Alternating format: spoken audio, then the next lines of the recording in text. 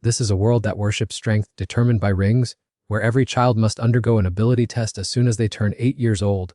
Based on the test results, each individual is assigned a specific type of ring, which stores all personal information and their abilities. The ring system is divided into 5 ranks based on color to stratify society. Ordered by rank, they are the special class in yellow, followed by the high class in silver, and the common class in bronze. Next is the lower common class in gray, while the most pitiful bottom rank is the evil class in black. The central character of this story is Salmon Guyot, an extremely unlucky young man belonging to the very bottom tier of society. Wearing the black ring of the evil class around his neck, he frequently endures bullying from the elite. Not only can he not find a decent job, but even entering an area with better living conditions to receive aid has become an overwhelming challenge for him. Ironically, his bad luck has not let him go, as the information scanner malfunctioned this morning. The machine's error caused Salmon Guyot to be stopped by the security team, who absolutely refused to allow him to step foot into the jurisdiction. He tried to explain in an imploring tone and asked to be scanned again, but was ultimately rejected outright. While Salmon Guyot was flustered and at a loss for what to do, a butcher waiting in line behind him lost his patience, screaming and assaulting him. He wanted to use force to kick him out of the line immediately. However, with a stubborn nature deeply ingrained in his bones, the young man ignored the babbling man and calmly asked the 2 guards to give him another chance to try. Feeling disrespected by someone from the evil class as if he were a little dog, the man furiously threw a kick to stomp repeatedly at Salmon Guyot. But miraculously, the young man only needed to dodge gently to make him lose his balance and embarrass himself in front of everyone. At that moment, he looked like nothing more than a clown performing a cheap comedy show for everyone to watch. Out of sheer humiliation, the man drew a dangerous weapon, intending to resolve the grudge through violence. But just then, Salmon Guyot slipped through the security gate and got onto the bus. Furthermore, the security guards intervened in time, reminding them both that if they wanted to settle their grudge, they should wait until they were in the arena. Thanks to that timely intervention, the man reluctantly spared Salmon Guyot's life. At the same time, a few thugs in the shadows were closely watching the scuffle from afar. Among them, the narrow-minded ones started to feel annoyed that Salmon Guyot was chosen. What a bunch of blind fools, shutting me out to choose a skinny, wet behind the ears kid. No matter how you look at it, I'm much better.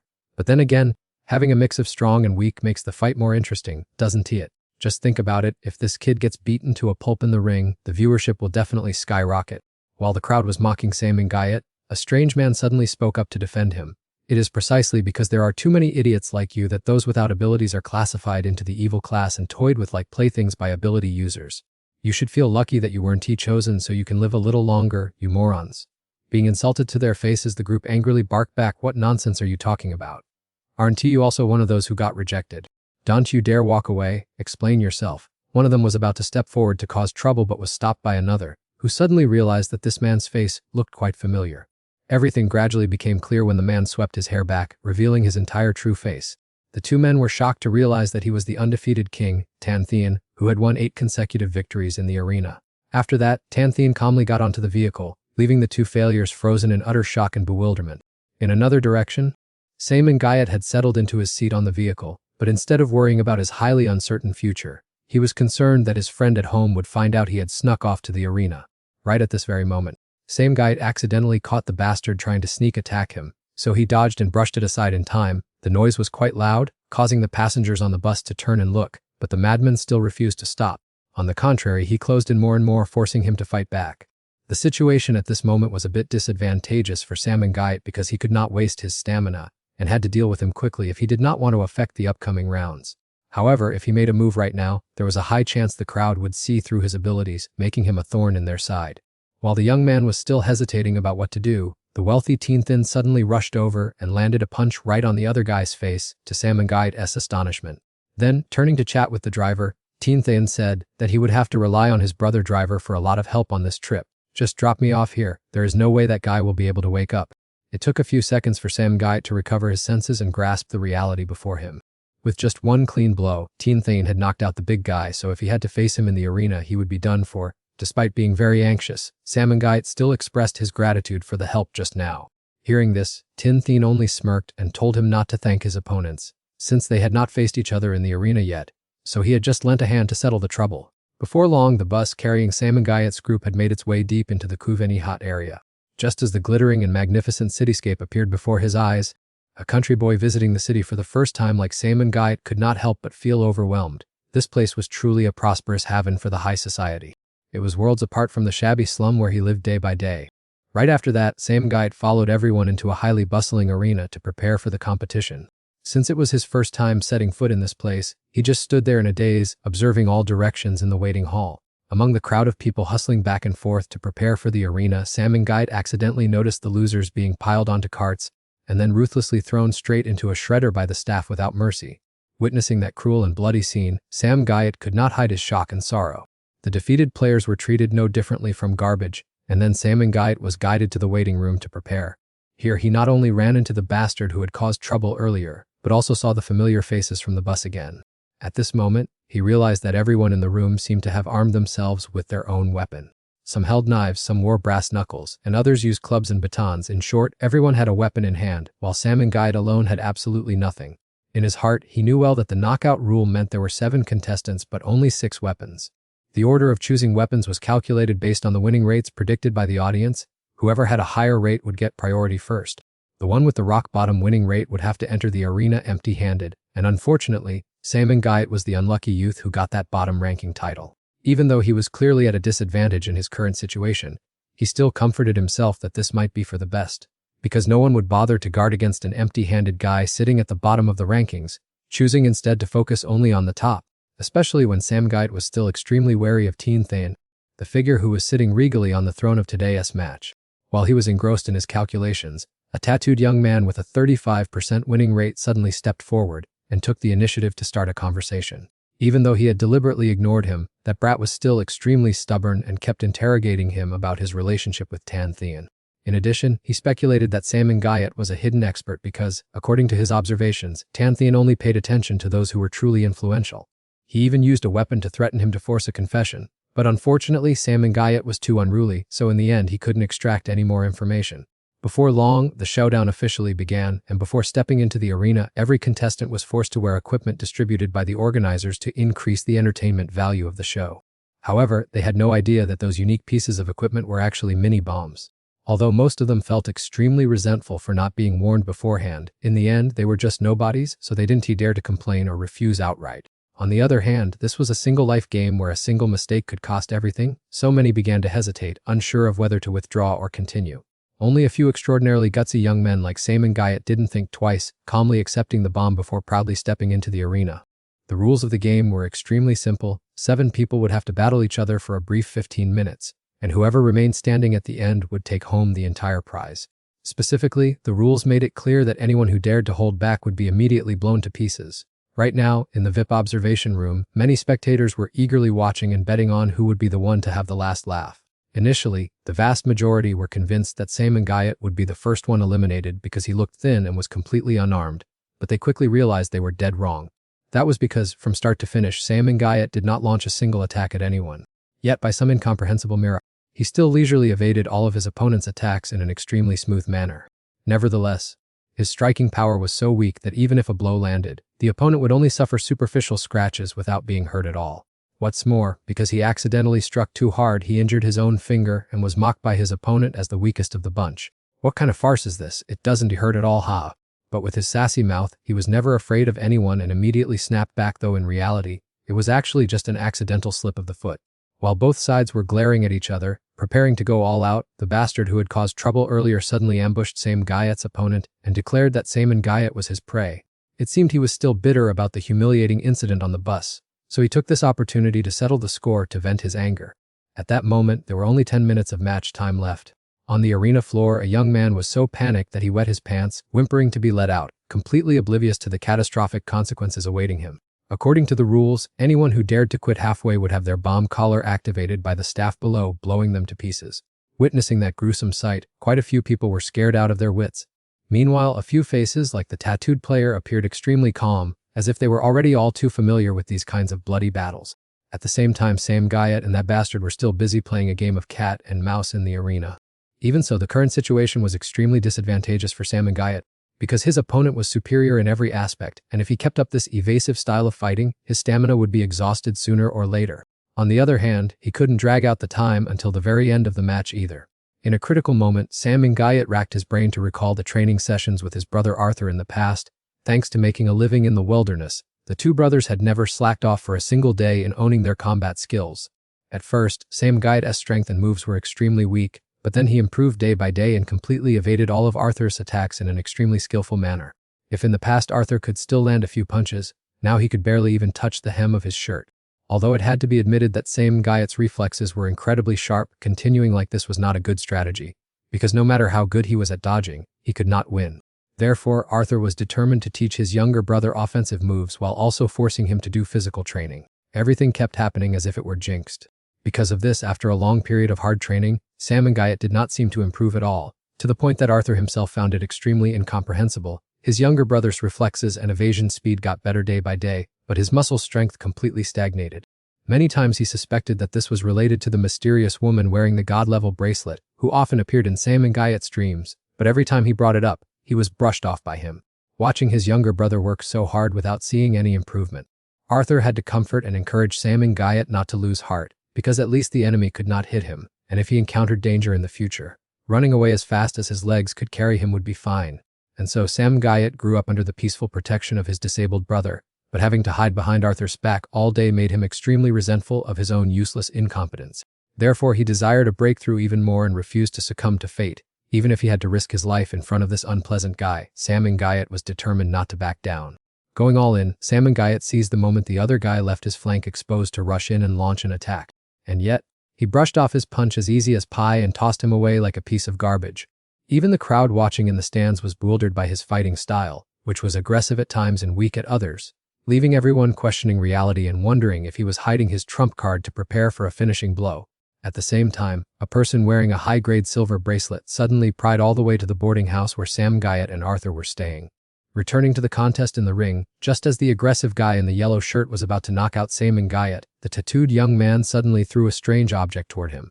Fortunately, Sam Guyot quickly recognized it as a mini grenade, so he dodged in time before the other guy pressed the detonator. Only now did the entire audience realize his malicious scheme, which was to use a micro bomb to quickly eliminate both of the remaining opponents when they let their guard down. Indeed, he lived up to his reputation as the fighter with the highest win rate today, executing acts so treacherous that no one could manage to react in time. Because of his previous carelessness, the guy in the yellow shirt had now taken a painful hit, which severely reduced his combat effectiveness. Meanwhile, although Sam Guyot had been on high alert early on, the shockwave of the explosion still left his head spinning. Fortunately, those two beasts were busy fighting each other, so they temporarily forgot about him. Something Sam Guyot could not have imagined even in his dreams was that during the struggle, the tattooed young man accidentally dropped his weapon right next to his feet.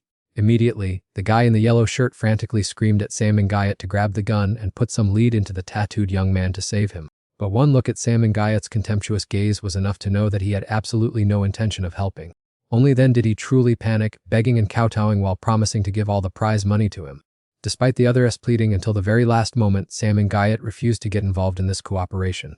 The tragic end was that the guy in the yellow shirt was finished off and wiped from the face of the earth by the tattooed young man right then and there. It was thought that the tattooed Sam would put up a fiery confrontation against Sam Guyot, but the reality was much more brutal.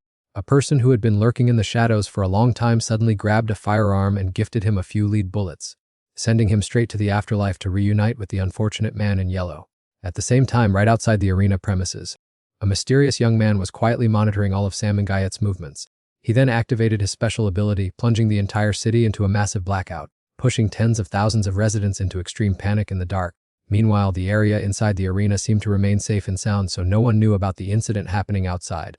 Furthermore, the death match was at its most intense moment, so the audience's attention was focused entirely on the ring. After defeating Tattooed Sam, the opponent shifted his target, hoping to finish him off and get it over with. Assessing his current perilous situation, Sam Guyot realized that his chance of winning was a big round zero. Even so, he still wanted to take a gamble. At worst, he would go to heaven a few years early, so there was no reason to worry. At the exact moment he pulled the trigger, Sam Guyot spun around as quick as lightning, dodging the bullet by a hair's breadth. Witnessing this miraculous dodge, the entire stand seemed to erupt in speechless amazement, for they could not believe that someone could dodge a bullet at such a close range. The opponent tremblingly dropped his gun, suspecting that he was an ability user hiding his true power.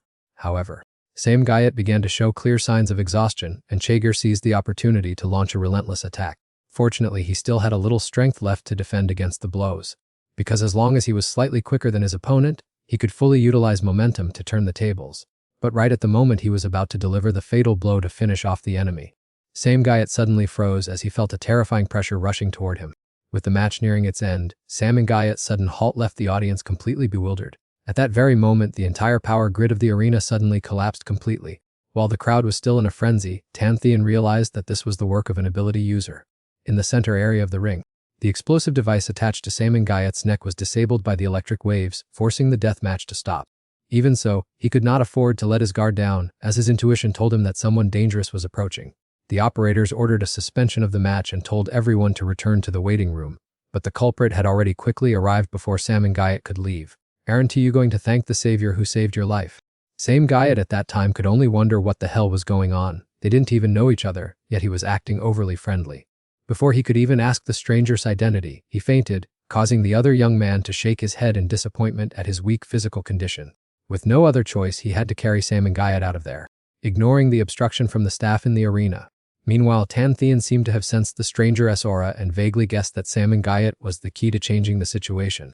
Although he did not want to get involved in the trouble surrounding Saman Gayat, he still secretly hoped to meet him again in the future. At that very moment outside the arena, the young man's luxury car accidentally caught the attention of some thieves who were lurking around. Before they could get close, they were terrified by the electric current from him and had to flee for their lives. As for Saman Gayat, he finally woke up after being knocked unconscious by the electric current. As soon as he opened his eyes, he saw the face of the person who had kidnapped him. He immediately realized this was a true ability user, feeling the pressure radiating that paralyzed his body. This guy must be high level or above. What kept Saman Gayat wondering was why such a strong person would save him. Because he had seen those of higher status trample on and treat the lives of black ring wearers like dirt, let alone the fact that there was no connection between the two of them at all. Although he really wanted to get to the bottom of it, to save his own life from the dangerous ability users, he chose to remain silent to be safe. Just as Saman Gayat was about to open the door and slip away, the other young man suddenly spoke up and introduced himself as Liu Chixayan. The moment the name was spoken, Saman Gayat's brain immediately jumped to the Liu family, the third-ranked special grade family among the 8 great families. This meant that this young man came from a far from ordinary background, with strength at least at the high level or above. Liu Chixayan did not hide it either, directly lifting his shirt to show Saman Gayat his sparkling gold necklace.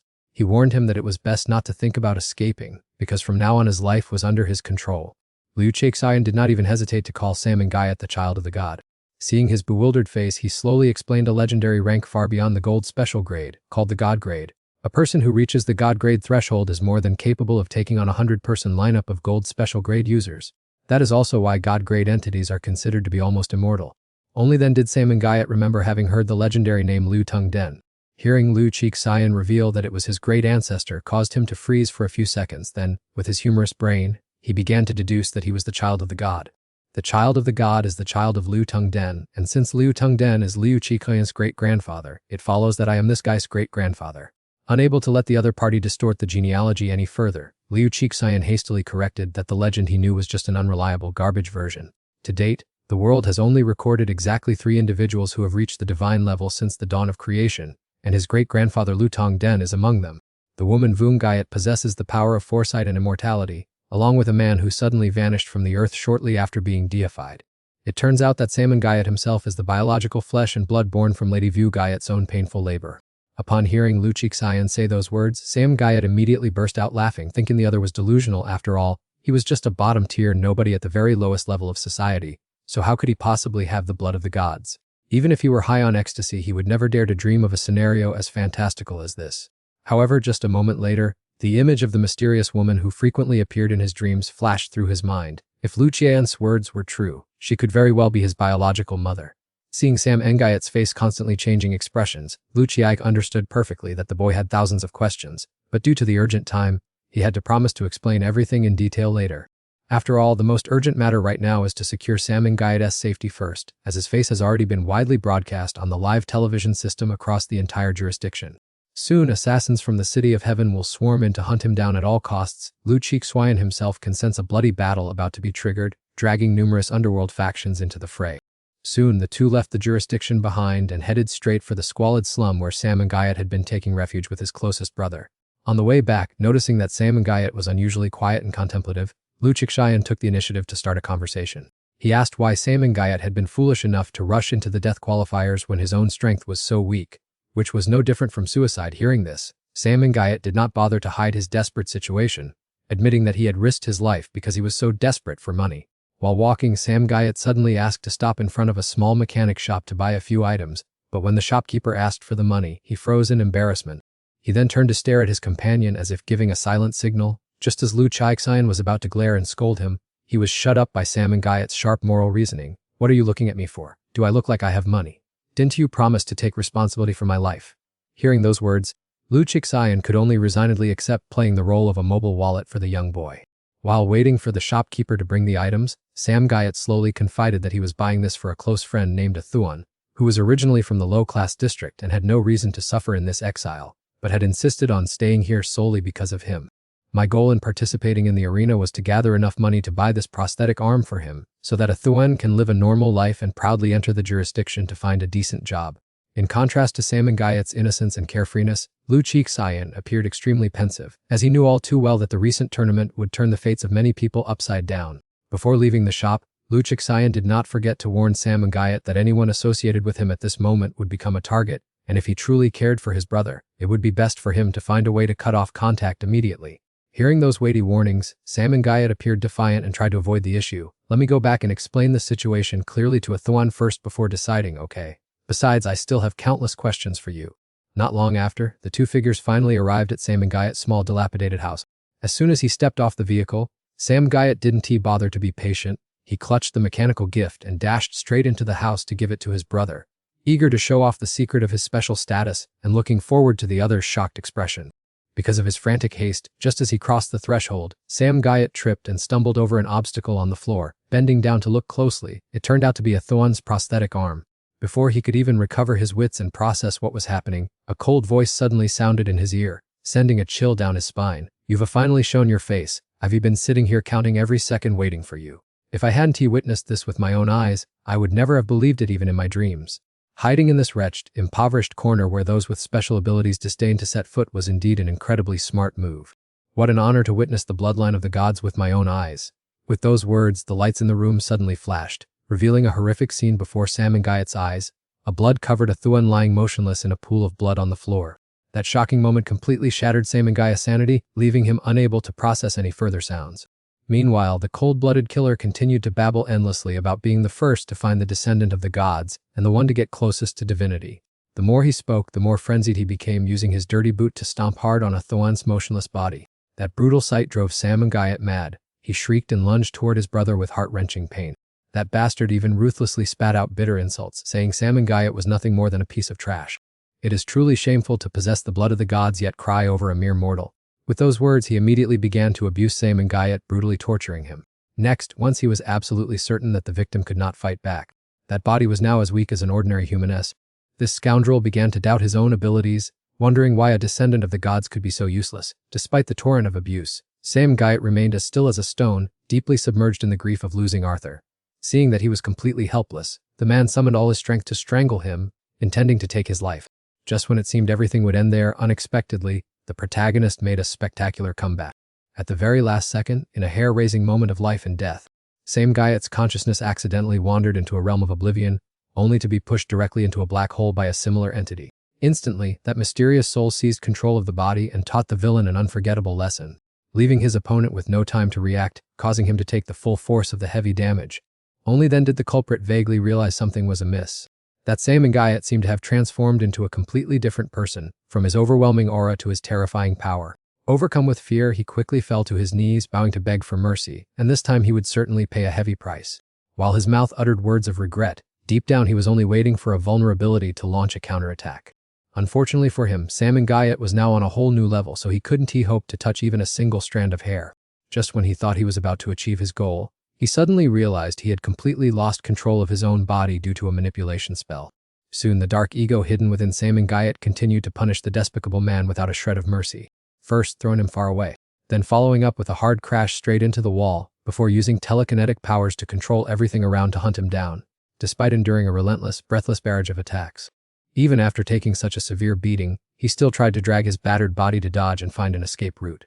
Reduced to struggling like a mangy dog, he finally realized the costly mistake of his complacency and gossiping instead of taking decisive action earlier. Furthermore, underestimating Sam and Guyat simply because of the black bracelet was a fatal mistake.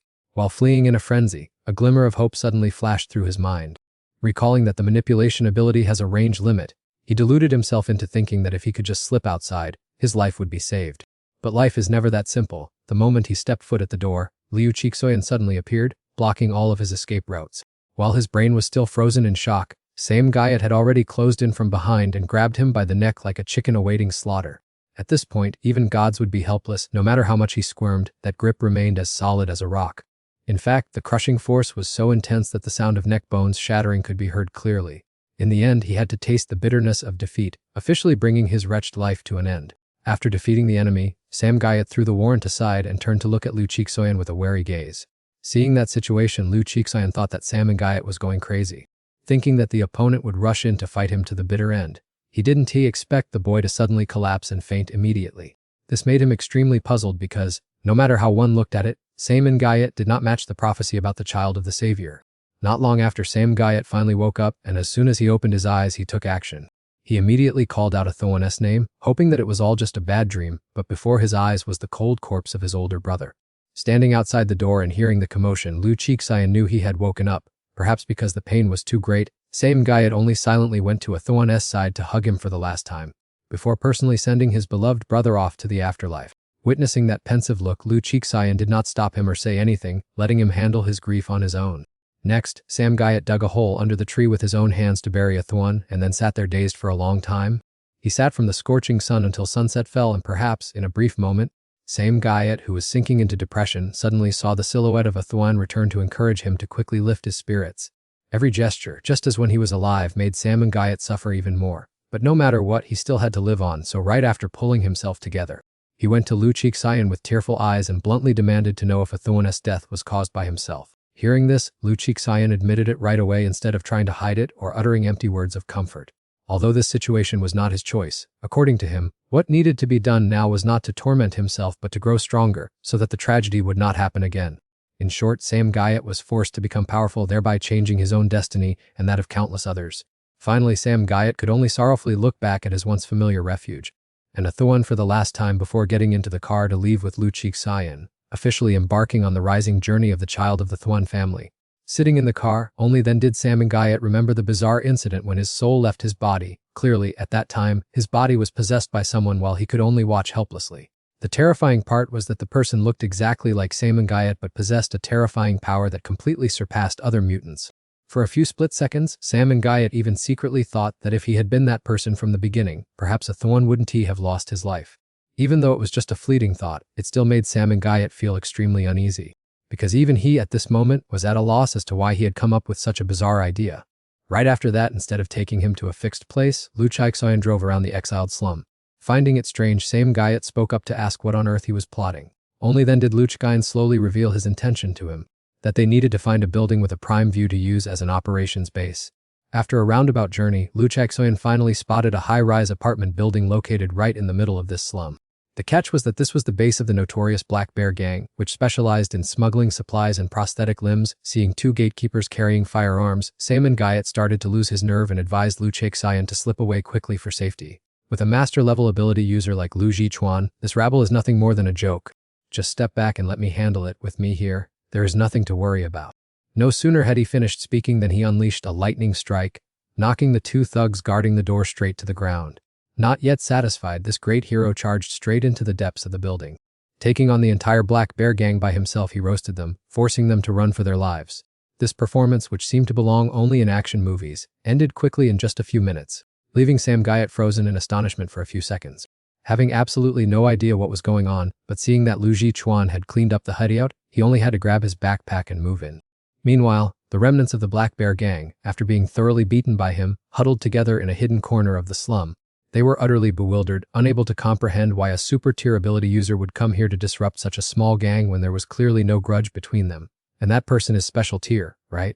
The appearance of a special tier is an omen of impending disaster. It sounds so absurd, but look closely at how he used the lightning. That is the very subject mentioned in the administration's news. What about the person with him? It must be someone wearing a black bracelet. I can't be mistaken. How strange, up until now no one has ever seen an ability user hang out with someone wearing a black bracelet like that. No amount of discussion resolved anything, so they finally dragged themselves to report to their master to ask for advice. At the same time, at the arena belonging to the Death Activation Club inside the administrative district, a mysterious group of people in black escorted a girl with mind invasion abilities to extract memories from the employee beaten by Liu Jichuan. All of this was solely to track down the culprit who had caused chaos throughout the city. A few minutes passed after she exercised her ability. The result obtained was a lightning system ability user wearing a gold bracelet, accompanied by a teenager wearing a black bracelet. Instantly, the group of people in black realized the culprit was none other than the young master of the Liu family, Lu Jichuan. It seemed they did not expect him to dare openly oppose the 8 great families, so they hurriedly reported to their superiors, temporarily putting aside the verification of the identity of the person wearing the black bracelet. Returning to Sam Gayet, he fell once again into a nightmare about the day Thuan met with disaster and encountered that villain, but fortunately, it turned out that everything that had just happened was only a dream from when he nodded off. Currently, Lu Jichuan is leisurely sitting and watching the news broadcast about the power grid failure that he himself caused. Looking out the window and seeing it was pitch black, Sam Gayet felt a bit emotional because it had been a very long time since he last had such a deep, sound sleep. It's dark already, I wonder how long I've been asleep. Just keep sleeping because in the future there want to be many opportunities to close your eyes and rest. Hearing this left Sam Gayet completely disheartened. Sooner or later, the assassins will sniff their way here to purge them, so he must become stronger to protect himself. No one knows when death will knock on the door. It could be in a second or in a few days. Lu Jichuan asked if he was afraid of facing death, but for a teenager like Sam Gayet, who has struggled for many years at the bottom of society, life and death are no longer a concern. To put it bluntly, there is nothing to fear, because living in this land of exile is already a battle to fight for every single breath. Here, people only know how to struggle to survive today, and no one dares to dream of a distant future. Just a moment of carelessness and you could become a punching bag for thugs' amusement, or have your organs harvested without even knowing it. Sometimes, just poking your head out of the door and getting stabbed in the back by some addict is a daily occurrence. Even so, amidst so much misery, there still exist a few fragile glimmers of hope that make him want to keep living. Seeing the boy in deep thought, Lu Jichuan threw the remote control at him to wake him up, asking, "What are you doing standing there in a daze?" At this point, Sam Gayet finally dared to whisper to the guy, saying that although he knew the other party was incredibly formidable, what would happen if a whole bunch of enemies came marching in? He really didn't want to get them involved.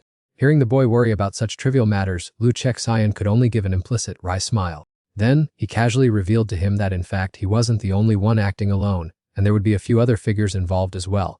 In fact, besides Lu Chexian, there were still 4 other masters who had not yet shown themselves. However, since the mission to protect Sam Gayet was not mandatory, he was completely in the dark about the attitudes of the other 4. They might honor their promise from 18 years ago to protect him, or they might just not care at all, or most unluckily, they might already join the Lin family. Hearing this, Sam Gayet's face changed as he sensed something was wrong, and he immediately turned to ask pressingly whether those 4 were not on their side. Right then, Lu Chexian slowly recounted the whole story from the past, when there were a total of 6 trusted families standing shoulder to shoulder beside Lord Vu Gayet. Apart from the Lu family, there were also the Han, Chu, Su, Pei, and Yi families. Lord Vu Gayet's group believed that the city wall only made people more corrupt and selfish, so he harbored the dream of building a civilized society where mutants and ordinary humans could live in harmony, which led to his proposal to level the wall. Obviously, this bold idea met with a wave of fierce opposition from the great families, as they looked down on mortals and deemed them of a different class to share the same sky, thus considering Lord Vu Gayet's ideology to be nothing short of madness. Prominent among them was the Lin family, who with an openly hostile attitude stood up to rally other generations of families to trigger a bloody war. However, even before that, the Lord of the Vu family had sensed this plot, so he summoned several elders of the Lu family to entrust them with an extremely important responsibility. He knew full well that this request was overly selfish and dangerous, yet he still bowed and begged the elders never to abandon this noble mission, for if they compromised, the mutants would become a nightmare that would destroy this entire planet. Just 18 years after oppression and exploitation took hold, the mutants would treat human lives like trash, and at that point, the cruelty would far exceed that of the era they were enduring at the time. There would be 2 completely separate extremes existing inside and outside the boundaries of that wall. That was the heavy price to pay for continuously indulging and aiding the expansion of the mutants' power. Today, he left the choice in their hands, only hoping that in the future, their descendants would extend a hand to help the poor child when war broke out. Although that little child was about to fall into an eternal sleep, he promised them one thing. When the day came for it to cry and be born again, it would definitely be the savior who would restore order to this crazy society. After the bitter defeat in the first battle, the rules of containment grew even tighter, and Lord Vu Gayet was also kidnapped by the Lin family. Every trace or document related to him was burned to ashes by their henchmen, leaving not a single shred. Following that, the ranking of the great families in Thean and Hen underwent a complete overhaul through a grand purge, while the Lin family divided the factions close to Lord Vu Gayet to easily monitor their every move. That was why, for 18 long years, those carrying such a heavy mission like Lu Chexian had to pretend to be complete strangers even if they accidentally crossed paths in real life. They did not even dare to contact each other with a single word to avoid alerting the eyes and ears of the Lin family. It was also for this reason that Lu Chixayan was completely clueless about how many people would ultimately take Lord Vuongayat's side. Considering that 18 years had passed, very few people would still remain steadfast in this protection plan. After listening to Lu Chixayan's long-winded explanation, Sam Gayat understood many things, but unfortunately, he felt no honor in the label Child of God, instead feeling overwhelmed by the ridiculous burden weighing heavily on his shoulders. Furthermore, Sam Gayat knew all too well that he had deeply disappointed Lu Chixayan, as the latter did not even bother to hide his wariness and bluntly criticized that while he was highly curious to see what the savior who could change the world looked like, it turned out to be someone so mediocre that it was a total buzzkill. Even though Lu Chixayan later tried to salvage the situation by saying he didn't regret making the long journey here, Sam Gayat still felt too inadequate and decided to find an excuse to make a quick exit. Only when he had hid away in another room did he dare to breathe a sigh of relief instead of having to force himself to act nonchalant in front of Lu Chixayan. Especially whenever he recalled the precious words of Vuongayat, along with the not-so-pleasant memories of the past, Sam Gayat felt his heart grow even heavier with despair. He couldn't even believe in that prophecy because he couldn't even take care of himself, so by what right could he claim to be the hero who saves the world? Nevertheless, his self-respect wouldn't allow him to give up, especially since the mutants were relentlessly hunting him down, forcing him to cast aside his cowardice and stand up to fight. Speak of the devil, and that character appeared instantly. Just a second later, the fire mutant tracked him down to finish Sam Gayat off. Fortunately, thanks to his sharp senses, he managed to dodge the opponent's lethal blow in the nick of time. He almost bit the dust right then and there. Right at that moment, Lu Chixayan unexpectedly appeared and revealed the attacker to be Bai Tin-ho, a descendant trained by Vuongayat's own trusted clan. Seeing that this guy wanted to kill him the moment they met, Sam Gayat immediately guessed that he must have betrayed their side to serve the Lam family. Showing no mercy, Bai Tin-ho continuously cornered him, pushing him to the brink. Even though Sam Gayat dodged the blows extremely skillfully, this kind of struggle would exhaust him sooner or later, not to mention that the opponent always knew his location while he couldn't see a trace of him. Left with no other choice in the face of the fire's relentless pursuit, Sam Gayat had to run headlong to escape, but to his surprise, Bai Tin-ho had a technique to split the fire and surround him from all sides. In the split second of almost being incinerated, Sam Gayat thought of holding out for Lu Chixayan's reinforcements but quickly dismissed the idea. He decided to change the plan and find a way to survive on his own. However, no matter how many twists and turns he took, he still couldn't shake off the flames that clung to him like hungry leeches. Only then did Sam Gayat realize that those flames were tracking him based on movement, so he had to find a way to conceal his breath. All he needed to do was calm his mind, hold his breath, and observe carefully to trace the source of the fire, and he would be able to catch the manipulator. In the end, Then Yen decided to make a big gamble. That was, instead of running for his life like before, he stood still to face the incoming stream of fire head-on. And at the very moment Sam Gayat's body collided with the fierce flames, a deafening explosion caused Bai Tin-ho to temporarily lose track of his breath. By the time he realized where he was, it was already too late. Sam Gayat had successfully launched a surprise attack on the opponent's position. However, when facing Bai Tin-ho directly, Then Yen froze for 5 seconds, not knowing what to do since he was essentially just a kid with no power. With just a simple snap of Bai Tin-ho's fingers, Sam Gayat's life would be over. But the protagonist wouldn't die so easily. Just when he thought he was finished, Bai Tin-ho suddenly turned the tables, revealing herself to be a super cool big sister and sparing his life, leaving him bewildered. As it turned out, this was only a test to see if he was worthy of her protection. Fortunately, protected by the author's plot armor, Sam Gayat passed the test, even though he was now completely exhausted. Panting like a tired dog, the young man still tried to steel himself so as not to collapse in front of the beauty. Just when Sam Gayat was about to be unable to stand firm anymore, Lu Chixayan himself managed to catch him in time, but before the boy could even say thank you, he was slapped so hard by him that he was stunned and fainted on the spot. Well, it is adult business, so it is best if you do not meddle and tire yourself out, kid. Afterwards, both Lu Chixayan and Bai Tin-ho sat down to discuss back and forth. Judging by what Bai Tin-ho gathered from the recent fight, she saw that Sam Gayat had rather sharp senses. To put it bluntly, he only had reflexes slightly faster than normal people, and for some the Normandur, the bloodline of Lord Vuongayat, to possess such weak abilities. Our future is indeed very promising. Clearly, Sam Gayat's performance just now was only rated as mediocre by Bai Tin-ho, as his strength is too weak to face formidable enemies. However, Lu Chixayan did not entirely agree with her opinion, even though he had to admit this kid is still too young and green. Because earlier Sam Gayat not only had to withstand the intense onslaught but also knew how to hide his breath at the very moment the sea of fire was about to swallow him, and then quickly located her position. It must be admitted that if this judgment were left to someone else, they couldn't have done it in 10 lifetimes, so Lu Chixayan still highly evaluated Sam Gayat's tactical thinking, despite his body being as weak as a sick chicken. On the contrary, before Bai Tin-ho set foot here, he had witnessed with his own eyes some very interesting scenes when Sam Gayat encountered the assassin who had harmed Thuan. Therefore, his perspective on this kid is somewhat different from that of Bai Tin-ho. Although they had been out of touch for 16 long years, just a glance at the scars on each other's bodies was enough for them to understand the arduous days of training they had gone through. Now, the two of them just have to sit and wait for the arrival of their ally at dawn tomorrow to be done with it. In another development in Tiannan City, the meeting room of the 8 great families has been bustling early on as they gather to prepare for the upcoming conference. This place, which had been abandoned for many years, suddenly reopened, making everyone speculate that a major event is about to occur. Since the day Lord Vuongayat fell from power, the meeting room has lost its former glamour and is now merely a hangout for the henchmen of the 8 great families. In reality, the demons are the force painstakingly nurtured by the 8 great families with the mission of tracking down the descendants of Vuongayat. They also play the role of cleaning up the troubles caused by the supernatural association. Looking at their terrifyingly aggressive appearance, it is easy to understand that the members of the demons are by no means gentle or good-natured. Before long, they had gathered in full force to dissect the scandal caused by Lu Chixayan recently. Since Sam Gayat is the one closely accompanying him, they began to direct their focus and attention toward him. He is Lu Chixayan. Most of you sitting here are probably familiar with him, the one who just turned the examination area up there upside down. In terms of power alone, Lu Chixayan is the only mutant possessing potential close to that of the gods. If it were me, I would quickly avoid him rather than foolishly getting involved with him. So they decided to order the hybrid group to deal with Lu Chixayan. But then they unexpectedly received another shocking piece of news. That is, this time Bai Tin-ho decided to stand on the side of the child of the gods. Immediately, they had to change plans and urgently dispatch another squad to capture Sam Gayat alive, while also thoroughly eliminating Bai Tin-ho. On the other hand, based on the collected data, they speculate that there are still 3 loyal families hiding under Lord Vuongayat, but currently, no movement has been seen yet. The weapon-crafting old monster Tajia went missing decades ago, and since he has no descendants left, they have nothing to worry about. Among the descendants of the Han family, only Han Dep is a rare genius, but he is bedridden all year round, so he cannot do anything. Another person is Chu He, who was sent away by his family to cultivate at a temple, and is also the figure they find most annoying and wary of.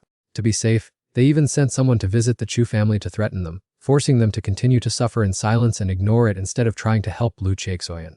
Shortly afterward, in a remote and desolate deep mountain valley, He Sing finally understood the full story of Lu Zhichuan and the newborn demigod, although he was all alone with the injustice of being abandoned by his entire clan in this remote corner. But he was still determined to join Lu Zhichuan's team, ready to fight to the death with all 8 major clans. However, the young man had no idea that all his moves were being watched closely by the Kui family. Meanwhile, in another development at the private hospital owned by the Han family, that very suspicious guy was loitering outside Han Ye's hospital room with unpredictable schemes. Meanwhile, at Shen Yu's makeshift lodging, the remnants of the Black Bear gang suddenly arrived to cause a ruckus. At first, hearing the loud noise below, Shen Yu thought the enemy had come to seek revenge, but it turned out not to be the case. As for Lu Zhichuan, he could only shake his head in frustration at the sight of these insignificant small fry. Early in the morning, they had to deal with a few crazy people coming to collect debts, acting all arrogant and demanding they come down to confront them. While watching the drama from the balcony, Shen Yu accidentally spotted Qin Chen's figure lurking in the crowd. He was about to call out to his uncle, but Lu Zhichuan quickly covered his mouth and coldly declared that there was nothing to discuss. Not you, I want to talk to the pink-haired kid who was just taken away in exchange between black ring wearers. Suddenly being singled out gave Shen Yu quite a scare, but then, he still nodded and agreed to a private talk, leaving Lu Zhichuan and Paik Xinghua to stand guard outside. As soon as they sat down after a brief greeting, Qin Chen immediately pressed him on why he was targeting him. Thinking he was there to claim the house, Shen Yu hesitated for a moment, but sensing his sincerity, he confessed that he was the descendant of Lady Wu Yo. He intended to climb the ranks to take on both the ability users and their allies, even though his current force consisted of only 2 people standing outside the door. Anyone else hearing Shen Yu's sci-fi-like story would think he was out of his mind, yet Qin Chen believed him completely, and he even knew Lady Wu Yu's name, leaving Shen Yu dumbfounded. Seeing how naive and clueless the rookie was, Qin Chen calmly explained that it was like the first day Shen Yu had left the exile zone to participate in the competition. It was just that his mother's name had been placed on the taboo list, and no one had dared to speak of it for many years. I truly admire your honesty even though we've only just met for the first time. Aren't you afraid of losing your life if I leak your whereabouts to your enemies? Guided by his intuition, Shen Yu was convinced that Qin Chen was a true gentleman, which was why he dared to pour his heart out. At this moment, Qin Chen noticed a clear transformation in the boy's eyes. Although still carrying a hint of youthfulness, he had matured significantly compared to before.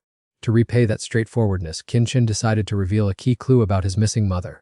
It was a story from 20 years ago when he had applied for a job at the management district to participate in the construction of a secret project. All the workers were completely blindfolded the entire time they were being transported to the construction site. Over the course of the work, he vaguely realized that the heavily fortified structure was actually a prison holding criminals. The strangest part was that this gloomy prison held only a single person. Furthermore, while working, Qin had overheard the contractors calling it the prison of the gods. Therefore, he speculated that Lady Wu Yu was very likely imprisoned there, although it was only his personal guess. If it were true, then his mother was still alive. On the other side of the battle line, a member of the demon squad snuck into the family's private residence to sniff out signs of life and accidentally encountered a strange surge of power emanating from a closed room. Had he not looked, he would have been fine, but seeing it left him frozen for 5 seconds. It turned out that for a long time, the family had been secretly harboring a white-haired youth right inside their base. He immediately demanded to know who the opponent was, why he was not wearing a tracking collar, and what suspicious relationship he had with this clan. Ignoring the barrage of threats from the enemy, the youth remained calmly silent to secretly analyze his information. Right after that, he suddenly called out the enemy's real name with complete accuracy. This incident gave the other guy a heart attack from sheer shock. Feeling that this was extremely bizarre, he intended to rush in to settle scores, but before he could even touch the other's hair, he was blown away through a section of the wall by the boy's move. Only then did he shockingly realize that the attack just now was indeed the palm shockwave. It was originally the unique ability of the deceased expert Latan Kwang, making him wonder how a youth from the family could possess such power. The more he thought about it, the more absurd it seemed. He quickly told himself that the situation had deviated from the plan, and he had to notify his accomplices to be on guard lest this ancient ruin hid immeasurable dangers. However, before he could react, he was surrounded by mist and obliterated by the youth in the blink of an eye. At the same time, Chu-He was also in trouble when a guy from the demon squad came looking for him to demand a blood debt. Initially, the guy thought he would easily finish off Chu-He, but life is full of surprises. The young man easily neutralized all of the enemy's attacks. And that wasn't all. Chu-He also counterattacked, leaving the opponent with no time to react, and after giving him a thorough beating, he decided to send him to his final resting place. In another development, another demon also sought out the descendant of the Dipe family, and after confirming that he had become a harmless vegetable, he felt reassured enough to start torturing this handsome man with great satisfaction. Truly a special great ability, indeed formidable. However, while he was gloating, the younger sister of the Dip family suddenly pushed the door open and witnessed that horrifying scene. "Let go of my brother right now, you bastard." As soon as she finished speaking, she rushed in, ready to risk her life against him. Unfortunately, this cunning old fox was one step faster. He not only dealt a blow that injured the girl but also seized the opportunity to kidnap her brother and escape. Seeing this, the girl paid no heed to her injuries and hurriedly chased after him, determined to get her brother back. Fortunately, the head of the Diep family, who was also the mother of the 2 children, happened to run into him just as he was trying to escape. In the blink of an eye, the lady blocked the path of attack and issued a warning. "When devils visit without even a word of notice for us to welcome them, what is the need to make such a fuss like this?" However, not only was that person not afraid, but he also dared to insult her to her face, saying she was only fit to be a dog for Vungayat. "You well know what the Liu family has been up to lately. I came here on orders to teach a lesson, so if you want to save your life, do not interfere. We must capture the descendants of Vungayat by any means." Although the mother was highly annoyed by his arrogant attitude, she had to yield for the sake of her son's life. At the same time, their side also loudly declared that the old man did not care about the other descendants at all. Having received a satisfactory answer, the villain finally let him deep go. But no one expected this despicable man to play a prank by tossing Hen Dai up high into the air and letting him free fall to the ground. Fortunately, Mrs. Hen reacted extremely quickly and signaled her beloved daughter, Ali, to rush out and catch her brother. Seeing that there was no more fun to watch, the man turned around and left in glee. At this time, Mrs. Han was in no mood to argue, so she ordered her people to carry her son into the ward first. As for the young daughter, Alu, seeing her mother tolerate the enemy so easily made her extremely frustrated, so she turned to question whether what her mother had just said was the truth and why she ignored the other descendants. "Are we just supposed to stand by and watch helplessly like this? He himself once said that special abilities were born to make the world a better place, but now I see everything is terrible. The evildoer injured him, so why does mother have to be polite to him?" Faced with her daughter's barrage of questions, Mrs. Hen could only remain silently sorrowful, knowing all too well that this was not the time to talk about it. Until the assistant standing next to her gently reminded Ulla to be careful with her words, lest walls of ears. Only then did the young girl sorrowfully suppress her anger, bowing her head in obedience. After that, the mother and daughter did not leave immediately but stayed for a while to discuss business. Mrs. Hen began to point out her daughter's silly mistakes in the recent battle. First was that Oli was distracted and had not checked carefully whether the enemy was completely dead, creating an opening for his sneak attack. Next, when she needed to rescue someone, she hesitated and lacked decisiveness, allowing the opponent to exploit her weakness and use hostages for threats. In another development, Sam Guyot was asking Tan Thien to recount in detail the place known as the Divine Prison. From what he could remember, That place was no different from a dark dungeon, with pillars surrounding the sleeping quarters and a boiling pool of lava below. His deepest impression was the pungent, foul odor that rushed straight to his brain. While listening to Tan Thien's description, Samgayat also visualized in his mind a gloomy, cold picture covered by hot lava. He even imagined the silhouette of his mother in his mind's illusion, but then it quickly vanished. He was shocked to realize that the person standing in front of him was not his biological mother, but the dark side of his own ego. Immediately, the dark ego gave Samgayat a harsh beating that left him dazed. As a result, in the real world, Samgayat's physical body suddenly fell into an unconscious state. Meanwhile, deep in his subconscious, he was facing his own dark version. Seeing Samgayat suddenly collapse and faint, Tan Thien was terrified and immediately called Liu Chixoyan and Bai Tin Ho into the room to handle the emergency. No matter how hard the other two tried to shake and call him, he still lay motionless without any response. His rolled back, sluggish eyes and pale complexion made him look just like a genuine addict. Right then, deep within his subconscious, his dark side was step by step backing him into a corner. It threatened to force Samgayat to hand over control of this body to it immediately. The heavy pressure of his superpower made him freeze up, and the dark personality kept whispering sweet poison in his ear to manipulate him when his spirit was at its lowest. Have you forgotten that you were the one who called me out when your teammates fell, and when you helplessly watched the enemy mock you? I took the place of a coward like you, and only I have enough strength to settle all the upcoming battles. Hand this body over to me and I won't fail everyone's expectations. Hand it over. Hand over your ass. Although he desperately wanted to rush up and slap that arrogant guy's face, under that overwhelming pressure, Samgayat struggled to even utter a single word. Fortunately, right at the moment he was about to fall into the trap, La Xiaoxian and Bitai Tinhefa on the outside unleashed their moves in time to rescue him. Thanks to that intervention, he escaped from the daze to return to reality. However, having just returned to his physical body and regained his senses, Samgayat rushed forward, grabbed Lai Chixian, and demanded a fight, leaving the crowd open-mouthed, utterly confused about what was happening. Ladu Chixian was convinced that he had accidentally over-discharged some electrical current, short-circuiting Samgayat's brain, which was why he was babbling like that. Meanwhile, Tinfei hurriedly reached out to check his forehead for a fever, but it was perfectly cool, not warm at all. Realizing that everyone was misunderstanding his intention, Samgayat hastily explained that he was completely sober and only wanted a real battle to activate his power. Hearing the young man's grand declaration, both Bai Exfei and La Chixian could only smile helplessly. He really doesn't know his own limits. This action is nothing short of a blatant provocation to his opponent. Even so, helping him train does no harm, at least it will slap him awake to the harsh reality, but since the enemy is about to arrive, he must remember to save his strength. Who is going to carry his physical load? Of course it's me, because with how weak he is, he might collapse before the match even warms up. At that moment, Tan Thien suggested an extremely ideal location for the two of them to compete. Before long, all four characters were present at the deserted empty lot to prepare for the duel. Bai Tinha did not forget to warn Samgayat to be careful lest he be sent to his ancestors early by his opponent. But who would have thought that this was exactly the goal he had been longing for, to reach the boundary of life and death? Looking at the burning eyes brimming with the will of this resilient young man, Bai Tinha thought to himself that she had placed her full trust in the right person to protect. As soon as start was called, Samgayat took an extremely tight defensive stance to catch every single move of his opponent. In contrast to his tension, his opponent casually activated electrical currents that surrounded them, forming a cage to isolate the two. Just like that, the surrounding space was suddenly completely isolated from the outside world. Even Bihai Tinasa had not anticipated this trick, so by the time she regained her composure, it was already a done deal. Now, Samgayat had fallen completely under the control of that dangerous enemy. Even if he wanted to finish him off right now, she would be utterly powerless and unable to rush in to save him in time.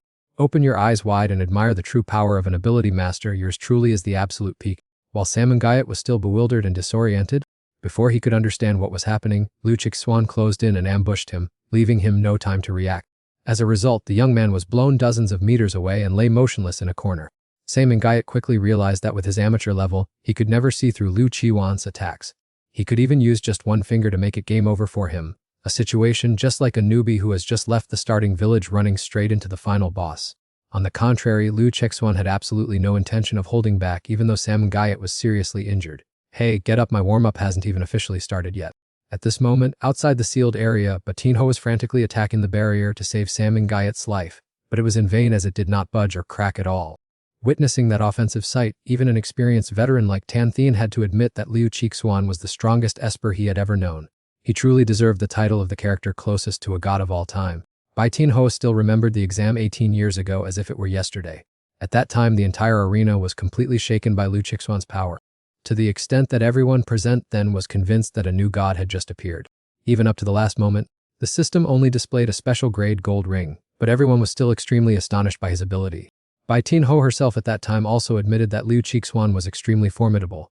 She had even made up her mind not to lose to her opponent in that trial. Life is not a dream in the end. She only won a silver ring, regretfully falling one rank short of his gold ring. According to her remarks, against someone possessing such terrible power, Salmon Guyet definitely couldn't withstand a single blow, let alone fight back, so letting him face Liu Qixuan was no different from suicide. In addition, Bai Tianho was also concerned about the threat of enemies appearing at any moment, so she needed to stand guard carefully. If the enemy showed up before the match concluded, the consequences would be catastrophic. Immediately, Tan Thian volunteered to stand guard at the gateway, so that as soon as any Esper approached, he would report it right away, which left Bai Tianho deeply surprised as she did not understand why he actively helped them. With nothing to hide, Tan Thian frankly expressed his view that many Espers were flocking to this land of exile to hunt down Salmon Guyet. Whether they were friends or foes, it was enough to show that he had a great influence on the fate of the world. Furthermore, Tan Thian himself and the vast majority of black ring wearers out there all yearned to witness a completely new situation for this world. Therefore, he was willing to bet his life's gamble on Salmon Guyet, even though right now he didn't look promising at all. Meanwhile, after taking Liu Qixuan's full attack, Salmon Guyet lay sprawled on the ground, on the verge of death.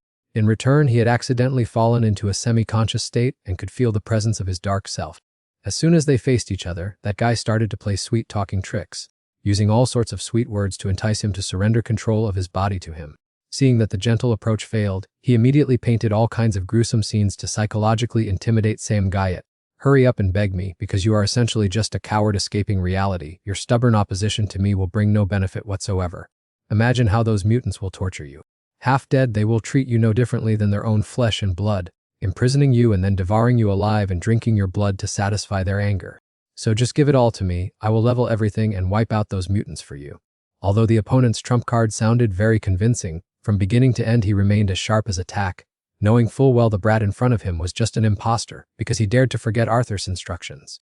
Even though society out there has no superpowers and everyone is as ordinary as everyone else, the filthy nature, the habit of oppressing and exploiting their own kind will endure forever because it is in their blood. Superpowers are actually just seasoning to add more flavor. In the end, he remained safe and sound before all the empty theories and proudly returned to reality. So after a period of exhausting soaring, our young man finally rose up to challenge the blade of death, bringing a feeling of extreme excitement. That's what makes the game worth every penny. Meanwhile, on the other side of the battle line, the villainous faction began to play their trump card to search for the child of the gods. A quick look is enough to tell that this crowd consists entirely of formidable big-name figures. A security guard who glanced at the young girl a little too long was mercilessly threatened by her, with a drawn knife held to his neck. What are you staring at? Do you think I am blind? She didn't stop there, she even used her superpower to attack and beat him up in broad daylight. Even though she was wanted, she didn't fear anyone. Even with a gun pointed at her head, she still proudly fought back against the unlucky employee. Only when her comrade spoke up to stop her did she agree to back down. After having clearly assigned each specific task, they quickly split up in different directions to set off. Before long, one of them had made his way to the management area, where the clown was strolling, planning to ambush him. Initially, the clown had already noticed someone tailing him, but he didn't expect the opponent to go to such lengths. Not only did they launch sneak attacks from the ground, but they also continuously destroyed the surrounding buildings and infrastructure, causing many innocent people to be caught in the crossfire and leaving him unable to react in time. It took a long time before the clown realized that the guy was not attacking randomly, but was deliberately shifting the positions of the buildings. It seemed as if he wanted to distract him and then herd him into a complex labyrinth battlefield. Grasping the situation at hand, the clown immediately leaped onto the roof to find a way to escape. After all, he had no interest in playing a game of cat and mouse with the enemy. However, this guy was no ordinary opponent either, as he easily located the clown's position, at the same time continuously erecting structures to block his path. In short, neither of these two is willing to yield a single step to the other. Instead of enjoying each other's company, they kept dilly-dallying, making the clown grow tired of this game. Somehow, after turning this way and that, the young man returned right to his starting point. Meanwhile, at Tagia's rear base, the white-haired teenager finally encountered the one blocking his way, the girl with pigtails on the bridge. Just then, the system suddenly issued a warning of unstable vacuum energy forcing an emergency landing. In another direction, Bai Tianho quickly grasped the situation from Tan Thian's side. Unfortunately for her, she had to face as many as 4 arrogant opponents instead of just one like at the clown's and Tagia's places. Even so, Bai Tianho still fought very passionately, attacking anyone she met, truly fearing no one. On the other hand, she knew all too well that she had to make use of every minute for Salmon Guyet's superpower to awaken. If successful, she guessed Salmon Guyet would have remote control abilities just like his mother, with the weakness of being long-range only and unable to fight in close combat. Therefore, The only ones who could confront these 4 madmen were she and Lu Chixayan. Come to think of it, this group all wore black rings, reminding Bai Tin-ho of her father's advice. 14 years ago, her father had told her about the shady activities of the 8 great clans. They continuously hunted down and kidnapped those wearing black rings in the land of exile. In just 2 short weeks, they had taken thousands of lives, mostly children. Her father had speculated about many possibilities, and all of them pointed to a single answer: that the children wearing black rings who were taken away were actually weapons to destroy Bai Tin-ho's generation. Returning to reality, among the 4 people standing in front of them, the first person to step up and challenge Bai Tin-ho was the purple-haired girl named Hamai. Looking at the massive shield in front of them, they easily guessed that Lu Chixayan and Samangayat were inside. The targets are all in there, so just let Hamai finish off Tin-ho, and they will naturally come out on their own without us wasting effort. Then, you take care of Samangayat, and I will handle Lu Chixayan. I want to see how strong the one rumored to be closest to God is, or if God-level professors like us are the ones who are truly dominant. Meanwhile, deep inside the protective barrier, both Lu Chixayan and Samangayat were still completely oblivious to the outside world. Instead, they were devoting all their minds to their own battle. On the other hand, Samangayat had just narrowly escaped death when he was almost possessed by an evil spirit, through which he managed to unlock the ability to see through all things. Not knowing the real name of that guy, he had to give him a nickname, Tiu Hak. Seemingly not very pleased with this name, he immediately manipulated his hands to make Samangayat slap his own face. Lu Chixayan, standing next to him, saw that ridiculous scene and could only remain silent, unable to say a word. Not stopping there, Samangayat also acted foolishly by boldly challenging him to just bring it on because he was more than capable of handling it all. Immediately, a barrage of lightning bolts rained down directly on Samangayat. But this time the situation was different. Thanks to anticipating Lu Chixayan's moves in advance, he could now dodge blows as fluidly as jelly. At this moment, Samangayat found Tiu Hak's words to be very accurate. He was indeed a bottom feeder of society, but without being reckless. And struggling for 18 long years, there was no way he would have reached this day. Therefore, in terms of survival skills, Tiu Hak might not necessarily be able to compete with Samangayat. Furthermore, this was also a rare occasion when someone other than a Thuan entered his world. Although Samangayat had made leaps and bounds compared to before, moving quickly and dodging all attacks, his skills were still too green to think he could defeat Lu Chixayan. Therefore, after a period of intense struggle on both sides, eventually Samangayat fell into the trap and was captured and subdued by Lu Chixayan. On the contrary, based on Samangayat's skillful dodging maneuvers earlier, he quickly realized that his opponent had just awakened the ability to predict the future. While Lu Chixayan and Samangayat were battling fiercely inside the barrier, the atmosphere outside was also highly tense as Hamai started bringing up Bai Tin-ho. We received 2 missions: first, to capture the divine descendant Samangayat alive, and second, to take the life of Ms. Bai Tin-ho. Satisfy my curiosity a bit, spill it. Why do the 8 great families not care about a special grade but only crave the life of a high grade like you? After all, you are just a lousy silver ring. Hearing the sensitive trigger called silver ring, Bai Tin-ho was so infuriated that she could no longer hold back and lashed out, shouting, "What kind of nonsense are you talking about? What's so weird about a silver ring?" Seeing her opponent take the bait and turn red with anger, Hamai added fuel to the fire with a fake apology that made Bai Tin-ho's blood boil even more. She immediately launched a fiery punch to burn off the other woman's hair. Before long, the 2 fierce women clashed and tore into each other violently, although Bai Tin-ho continuously unleashed tricky and dangerous attacks. Aimed straight at Hamai, the latter was no pushover, gliding back and forth to dodge everything spectacularly. Thus, in the blink of an eye, she managed to get extremely close to Bai Tin-ho, forcing Bai Tin-ho to switch to close-quarters combat. What's more, while both sides were in a heated battle, Hamai's trash-talking mouth kept mocking and despising Bai Tin-ho as nothing but a bottom-tier silver ring. Despite this, Bai Tin-ho did not lose her vigilance over those silly provocations. She kept a cool head to assess the situation and expose the dirty schemes of the 3 crazy women above. Not only that, Hamai continued to play her tricks. She constantly provoked Bai Tin-ho, making the beauty lose her temper like a cat-and-mouse game. Instead of continuing the cat-and-mouse game, the beauty finished her off with just one direct blow. One would think Hamai would be scared after being beaten, but she wasn't. She was still stubborn and continued to challenge her. "Haha, it's been a long time since I've had this much fun, Bai Tin-ho. I must admit you are one of the strongest ability users among those wearing silver rings. I like you more and more now." Looking at her crazy behavior, Bai Tin-ho knew this battle was far from over. Furthermore, her accomplices above remained very calm. They did not show any anxiety, as if they had anticipated all her upcoming moves. In another development at a secret research facility, those monitoring through the cameras discovered another child wearing a black ring who had successfully transformed. Shortly after that, they rushed to the child's cell to check, but before they could do anything, the child lunged forward and tore into one of them. Immediately, another one quickly intervened and took action against the poor child. It could be said that this place was like hell on earth for the black ring-wearing children. They were treated like lab rats, subjected to brutal torture whenever they tried to escape, and even left to die. After being disposed of, the children's bodies would be discarded like trash, cursorily processed, and then cremated. In these inhumane experiments, hundreds of children have to be sacrificed for just one to successfully transform, but even that does not guarantee their survival. This is because the people here have never valued the lives of the black ring bearers. As long as they intend to resist, those people will not hesitate to kill them.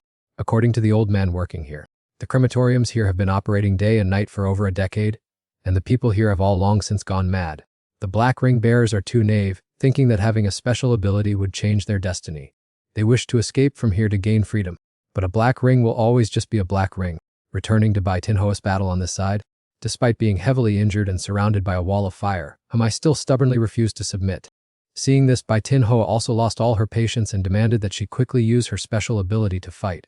At this point, Hamai replied, "Who says I am not using my special ability? No wonder I kept smelling such a strong odor around here. It turns out to be your special ability is trick, huh? Come to think of it, Tinhoa's mouth is just as sharp as anyone's. Once she enters a war of words, few people can withstand it." However, she was too careless for a brief moment. Unfortunately, she let her guard down and was hit by the attack and poison from Hamai. Seeing that her opponent had fallen perfectly into the trap, Hamai began to reveal her true nature. "Making me kneel and tormenting me all this time is enough. Now it is your turn to experience this feeling." Everything actually started right from the moment the match began. Hamai deliberately closed in to make her move, making Bai Tinho mistakenly believe that she possessed the ability to paralyze limbs upon touching another person's body. However, the truth was completely contrary to Bai Tinhoa's speculation. Her actual special ability is aging, a unique power capable of neutralizing other special abilities.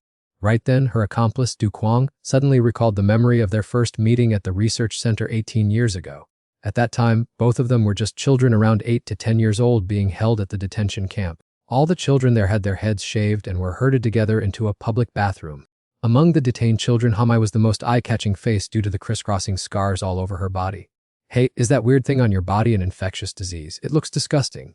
Hearing those disparaging words, Du Kuang curiously glanced over and immediately caught a gaze full of hatred from the little girl. Afterward, they and the other children wearing black bands were brought to a large auditorium to hear an introduction to the New Generation Reformation Project. According to the adults, this was an opportunity to change the fate of those wearing black bands, where mutation experiments would awaken hidden potential to help them escape their lowly status. They also promised that the outstanding individuals who passed the experiment would have the privilege of entering the Heaven Human City. Faced with such a sweet, painted pie, most of the children gullibly believed the sweet talk of these people. Only a few sharp and smart ones like Du Kuang and Hamai realized early on that this was just a trick of deception and brainwashing. Next, the children were led to the dining hall to have a quick bite before entering the experiment, where Du Kuang was suddenly ambushed by Hamai, almost losing one of his eyes. "Do you take me for a monster? If you dare look at me like that again, those eyes won't be on your face anymore."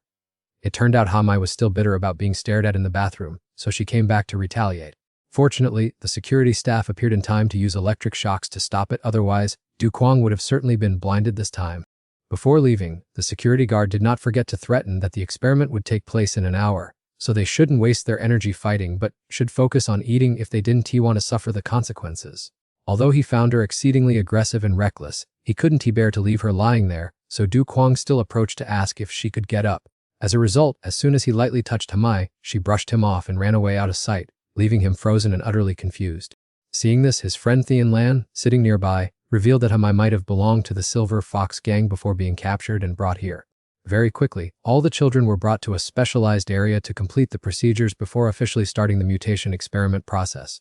It seemed that their preordained bond was not yet severed, as they encountered each other again. At this moment, Du Kuang hurriedly explained that he had looked at her like that out of admiration for her strength, with no ill intentions whatsoever. He also softly apologized to Hamai for his thoughtless touching of Kuluk in the dining room earlier. Hearing that, Hamai did not care at all, but only told him to stay alive and then quickly slipped into the storage chamber. Soon the atmosphere became quiet as everything was set in place. The mutation experiments were then started, and of course the experience was truly a form of torture. The phrase pain to the bone must be used to fully describe that horror. Although many children had successfully mutated and possessed superpowers, only a tiny few like Jiao Kuang and Thien Lang were the rare survivors, while the rest all died in agony. Fortunately, Hamai also resiliently overcame death's door to complete the mutation process. It was not until everything was completely finished that the staff members tremblingly stepped in to check and confirm that this was the most successful area with 3 children still breathing. Meanwhile, the 2 adjacent areas were completely empty-handed as no one survived. However, the nightmare still did not let go as the 3 children, including Jiao Kuang, Thien Lang, and Hamai, soon understood that even though they had escaped death after the mutation, their fate still did not change at all. They were simply scooped up from this furnace and thrown into another frying pan. Returning to the present moment, the duel between Bai Tin-hoa and Hamai is coming to an end as she intends to finish off her opponent. Just a gentle touch from her would be enough to send Tin-hoa to the afterlife. In another corner of the Han mansion, the mischievous girl Ala refused to listen to her mother's words and began to cause a major uproar. Somehow, the way she threw stones caused the entire house pillar to collapse. Furthermore, this troublemaking girl also easily ripped off the steel door just because she couldn't enter the passcode, and then calmly made off with her mother's supercar. Ala thought she had done everything very discreetly, not knowing that her mother had caught everything through the surveillance cameras. She even knew in detail that this little troublemaker intended to steal the car to go to the land of exile and join Khan then. The assistant standing nearby was extremely anxious, intending to rush down to the garage to stop the young mistress before things went too far. But she suddenly remembered that this family's collection of supercars all used today's smart security system, so only the owner could start them. However, she could never have expected that the mistress herself was the accomplice, proactively unlocking all the identification systems on the car. Just as Ollie was flustered, not knowing how to start the engine sound from the adjacent car suddenly roared excitedly.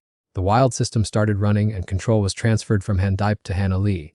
Even as she just sat down in the seat, the car automatically transferred the owner's information from Han Dipe to Han Ali. At the same time, the car switched to self-driving mode immediately upon detecting that the underage driver was not yet of licensing age. Based on a few operations of the machinery, the little girl Ali discovered that the coordinates of the exiled land were already available on the control panel. Without hesitating for half a second, the mischievous kid immediately stepped on the gas and sped straight toward the destination without her expression changing at all. At the same time, Mrs. Han stood watching her daughter drive away but ignored it, even secretly assisting her in leaving the house, giving the assistant standing next to her a real scare as she tried her best to persuade her big boss to reconsider. Knowing full well that this trip held more danger than safety, yet remembering her old friend Voon Gayet, Mrs. Han decided to let go and let Ollie take a gamble, believing that the girl would help the child of God turn the tables. In no time, Ollie had escaped the clan's territory and proudly set foot in the bustling city. Although the bustling scene outside was very attractive, the little girl kept reminding herself that she was on a mission, not hitched on a free vacation. Furthermore, Ali's sharp mind told her that this place was no longer as peaceful as before, because it had fallen into the hands of evildoers. Better to be safe than sorry, so she immediately texted Luai Chaixian and the others to call for emergency help. After waiting forever with no reply, the young lady began to feel restless. Fortunately, the car system suddenly spoke up, suggesting that the chat group had its location sharing feature turned on and advising its master to go right ahead and find the brothers and sisters. Just a few seconds later, the radar caught the signal of Luai Chaixian and Bai Tin-ho loitering nearby, so the car automatically steered and took Ali straight to where the two were without bothering to explain a single word. This time, the little girl was truly speechless, wondering what on earth was going on and where the car was planning to carry her off to. In another development, the character sent to deal with Chu he was holding in his anger because his phone was blowing up with texts while his accomplices remained completely silent without uttering a single word. Jiao Kuang, the mission I accepted is done. The special grade character was much easier to handle than imagined. Hello, is anyone picking up? Seeing that the situation seemed unstable, the young man mumbled to reassure himself that Chu he was definitely stuck in the labyrinth and was leisurely doing just fine. Life is not a dream. Whatever you fear most will slap you right in the face immediately. No sooner had he finished chanting his prayer than Chu he broke through the glass window and stepped in like a god. His radiant aura made the young man panic so much that he questioned life itself. How on earth did you get out of my labyrinth? Chu he didn't bother to beat around the bush, laying his cards on the table, by saying that choosing to lock him in an area full of people without special abilities proved that his trap could only sniff out the movement of special abilities, so he tested it a bit and guessed it spot on. That kid who has been peeking around for you to monitor this whole time turned out to be just a tree branch clone of mine.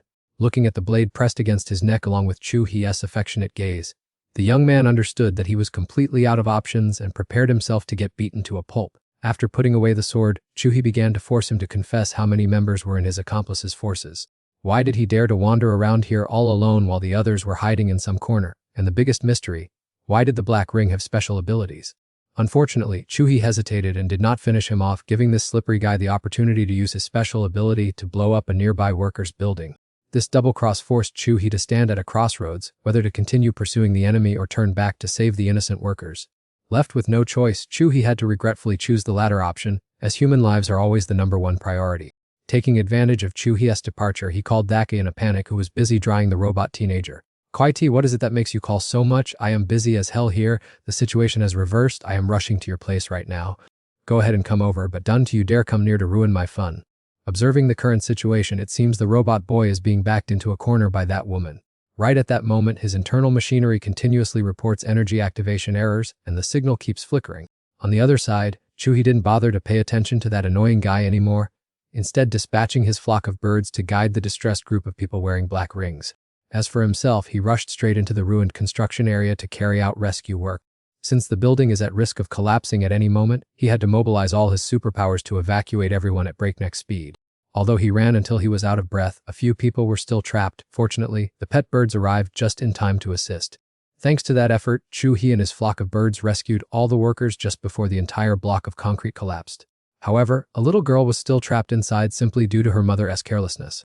Witnessing that scene, Chuhi immediately rushed over to ask the woman for the child's location, then quickly returned to the rubble, hoping to save the little one before it was too late.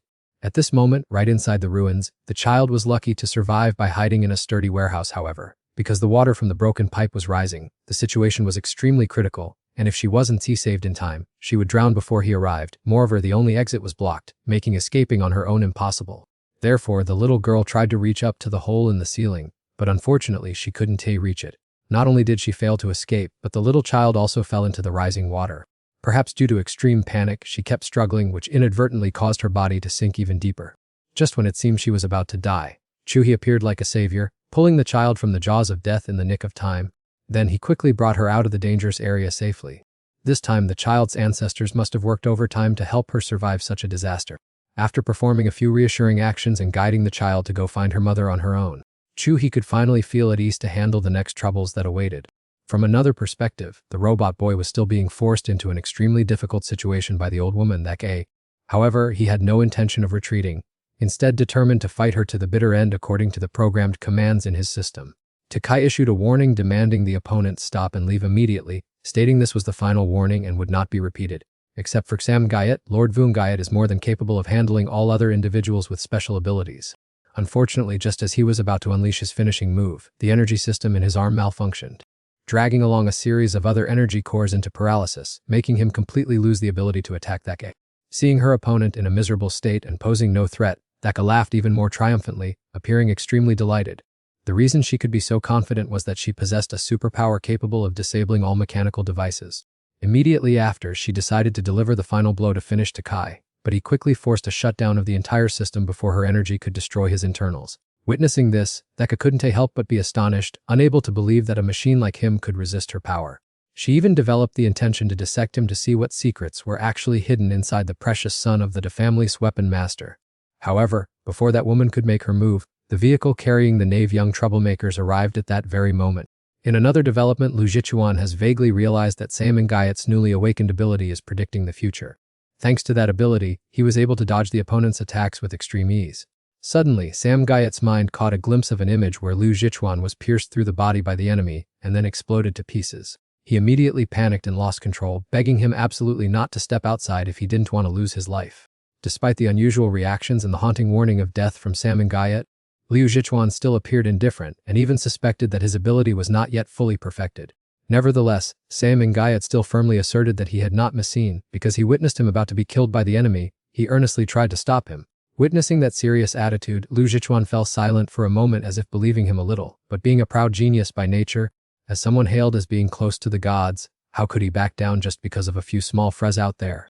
Reflecting on over 20 years of his life, this young man had never feared anyone, charging into battle to the very end whenever he saw an enemy. The more anxiously Sam Gayat tried to stop him, the more excited he became, eager to step forward to see who has enough capability to finish him off. Meanwhile, in a hidden corner, one of Tan Thean's henchmen was silently observing and reporting the situation via walkie-talkie. "Brother Thean, the tide of the battle has completely turned. The silver ring side is currently being beaten to a pulp by the black ring with no way out. You must get there immediately, otherwise the situation will get much worse." Upon receiving the news, Tan Thean did not hesitate and immediately mapped out a battle plan. He began by taking supplies from the Black Bear Gang to distribute to the exiles, aiming to lure them to swarm into the area currently in conflict. Sure enough, Tan Thean's tactic worked immediately, attracting countless curious onlookers in the blink of an eye. Understanding the extreme hunger of the Black Ring people, he decided to take a risk and use the gang's own daily necessities as bait. Seeing the immediate benefit, the people ignored everything else and frantically chased after Tan Thean's supply truck, with the crowd growing larger by the minute. Seeing the crowd trailing behind like a swarm of ants, a subordinate anxiously asked Tan Thean if revealing the location of the supplies was really okay. fearing that if the big sister found out, they would all be sent to heaven. Brother Theon, if big sister finds out about this, she'll chop our heads off. Wait, actually only you will die, what does it have to do with me? Seeing his slippery teammate shirk all responsibility, the other could only sit in a corner and pray. Meanwhile, Theon also found the recent news confusing because Bai Tianho's defeat was too absurd, wondering if the Black Ring had cheated. But if even such a high-level figure has failed, then for our group to crawl over there is no different from seeking our own deaths. Although his mind was still full of doubts about the death match, Theon ultimately chose to take a gamble. He urged his subordinate to step on the gas with an attitude of not caring about the world. Life and death are fated, so what was there to fear? At the same time, the fight between Bai Tianho and Hamai was also drawing to a close. With just a light touch, Bai Tianho would be finished, but she wanted to preach before making her move. I have always felt that the moment humans face death is when they shine the brightest, because that is when everyone is equal. No matter how powerful an ability you possess, you cannot stop fate. Don, you agree? Ah, sorry, I forgot that you no longer have the strength to answer. Hearing this woman ramble on with clichés and empty preaching, Bai Tianho felt extremely irritated. Even though she was so exhausted that she was on the verge of fainting, she still tried to ask for the opponent's name so that she could close her eyes and pass away in peace. However, before Tenho even had the chance to learn her identity, she had already lost consciousness without realizing it. She even began to hear her father's voice faintly calling her name, and in the very next moment, Tenho suddenly traveled back in time to the first day she met her adoptive father during her childhood. That was also the first time in her life she witnessed the scene of the gold ring being harshly scolded by the silver ring. At that time, the owner of the gold ring, Mr. Bai, accidentally saw her peeking from behind the door, so he proactively and warmly greeted her. Having never met anyone with such a gentle attitude before, she felt extremely shy and wary. It seemed that Mr. Bai also understood that defensive mindset, so he took her for a walk and chatted with her to dispel the awkward atmosphere. I wouldn't dare boast, but I actually have a green thumb. All the vegetables in this house are grown by my own hands, and tonight you can look forward to enjoying them. Despite this, Mr. Bai's rambling was completely lost on Tinho, and it wasn't until much later that she mustered up the courage to express the doubts in her heart. Why did you save my life? It would be a pity to depart from this interesting world at such a young age, wouldn't it? But the problem is I no longer have any desire or reason to keep living. Amidst Tinho's deep despair, it was Mr. Bai who lit the fire of hope and granted her a new identity and a new chapter in life. I have always been alone without any children. If you don't mind from now on, be the daughter of me, Bai Finian. Feel free to leave your painful past behind to officially become a member of the Bai family. You have no reason to live in constant fear of being eliminated. Absolutely no one will know you are staying here in the Celestial City. I guarantee it on my honor. Receiving the unexpected proposal from Mr. Bai, Tenho stared in astonishment because she knew all too well how risky this protective act was, and that the Bai family faced the risk of being implicated. On the contrary, Mr. Bai calmly reassured her that everything was under control, and if he had been afraid of being implicated, he would not have brought her here in the first place. Then what do you want me to do to return this favor? You probably think I must have some scheme to keep you here, Don Tiu. It's simply that in the future, you will help me protect a highly promising young talent just like you. Next, to warm up their father-daughter relationship, Mr. Bai excitedly led Tinho to his small garden, promising to harvest vegetables for dinner, and at that very moment, she accidentally discovered a small bird gasping for breath due to an injury in the middle of the grass.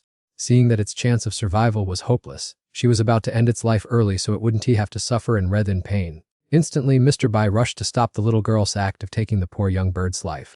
Then he leisurely prepared to use his special ability to heal its injuries. On the contrary, in Tenho's eyes, this trick was no different from roasting the poor animal alive. Are you perhaps going to burn it to ashes as well?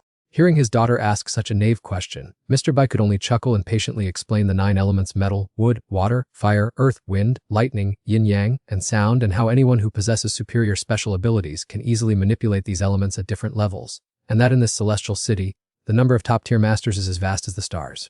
But I dare you to guess why, out of all of them, only a scattered few have managed to rise to the special rank. I have synthesized 2 core keys to comprehending this power, and as soon as he finished speaking, he used his fire element special ability to channel energy into the bird's body.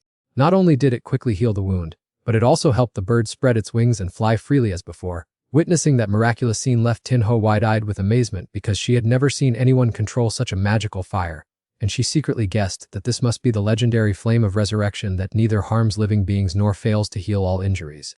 Noticing that Tinho showed extreme interest in this skill, Old Bai continued to explain and pass down his wealth of experience. If you view fire as a devastating force of destruction, it will turn into a weapon that takes the opponent's life in the blink of an eye. But everything has yin and yang. Conversely, if you see it as a symbol of life, the fire can completely save your life from danger. In short, the way this ability operates depends entirely on the mind of the user. You can just call it the fire of the mind, and that would be perfectly fine.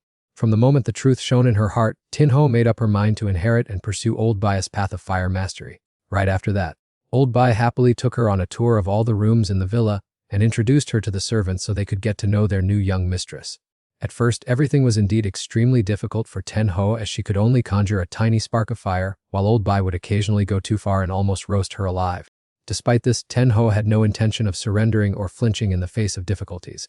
On the contrary, it stimulated her fighting spirit to be even more enthusiastic throughout her training.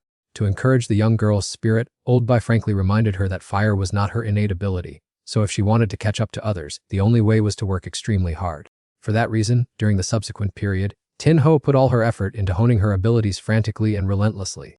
From early morning to late at night, day after day, she threw herself into the training routine like an immortal machine just to get her body accustomed to the burning sensation. She even clung to Old Bai without giving him any rest, insistently dragging him out to the yard to accompany her. Gradually, she successfully mastered the fire of the mind and no longer felt any pain or blisters from the flames. However, this minor achievement was not enough to satisfy her, despite Old Bai advising her not to push herself too hard because, no matter what, she would still be an outstanding ability user in the future. In her heart, Tin-Ho always knew she was not yet qualified to reach the highest realm, but it was too early to give up, so she still earnestly begged her master to continue guiding her. Of course, Old Bai felt extremely pleased with this precious thirst for knowledge and happily nodded in agreement. From that day on, Tin-Ho continued to immerse herself in frantic training, regardless of day or night. Even while eating, bathing, or resting, she remained extremely focused, not daring to slack off for even half a second. Because Tin-Ho's fire ability training became increasingly dangerous and difficult to control. Fearing that a fire could break out at any moment, the housekeeper generously purchased dozens of fire extinguishers just in case, otherwise this grand villa might turn to ashes one day. Although she constantly encountered failures in the process of developing her fire element skills, Tin-Ho never had any intention of giving up or losing heart. Instead, her fighting spirit became increasingly stubborn and resilient. If the first time is not successful, try a second time. If the second time fails, continue to persist for a third time. If the third time fails, she would step up and try for a fourth time. Just like that, Tin-Ho ultimately had to go through countless stumbles before she could reap the sweet results she had wished for. Time flies quickly and waits for no one. It seems like only yesterday, but now Tin-Ho is already 10 years old, so her father and older sister have prepared a cozy celebration. On this occasion, Mr. Bai also personally handed his daughter a gift, a pair of brand new hairpins to replace her broken old ones. This is the work of the finest blacksmith in town, whom I had to beg for a long time before he agreed, you know. Feeling her father's boundless love, Tin-Ho became even more determined. She swore not to let her father down and would definitely protect that child at all costs. However, Mr. Bai gently advised her that this gift was meant for self-defense, not for anyone else. Unfortunately, those happy moments could not last forever. In just an instant, the warm silhouettes of her father and sister gradually faded into the dark night. In utter panic and fear, she frantically rushed after them despite the tangled vines trying to hold her back. After struggling with all her might, finally Tin-Ho managed to reach them, but at that very moment, everything vanished into thin air, plunging her into the depths of despair. At her most critical moment, a miracle occurred. Tin-Ho suddenly unleashed a powerful flame that tore through the night. Echoing in her ears was her father's past advice that the fire in her heart would always light the way for her future. Even though she is only a supporting character, Tin-Ho still received a power of belief buff to make a comeback. This time, Hamai is bound to face big trouble. Meanwhile, that woman Hamai was still convinced her opponent was dead, so she carelessly turned around and walked away. Not until her accomplices behind her shouted out a warning. Did the female lead startle and realize danger was close at hand, but it was already too late. As quick as lightning, Tin-Ho grabbed her enemy's ankle and unleashed a devastating attack. The destructive power was so terrifying that even Lu Chixayan and Samengayat inside the barrier could clearly feel it. Both of them immediately guessed that an extremely fierce battle was taking place outside. Aware of the situation, Samengayat resolved not to let Lu Chixayan sacrifice himself for her, so she tried to find a way to hold him back. Understanding her thoughts, the cold young man spoke up, warning her not to make wild assumptions about his fate. Lu Chixayan himself had never feared anyone in the world since the very beginning. Those who had ever intended to harm him had already passed away long ago. Back to the battlefield, before Hamai could recover her composure after being blown away, Tin-Ho appeared, looking incredibly cool like a pro gamer. The big sister has officially made her comeback. She had better prepare herself to take a beating. Only now did the underlings realize they had been too arrogant and underestimating their opponent's true strength. Hamai's fatal weakness is clearly revealed to be her poor information gathering ability. As soon as the opponent is vigilant and evades, all her advantages vanish into thin air. On the contrary, Bai Tin-Ho's ability to turn the tables is truly so incredible that it makes him suspect this immense power far exceeds the limit of the silver ring, and perhaps this is the reason that turned her into a lucrative prey for the 8 great families. It didn't stop there. Despite being covered in injuries, Hamai stubbornly insisted on fighting to the death with Tin Ho, so he kindly advised her to reconsider since she was bound to lose anyway. Looking into his comrade's eyes, which burned with determination, he had to sigh in defeat and let her decide her own fate. Immediately after, she replied to Bai Tin Ho's previous question. Listen carefully this time, my name is Hamai. It sounds all too ordinary and doesn't suit her at all. Even though she was having a fairly lively conversation with her enemy, Hamai knew full well that her current physical condition was at a red alert level of bad, because every cell in her body was screaming in agonizing pain. Yet miraculously, instead of sinking into despair when facing the Grim Reaper, she felt incredibly refreshed. Before long, Tin Ho proactively initiated another challenge to determine who was superior. Even though his chest was still aching from the previous blow, if it dragged on any longer, he might not be able to hold out. In addition, she didn't want anyone to witness her miserable state right now, especially Liu Qixian. Looking back at the past 18 years ago, an earth-shattering event occurred, shaking the skies of the Liu Diep Villa region, which once consumed a vast amount of ink from the media. The reason was that Liu Qixian's special ability had summoned a terrifying tempest, completely altering the weather of a vast region. It must be acknowledged that those with awakened abilities to manipulate natural disasters like this are extremely rare and hard to find in this world. Only a handful of god-tier figures in history books have had the power to sweep through the universe like that. Consequently, the vast majority of the public back then was certain that Liu Qixian was about to ascend to the fourth god-tier throne. Even Vu Ngayat was present at the scene at the time and tacitly acknowledged it, despite her constant resentment towards the existence of the so-called ring. For mere mortals inside the wall like us, it is thanks to that ring that we can proudly exploit and oppress others, while also monopolizing most of the societal resources. As long as this ring exists, distorted ambitions and meaningless slaughters will never end. The ring is actually just a spectacular hoax set up by a group of people, and ironically, I am one of them. For that reason, Vu Ngayat looked forward even more to the day Liu Qixian would break out of his cocoon and leave here, instead of following in her footsteps. Naturally, in a survival of the fittest society, her dream of shattering the order to advocate for the weak was considered an utterly naive act.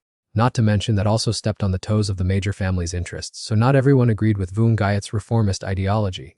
Even to this day, there are still plenty of people with a superiority complex, typical of which is this buzz-cut woman named Than Dai, who still uses a contemptuous tone whenever anyone mentions Vu Ngayat's youthful efforts before her downfall. The same goes for that member of the Villain Association. In short, both of them are nothing more than loyal servants of the Lam family, not the Vu family. This return of the demon guy was simply to warn Than Dai, ensuring she deeply engraves one thing in her mind. No monster would willingly walk into a trap after having tasted freedom outside, and if she continues to wager her life on those black ring toys, she will sooner or later lose everything. Seeing the woman remain silent, he continued his moralizing sermon to enlighten her dark soul. The harsh truth is that no matter how much effort is made to build, the situation cannot be turned around, because by nature, ability users and monsters belong to two completely different worlds. A genius like Liu Qixian only needs to skillfully use his superpower as a stepping stone to upgrade himself to the ultimate realm. As for your monsters, the reckless abuse of power will only lead to a tragic end of death. Do you understand what I mean? This big sister is no fool. Hearing such sarcastic remarks directed at her, there was no way she could stay calm, so she immediately flew into a rage and turned to question him. I told you to give me more time. You haven't been of any help other than letting those fools in the council chamber run wild, and now you stand here mocking me. It took a moment before she startled, realizing she had overreacted a bit and lost control. That very erratic expression caught the devil's attention, making him sense that something was wrong. Could it be that she has already found the special body she has always yearned for? Returning to the tense situation between Tin Ho and Hamai on the battlefield, the clash is nearing its end as Hamai decides to go all in, channeling all her life force for a life and death confrontation with Tin Ho. Even her allies felt a chill at her do-or-die recklessness. The boy holding the bear stood next to her, witnessing the scene with anxious impatience, repeatedly pleading with the senior to quickly step in and stop Hamai. However, Tan Thien showed extreme impatience, shouting loudly to order the boy to shut up. You fool, no matter how many times you save her, she won't even care to appreciate it. Even Jiao Kuang didn't bother to intervene and simply accepted the preordained end for Hamai, so what can the rest of them do besides stand and watch? Moreover, by this time, Hamai had already exhausted all her strength. Her ability has completely covered the entire area. If anyone rushes in to intervene now, they will only be blown to pieces. Contrary to everyone's worry, Tin Ho faced the brilliant purple color before her without the slightest fear, even casually praising the beauty of that attack. Having said that, she immediately unleashed her fire ability to burn down everything around, and sent Hamai to her grave as well. However, at that very critical moment, Tin Ho was suddenly ambushed from behind by the boy holding the bear. Jiao Kuang used this opportunity as quick as lightning to rescue Hamai and retreat together in the blink of an eye. Brother Jiao Kuang, how is sister Hamai? She is still alive, don't worry. I'm sorry Dudu for putting you through so much trouble. Once everything is done, then... Jiao Kuang urgently contacted his comrade Koiti, demanding that he reach the land of exile as quickly as possible at all costs to treat Hamai. After all, they have to complete their assigned task as soon as possible before considering returning to the laboratory. But before Jiao Kuang could compose himself to plan the next move, the Black Ring refugees rushed en masse toward the containers behind. This chaotic scene left him utterly bewildered, having no idea what on earth was happening. Amidst the chaos, one of Tan Thian's subordinates skillfully squeezed through and luckily managed to open the door to the storage room. At the same time, the initially set goals were successfully accomplished. The very moment they saw the pile of items displayed, everyone seemed to lose their minds, madly tearing into each other like moths rushing to a flame. Damn it, this is mine. All of this must belong to me. No one else is allowed to touch it. In the midst of that messy battlefield, a kind little girl noticed that Hamai was injured, so she approached to ask how she was doing. Seeing this, Jiao Kuang immediately went on high alert, demanding to know what the kid was up to. The girl innocently replied that she only wanted to share some sweet candy with the older sister, because putting a sweet candy in one's mouth would ease the pain a lot. Before Jiao Kuang could react to such innocence, the little girl was slapped right in the face by a thug. He even fired a few warning shots into the air to suppress them, then shouted at everyone to throw away their food, not even keeping a single crumb, while declaring that this entire hall was now under the control of the Cannibal Guild. Jiao Kuang had originally intended to ignore it to avoid trouble, but the bald man seemed eager to find his way to the afterlife. He arrogantly pointed his gun at Jiao Kuang's temple, threatening to give him a taste of lead if he remained stubborn.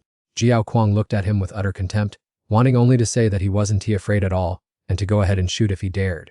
Witnessing that defiant attitude, the bald man became even more enraged, but before he could pull the trigger, Thian Lang unleashed a skill from afar, sending him straight to the afterlife. The chaotic, scuffling atmosphere suddenly died down, as if the crowd had just witnessed a miracle in these apocalyptic times. Not only did they all turn to look at Thian Lang, but they also praised him as the savior of the pitiful people stranded there. This made both of Jiao Kuang's group extremely confused, having no idea what on earth was going on with this crowd. It didn't stop there. Little Dodo hurriedly announced that their main target, Bai Tinho, had completely disappeared. It turned out that Tan Thian had taken advantage of the chaos to help the injured Bai Tinho escape from everyone's sight. Reaching a hidden corner, Tinho urged Tan Thian to let her go and run before they were discovered by the enemy, but he absolutely refused to abandon her, because by this time, his ears had caught the sound of the barrier being opened. This also meant that Lu Chaixoyan and Saman Gayat had officially entered the game. Oh my, this place is surprisingly bustling, isn't it? As soon as she appeared, Saman Gayat frantically looked around for Bai Tinho with extreme worry, in contrast to Lu Chaixoyan, who remained perfectly calm, confident that she had a way to protect herself. Instead of worrying about trivial matters, he only paid attention to his worthy opponent. Having just crossed paths, the duo of Lu Chaixoyan and Thian Lang began a fiery war of words with rather unpleasant remarks. Thian Lang in particular was extremely aggressive. The moment he finished speaking, he hurriedly unleashed an attack skill at Lu Chaixoyan and Sam Gayat. He didn't care at all about the bystanders who got caught in the crossfire, even though they knew nothing about it. This pervert even seemed delighted to watch the crowd trample over each other to flee from his lethal attacks. After playing around to his heart's content, he turned to challenge Lu Chaixoyan with an excited voice, saying that they had finally met, and he had been waiting for this moment for a very long time.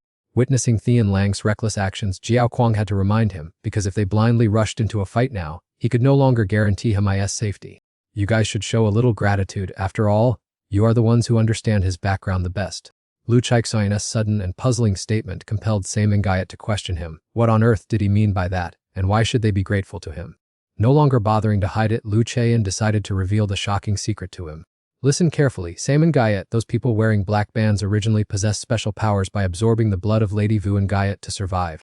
This truth was so horrifying that it sent Saman Gayat's mind into a daze, making it hard to accept. Seeing this, the guy Thian Lang became even more smug, intentionally provocative in order to anger Saman Gayat and Lu Chaixoyan. Well, it seems the child of God still doesn't know anything, does he? Do you need me to personally explain it to you in detail? Shut your filthy mouth right now, don't make me lose my temper. Saman Gayat turned to look at Lu Chaixoyan to confirm that the source of their powers came from his mother, wondering how many more terrible secrets were still hidden. Understanding that they would have to face it sooner or later, Lu Chaixoyan decided to pour his heart out and recount everything he knew. Years ago, when Vu Gayat was imprisoned, the Lam family came up with the idea of researching her immortality power to extend the lifespan of the elite class. The 7 test subjects who received her blood not only failed to become immortal but also mutated into hideous, half-human, half-demon creatures. Later, the project was transferred to the more controllable Black Band group, and Lu Chaixoyan could not believe that those scumbags could actually do such a cruel thing. He had put so much effort into tracking down the laboratory's location, but unfortunately he still hadn't found any clues so far. Upon hearing this, Sam Gayat completely broke down, knowing how terrifyingly powerful the 8 great families were. The Lu family possessed immense strength, ranking third, a position that remained as solid as a rock despite numerous changes in the rankings. When even such a powerful family was helpless to intervene, what could he possibly achieve? The feeling of helplessness made him wonder which force was powerful enough to dominate the terrifying Tiannan city. He realized that those protecting him, like Lu Chexoyan or Bai Tenho, would soon become their targets, but with his meager strength, how could he fight against that terrifying power to save humanity? Noticing that his spirit was starting to waver, Lu Chixayan immediately warned him not to fall for the enemy's sweet words, as they only wanted to weaken his resolve to defend himself. He also didn't forget to remind Sam Gayat of his noble mission, which was to overthrow the unjust laws that were suffocating this world. Sam Gayat cared nothing for those ridiculous rules. The only thing he cared about was rescuing his mother, who he believed had been waiting anxiously for him in his dreams all this time. Seeing the determination in Sam Gayat's eyes, Lu Chixoyan felt somewhat relieved. Even though they knew the road ahead was full of danger and uncertainty, his firm assertion still lit a glimmer of hope for everyone. Now, their goal was to capture that group of black-banded people to extract the location of the laboratory, which they could strike right away while the trail was hot. The Guy Lang stood by, witnessing this, and could only sneer in disdain, thinking they were just delusional. Just as both of them were full of high spirits, an unlucky bird flew by and left a dropping right on Lu Chixoyan. Although Sam Gayat quickly pushed him aside, it was already too late. Lu Chixoyan still could not avoid the disaster falling from the sky. The entire space seemed to freeze after that ironic situation. What on earth is this? Oh my god, this is truly unlucky. At that very moment, Toki, Chuhi, and Ol gathered together to summon the genuine 5-member Power Ranger squad. Going back in time to when Tinho was passionately fighting. After successfully rescuing the Black Ring group in distress, Chuhi finally received news from Ol, learning that the little girl had quickly taken her brother's place to protect the child of God. He was restless, immediately asking for her current coordinates and speed to rush to her rescue. At the same time, Ol drove her vehicle onto the bridge, where Toki and Thaka were locked in battle. Thanks to the high-tech gadgets of the vehicle, the little girl landed safely without being thrown into the sea. At that moment, while Thaka was still frozen in confusion, Ol rushed in with a surprise attack, catching her opponent completely off guard. Fortunately, the accomplice Koita quickly rushed over to pull her away, deftly dodging Ol's heavy blow. Still, witnessing the devastating scene caused by the little girl's destructive power, both of them immediately realized that this situation boded ill for them. As for Ol, the little girl seemed extremely frustrated that her recent strike had missed.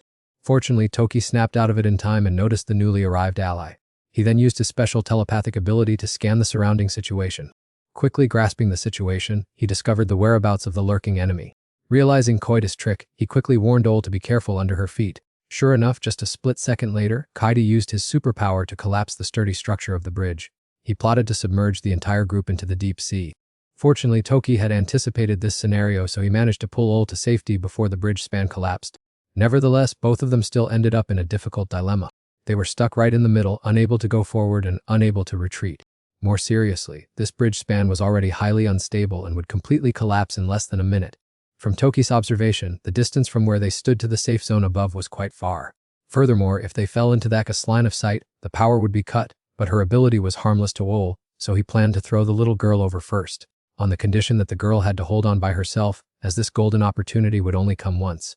After seeing Ol nod in understanding, Toki tied the rope to her, preparing to take off, but the harsh truth awaited him. Before he could even fly up, he was pulled back to the ground due to a ridiculous reason: her excessive weight. The young man could only look at Ol's troublesome behavior with a helpless, speechless expression. In the midst of this critical moment, another section of the bridge collapsed, making the situation even more urgent. With no other way out, the two had no choice but to grit their teeth and resort to the worst-case plan. During that time, she and her accomplices took advantage of the chaos and planned to slip away, but before they could even take a step, the couple Olai and Toki had already sped across the bridge in their car. Of course, she would never sit by and let them escape so easily, so she immediately used her superpowers to damage Toki's car engine. Even the high-end car could not escape her demonic hands and plunged straight into the deep sea. However, before she could celebrate, the boogeyman Chuhi made a cool entrance. Not only did he rescue the two young people, Ali and Toki, in the nick of time, but he also beat them to a pulp in the blink of an eye. To prevent the two from escaping, Ali quickly tied them up tightly with a rope like a sticky rice log, while warning them that they had better behave and not play any dirty tricks, because if they dared to secretly use their powers, they would get beaten to a pulp. Right after that, Chuhi suddenly pulled Ala to a corner and asked her to go home immediately. "You did an excellent job today, so coming here is enough, and now you can leisurely head back home." Hearing this, she was bewildered and confused about what on earth was going on, wondering why he was politely dismissing her right after praising her. It turned out that many years ago, when Ala's older brother Hendipe was still safe and sound, the two siblings had visited a mountain temple where Chuhi was practicing. What are you still standing there dazed for? Go inside quickly and greet Uncle Chu-hee. Dante liked calling him uncle. Then how about calling him elder uncle to make it easier to address him? Waiting for his little sister to go inside, the young man Han-diep sat down leisurely to chat with Chu-hee. He also took the opportunity to offer some homemade vegetarian cakes as a gift from his family. At first, Chu-hee politely refused, but faced with Han-diep's smooth-talking mouth, he had to reluctantly accept it unless he wanted to listen to his close friend nag until the next morning. Of course, Han-diep's arduous trip was not just to deliver a gift, he actually wanted to discuss a matter of grave importance. That was the risk of Oli's special power disappearing in the near future. From what Han-diep had observed, whenever night fell, she returned to the state of a normal person, completely losing her special ability. Deep down, they knew all too well that Vu Gaiet had once been a target of hunting due to immortality, and that struggles for power or fortresses since ancient times all stemmed from human greed. Now, Oli's special power had suddenly faded in an incomprehensible way. This could be considered an extremely rare case of superpower loss, and he was very worried that if this secret got out and was exploited by wicked people, the consequences would be catastrophic. She might even follow in the footsteps of Vu Gaiet or become a victim in a power struggle. Therefore, after settling everything, Han-diep took the trouble to meet Chu-hee. After all, there were still exactly 2 years left until the day of the prophecy. Before that time, he would do his best to find the cause, and Chu-hee had to be the one to help him keep this secret strictly confidential. After listening to the story, Chu-hee immediately understood the severity and danger of the issue before the two siblings left. He did not forget to tell Han-diep to take care of himself, little knowing that would be the last time he saw his brother safe and sound. It was not until he received the last letter from Han-diep asking him to take care of Oli that Chu-hee realized with shock that his friend had met with a terrible misfortune.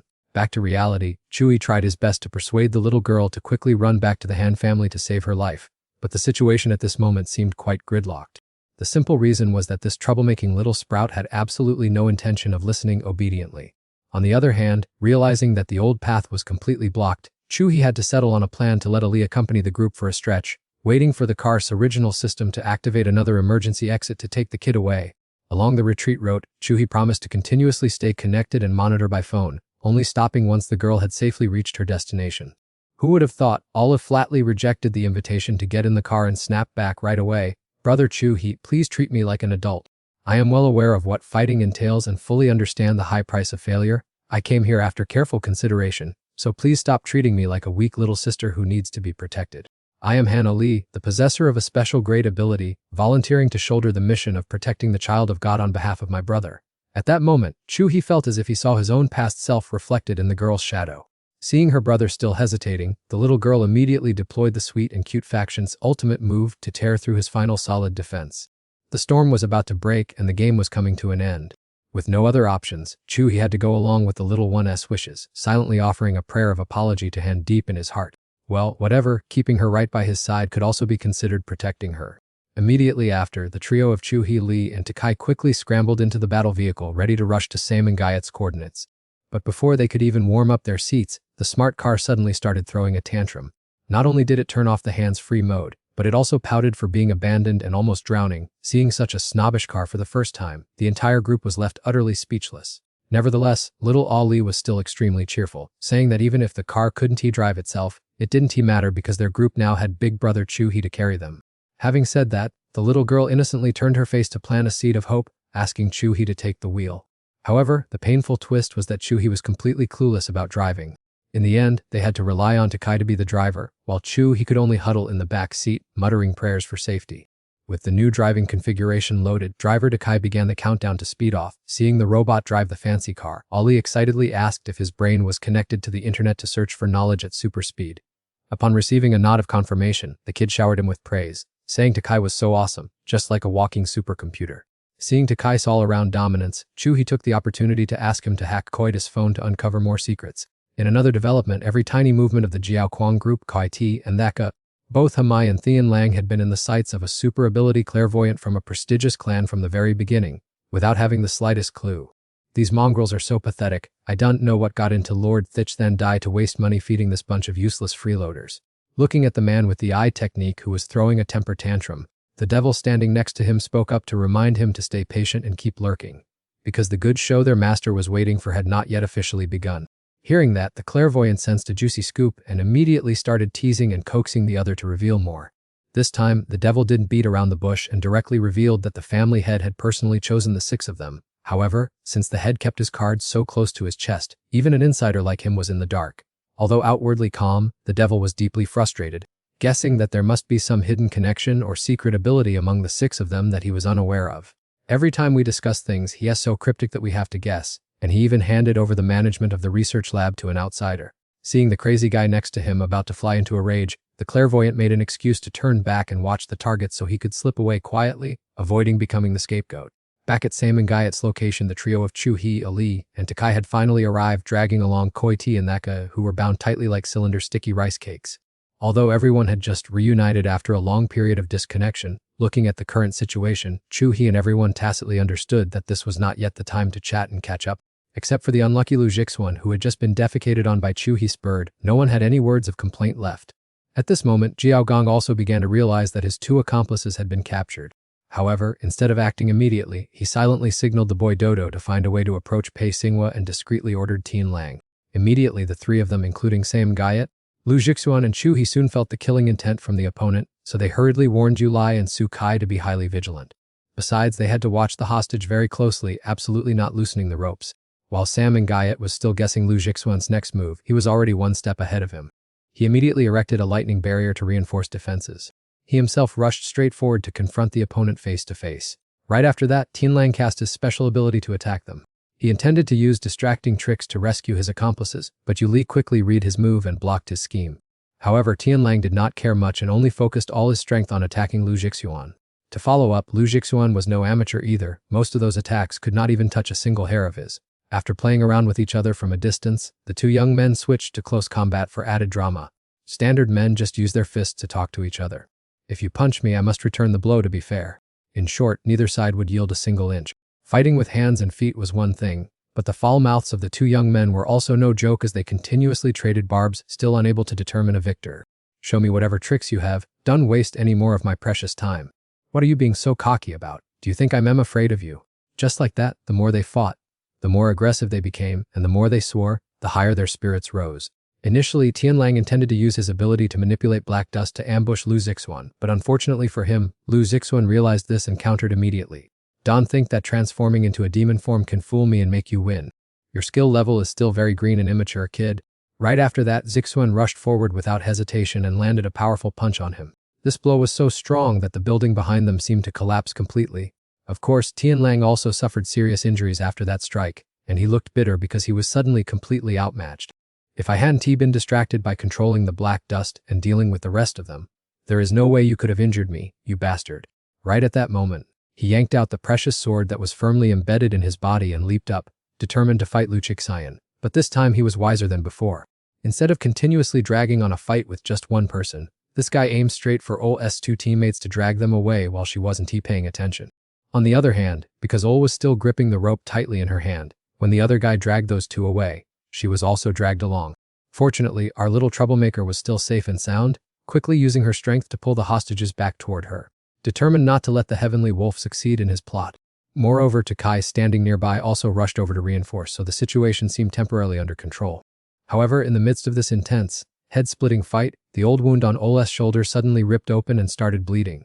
With a quick glance, knowing that things were bad, Takai immediately urged her to take off her jacket so he could quickly treat the wound using specialized methods.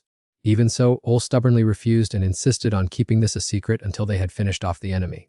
Seeing that she was as stubborn as a rock, Takai could only reluctantly go along with her wishes out of respect for her decision. This time, both of them had to fight and win quickly to put an end to everything once and for all. At the same time, Chu-hee was equally busy, continuously fighting the enemy while keeping an eye on Sam and Guyat and Ol to see if anything happened to them. Meanwhile, Sam Guyat, though protected by Lu Jixuan's barrier, was not feeling comfortable at all.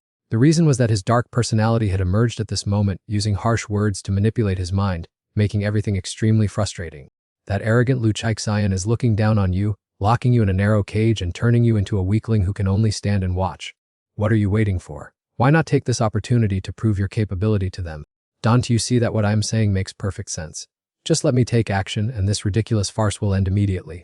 Seeing Sam Guyat remain silent for so long, the dark personality thought it had moved him.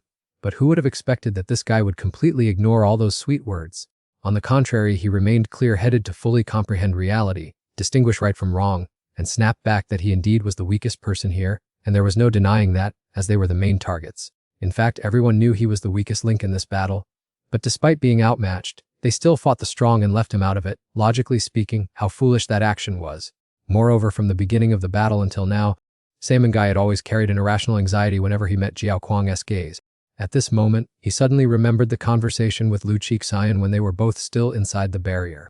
Back then, he had tried to stop Cheeksayan from stepping outside because he foresaw a bad outcome, but the other calmly said he believed in Samangayat's eyes and advised him to look closer, warning that speaking of bad luck so easily could bring disaster. In short, those words that no matter how terrifying it was, he had never feared anyone.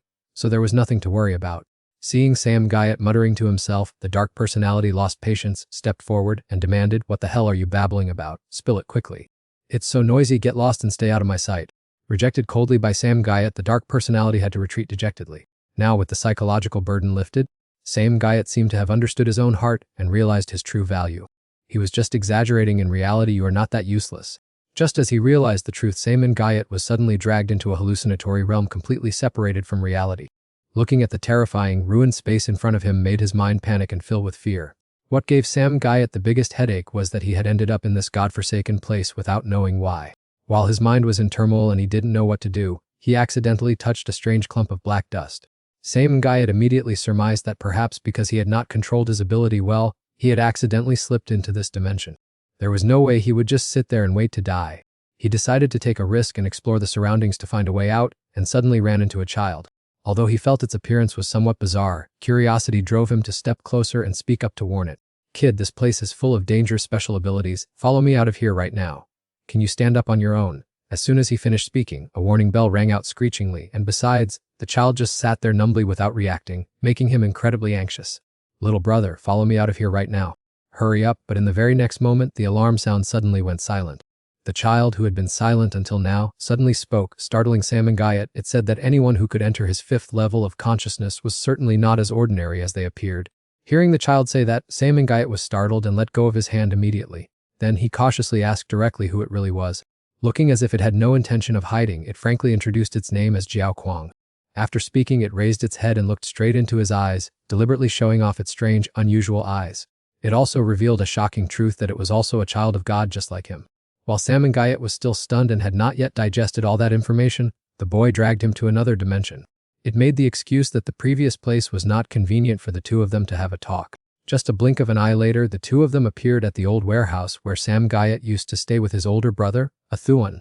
Looking at the familiar and warm scenery from years ago, he could not feel happy at all given the kid's attitude. "Ah, I see. It turns out this is the safe haven in your consciousness. To be honest, this place is no different from my room, just square like a small box to keep toys in." Samangayat finally could not take it anymore. He demanded that it stand up and forbade it from touching the sofa, which was Athuan's special object.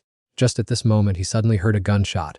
Although it was only for a brief moment, it was enough to rekindle the pain he had buried for so long. "I'm very sorry for making you recall unpleasant memories. Anyway, let's continue our conversation." "What conversation? What on earth are you doing with your eyes?" Seeing Samangayat get tough, the boy was slightly startled but still insisted he didn't understand what he meant. However, Samangayat bluntly exposed his plot. "You are lying, and you are clearly just trying to buy time to keep me here. This place is neither your consciousness nor does it belong to mine." At this very moment, that cunning brat still tried to play the harmless role and turned to interrogate Samangayat, asking why he would need to keep him here, because he knew all too well that only Samangayat could expose his dirty and deep schemes. Right after hearing Samangayat's sharp words, the kid fell completely silent, proving that he had hit the right spot. Although he still did not fully understand what the kid's superpower was, since what his bare eyes saw was merely an illusion, he decided to bet on his other sharp senses. For example, his ears that were hearing the roaring sound of stray bullets. His sense of smell could detect the strong scent of blood and the burnt odor of gunpowder. Thanks to this, he was more than able to confirm that the kid in front of him was on the enemy's side. Not only did he want to spy on his lair, but he also schemed to use past events to recreate a place identical to his old memories, which was an incredibly dirty trick. By then, the kid had run out of excuses to dodge the truth, but he still felt resentful and wondered why Samangayat had seen through his move so quickly, and whether there was still a loophole in his technique. In fact, the reason Samangayat did not fall into the trap was simply because there had long been no place of peace left for himself within his heart. Ultimately, the illusory phantom of that child also gradually faded away. This confirmed that Samangayat had successfully returned to reality to warn his comrades that all the sparkling things before them were nothing but fakes. At that very moment, Batin Ho also began to recharge her energy thanks to the miraculous flame of resurrection, while Tan Thian remained on standby right next to her to prevent any intruder from launching a sneak attack. It was probably the first time in his life that this guy had witnessed such a strange flame, so he seemed quite curious. Unable to help himself, he kept staring, only to unexpectedly lock eyes with Tin Ho's affection-filled gaze. This time, our guy froze for a few seconds and had to pretend to ask a few questions to ease the awkwardness, asking how much longer she planned to play with the fire. The big sister obviously need to rest. Do you think I am made of iron and stone and don't get tired? Shortly after, Tanthin calculated that at this distance, the enemy would surely locate them quickly. Fortunately, his subordinate's convoy was waiting outside, so he offered to take her out of the danger zone to hide, leaving other matters to be sorted out later. However, Tin Ho dismissed it immediately because she knew for sure that the mastermind would send soldiers to check whether she was still breathing. Therefore, she was forced to stay put here to distract and confuse the enemy forces. Not stopping there, Tin Ho added that Tanthin should beat it quickly, as his staying would only get in her way and cause trouble for her. Even though Tin Ho had a bit of a sharp tongue, Tanthin understood perfectly that she said that only to drive him away for his safety, with no ill intent whatsoever. At this very moment, both of them suddenly felt a strange pressure, so they immediately entered a combat stance, ready to face the enemy. However, upon seeing that the appearing opponent was just a tiny kid, they both froze in disbelief. Oh my goodness, could there really be such a massive misunderstanding? Returning to the story taking place on Sam Gayat's side, he finally realized that the messy space around him, along with everyone's silhouettes, was nothing but a dream. To be more precise, it was an illusionary dream realm constructed by that person's mysterious power. Since his trick had been exposed, the guy did not bother to hide anymore and stepped out openly to confront him face to face.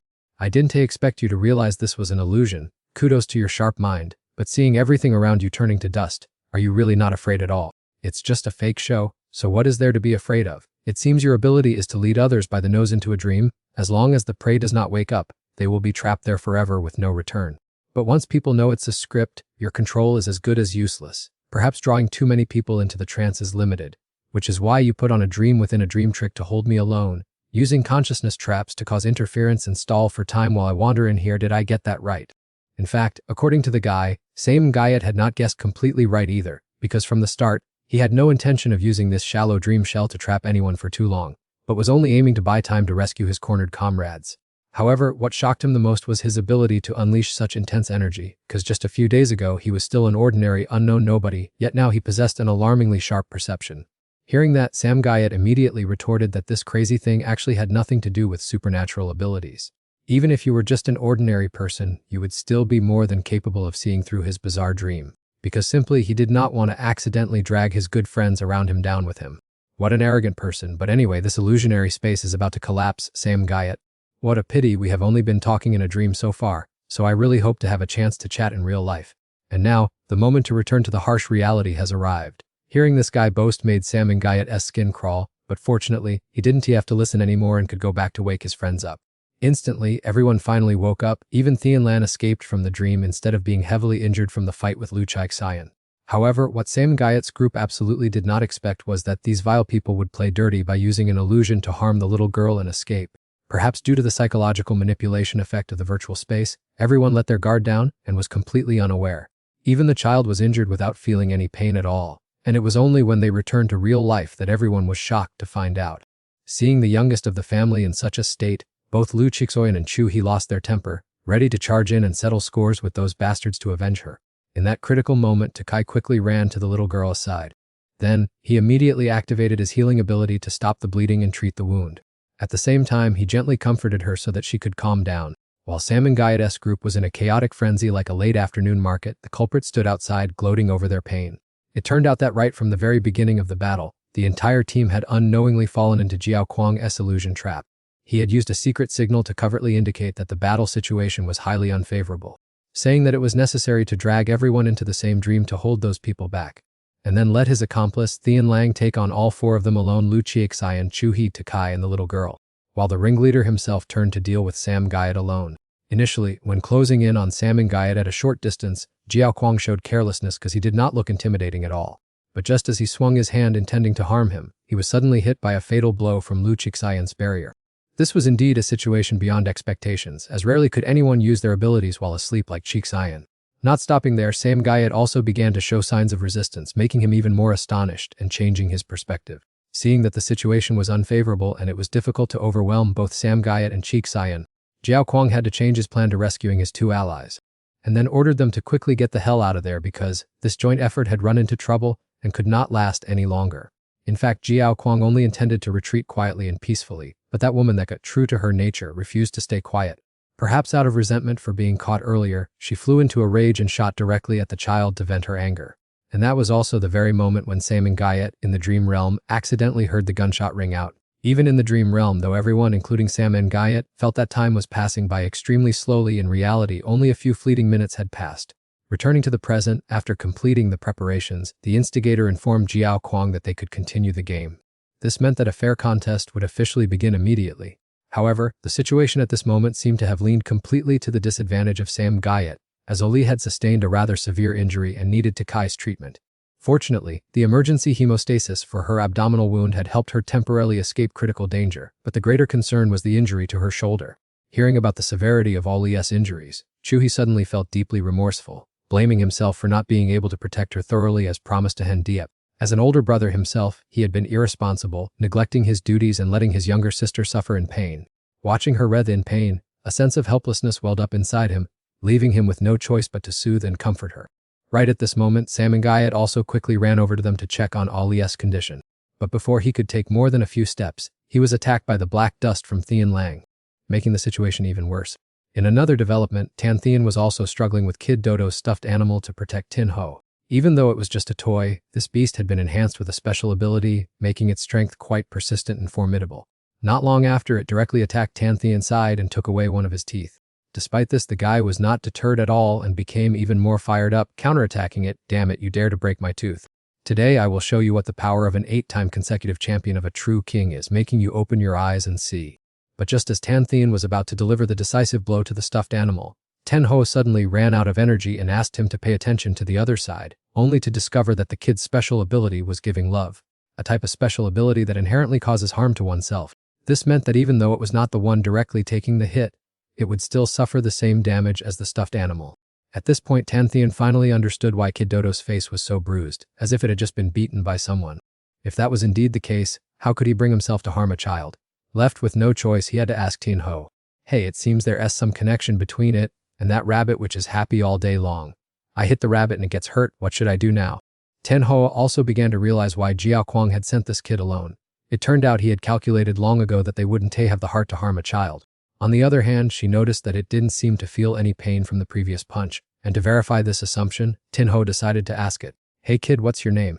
However, the boy was probably still haunted by her crazed image from earlier, so he appeared extremely terrified, to the point of not daring to open his mouth to answer. Only when Ten Ho assured him that she would not harm him did he finally speak. "My name is Dodo. What is your last name?" "I don't have a last name." "Dodo, you saw how I dealt with your teammate, Hamai, earlier, right? Well, if you don't want to end up like that, leave here quickly." Bound by moral constraints, neither Tan Thien nor Tin Ho wanted to harm such a young child, so both tried to use gentle words to persuade him to leave quickly. However, the kid was extremely stubborn. Not only did he refuse to leave, but he also declared that he would finish them off to complete his mission. Tan Thien and Tin Ho were completely speechless, as the kid's meager strength trying to defeat two adults was as unrealistic as plucking stars from the sky. With a cold face, Tan Thien threatened him with a beating, but the kid stubbornly declared he wouldn't back down unless he defeated them. Seeing this, Tin Ho patiently continued to advise him, "If I'm not mistaken, overusing your special ability will cause a backlash on your body, just like using a flimsy plastic cup to hold boiling water. Are you out of your mind? Do you really plan to trade your life just to destroy me in such a foolish way?" Despite explaining until her throat was dry, the boy still refused to understand, firmly believing that as long as he defeated Tin Ho, Sam and Gayet, Cheek Sion and Takus group, Thien Han City would grant them a noble title. Thinking that they would then be adopted by great families and settle in the land of veterans with special powers called Thien Han Chai Than. The boy was even knave enough to beg Tin Ho and Tan Thien to cooperate with him, promising that he would no longer try to kill them. Hearing this, both of them could only shake their heads in dismay. This kid's mindset was completely ruined, warped to the point of being almost beyond saving. Failing to persuade him after so long, Tin Ho lost all her patience, instantly changing her attitude from a gentle young girl to that of a fierce witch. The murderous intent emanating from her terrified both Tan Thien and the little boy Dudu. Since speaking nicely didn't work, she would probably have to use an iron fist to teach this stubborn brat a lesson. Although a bit hesitant seeing that Tin Ho was about to make a move, Tan Thien still tried to stop her, because after all, he was just a child under 10 years old. Perhaps his living environment had made him warped, so they should let it go if they could. However, Tin Ho had made up her mind to put an end to the chaos because her teammates were suffering because of these people, so she had no sympathy for the enemy, even if the opponent was very young. She asserted from the start that she had no obligation to save anyone, and they shouldn't expect to use hypocritical morality to bind her. You reap what you sow. With that, Manhwa strode straight forward. She used her mind fire to instantly burn that bizarre teddy bear to ashes. Despite the boyish screams and pleas, she refused to stop her actions. Even Tanthin, standing nearby, witnessed Manhwa's ruthless action. That coldness and decisiveness made him shudder and sigh in awe. This girl was indeed an extremely terrifying person. In the end, his favorite toy was completely burned by her fire, leaving nothing but a pile of black ashes. As for little Dudu, Manhwa temporarily spared his life but also warned him never to rely on his age to beg for mercy again, and not to make her regret giving him a chance to live. After that, she handed the boy over to Tanthin to watch. As for herself, she immediately returned to the battlefield to reinforce her teammates. On the friend's side, Sam and Gayat being taken away so suddenly caught everyone off guard, not to mention that Oli was also heavily injured at that time. Taking advantage of the chaotic situation, Thien Lang quickly unleashed a move to control Black Dust, aiming to surround Chu He, Takai, and Ala to finish them off all at once. However, Lu Chaixian would not easily let him achieve his goal. As soon as he saw Sam and Gayat being kidnapped, he rushed forward and grabbed Chu He's weapon to find a way to rescue him. You bastard, release Sam and Gayat right now. Just at the moment Sam and Gayat was dropped in mid-air. Just as he was about to slip into eternity, Chaixian acted in time, snatching his life back from the jaws of death. You really are a troublemaker. I only looked away for a second and you almost reunited with your ancestors. Don't let your guard down, the current situation is still very dangerous. However, before Chaixian could even finish speaking, the bastard Thien Lang suddenly rushed in to attack. He hastily pushed Sam and Guide away to take the brunt of that vicious blow himself. Remarkably, this horrifying scene was exactly what Sam and Guide had seen through his mystic eye. In this critical moment, everyone intended to rush to the rescue, but having been blocked, they could only watch helplessly as their comrade collapsed. Not stopping there, Thien Lang also seized the opportunity to capture Sam Gayat, making the situation even more tragic. When Ten Hekva arrived at the scene, she only found the clown's sword discarded there alone. Other than that object, there was absolutely no sign of the others. She tried searching around and discovered Liu Chixian struggling to drag himself out from the ruins. Looking at his battered appearance, it was clear enough how fierce the recent clash had been. Meeting each other again in this awkward situation was truly nothing to rejoice about. One had a swollen and bruised face, while the other had several wounds all over. They looked no different from wounded soldiers who had just stepped off a fierce battlefield. To make matters worse, Sam Gayat and his comrades had been imprisoned inside that bizarre building over there. After careful consideration, Chaixian decided to find a shelter to recover his strength first. After all, in their current exhausted state, neither of them could do anything to rescue their comrades. Stubbornly rushing in would only result in losing their lives in vain. At the shelter, Chaixian finally told Ten Hekva the news that Hado had joined them on behalf of An Dupe. Unfortunately, she had been shot, severely wounded, and her current whereabouts and survival remained unknown. Hearing this, Ten Hekva felt even more tormented for helplessly watching her comrade fall into enemy hands right before her eyes. The gloomy atmosphere and the wind and rain reminded her of some rather unpleasant memories of the day of the ability exam. Back then, the weather also carried the same unpleasant, musty smell as it did now. Do you remember what happened after the exam that day? It's been so long, how could I possibly remember? Is that so? Anyway, thank you for forgetting about that day. The two sat and talked to relieve their stress. Chaixian spoke first, saying he did not want to waste time while their comrades were trapped, while Ten Hekva understood that it was because he cared that they needed to rest to plan a thorough strategy. Chaixian suddenly confessed that he was afraid, giving Ten Hekva goosebumps and causing her to exclaim that it was truly surprising to hear that a child of heaven like him could feel fear. At this point, Chaixian clarified that he feared losing control of himself, not the enemy at all. This had already happened a long time ago. Ever since he was a child, Chaixian had manifested his ability, but unfortunately, he could not master that terrible source of power. This unintentionally caused those around him to be covered in injuries. Therefore, everyone looked at him with fearful eyes, no different from looking at a formidable monster. Theoretically, only those who master their special abilities deserve to be called ability users, while those controlled by them are nothing more than a toy. Because of that obsession for a long time, Chaixian always tried to quietly suppress his ability. Even now, he still trembles whenever he thinks of the prospect of losing control or being completely dominated by his ability. Contrary to showing sympathy, Ten Hekva found this ridiculous. He couldn't help but kick him a few times because hearing these pathetic words only made him want to explode with anger, as this kind of whining is no different from someone who eats delicacies every day but then complains about being too full, not wanting to dine in a luxurious 5-star restaurant for even another second. Controlled by one's ability is the suppression capacity only reaching around 90%. Let me experience the feeling of having an ability so abundant that it never runs dry. If that were the case, I would willingly bear your misfortune for the rest of my life, Ten Hekva said, growing more annoyed, thinking it was truly a case of the haves and the have-nots. Not stopping there, Ten Hekva continued to use an annoying voice to lecture Chaixian that he was not the only one in this world who knew what it was like to live in torment. If you are afraid of hurting your loved ones, then you must do your best to protect them properly, instead of cowardly locking yourself in a shell like that. Furthermore, Sam and Guyot always believed that all of us are willing to risk our lives to save him. How much courage does it take to entrust one's life to people who have only been known for a few days? Look at ourselves. Have we done anything decent yet? I myself was easily provoked by the enemy, leaving openings in battle and almost losing my life, while you still remain stuck in the past. In such a tattered state, how can we expect to win? I wonder what makes us so complacent that we think we will win. If rank decided everything, then I alone would be enough to send them packing. But Cheek Xuan, if even we believe that rank is the ultimate measure, do we have any right left to change the world? Actually, it's not just you, I myself am struggling just like that too. Perhaps the only one putting in 100% effort is Sam and Guyot, someone we often consider weak, right? So snap out of it quick. At the same time, at the highest level of the floating labyrinth, Jiao Kuang's group had fully gathered. However, due to overusing her special ability, Kaiti had begun to clearly show signs of exhaustion and was coughing up blood. Seeing this, Jiao Kuang rushed over to ask about her condition but was suddenly pushed away by a "Stay away, stop acting so hypocritically here." Faced with his teammates' inexplicably harsh reaction, Thian Lang could not help but speak up and question it immediately.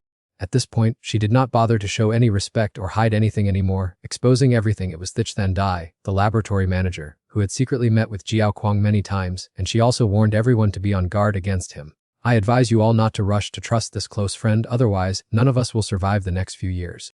Ever since first meeting Thich Than Dai, he started enticing Koiti and Thian Lang to research combining abilities under the pretext of preparing for emergencies. Isn't he that right? What's the point of these tricks? By building such a massive labyrinth, what you are plotting in your heart must be very clear. In the face of a sharp exposure, Jiao Kuang remained completely silent, offering no excuses or explanations. Not stopping there, she turned to pressure Thian Lang. Did he know about you and Thich Than Dai meeting secretly? Looking at that bewildered face, probably not. Hamai is still lying there, and what about Du, who arranged all of this? Seeing Athaka becoming increasingly aggressive and fearing she might lose control, Kaida hurriedly stopped her and admitted that he himself had agreed with Jiao Kuang to build this tower. Furthermore, this place runs entirely on Thian Lang's black dust. To put it bluntly, he didn't even bother to care anymore because Jiao Kuang's feelings were never directed toward anyone to begin with. Hearing that his childhood best friend was being falsely accused, Thian Lang, half believing and half doubting, immediately questioned Jiao Kuang. Instead of standing up to clear the air face to face once and for all, he made an excuse to check on Sam and Guyot's condition and slipped away, leaving everyone disappointed. However, at that critical moment, Hamai, who had just fainted, suddenly revived and spoke up. Let me stand up and clarify this matter. Returning to this development, it seems that Tin Hoa's words have somewhat gotten through to Trixien, so he began to reveal more about his condition. When his body is exhausted, the possibility of losing control is extremely high, especially since he stayed up all night last night. If you want to catch up on sleep, just say so outright. I am at my wit's end too. But you better stand aside in a corner because when I fall asleep, I won't be able to control my actions at all. Ignoring the stark warning from Trixien, Tin Ho appeared indifferent and found it incredibly annoying that there was so much fuss just about going to sleep. Seeing that she was as stubborn as a mule, Trixien didn't know how to advise her further and had to give a final piece of advice. That was to pack up and leave here quickly before he fell fast asleep, but Tin Ho stubbornly ignored it to stay in the room with him. Just a few minutes later, she had to regret her impulsiveness when, as soon as Trixien closed his eyes, a series of lightning bolts from the high heavens repeatedly struck the room they were staying in. Even more dangerously, Trixien was still sound asleep without showing any reaction whatsoever. No matter how much Tin Ho screamed at the top of her lungs to wake him up. To be honest, they have really taken things a bit too far this time. At the same time, at the tower floating in mid-air, a conflict erupted between Jiao Kuang and his 4 companions. While Jiao Kuang just wanted to slip away quickly and ignore the issue, Thian Lang had completely run out of patience. He forced Hamai to reveal everything she knew about the ambiguous relationship between Jiao Kuang and Thich Than Dai so that everyone could know. On the contrary, in another corner, Sam and Guyot, Takai and Oli, though imprisoned in the maze, were safe and sound, completely unharmed after the chaotic battle, except for Sam and Guyot, who had not yet regained consciousness. Seeing this, Oli was slightly worried, but after a moment of careful observation, Takai reassured her that he was completely healthy, with only a few minor, insignificant scratches on his skin. If there was anything wrong, it was probably because Sam and Guyot's physical condition was too weak. Despite being a grown man, his muscle mass was extremely modest, meaning the truly scary one here must be the little girl Ola. Recalling the clash earlier, Takai immediately reminded her that the more she struggled against that black cloud, the tighter it would squeeze.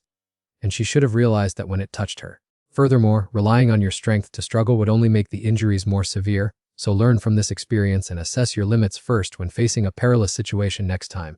Even though Takai's words sounded extremely reasonable, if given the choice again, the little troublemaker Oli would still dive headfirst into danger. Even if her injuries grew worse or her struggling was futile, she would still try first and worry about it later. She would rather take action than sit still and accept defeat. This girl's temperament was indeed hopelessly stubborn. She wouldn't even listen to her parents' teachings at home, let alone the words of a sworn brother she had only known for 2 days. Not long after, Samengayat finally showed signs of waking up, but due to overreacting, he slammed his forehead right into Taka's face, almost knocking them both out for another round. It wasn't until he regained his composure that the only things in his sight were the figures of Oli and Takai, making him think that the trio of Tenho, Trixien, and Chu he had passed away, so he couldn't hold back his tears and wailed miserably. He even delusionally believed that this place was heaven and everyone, including himself, had turned into souls in the high clouds. Witnessing Samengayat's unspeakably ridiculous comedic antics, both Oli and Takai were left utterly speechless. No one would believe you are a descendant of the gods if they didn't see it with their own eyes. Takai, did you forget to scan his brain during the healing process? It was very careless of you to overlook the most crucial part for assessing a person's mental clarity. What if Brother Samengayat becomes a fool? It took a long time for Samengayat to recover his senses and realize everyone was safe and sound, including Lu Chaixian, who was unharmed despite being knocked all the way to the factory area, because the enemy had channeled all their energy into maintaining this floating building, leaving the previous attack with no damage at all. Ali also chimed in to reassure Samengayat not to worry too much because Takai's reasoning ability was highly reliable. If he was so sure, Lu Chaixian's life was definitely not in danger, and besides, they had been trapped here for over half an hour already. The space remained as silent as before, proving that the opponent had not made any further moves. It is possible that Tianlang exhausted his energy by overusing his special power earlier. Suddenly remembering Ali's injury, Samengayat hurriedly stood up to go check on her. However, after taking just a few steps, he bumped his head painfully against a huge rock blocking the way. He was too hasty and clumsy, giving her no time to stop him. Looking at Samengayat's pitiful, dazed expression, Takai then analyzed for him to understand that the operating mechanism of this staircase does not allow anyone to leave their current floor. Simply put, it is just like a normal staircase, but it has no function for allowing people to move back and forth. All matter here can sense the presence of humans, with only Takai having the privilege of moving around freely. At this point, Ollie added that thanks to Chuhi, they realized that bizarre rule. Actually, from the moment the whole group was thrown into this maze, Chuhi had to struggle to cope with the annoying rocks and floating objects everywhere. This is because the structure of this building is completely different from the management area they had known before. The feeling at that time was just like being lost in the stomach of a giant monster. While Takai was dedicatedly treating her to ease Ali's pain, she felt even more sorry to see him struggling to find a way out, and softly whispered that she wasn't hurting that much. You don't need to worry too much. As long as I look up and see you right here, I am very much at ease. On the other hand, Takai found it confusing that the enemies left them to rest and heal instead of attacking, making it extremely difficult to guess their intentions. Afterward, Chuhi decided to go upstairs to find an exit, leaving Ali to Taka's care. As soon as he finished speaking, he rushed off so fast that Ala couldn't even react. Precisely because of that urgency, she thought Chuhi was deliberately avoiding her. Seeing this, Takai comforted her, saying that he was just someone who wasn't good at showing weakness in front of others. Returning to reality after so much waiting, Samengayat finally reunited with Chuhi, an old acquaintance who once had a close relationship with his mother. Chuhi apologetically said, I'm sorry Agayat, we arrived too late. Samengayat gently replied that it was alright. Suddenly, Samengayat froze when he noticed his body showing strange symptoms. His whole body was exhausted and could no longer bear it, so Samengayat collapsed with one knee on the cold ground. Suddenly, a voice echoed in his mind, Brother Samengayat, Samengayat. Everyone frantically asked, Are you okay, Brother Samengayat? Ah! At this moment, in the depths of his subconscious, Samengayat was being choked by his own evil persona. Tiu Hat growled threateningly, Who allowed you to look around? Get back to your corner right now. He sneered mockingly, Stop dreaming, they aren't gonna waste their time coming here for you. Tiu Hat leaned close to his ear and whispered, A useless piece of trash has no right to have a companion. Returning to reality, Tram softly called out to Samengayat, who forced a smile and said he was fine, claiming it was just the remnants of the dream from earlier that made his head ache slightly. Tram was worried sick and offered to check his pulse, but Samengayat gently waved his hand in refusal. Samengayat fell into silence. It seemed he was secretly planning something. He continued, Taking this opportunity, I have a few words I want to express. If I don't speak my mind now, I am afraid I won't have the courage to open up in the future. Samengayat sincerely opened up, I am honestly not as perfect as everyone expects. He explained further, I don't have peerless superpowers, nor do I harbor grand illusions of saving humanity. When it comes to those lofty things, I have absolutely nothing. Samengayat sighed thoughtfully, my presence here is nothing more than the play of fate and being pushed along by life. Not at all. Tram and Ohai could only remain silent, not saying a single word. The two of them just stared at him in silence, listening intently to those heartfelt words. Suddenly Samengayat shifted to a very solemn tone. But he assertively declared, Once I have embarked on this path, I will never back down, I will fight with all my might. Same Gaiet promised himself to strive until the day he transformed into the child of the gods, as had been expected for so long. In another development, Hamai was in an unprecedentedly battered state, her pale face deeply etched with scratches, her hair disheveled, and her clothes torn to shreds. Hamai propped herself up and sighed in frustration, saying that the new high-level title was actually just an out-of-reach scam. Thea glanced over and clicked her tongue, saying, "You didn't need to tell me that. Only fools would blindly believe it." No sooner had the words been spoken than a beam of dark energy brushed past her, and she laughed self-deprecatingly. "Oh, my terrible memory. Isn't there a fool standing right in front of me?"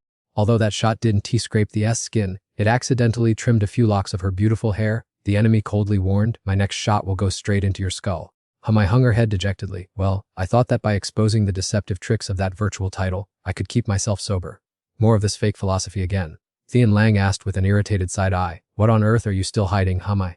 Her eyes suddenly grew sad and her voice softened. Does anyone still remember the young boy Hakwai from back then? Childhood memories came rushing back. At that time, she and young Hakwai were sitting and intently cheering on Jiao Kuang and Thian Lang as they competed on the basketball court. Hakwai shouted excitedly, "Sister Hamai, tomorrow is my turn to take the court." She smiled with encouragement. "Don't worry, kiddo, I guarantee you will awaken your special ability smoothly." The boy in her memory grinned, "I'm not scared at all, I can definitely do it. I'm just curious about what kind of superpower I'll get."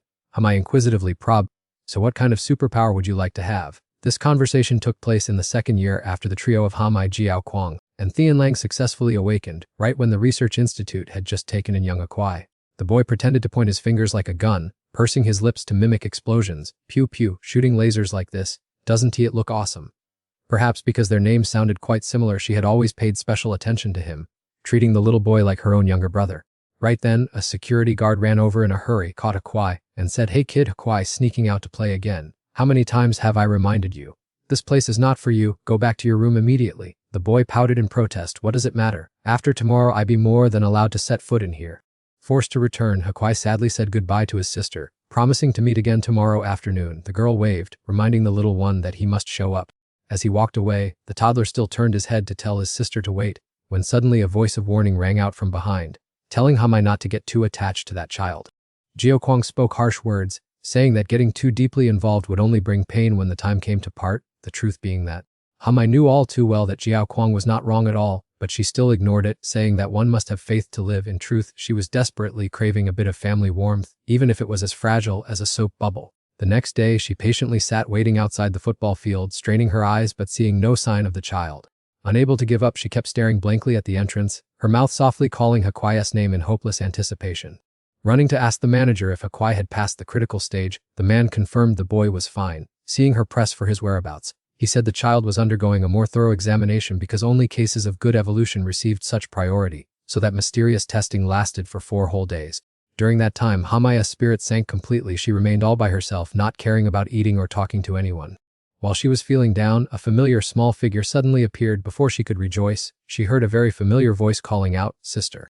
As soon as she saw him, Hamai radiantly asked how he had been, but Hakwai suddenly announced that he had only come to say his final goodbye. Astonished to the point of disbelief, she bent down to ask where he was going, and the toddler excitedly declared that he would become the ruler and change this whole world. Thinking her brother was talking nonsense, before she could compose herself, Hakwai revealed another secret. He had seen everything clearly with his own eyes. The child explained that the insides of the other ability users were completely ruined, whether they were natural born or mutated, but his own body possessed an extremely unique structure. Hakwai's latent power was the ability to see through all the parts deep inside the human body. Hearing him ask about the meaning of this abnormality, she felt an indescribable uneasiness in her heart, so she frowned, curious to know. The toddler smiled triumphantly, claiming to be the most perfect entity as he possessed the intense vitality of a monster while also mastering his power, which he called the ladder of evolution. Watching Hakwai suddenly stand up with pride, Hamai felt a chill run down her spine, even though she did not fully understand the implications of her brother's bizarre story. Hakwai continued to drop a shocking piece of news, stating that Jiao Kuang also possessed the exact same characteristic as him. The boy pointed to his temple as if to imply something, and then warned her to be extremely on guard. She quickly glanced at Jiao Kuang and then accidentally overheard the medical staff discussing a new batch of drugs to be tested on the children, while the woman nodded and ordered them to pamper them as much as possible. The man complied with the order, while the woman scanned a boy who was quietly eating as she walked past. Jiao Kuang noticed that sharp gaze and tactfully bowed his head to avoid her attention. While the warning still lingered in Hamai's ears, Hakwai softly said goodbye, preparing to leave. In a panic, she tightly held his hand, begging him to wait until they both grew up before running away. but the child coldly refused because he did not want to remain stuck in this place for another minute. Hakwai flashed a confident smile, promising that after cleaning up the world out there, he would immediately return to take his sister with him. Ironically, in their next meeting, the toddler's once bright eyes had become soulless and dark. His 2 lower legs, covered in wounds, dangled pitifully in the endless void. The agile child of the past was now nothing more than a soulless corpse, leaving his body to be swayed by the wind. Thien Lang accidentally saw Hamai standing there in a daze and called out to remind her that staring would not bring the corpse back to life, as this was the immediate punishment for those who tried to escape. She only softly uttered a strange remark about the weight of the corpse, leaving Thien Lang bewildered and unable to understand what she was saying. The little girl walked away. Could her mind have been completely in disarray due to excessive agitation? Hamai lingered, her hands clenched tightly. She lowered her face to avoid looking at Hakwai's body hanging outside. She alone understood that she wasn't crazy, but was just waiting for the right moment to verify her doubts. Not long after, Hakwai was taken down and placed in a body bag. A curious bystander asked, "Is this the ringleader of the 15 people who teamed up to escape?" The corpse guard replied, "Yes." The other gasped, "So young yet so brave." The corpse guard snapped, "Hey, shut your mouth, don't drag me into this." The other said indifferently, "Leave it there, it's late, we'll deal with it tomorrow." A dry click sounded as the door shut tightly. Hamai, who had been hiding nearby for a long time, carefully approached Hakwai's corpse. She gently lifted the body bag, her heart tightening with a single thought: why was it so light? As if losing her mind, Hamai wailed in excruciating pain, "Where are the internal organs? Where have Hakwai's been taken?" In the cold basement containing the corpses, there was no trace of life left in Hakwai. Disregarding everything, Hamai blocked Jiao Kwang's path and demanded, "Tell me everything you know." Hearing this, Jiao Kwang calmly replied, "Have you been down to the basement? Go take a hot bath quickly, lest the surveillance system detects something unusual." However, Hamai resolutely refused to move. "Don't even think about fooling me." Jiao Kwang pretended not to understand. "If you want to know the reason Hakwai died, it is the common fate of anyone who dares to betray the organization." Hamai said angrily, "That's not what I want to ask." Jiao Kwang suddenly asked a question. "Hamai, have you ever thought about why, even in peacetime, they still tirelessly research so many dark pills?" He slowly explained, "The more superpowers they possess, the more unpredictable factors arise. They always find ways to escape the grasp of the Research Institute, but instead of stopping, the Research Institute constantly upgrades its technology. Why do you think that is?" Jiao Kwang's eyes narrowed, his voice full of provocation. "Still don't understand?" He continued, "The real goal of the ability users is not to create weapons of slaughter, but medicine that prolongs a healthy life. Those weapons are just unintended byproducts." Jiao Kwang's voice remained flat and emotionless. "At our core, we are just low-level chess pieces serving those in power. The more perfect we are, the more we are exploited, and the more outstanding we are, the less we can gain our freedom." Up until his death, Hakwai still thinged himself into thinking he was capable of escaping. In the end, weeds only dream of turning into ancient trees. At this point, Hamai could no longer contain herself. She swung her hand and slapped Jiao Kwang hard across the face. She took a step back, her voice choking with shock. "How could you say such cruel words?" Jiao Kwang cupped his face and remained silent, leaving it unclear what he was harboring in his mind. Hamai, both in pain and disappointed, asked, "And what about you? Whose cure are you?" He had once said, "It doesn't matter whose medicine I am, you should ask whether I will become poison or the antidote instead." She asked back, "So what is your answer?" He stood there in silence, not making the slightest attempt to answer her. Hamai spoke up, "You don't want to answer me?" She asked gently, "Does it hurt?" Jiao Kwang rubbed his face and said indifferently, "It doesn't hurt at all. I am no longer chasing that answer, because I realized that the greatest blindness is not knowing what you truly desire." Hamai reached out and held his hand tightly. "What I want is actually simple, to not have to lose anything more." She whispered softly with a plea in her voice, "Let's grow up together and work hard to survive, okay?" He agreed. Yeah. A man walking down the hallway suddenly saw that object and frowned. "Who would leave this here?" His companion replied casually, "Just the kids playing around." In the middle of the corridor, a crumpled paper bouquet lay discarded without any pity. While Hamai devoted herself to training day and night, Jiao Kwang was busy recruiting others. A boy was astonished, wanting to break the limits of superpowers in a dream. Jiao Kwang nodded, "Yeah." The boy hesitated, "What if I can wake up?" Jiao Kwang smiled encouragingly, "You can definitely do it." Hearing that, the boy regained some confidence. "All right, what do I need to do to support you?" "The Research Institute can imprison our bodies, but it can never lock our hearts." Hamai watched Jiao Kwang's back as he moved forward, thinking to herself, "He is going to meet Thich then die again." Harmonizing body and mind is not something that happens overnight. Everyone was lying stretched out on the chairs with exhausted and bored faces. Hamai gasped and called out loudly that the supervising Jiao Kwang was about to arrive, so they should quickly wake everyone up. Otherwise, the consequences would be like a kwai, a life of a hibiscus blooming early and fading fast, which is truly a pity. Chi cheered that it was a success, saying that with these two types of superpowers combining so perfectly, even a natural-born genius might not be able to do it. Thien Lang excitedly asked if anyone could stop them from becoming strong now, while Chai also urged Jiao Kwang to tell them what to do next. Jiao Kwang pondered. thinking that if they kept rushing into rules set by others, they would forever just wander in that vicious cycle. Confused, Chai asked Jiao Kuang what he was muttering, but he only smiled gently, saying it was nothing, and praised everyone for their hard work. A few days later at the Research Institute Hall, the host began to step onto the stage. Next, please welcome the outstanding representative of the mutation group. Let's give a round of applause for Thian Lang. Chai highly praised Thian Lang's stylish look, while Thea looked on and said he was indeed a brighter choice than Jiao Kuang, adding that it was strange for the higher-ups to bypass the other guy. Humai stood silently with her arms crossed, her eyes observing Jiao Kuang without turning away for a single second. She wondered what kind of rules Jiao Kuang was actually planning to set up in his mind. Upon receiving the mission, Thea boasted that she had just worked very hard to get this, making Chi exclaim in delight, "Is this a ticket to Lila's fan meeting?" Thian Lang grumpily scolded everyone for playing and forgetting their mission, so Humai immediately called Jiao Kuang out to talk privately for a moment. She wanted to clarify why Thich Then Dai allowed him to embark on such a dangerous journey. Humai hesitantly said that he should reconsider it anyway. Recalling old memories from years ago, she had once asked him whose pawn he ultimately was. She suddenly realized she had misspoken, so she quickly tried to cover it up, meaning whether she was trustworthy enough to let him join this lineup. Jiao Kuang calmly replied that Thich Then Dai was also just a gambling chip, and that everything in this institute was not under her absolute control. He added that thanks to her, he now had a little free time to do what he wanted. Humai wondered, even if she had no say in the matter, his name appeared on the list surely because he chose it, or did he go because of them? Jiao Kuang lowered his voice and said not to overthink it because everyone could now take care of themselves, and combining superpowers helped them stand firm against elimination. He narrowed his eyes mysteriously, saying he only came to see whether the child of God in exile would be crushed by the city of crime. Jiao Kuang whispered to Hamai that sometimes he had very malicious thoughts, hoping that child would go astray.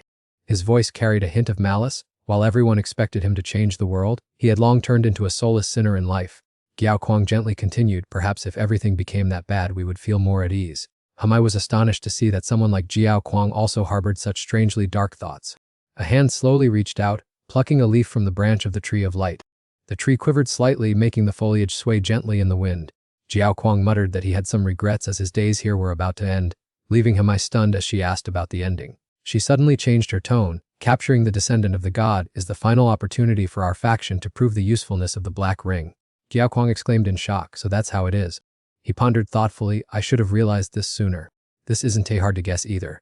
Initially, the ability users used the Black Ring as a test subject because their bodies violently rejected the god's blood, but when we tried to exceed the limit of this ring, at the laboratory area, someone cheered excitedly, awesome, we really made it this time. Another breakthrough was also gradually coming to light. Hamai snapped out of her memories, then bowed her head and mumbled, that is everything I know. Thea and Chi were stunned, extreme anger clearly showing on their faces. Kai demanded in a low, harsh voice, why did you dare to deceive me? Jiao Kuang quickly spoke up, there is no more time. Kai to take me to the sand pit immediately. Chai squatted down on the ground, slowly extended her hands and began to summon her ability energy. A spatial portal gradually formed right behind Jiao Kuang. Thian Lang, unable to keep his composure at this moment, demanded, do you really consider me a friend? Jiao Kuang lowered his voice and replied, after everything is settled, I will personally apologize to everyone. The scene shifts to the restroom area. An ability user with far-seeing eyes froze upon hearing the news, his face turning pale and completely bloodless. He pieced together all the clues. Thich Then Dai was originally Lam Dao Sen's henchman, so this special body must definitely be reserved for him. Wait a minute, that makes no sense. Up until now, nobody has ever said that Lam Dao Sen's body had any issues. He ran outside as fast as his legs could carry him. He still could not believe it. Moreover, why would Lam Dao Sen deceive even his own younger brother? He had to urgently report this to Lam Dao too. Suddenly he felt a strange sensation in his body. In the blink of an eye, a layer of freezing cold ice completely covered his legs. He tried to drag himself step by step toward the door. No matter how much he struggled, his entire body was still imprisoned by the solid block of ice. A thin mist suddenly spread, lazily enveloping the entire path, alongside countless snowflakes swirling gently in the wind. Just then, a crisp snap of fingers rang out. Instantly, a deafening explosion ripped through the space. His body shattered into pieces, scattered across the cold floor. Scene change at this moment. Sam Gayat, Tram, and another person are standing in the middle of a mysterious labyrinth. Tram suddenly shouted, Brother Sam Gayat, watch out behind you. He thought to himself, the enemy has already made their way here. As soon as Tram's shout ended, Ala quickly turned her head back. As the door opened slightly, it led to yet another endless series of doors inside, appearing as if they would never end. Tram shouted loudly, telling Sam and Gayat to get away from there quickly. Sam Gayat quietly observed the door, her eyes clearly showing suspicion. He proactively stopped her, saying that Gayat should not be impulsive, that he would go in and check first, and if he did not return, she should calmly wait a bit longer. He looked puzzled and seriously reminded Sam and Gayet that they could not rush into the enemy's trap without any plan. Sam and Gayet shrugged, wondering how strange it was that if they could attack straight in here, why they went to the trouble of creating this confusing space. He stepped closer to the door, looked down the hallway with its calculatedly arranged stairs, and wondered if the enemy was so free as to make it easy for his side to exchange information. Sam Gayet kept moving forward, ignoring the feeling of despair at seeing his teammates close by but unable to touch them, refusing to believe everything was that complicated. Sam Gayet stopped short in a daze right in front of the bright red wall. He stared in silence for a while and then suddenly burst out laughing in a proud manner. He turned to call out to his teammates to turn this maze into their home turf together, and everyone asked in bewilderment how to do that. Sam Gayet leisurely spoke up, asking if everyone knew how to play hide and seek. The scene changes as two men are suddenly trapped in a violent thunderstorm. The person behind cried out in panic, telling Brother Thean to leave here quickly because this place was too terrifying. Tan Thean looked with admiration, thinking that this was Liu Zhichuan's special ability, questioning whether he was still a normal human, and that this might be the ultimate limit of special abilities. The man behind trembled and said that these hailstones hurt so much, Brother Thean. Tan Thean still stood tall in the rain, quietly watching the lightning rip through the night sky as if everything was responding to their master's call. The scene shifts to where Tin Hoa is calling out Liu's name loudly. A powerful surge of special ability suddenly shot straight toward her. Tin Hoa immediately focused her mind, gaining momentum to spin around extremely fast. She jumped high to dodge the energy surge rushing close by. Tin Hoa thought to herself in surprise, wondering if Liu Zhichuan's Thunder Wind Fire ability had reached the 100% threshold. That energy surge pursued her relentlessly, forcing her to unleash a fire to stop it. That power was so terrifying that Tin Hoa could not control the situation. In just an instant, a deafening explosion rang out and the special ability surge blew away the wall of the building.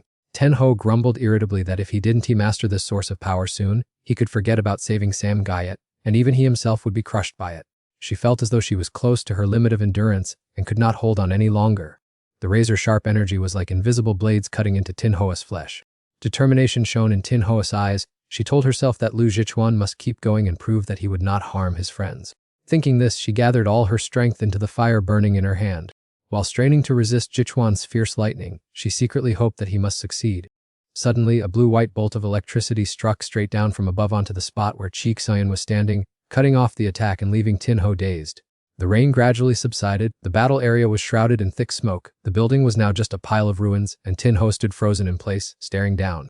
Before her eyes was a gaping hole, the first floor's ground was heavily damaged, with debris scattered everywhere amidst a thick cloud of dust. Tin Hoa looked up at the sky, the rain had completely stopped. A few soft footsteps echoed in the wind. Alertly, she pulled 2 hairpins from her hair, ready to fight. In a ruined corner on the same floor, the rock suddenly trembled slightly. Instantly, a massive, shocking explosion rang out, and the door behind the pile of rubble was blown open by a terrifying force. Seeing this, Tin Hoa breathed a sigh of relief and smiled faintly. Everything was still under control after all. From behind the door, Xian stepped out holding his sword. His left arm was drenched in blood. If one looked closely, it was still trembling non-stop. His purple hair, soaking wet from the rain, dripped continuously. Xian gasped for breath and said, "Let's go." At the same time, on the opposite side, Thea grabbed Chai's shirt and screamed helplessly, "I think you guys have done experiments until your brains are fried. Is there anyone left here who is still normal? Just let the earth perish and be done with it. What kind of damn mission is this? Wake up, come with me."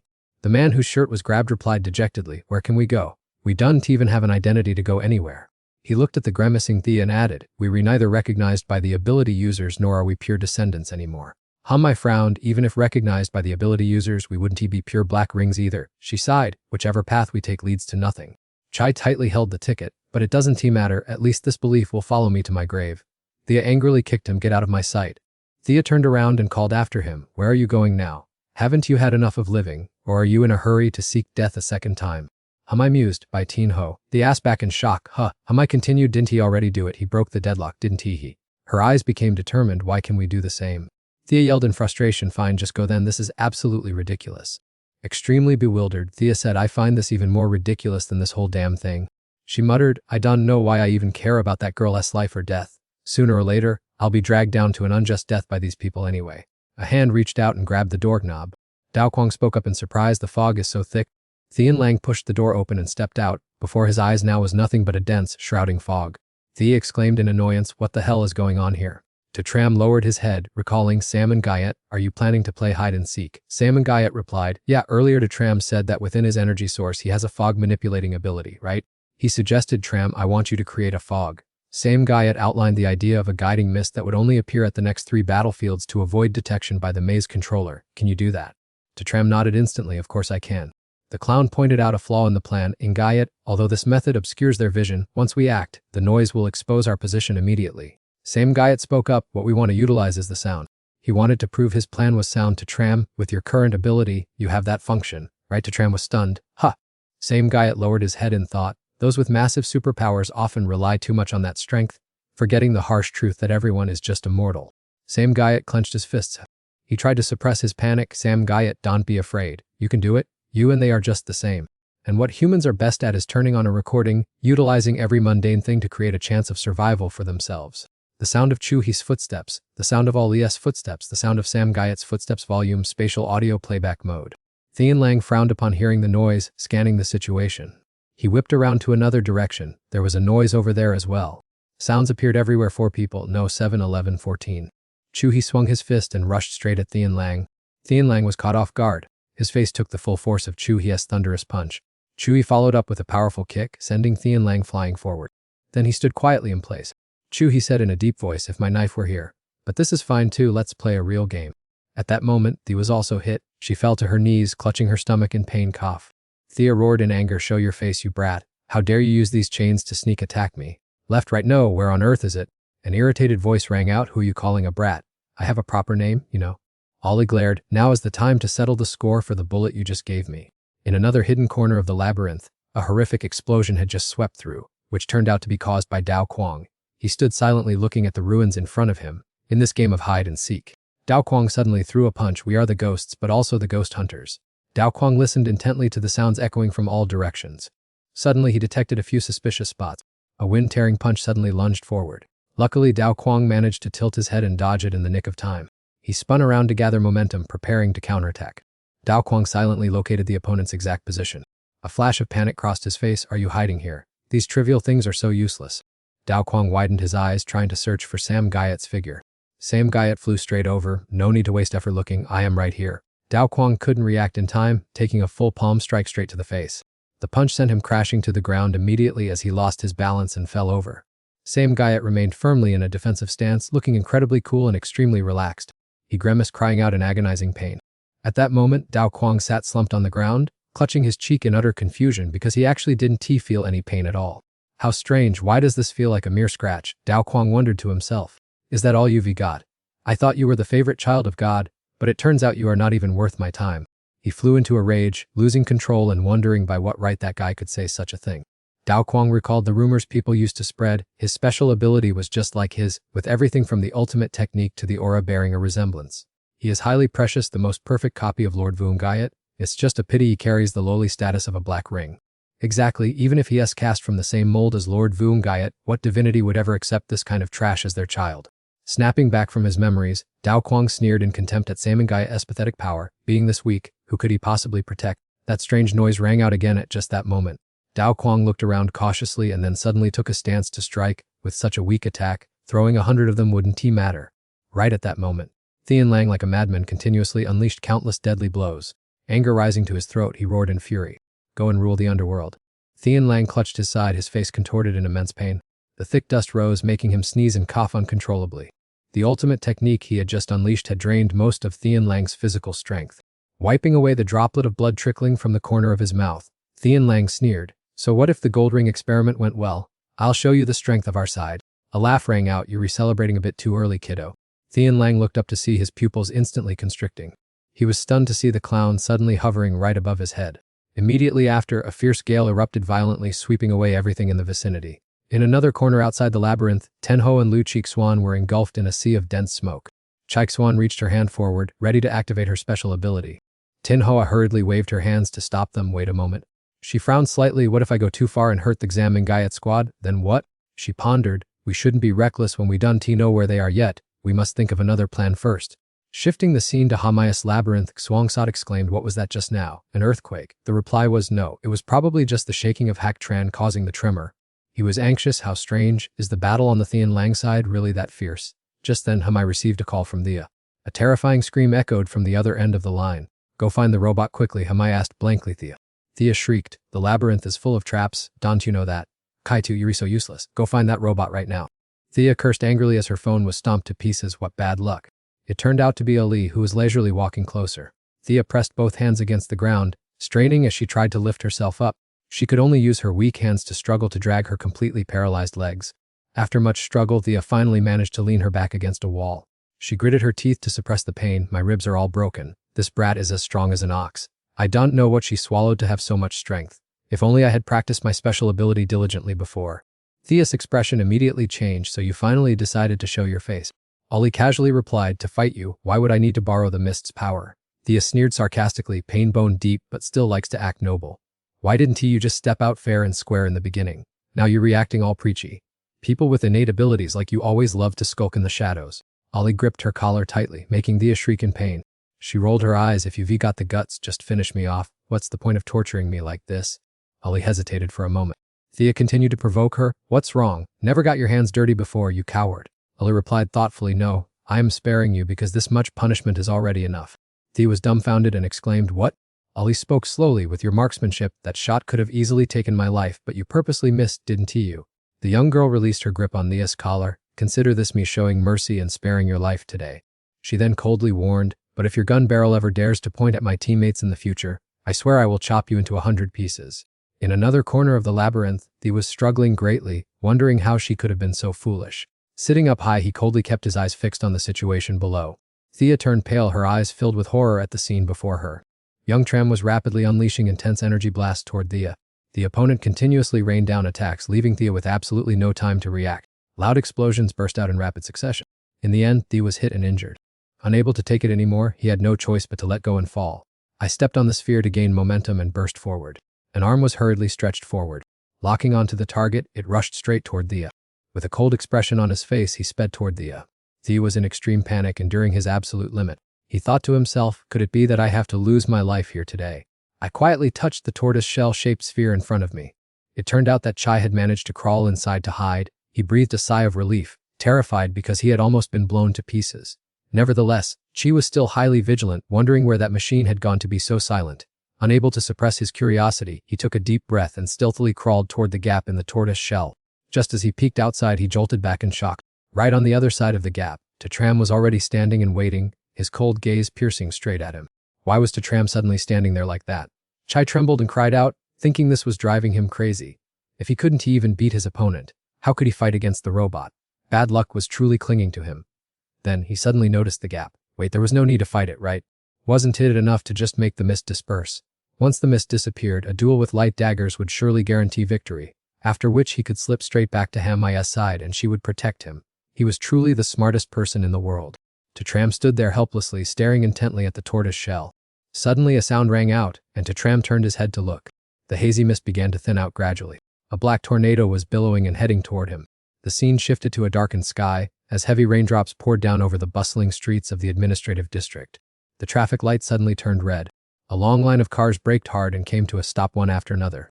A woman sat calmly behind the wheel, patiently waiting for the red light. That person was none other than Thich Than Dai. She reached out to press the button to roll down the car window. Then she turned her head to look outside. The loud voices of advertising speakers echoed across the street corner. 500,000 for one, 980,000 for two. Buy a pair for a chance to participate in the lucky draw. That price was indeed steep. Included in the prize pool were also VIP tickets to watch the live match at the club. She saw a small vendor sweet-talking customers. This is how you get business. Hey handsome, this is the standard 4th generation battle armor, identical to the original version used by the Divine Son. Plus, the gift package includes a true-to-life scale model. Don't you want to try your luck? A customer asked skeptically. Is he really the Divine Son? I thought his performance in the match was pretty average. The man standing next to him shouted, stop talking nonsense. Wrap up 4 for me, quick. The customer called out, does it have the Divine Son's live signature? The seller warmly replied, of course we have all of them. All the stalls on the street were piled high with souvenirs related to Sam Gayat. Both sides of the sidewalk were filled with giant posters of his face, making the entire neighborhood look like a miniature world revolving around the name Sam Gayat. The card reader suddenly malfunctioned, making it impossible to process the payment transaction. The advertising chorus rang out again, a tour of the Godson's arena costs a mere 80,000. An employee grumbled, the cash register is overheated and frozen, please change it for another one. As soon as the bus parks, it sets off, with a departure every 2 minutes. The crowd of people jostled, waiting to buy tickets to board the bus, while the loudspeaker continued to announce, today's route is headed straight to the Living Dead Club's arena, don't miss out everyone. Dai smiled. It really was a bustling atmosphere. The green light turned on and the line of vehicles began to roll forward again. Dai ordered, "Open Luke." The system responded, "Order received, activating Luke key for you." This is a short video application very popular among young people in the management district. A voice rang out, "Latest news says the Son of God is trapped in that high-rise building." The news bulletin reported the building just shook. Did everyone see that? Even a god might not be able to save him. If the Son of God really dies there, we will truly be witnesses to history. You guys are so heartless. The streamer is so reckless, actually daring to rush into the exile zone. Dai waved her hand, changed channel. The news updated again. "You once tied with the Son of God. What was your feeling then?" "In reality, it was a narrow victory for me. I know everyone is very curious. Please watch next week's tournament. I will participate and reveal many more interesting things." Dai scrolled past indifferently, changed channel. The identity of the protector behind the pursuit of the Son of God is gradually being revealed. She moved on in boredom again, next channel. The management district is a common home, not a battlefield for special class espers to act with impunity. The celestial people must compensate for the damages. Dai sighed, changed channel. The days when that person was alive were so peaceful. My heart shattered along with that person. Her son's behavior is truly an absolute disappointment. Dai ordered, "System, check if social media is discussing the Black Ring Esper." "The server is processing data, please wait a moment." The system found relevant information. The Black Ring refers to the Son of God, Sam Guyot, who just appeared 2 days ago. She said irritably, "Turn it off." The system obeyed, "Understood." Dai immediately stepped on the gas to accelerate. The car sped along the road in the cold, rainy weather. A special checkpoint leading to the celestial city. The scene that appeared before her eyes stunned Dai, her eyes wide with shock. Right ahead, a person wearing worn-out clothes stood in the rain, waving and shouting as if to signal that something was wrong. That person pointed, "We are only one bridge away from that place." She screamed, "Why do we just stand by and watch instead of helping?" Dai let go of the gas, slowing down the car and gradually approaching him. She cried out in despair, "When on earth will the dictatorial era of that family end?" She shrieked, "They take the lives of young children for amusement. Are we just going to stand by and watch in silence like this?" She continued to complain relentlessly, "How can you be so heartless as to swing a blade at a child? Those who call themselves celestial people cannot even tolerate a descendant of the ancients." She began to call out, "Rise up. If only a few dare to stand up, many others will follow." Just then, a strong gust of wind blew away the poster next to her. Dai stared intently at the poster that had just flown away. The poster tumbled through the air and fell in the freezing rain. It turned out that the face appearing on that paper was Sam Guyot. Dai stepped on the brakes and demanded to know what trick she was trying to pull. The elderly woman stopped calling out, calmly looking at the person standing right in front of her. She slowly took off her headscarf, revealing her snow-white hair bearing the marks of time. The old woman whispered, "As long as there is one more idealistic heart willing to step up, we still have hope." The woman pointed her wrinkled hand straight ahead. Dai was momentarily stunned by the other person's somewhat strange action. She fell silent with a pensive look, seemingly calculating something in secret. Dai softly exclaimed that the sun had begun to rise. Scene change. Inside the Cloud Palace, Chi raised his voice arrogantly, "The mist has cleared. You can defeat us. Show us whatever remaining circus tricks you have left." Tram calmly said thank you, making Chi ask in astonishment what was going on. Tram smiled and said this was no joking matter. Sam Guyot had instructed that this mist was to guide their allies. He recalled Sam Guyot's advice, "Even if the mist clears, do not be afraid, they will arrive soon." Chai suddenly felt anxious, not understanding what that guidance ultimately meant. Suddenly, a massive surge of purple energy was unleashed by someone. A loud explosion echoed through the sky, bursting out suddenly. The figures of Tin Ho and Lu Qi unexpectedly appeared out of nowhere. Dai's car was still gliding swiftly down the street. Her car slowly pulled up in front of a splendid building, the lights from inside shining brightly.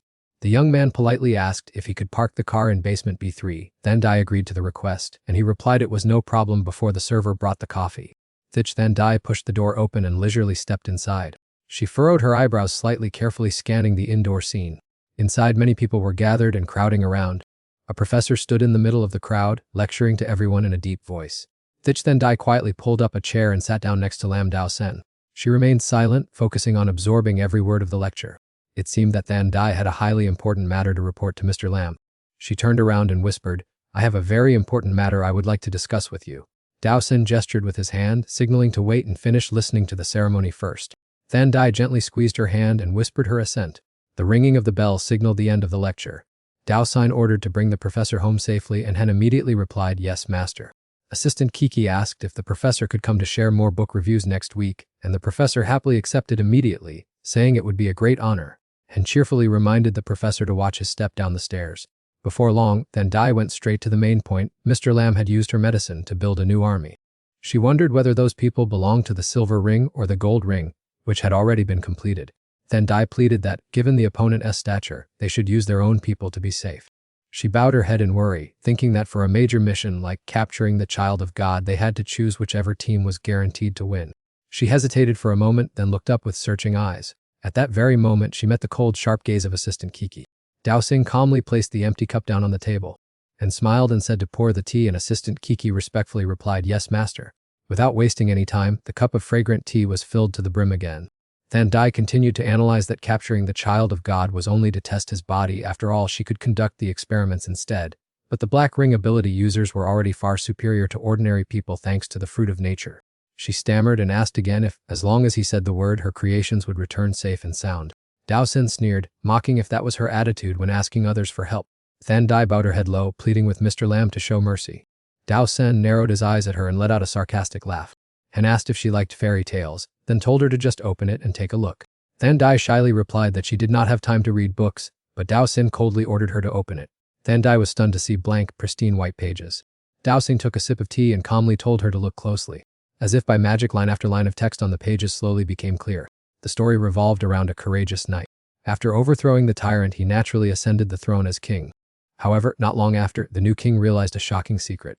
To protect his realm, a limited lifespan of several decades was far too short. He craved eternal immortality like the predecessor king to protect this place forever. Thus, the king continuously hunted for perfect bodies to replace his old one when it decayed. Once desire was awakened, there was no way to stop it, leaving the king's mind increasingly unstable. He discovered a talented apothecary among the lowly refugees and dared to bring that person back to the palace. The king indulged her by granting her all sorts of things and entrusting her with the important task of concocting the elixir.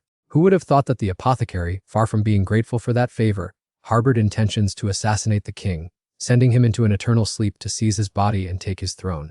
"Come here to me," the king had long seen through her wicked heart, yet he had no desire to take her life, because he had suddenly thought of a much more interesting punishment.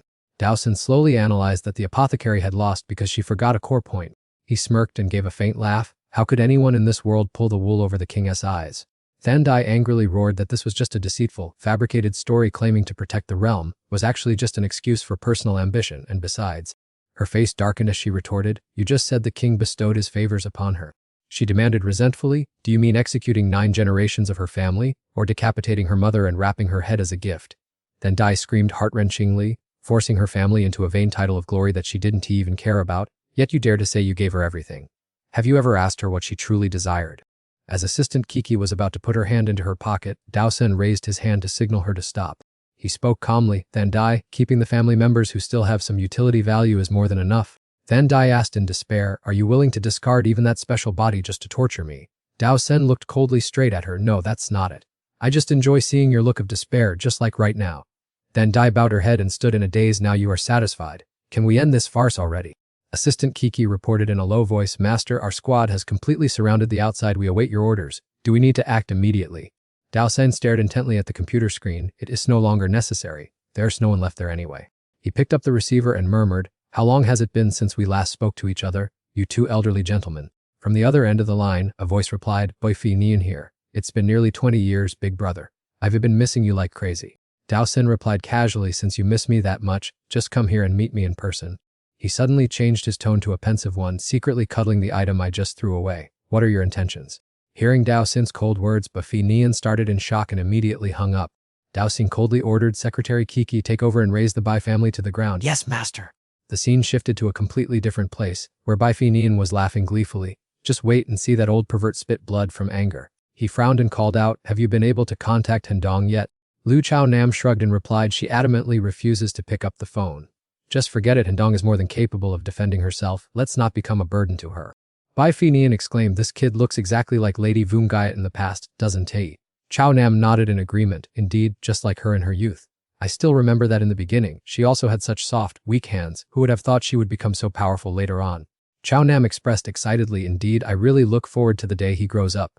Boifi Nian then teased, "Hey, if Sam Gaius' growth rate surpasses Liu Xian, that would be hilarious. I really want to see his miserable state when he loses." Chao Nam smiled and shook his head. "Always harbor such bizarre aspirations." An earth-shattering explosion rang out, shaking the ground violently. A billowing sea of fire rose high, obscuring everything in the blink of an eye. The family, the Han family, and the entire Chao family. Chao Nam turned his head to look, raising his voice to remind him of the direction of his apartment. He joked, congratulating him on officially joining the homeless club, and Bai Fai Nian calmly replied, "I've been looking forward to this moment for ages." He raised his voice, "Chi." Bai Fai Nian teased, "Put some strength into it, such a weak punch, I've become homeless now." Chao Nam stared at him and sighed, "You are really so childish."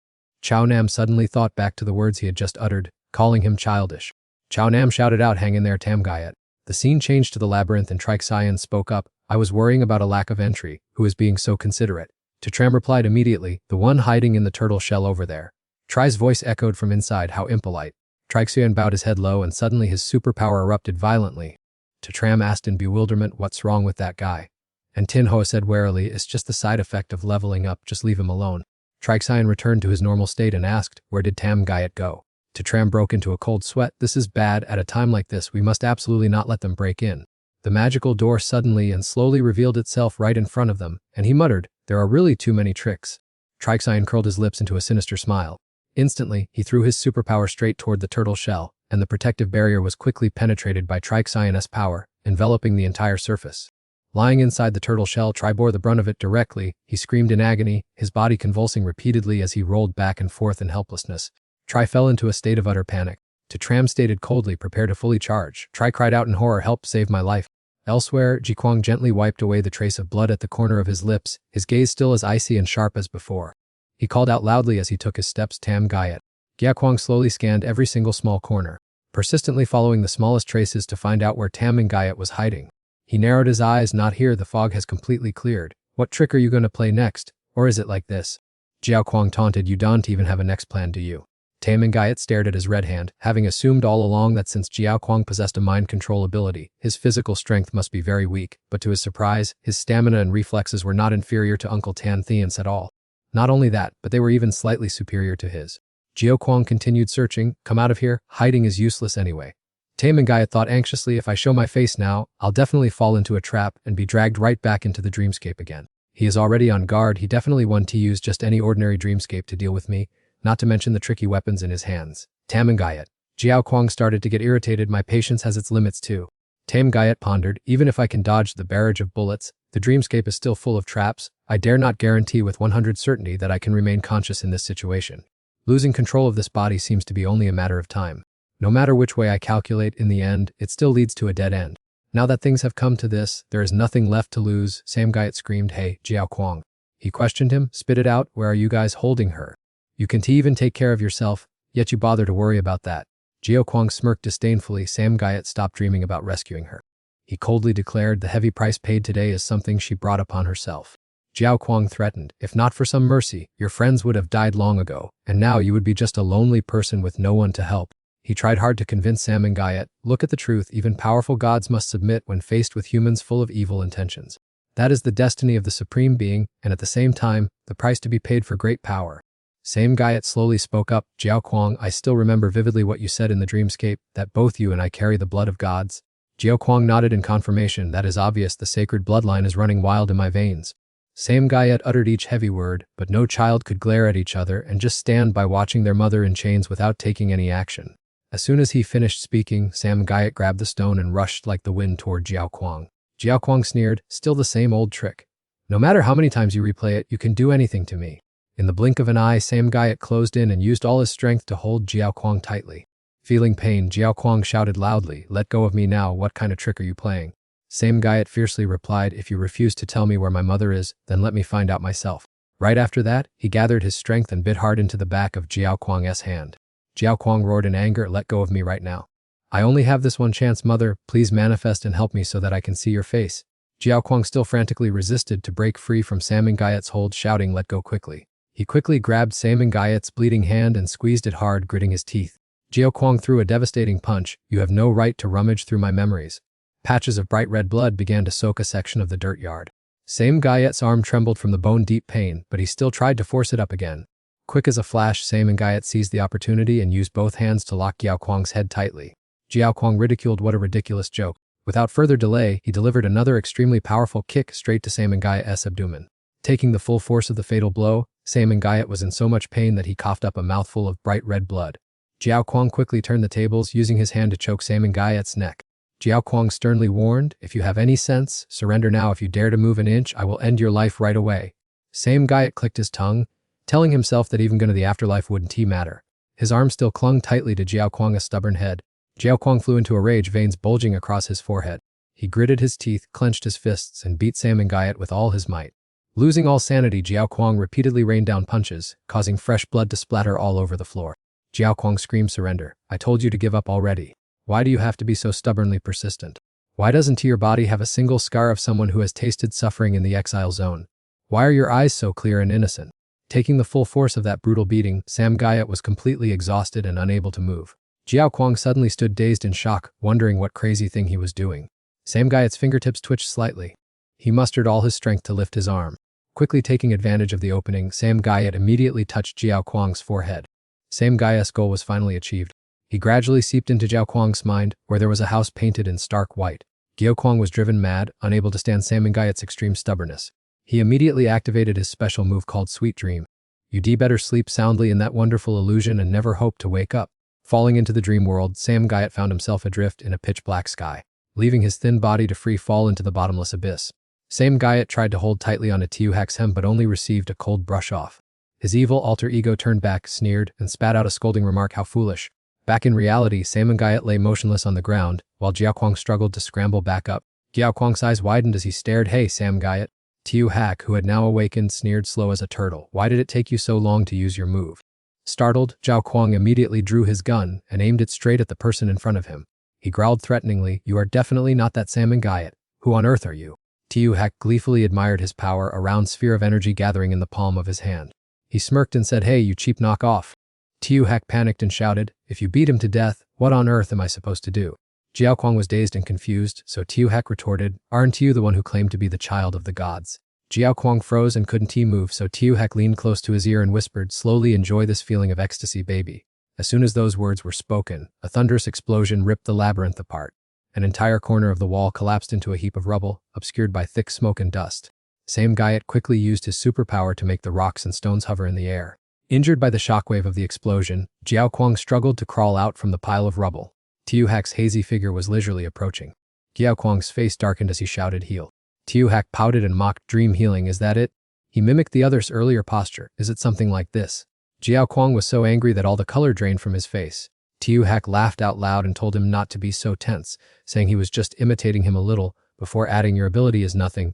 These mental tricks are just like scratching an itch to me. Jiao Kuang suddenly burst out laughing, making Tiuhak stare at him as if he were an alien. Jiao Kuang gritted his teeth and said, I knew it, hiding is useless anyway. Fate has never been fair to anyone for a long time.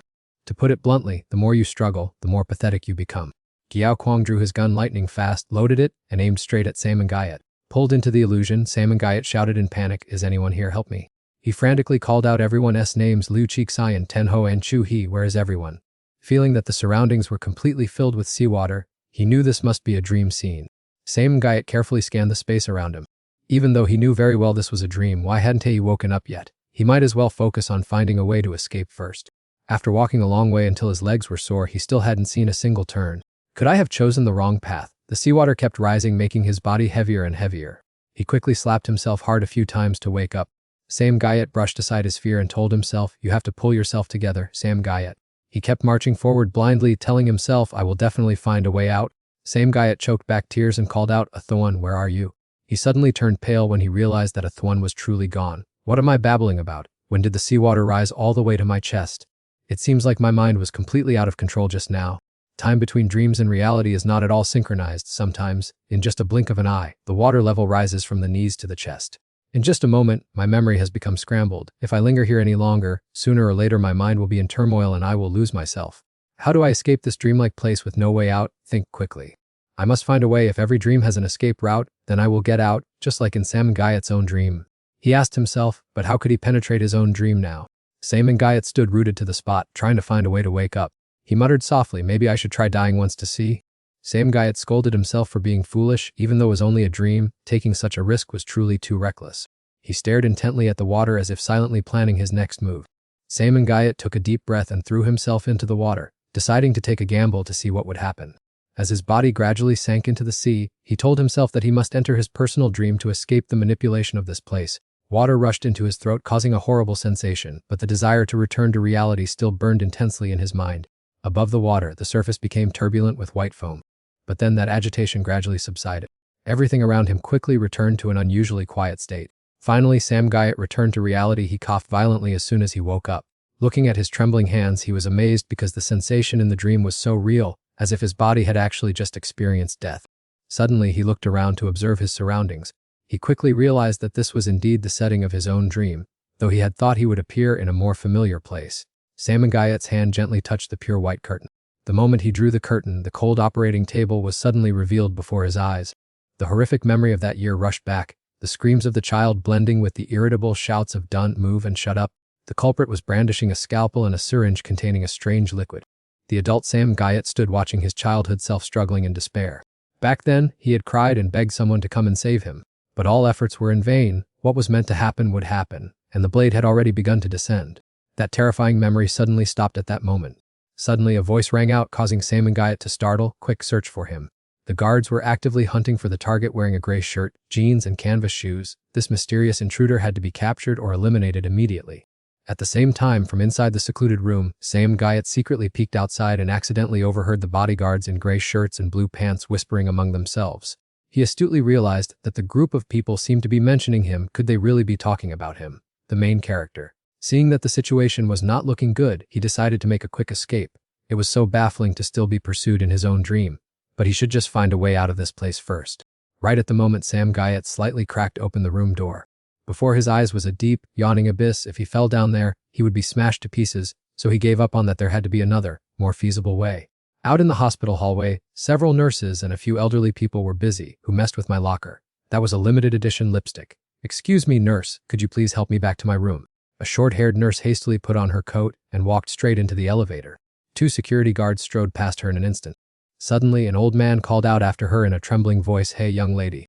It turned out that the nurse was Sam Guyot in disguise. He gave the 2 elderly people a bright smile in response. His smile completely charmed the old man. He looked just like a lovely little angel. As someone who had never set foot in a hospital, he felt extremely bewildered. What kind of clinic was this luxurious, where patients wore gold jewelry and guards wore silver? Why was he dreaming of this scene? It felt even more real than his usual dreamscapes. While he stood there looking blank, 2 nurses walked past, making him quickly face the wall. "Can a black ring really sneak into the celestial city? I don't know, but I heard that Lord is here today, so everyone must be careful." The gossip that reached his ears made Sam Guyot startled. Did they just mention the celestial city? A nurse suddenly placed her hand on his shoulder and asked, leaving him frozen in his tracks, "Which department are you from? Why haven't I seen your face before?" While he stammered, not knowing how to make an excuse, I am. Without even waiting for him to answer, the 2 of them hastily walked away, leaving him alone to mutter hopelessly, I am. In the end, he could only sigh helplessly. "I hate the feeling of dreaming like this." A moment later, Sam Guyot had made his way to the back door. "I've escaped. Let's try my luck with this door." He reassured himself that simply pushing this door open would wake him up instantly. Just push to wake up, just push to wake up. He shut his eyes tightly, waiting for a miracle to happen. But unluckily, nothing changed. It seemed this trick didn't work. Sam Guyot had no choice but to dejectedly trudge along the endlessly long corridors. He slowly took one heavy step after another. This familiar feeling made him suspect he was dreaming. Even the air here was completely different from the exile zone. While he was strolling aimlessly, Sam Guyot suddenly saw an incredibly familiar figure. Although that woman had her back turned to him, he recognized her instantly. Mother. Feeling extremely flustered, he quickly hid behind a nearby pillar and frantically tidied up his hair to look neat. At the same time, there was a voice asking about the fetus' poor development and when they planned to inform the Han family. Bun Recaps sighed, saying that the Dao life has been unstable recently, and they were already too exhausted from clan matters, so bringing it up now would only cause more anxiety. She gently rubbed her stomach and resolved that this little life would resiliently overcome adversity, and she would forever accompany her child. Witnessing that scene caused the other person to painfully call out Bun Recaps' name with utter choking emotion. Sam Guyot, hiding behind the pillar, heard every word of the confession, fully understanding that amidst the current chaos, this child was nothing but a heavy burden. Suddenly changing the direction of the conversation, Bun Recaps asked him to help her retrieve her phone, which she seemed to have left inside, with a helpless but tolerant smile. He sighed, giving in to her forgetfulness, and asked where it was, to which she casually replied it was in the clinic while leisurely looking away. The moment the figure disappeared from sight, her eyes immediately became chillingly sharp. Bun Recaps stood up abruptly and slowly took steps toward the pillar where Sam Guyot was hiding. Her voice rang out commandingly, demanding the eavesdropper to quickly show themselves. Startled, Sam Guyot hurriedly used his hands to brush away the seemingly real dirt on his cheeks. Next, he awkwardly untied the troublesome hair tie. Finally, he clumsily wiped his dirty hands on the hem of his shirt to clean them. Once finished tidying up, Sam Guyot cautiously stepped out from the corner. He did not dare to look up directly at his mother, but only stared intently down at the ground. When his eyes finally met his beloved mother's, both were suddenly frozen in the quiet space. Without a sound, Vungayat suddenly unleashed a mysterious magic. She intentionally blew away Samangayat's scarf, causing him to panic and cover his birthmark with his hand. Instantly, the strange black collar on his neck caught her sharp gaze. Not stopping there, Vungayat also noticed Samangayat's dark hands and asked if he was okay. Shyly hiding his hands behind his back, he hesitantly replied that he was fine while secretly breathing a sigh of relief inside. It turned out he was secretly rejoicing because he had hidden his identity from his mother, feeling insecure about his own pathetic and useless appearance. Pulled back to reality, cheers echoed amidst the ruins, which reeked of the stench of blood from the battle. Samangayat's dark clone was extremely excited, humming and singing while enjoying the victory. He ruthlessly grabbed Samangayat's hair and carried him off like dragging an object. Laughing triumphantly, he muttered to himself, wondering how to handle this toy, and whether finishing it off would wake up the original. The loud sound of an engine suddenly rang out, spoiling the dark clone's mood, but he shrugged it off.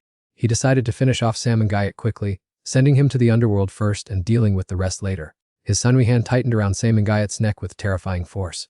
Just when it seemed he was about to lose his life, a savior appeared in the nick of time as their comrades rushed in, and Tin Ho shouted Samangayat's name. Tacham was about to rush forward to fight, but was suddenly stopped by Chaixayan, who reminded him to stay calm and observe carefully. It turned out he had realized that the person standing in front of him was not Samangayat at all. Samangayat in his dark form could not help but laugh upon hearing that. With a furious expression, he pushed Samangayat aside, loudly demanding to know if he wasn't worthy, then who else would be. His power suddenly erupted, accompanied by a terrifying bloodlust. It was indeed an alluring scent. Directing his gaze toward everyone, he challenged, "Come at me all together." Seeing the person opposite who was both similar to and different from Samangayat, Tacham hurriedly checked, immediately analyzing Samangayat's sudden behavioral change. The analysis results showed inconsistency, ruling out the possibility of being impersonated by someone else. Common causes that could lead to behavioral changes include, first, psychological issues such as neurological disorders, disturbances, or schizophrenia that can cause sudden changes. Second, physiological factors requiring a rescanning of Samangayat's face, possibly due to a brain injury. And third, environmental influences and external pressures. Experiencing many major shocks in a short period can also lead to behavioral transformation. He immediately reported the situation to Cheekswan. Other abnormal causes could not be completely ruled out for now, and a deeper conversation with Samangayat was needed to gather more analytical data. However, at this moment, Cheekswan was only focusing on one thing. What I care about more than analyzing the cause is. Samangayat's dark alter ego appeared annoyed when he saw that no one answered him. Frowning, he asked, "Does everyone already know?" This was exactly what Cheekswan was thinking last time. This person was also able to speak. Suddenly, something made him look in another direction. It turned out that Tin Ho had just unexpectedly stepped on his foot. Her action puzzled Cheekswan. "What do you mean?" She casually replied, "Is this the interesting thing you mentioned before?" It turned out that last time Cheekswan had suddenly looked at her and dropped a confusing remark. "There really is something quite interesting." At that time, she didn't know what he was implying, and he just said it was nothing, without explaining further. Just as Tin Ho was about to deliver another blow, Cheekswan quickly pulled his foot back, and the two began bickering. "Such an important matter? Why didn't you wait until next year to say it, for a surprise?" Just at that moment, all three of them, including Tram, suddenly directed their sharp gazes forward. It turned out that Samangayat's dark alter ego had taken the opportunity to attack them. The three of them were not panicked at all. On the contrary, they calmly handled the situation. Suddenly, a bronze bullet flew out from the dense dust, making everyone cry out in panic, "Watch out." Cheekswan gently dodged and thus escaped the bullet. Who would have thought that this bullet could even turn around? However, before it could lodge into Cheekswan's head, it was frozen. In the end, it shattered into pieces. Cheekswan's fluid, cloud-like movements made Samangayat's dark alter ego show interest and exclaim, "Not bad." Then suddenly, he grinned craftily and said, "Come here." That attitude drove Cheekswan crazy with anger. What? Seeing him fly into such a rage, Tin Hoa thought helplessly to herself, "S over." Tram received a warning from the system, detecting slight damage to the outer shell. He hastily ordered, "Turn off the notification." Turning back to the raging god, "Are you ordering me around? Power at 400, rage at 2000. It seemed that Samangayat's dark alter ego did not anticipate this fury at all, so he still asked blankly, "Is there a problem? Isn't that why you all exist?" Fearing that Chaixayan would lose control and accidentally blurt out his real name, Ten Ho quickly intervened. She and Tram reminded him to remember that Samangayat was someone to be protected, not an enemy, and to use a gentle approach to bring him back to his former state. Chaixayan replied with a mock smile on his face that he only intended to go over there to ask a few questions. However, deep down, his blood was boiling, and he wanted to beat that arrogant guy to a pulp. Ten Ho called out once more, causing Chaixayan to spin around and ask her grumpily what she wanted. She did not hesitate to warn him not to forget that Samangayat possessed supersensory perception. As long as the body was still his, the pain would be multiplied manifold. That painful sensation would be 100 times more intense than for an ordinary person, so he should not be foolish enough to strike too hard. Chiksoyan froze for a moment before growling a brief reply that he understood. Right after speaking, he strode forward with a billowing murderous aura radiating from him. The two behind him were equally busy. Tram intently analyzed the data and concluded that Samengayat's soul seemed to have completely vanished, and when Tenhua anxiously asked how to save him, the guy only coldly announced that the machine was processing. In the face of this tense development, Tenhua was truly restless. Chiksoyan glided as fast as the wind approaching Samengayat's position.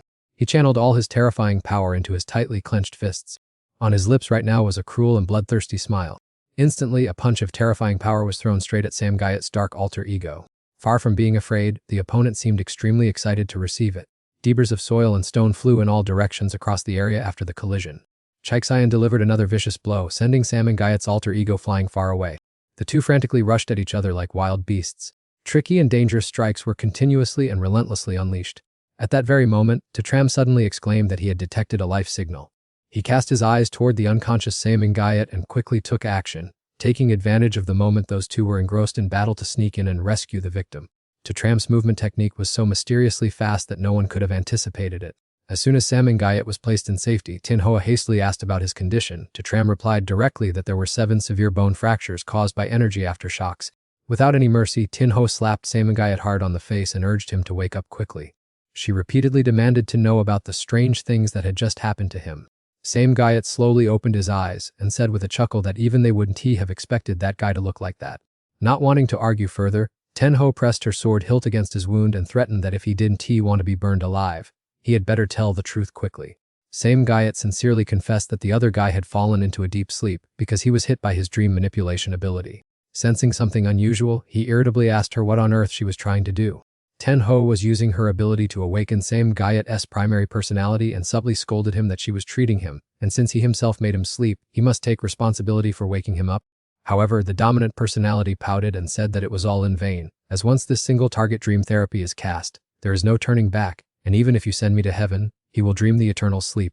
It didn't stop there. The most tragic part was that the moment Samengayat fell asleep, his soul also dissolved into thin air. This dark scenario was, of course, fully calculated by the blackened side inside Samengayat from the beginning. Or do you plan to perform a miracle to resuscitate the corpse, turning the impossible into the possible? At this moment, the villainous personality borrowing Samengayat's body tilted his neck, pretending to be bewildered, asking if this turn of events wasn't exactly what they wanted. That villain asserted that the cool version of Samengayat sitting proudly here is the true, perfect child of God that everyone has always dreamed of. Looking back at the battlefield, the air was already burning, and the high-stakes colliding energy was filled with terrifying killing intent. Chiksoyan's battle with the corrupted Samengayat was extremely fierce. Both sides held their ground inch by inch, refusing to back down even a little. The blackened Samengayat seemed quite impressed with Chiksoyan's skills, nodding and praising him repeatedly, saying it was actually quite something. He also added a sarcastic remark, saying that he was on a much higher level than those useless underlings. As soon as he finished speaking, Chiksoyan was immediately surrounded by rocks and soil from all directions with no way out. However, that entrapment did not make him flinch in the slightest. A storm of power immediately erupted, piercing through every gap. Thus, in the next second, he gently shattered the shackles that had just imprisoned him into dust. Suddenly, Chiksoyan smelled a strange aura lingering right beside him. Out of nowhere, a ghostly hand yanked hard at the necklace around his neck. It was unclear when the corrupted Samengayat had closed in. He smirked and tempted. How about shaking hands with me and wiping out the rest of those ability users? Seeing that invitation, Chiksoyan only replied with a sarcastic sneer, "What a joke." Immediately after, he swung his hand and flung the villain far away. Taking advantage of the blackened Samengayat stumbling off balance, Chiksoyan immediately cast magic to lock his legs with a thick layer of ice. Only at this moment did he startle, realizing that he had been caught. Before he could react, his arms were already tightly bound by iron chains. Chiksoyan made a stern expression and said harshly, "Stop using Samengayat's face to spout such disgusting nonsense, please." He shouted powerfully, "Get out of here right now." An explosion of energy engulfed the blackened Samengayat along with Chiksu's thunderous roar, "Give Samengayat his body back right now." The swirling storm of dust and sand made Tenhua hurriedly cover his eyes with his hand, while Tram remained unusually calm.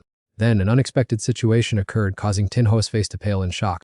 From amidst the hazy mist of dust, a chilling, delighted laughter suddenly rang out. Samengayat's blackened side, thought to be finished, turned out to be completely unharmed. He was not shaken in the least. In fact, the evil energy around him surged rapidly, becoming even more overwhelming than before. While he still stood arrogantly as firm as a rock, suddenly he was tightly bound by Chiksuan's chains, caught completely off guard.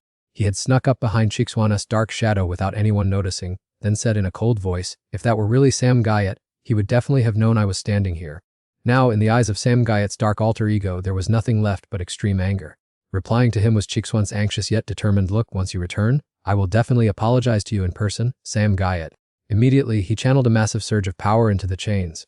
As a result, Sam Guyot's dark alter ego was electrocuted until his entire body went numb. His terrifying scream startled Chi, who was standing outside, out of his wits. He clumsily wondered, isn't this Sam Guyot's voice? How could those guys bear to attack their own teammate like that?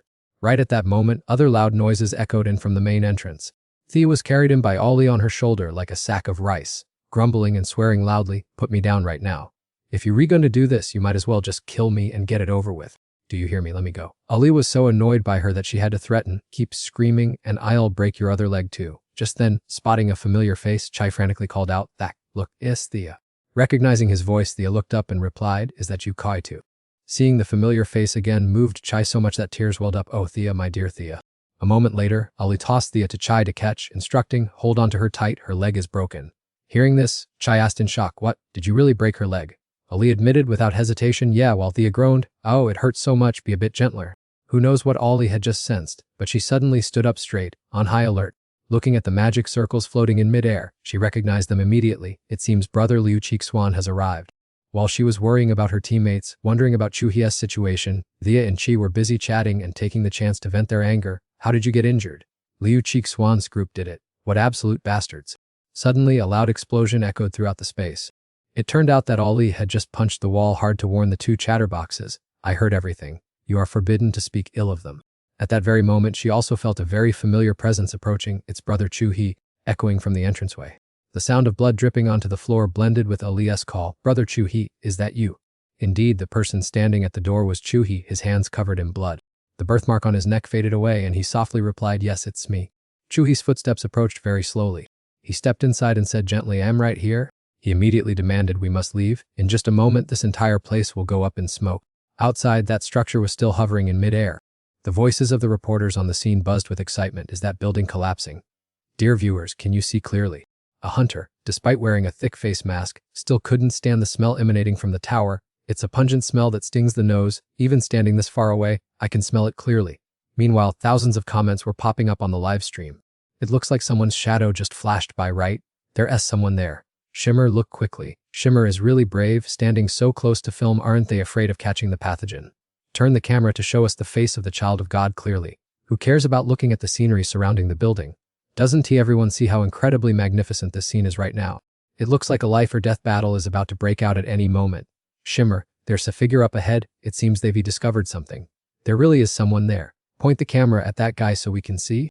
The people standing there called out to each other without hesitation, "Hurry up. Look, zoom in on that corner. Someone is stepping out of the building." "Where?" "Ah, I see them now." Two figures are hurriedly fleeing from the ruined structure. It's none other than Chi and Thea. Not to mention, the collars around their necks, the powerful black collars made the live stream viewers' hearts skip a beat. In the distance, a group of devout followers are reverently clasping their hands in prayer. The ordinary citizens can only watch in bewilderment as the ashes flutter down from the sky. Locked tightly inside the car, Dodo is both crying hysterically and pounding hard on the window glass. Hongda, waiting in a far corner, is also fidgeting restlessly with impatience. In stark contrast to the crowd, that disciple is extremely eager for the good drama about to unfold. Back to Sam and Guyot, who is still lying dead silent on the ground. However, he is still aware of everything around him amidst the surrounding thick shroud of dust and smoke. At this very moment, a system notification pops up. The live stream you are watching has been disconnected. Once outside, she quickly instructs the two teammates he has just escorted and rescued, "Make sure to take good care of yourselves, and absolutely do not leave each other's side. I'm going to look for Thian Lang and Jiao Kuang, and I'll be right back." Just as he is about to turn and leave, he is suddenly held back by a hand. "It. Wait a moment." The young man turns around in bewilderment and asks, "What's the matter, Hamai?" Hamai seriously instructs him, "You must take care of yourself." He immediately chimes in, "Exactly. Walk carefully and keep a low profile." The heartwarming concern from the two girls makes Chi freeze in place for a few seconds. Next, the young man gently places one hand on his chest. With his other hand, he confidently points to himself, and then eloquently declares, "Just trust me. The ability to clean up a battlefield is the most accurate measure of a true nobleman." At the very moment he is about to set off, the young man suddenly whispers in their ears, "Hamai Thea." He wears a radiant smile and solemnly promises, "None of us in our group will ever be left behind." Hearing this, Thea gets goosebumps from how cheesy it is and hurries him, "Just go quickly, please, and stop mumbling." Actually, Chai himself feels intensely embarrassed by his own cheesy remark, Oh my, why did I say something so cheesy? I'm so embarrassed I want to sink into the ground. Thea still glances sideways at him with a look of utter contempt. Just keep standing there chit-chatting, and we'll all get crushed to death by falling bricks and stones right now. Suddenly, she feels a gentle warmth softly brushing against her skin. It turns out Hamai has suddenly taken the initiative to squeeze her friend's hand tightly. Let me hold your hand for a bit, please, I beg you. Turning sharply back inside the shaking, crumbling architectural structure. Ali and Chuhi are still marching forward side by side. Oli, watch your step so you don't trip. Yes, I know. The two friends walked together through the ruins. Finally, they found a safe shelter. Seeing the two of them, Tacham spoke up in bewilderment, Chuhi, Ali. The scene before her left Ali bewildered and stammering, what on earth is happening? It turned out the girl had misunderstood that Chaik-Sayan was acting brutally towards Sam and Gayat, unaware that it was only the dark persona. Seeing the tense situation, Tenho hastily intervened. Everyone calm down and listen to my explanation first. Unfortunately, Chuhi didn't bother to listen and rushed in to attack immediately. Fearing that Chaik-Sayan would take a fatal blow, Tinho cried out in panic, Liu Chaik-Sayan. Fortunately, Chaik-Sayan was highly alert and managed to dodge in time. The blade plunged into the cliff face, leaving a deep and terrifying gash. Chaik-Sayan snapped in frustration, step aside, I have something I need to make clear. Chuhi was not to be outdone, retorting, what kind of clarification is so heavy-handed that it looks like you were trying to take a life? He maintained a tough stance, demanding that the opponent explain the situation, otherwise they would face the consequences. The gleaming blade was like a stern warning, I won't let you get close to Sam Gayat again. Just then, a familiar voice rang out, causing Chuhi to freeze, it hurts so much. Recognizing the call, Chuhi choked out Sam Gayat's name, answered by a painful, feeble whisper. The words carried a tone of reproach, didn't you come to protect me? Why are you torturing me like this now? Sam Gayat suddenly behaved unusually, brother Chuhi, save me, they are bullying me. An eerie power emanated, making Chaik-Sayan realize it was the dark persona, and he shouted loudly, Chuhi, back away now.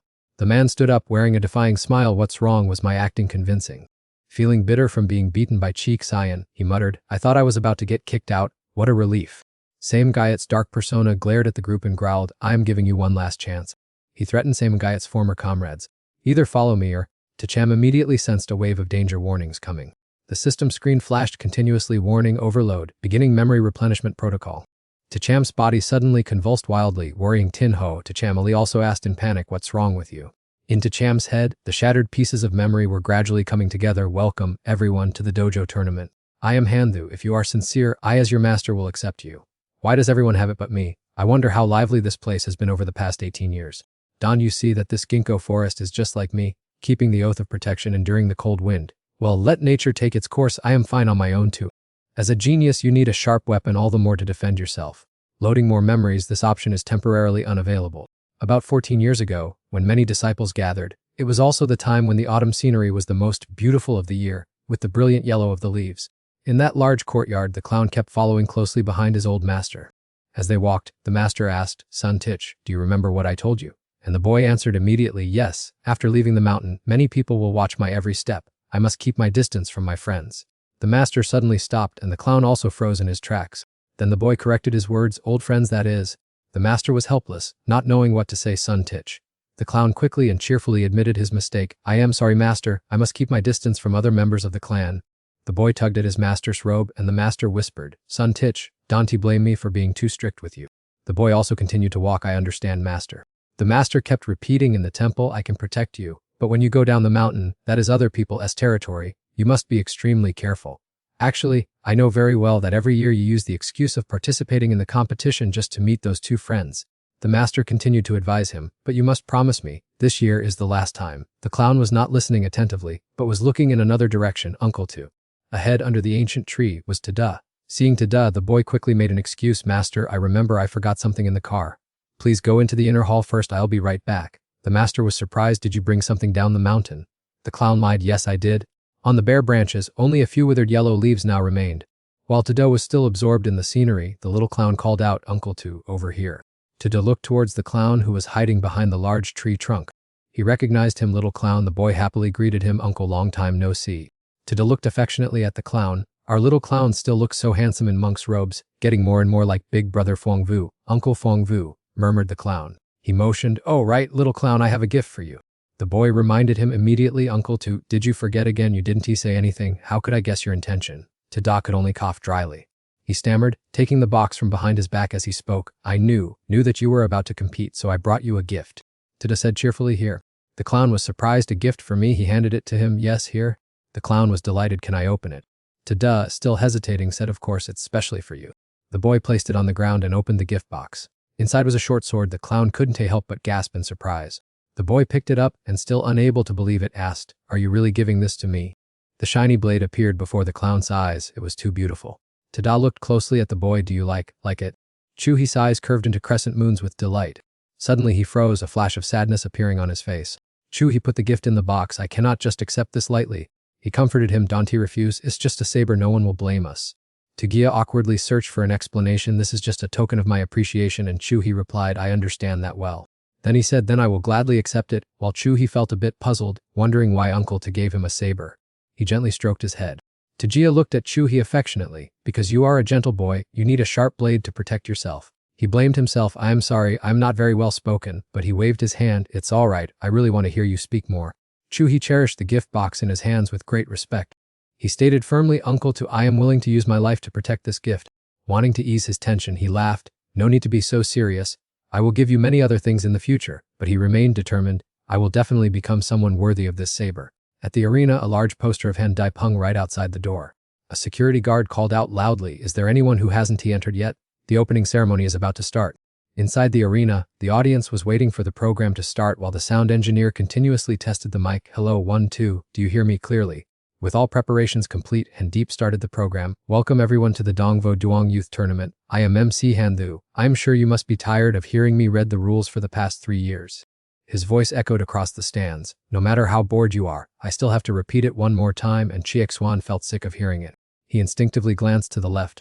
Right at the entrance, a security guard was giving directions to Chu He. "There are empty seats over there," and he thanked him, thinking to himself, how did he grow so much taller? While Handep continued the introduction, "This year we have invited 16 clans to compete in a one-on-one format to find the champion." A tall figure rushed through the hallway. As Handip still spoke clearly, "Please note that the tournament strictly prohibits the use of special abilities. We will only compete using physical techniques." Tagia moved as fast as the wind. "The rules are extremely simple. Whoever knocks down their opponent or pushes them out of the ring first wins." Fong Vu happened to see his figure and added a warning, "Anyone who uses special abilities will be immediately disqualified." He moved toward the door to see who it was. Tagia had vanished without a trace. "Everyone, please remember to follow the rules." In the players' area, they were sitting and talking with each other. When the MC spoke up to remind them, both Chuhi and Cheekswan were startled. "Contestants, please focus." Both sat up straight. "This year's tournament promises more excitement for the competitors." And Dape announced the new feature of the season. "We have prepared small, encouraging gifts for each winner after every round." A gold badge engraved with their name was introduced. "Just defeat your opponent, and you can receive the honorary item of Dongvo Duong." Cheekswan was not very excited. Who cares about these things? While he remained silent, and then the starting whistle began to sound. "The draw has begun." Hang Deep leaned close to Cheekswan's ear, reminding him to slip away quickly once the 4th round contestant appears and meet at the secret base. He grumbled about his bad luck for having to face the clown, and while helping his opponent put on gloves, he added a question. "This is the interesting part, isn't it? Do you understand the art of capturing the audience's psychology?" When it was the clown's turn to enter the arena, Hang Dipe also didn't forget to remind him of their meeting at the base. The guy replied and asked if his parents would be there. Hang Dipe scolded him for being so silly, saying that if all the parents were present, it would be too obvious. The clown nodded in agreement, and then curiously asked about the item he was carrying, to which the other replied that it was a gift from his uncle. Hang Dipe felt unconvinced, exclaiming, "What? How can there be such unreasonable favoritism?" The atmosphere in the conference room suddenly fell into a suffocating silence. Realizing that the situation wasn't right, he quickly gestured to lower their voices, saying they would deal with this matter later. The scene shifts to Fuang Vu, who has just strolled out of the restroom and is letting out a curse. The more Fuang Vu thought about it, the more confused he became, not knowing where on earth they had disappeared to. Tado was making his way along the dark stairs. Organizing the youth tournament at the Dong Martial Arts Dojo was actually just a cover for today's truly sinister plan. He quickly pushed open the room's door. Inside the room, 3 powerful figures were gathered. This was the top-secret meeting of the pioneer generation of guardians. And Dong's face showed a clear frown, while Baifinan kept his head down in deep thought. Chao Nam also exuded a murderous aura that made Tada feel awkward. Why was the atmosphere so tense? Finally, someone spoke up, saying that since Tada was here, they should let him judge, as they didn't think they had done anything wrong. The other guy criticized, "Not wrong. Have you forgotten who caused Vuongayat so much suffering? Of all the children in the world, why did you choose to raise the enemy's child?" He tried to stop him, saying, "Why say that? The grudges of adults should not weigh heavily on children. Things need to be kept separate. Besides, I have taken care of her for a year, so I know her nature well." She countered, "How can things be kept separate? But Finan and Dong both expressed deep disappointment. If she hadn't failed the ability test, she would now be standing in the opponent's ranks with her father. Your unauthorized adoption and hiding it only put us in grave danger. She questioned whether he thought his actions were so noble and righteous.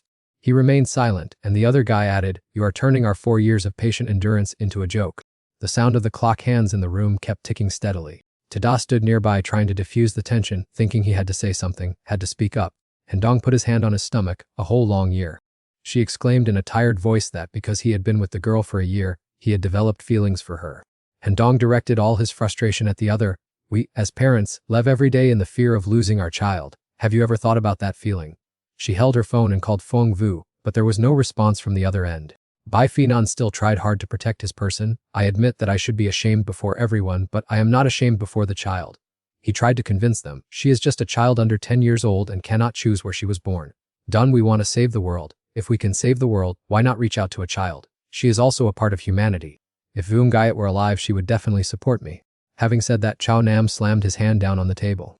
Tada hastily intervened. "No, please everyone, stop arguing." He stammered and then poured his heart out, saying, "I can build machines to protect everyone's children." No one in the room was in a good mood. "I understand that everyone is trying to fulfill their old promise in their own way." He tried to ease the atmosphere. "No one is a deserter." And Dong seemed unwilling to listen. Stop arguing. We were never friends to begin with." Tada hesitantly asked, "So are you close?" In the 4th round, the prestigious gold badge was solemnly pinned onto the shirt. Chixuan glared sideways at the clown, making the guy only smile sheepishly. The clown coaxed him that if he liked it, he would take it off for him, but Chixuan stubbornly turned away, saying he didn't need it, didn't he like it, and it was better to forget it. As soon as Han Deep pushed the door open and entered, he complained that he had no idea who was tailing him, making him feel uneasy wherever he went, and then announced that he had found someone to replace the tournament Messi. When Chu He asked why, Han Deep grumpily replied that diarrhea, so he shouldn't ask stupid questions. Then, he handed the gold badge to Chixuan and turned to urge Chu He to quickly bring out Uncle to skiff for everyone to admire. Surprised, he asked if Uncle Tu had really given him a gift. Han Deep looked at the blade with admiration and asked to borrow it to try it out, but Chu He firmly refused because it was a special item reserved for him, making Han Deep pout and call him stingy. Both of them marveled at the incredibly cool blade, while he could only sit silently, debating whether he should reveal that this was his last time participating. Han Deep pouted and demanded a gift, making Chu He tell himself that it would be best to keep his departure a secret until the very last minute to keep the peace. He snatched his belongings back and warned the other not to break them, while Han Deep teased him for being a stingy monk, making Chixuan start to say something but then stop. Guangjun Temple, where Chu He practiced, was built 2 centuries ago between 2 administrative regions, and used to be an equal place of cultivation for all levels before the Celestial City imposed a stratification policy, leaving the temple with only 2 bronze-level practitioners. Dong Dojo was built by its 3 founders, Han Dong, Han Thu, and Han O, with the philosophy of guiding people back to their primitive nature instead of relying on special abilities. An anxious man wondered why the young master had not returned yet, as the 11th match was about to end, and being absent for so long could easily arouse suspicion in others. Right in the next room, a cry of surprise rang out when Chu He, confused, asked about the rules again because his plane had reached the winning destination. Han Deep screamed in frustration, asking why he was so lucky, while Chixuan casually rested her chin on her hand and replied that luck is also a form of ability. An announcement from the loudspeaker rang out, signaling that there were only 5 minutes left until the 12th match, asking everyone to take a quick break before the intense match began. Han Deep put down his game piece and said dejectedly that he had to go back. He told Chu He and Chixuan to wait another 5 minutes before going out, and both obediently nodded in agreement. Han Deep walked toward the exit while the other 2 silently watched his footsteps. As he opened the door, Han Deep did not forget to look back and say "see you next year," receiving a hopeful, synchronized reply from both of them. The door slowly closed. Only Chu He and Chixuan were left in the room, making the atmosphere suddenly become indescribably awkward.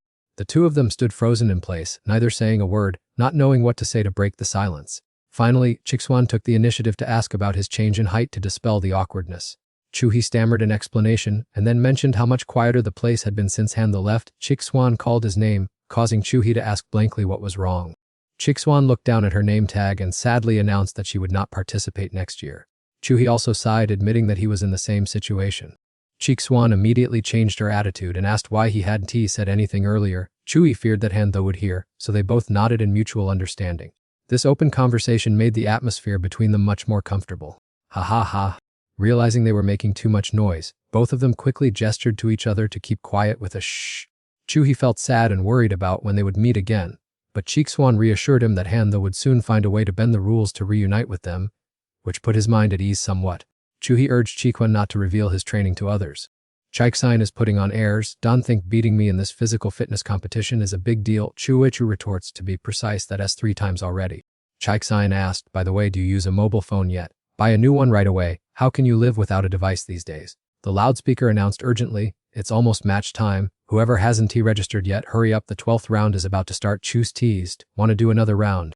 Tadai hesitantly explained, this blueprint is very different. I intend to extract the energy core from humans themselves. If a robot could integrate 6 such cores, it would be mind-blowing. He enthusiastically affirmed, a great leap forward. Chu Nam felt impatient and didn't want to hear any more. He stood up abruptly and walked straight out. Tadan was quite embarrassed, called out softly to Chu Nam, who suddenly stopped as he passed by him. He pointed out the weaknesses of the project, saying that if the source code could change lives, why do we keep huddling in this dark corner forever? He offered some advice. Tdive, stop being so unrealistic. He still persistently protested, this project is truly far different from the previous ones. The crowd around gradually dispersed. No one was interested in listening to Tiwan's explanation anymore. Stay for a moment, let me explain. Guys, don't give up just yet. Now this place was only enveloped by silence and emptiness. Tiquine stared intently at the entrance, harboring a tiny hope that someone would return. Yet there was still no sign of anyone on the other side of the door. The young man remained as silent as a statue, his vacant gaze directed outside. A group of kids competing ran past. Did you see my epic left hook? Next year I'll definitely compete. You think you can go? If I start training now, there's plenty of time. Look at my gold medal. Let me try it on. No way. Suddenly there was whispering. Why is it that only the clan gets a gift? Han Deep stood in front of Dai and pouted, I want some too. The ground suddenly made pattering, stamping sounds. It turned out Han Dup was running in place with all his might. Han Dup asked, why aren't you getting any taller? Are you okay, uncle? Dai replied, I'm fine. Diam mumbled in response, here is yours too. Han Dip cheered joyfully, that's awesome. Han Deep put on a mischievous, childish face, I overheard everything, you know. Tadi felt bewildered, not understanding why Han Deep would say such things. Chaikson looked back with a probing look, why does everyone get a share but I don't? Today explained in embarrassment, it's very awkward for both of you to show up at the same time like this. Chexian exclaimed, it's only because you look so pathetic that I said that, cheer up. Grown men shouldn't be sentimental in front of children anyway. I don't need a gift, I have enough, goodbye uncle. And Dupe quickly chimed in, don't listen to her lies, I'm still waiting. Tidi felt his mood lighten a bit and sent his thanks to the children. Bafai Nian spoke up, I've checked the surroundings carefully, there are absolutely no Lin family subordinates tailing us. It's been a long time since we last took a walk together like this. Tada stammered, so the gift you asked me to prepare earlier was for your daughter. Bafai Nian asked if he resented him, to which Tada tolerantly replied, blaming you now won't solve anything. Bafilian thanked Tada, saying that while their family might be angry now, there probably wouldn't be any serious issues the next time they met. Bai Fai Nian bowed his head in contemplation, I naturally understand that. All these years we've been constantly bickering, yet we've maintained our relationship up to this very moment. He confessed, to be honest, before this I couldn't understand why they were so overly anxious to that extent. Now that I've become a father, I understand them to some extent. A daughter's happiness and safety are always the constant worries of a parent. Bafai Nian left the sentence unfinished. He silently observed every expression on Dada's face. Bai Fi Nian looked up. Actually, I don't blame them for not understanding me. Everyone is just too exhausted. Chao Nam is caught between the 7 families and has to wear a mask to live through each day under the Lin family's surveillance, while Han Dong is constantly worried about Han Di's safety while being heavily pregnant herself. As for brother Fuang Vu, it goes without saying to keep his promise. He was determined to bring the clown all the way up to the temple. And then there's back too. Everyone is trying to keep their oaths in their own careful ways. Yet, having gone through so many events, looking back, only 4 years have passed. Bafinian gazed into the distance. After all, 18 years is such an incredibly long time. He suddenly exclaimed with deep emotion, too long. Tada lowered his head. Vun Gaida's daughter is also about to turn 4 years old. He thought to himself that time went by so fast, in the blink of an eye. Tada smiled gently. We only have 14 more spring, summer, autumn, and winters left. Bafinian stood in silence for a moment at Tada's words. As if understanding the deeper meaning, he chuckled and said, if there are no lingering regrets left, then that is good. Bai Finian said casually to Don T, you think this ginkgo leaf is very much like you. Like a guardian amidst a storm, struggling to hold on to a vow without letting himself fall. Let things take their natural course. Who can claim they can remain steadfast in a belief for 18 whole years without wavering even once? Tada was stunned, staring blankly at the ginkgo tree wavering. The scene shifts back to the family home. The moment Tada set foot inside the door, he heard a joyful cheer. Dad is back. Chuck Tuck happily ran to Tada's side hugging a suitcase. Master Quan Chan asked someone to send over a gift. Do you want to open and take a look, Dad? But this box looks exactly like the one you took with you this morning. Tada shook his head, his face clearly showing his melancholy and distress. Tada slowly walked deeper into the house. He went down to the basement and walked silently along the cold hallway, finally stopping in front of a room. To pause for a beat, then opened the door and stepped inside. His gaze became extremely resolute. Even if there was only a single ginkgo leaf left, it wouldn't matter, he could still stand firm on his own. The first scene appears like a memory reel. The winter of the first year in a warm room, a little boy is absorbed in admiring little girls' dresses. He exclaims with great excitement while his mother sitting beside him gently advises, "Children grow up so fast, how can she wear all of these clothes?" Unexpectedly, the boy innocently replies, "If she can't wear them all, then she can wear one in the morning and change into another in the afternoon. Having my little sister wear a different outfit every day would be so adorable." Switching to another luxurious and splendid setting, Liu Chixian is led by his father's hand as they walk into the formal introduction of the MC. "Ladies and gentlemen, please give a warm welcome to the chairman of the Liu Deep Group, Liu Chao Nam, and his young master." On the snow-covered mountaintop, a Buddhist monk bends down and asks the clown Sun Tich, "What is the little cat saying?" He stares intently at the cat and replies, "It says the taste of today's canned food is only so-so." Hearing this, the monk slowly says, "I am truly sorry." The setting shifts to another room where Bai Fi Nin is slumping over a drinking table, and Tin Ho, sitting opposite him, reproaches, "Don't keep drowning yourself in such sadness. Children are very sensitive, and she will soon sense it." The scene cuts to a workshop room, where Dada is resting his chin on his hand, thoughtfully writing something down on paper. Moving to the spring of the second year, the weather begins to warm up and trees start to bud. Hang Dape lies on the bed, letting his little sister pinch his cheek while still speaking to her dotingly, "Be good, time to drink your milk." During this time, Chao Nam is busy with work when he receives a phone call from Fuang Vu, who asks how he is doing. Hearing this, Chao Nam leans back in his chair and slowly replies, "Just the usual." "What's up, Fuang Vu?" On the other end, he says, "It's been too long since we raised a glass together. Set some time aside for us to have a few drinks, and Fi Nin too." Chao Nam tactfully declines, "I can make it, I've been too busy lately." Moving to a new location where frost still covers everything in white, a heel gently steps down on the snow-covered steps. That character is carrying bulky packages on their shoulders, slowly climbing each step to reach the high mountain peak. Lately, Uncle Phi seems to no longer be alert, almost putting his beloved daughter in danger. Ten Hoa raised his voice and shouted, "Why are you being so irresponsible?" In the middle of the mechanical workshop, Tadai is busy working through the night, with the tiled floor piled high with stacks of sketches and design diagrams. In the summer of the second year, as the days quietly slipped away, Hendep was loudly questioning his mother whether the youth talent competition had been cancelled, and what the reason was. Hendong slightly lowered her face and replied calmly, "That matter is no longer important." He sharply demanded, "Why do you say it's not needed?" Did Uncles Feng Vu and Chao Nam both agree? She then said, "Do you think I alone have the power to decide?" Receiving that answer, Hendep could only remain silent, and after a while he spoke warily, "The adult world is so incomprehensible and strange." Finishing his sentence, Hendip immediately turned his back and walked straight away. As he almost reached the threshold, he suddenly paused and whispered softly that it was no wonder the guards outside had all completely disappeared. In reality, we are not even important enough for them to care about. Hearing these words from her beloved son, Hendong stood silently in the dark room to reflect. In another splendid room, a young man was sitting alone, huddled with his knees drawn up in a dark corner. Liu Chixian gently leaned his head against the wall, his pensive eyes revealing nothing of what was on his mind. The scene opens at a majestic waterfall where Chu He is practicing martial arts. His master stands close by, reminding him, "Sun Tich, keep in mind, victory or defeat lies not in the moves but in empathy," and he respectfully obeys. In a peaceful home, where a little puppy is playing with butterflies, a lively conversation echoes out, "Ten Ho, tomorrow your sister and I are going shopping downtown. Do you want anything?" And he replies, "How about you let me come along too?" Seeing his father's expression, Ten Ho giggled, "Just joking for fun, but compared to going out, I prefer to stay home and practice my skills."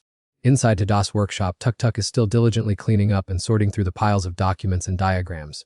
Tada stood silently before the steel engine array and ordered it to proceed, and Tuk Tuk obediently agreed right away. However, whose power do you plan to use to test on the central part first? It looked up at Tada with curiosity. He calmly replied in a low, deep voice, "It is me, I will use my own energy." As autumn arrived in the second year, Hendong stood alone in the cold hall with her hands clasped together, then she gently turned and stepped backward inside. Mrs. Dong leaned down and gently pushed open the door of a small room. Then, unclear what she was contemplating, she intended to leave the entrance ajar. The faint remaining streak of light shone on everyone's souvenir photo. But when the door fully closed, everything plunged into darkness, feeling as if all hopes had vanished. And then the fourth year arrived, with a bolt floating in the dark, the future still remaining an enigma. Disassembled components and a bunch of lifeless alloys began to link tightly with each other. Although not perfectly snug or uniform, each detail had found its fixed place. With each passing day, that mechanical assembly became more refined and complete. Finally, the outlines of the head and the mechanical skeleton were gradually formed clearly. Robotic arms are automatically and continuously assembling small pieces to soon complete that mechanical entity. One cannot count the number of wires intricately plugged into the frame of that robot. The mechanical system is increasingly formed with extreme sophistication and intricate minor details. Each part of the legs had been fully assembled. The inanimate metal body stood with its head bowed and eyes half closed. Entering the 4th year as autumn arrived, Tajia stood silently watching that inanimate machine for a long time, then murmured that there was still a little something missing. The little robot now bore the slight traces of the passage of time, sadly raising its eyes to look at him. That night, that lonely figure stood dazed in front of the mirror, his bone-thin body having barely any flesh left on it. Tajia bowed his head in front of the mirror, then slowly raised the scissors to cut his own hair. Strand after strand of hair fell one after another into the sink below. On another day, Tajia was seen again carrying a wooden box on his shoulder, laboriously taking each step to conquer the misty, snowy mountain. The monk's voice echoed in the temple hall with unconcealed surprise. I recall returning this item to Mr. De 4 years ago. I wonder why you went through the trouble of returning it today. Why not just take it back to ease your mind? Unexpectedly, the young man slightly tilted his gaunt chin and slowly replied, people who are about to go far away are often nostalgic, so old items should naturally return to where they were buried. Hearing this, the monk paused for a few moments, then looked directly at Tajia with a highly respectful gaze. Outside, the snow was still falling heavily, blanketing the vast courtyard in pure white. Thick layers of snow weighed down on the ancient pavilions, creating a heart-wrenchingly desolate and deserted scene. Even after the sun had completely disappeared behind the eaves, the biting cold still lingered in the air. The monk sat silently in front of the box, casting his gaze toward the cold courtyard and slowly chanting, "Compassion is selfless, emotions are impermanent." Just then, the clown walked in from the door and accidentally witnessed that scene, thinking to himself, Uncle Tu is so late. After these random thoughts, he hurriedly turned around and rushed down to the courtyard in front of the temple hall. The clown clumsily took hasty steps down the stairs, almost slipping and falling on the slippery snow. As Tajia was walking down the steps alone to leave, a sudden call from behind made him stop in his tracks. Uncle Tu. Just a second later, he quickly turned his head back with a look of surprise. Seeing Tajia standing right before his eyes, the clown ran over in high spirits and greeted him, long time no see. Seeing him, Tajia hurriedly took off his scarf while anxiously asking, why are you dressed so lightly like this? The clown chuckled and replied simply, it's fine, I am used to it. Even so, Tajia still caringly wrapped his warm scarf around the other's neck and exclaimed, how did this kid grow so tall? It's been 4 years since we last met. The clown bent down to make it easier for him to put the scarf on and seriously reminded him, Uncle Tu, you've gotten so much thinner lately. Tajia laughed it off and denied it. How can you tell when I'm wearing such thick clothes? The clown asked curiously, is everyone doing well? I've been so busy lately that I haven't seen Hendong or Uncle Chao Nam and Uncle Phai Nin either. Do they still gather together often? Hearing this, Tagia's face suddenly went blank, showing embarrassment as he didn't know how to break the news to the child. It took him a long time to laboriously say, they probably haven't had the chance to tell you yet. Hearing this, the clown lowered his head and fell silent, saying nothing more. Amidst the heavy atmosphere, a piece of wood suddenly flew out of nowhere, accompanied by the panicked shout of a young disciple, senior brother, watch out. The piece of wood sped through the air, almost hitting Tajia right in the face, yet he still stood there dazed, not even bothering to dodge. Fortunately, the clown was quick enough to strike the wood away with a palm blow and then angrily yelled at his juniors, what kind of job are you doing? The disciples hurriedly scratched their heads and bowed low to apologize, we are sorry, senior brother. Once it was sorted out, the clown turned around to ask with concern, Uncle Tu, are you all right? He nodded gently to reassure him, I am fine. Right after that, a slight smile played on Tagia's lips, and he whispered to the little clown to put absolute trust in him. It won't be long before we are all happily reunited, just like in the old days. We the older folks promise that we will definitely never let you children down. The clown hesitated for a moment before nodding with a whisper, yes, Uncle Tu.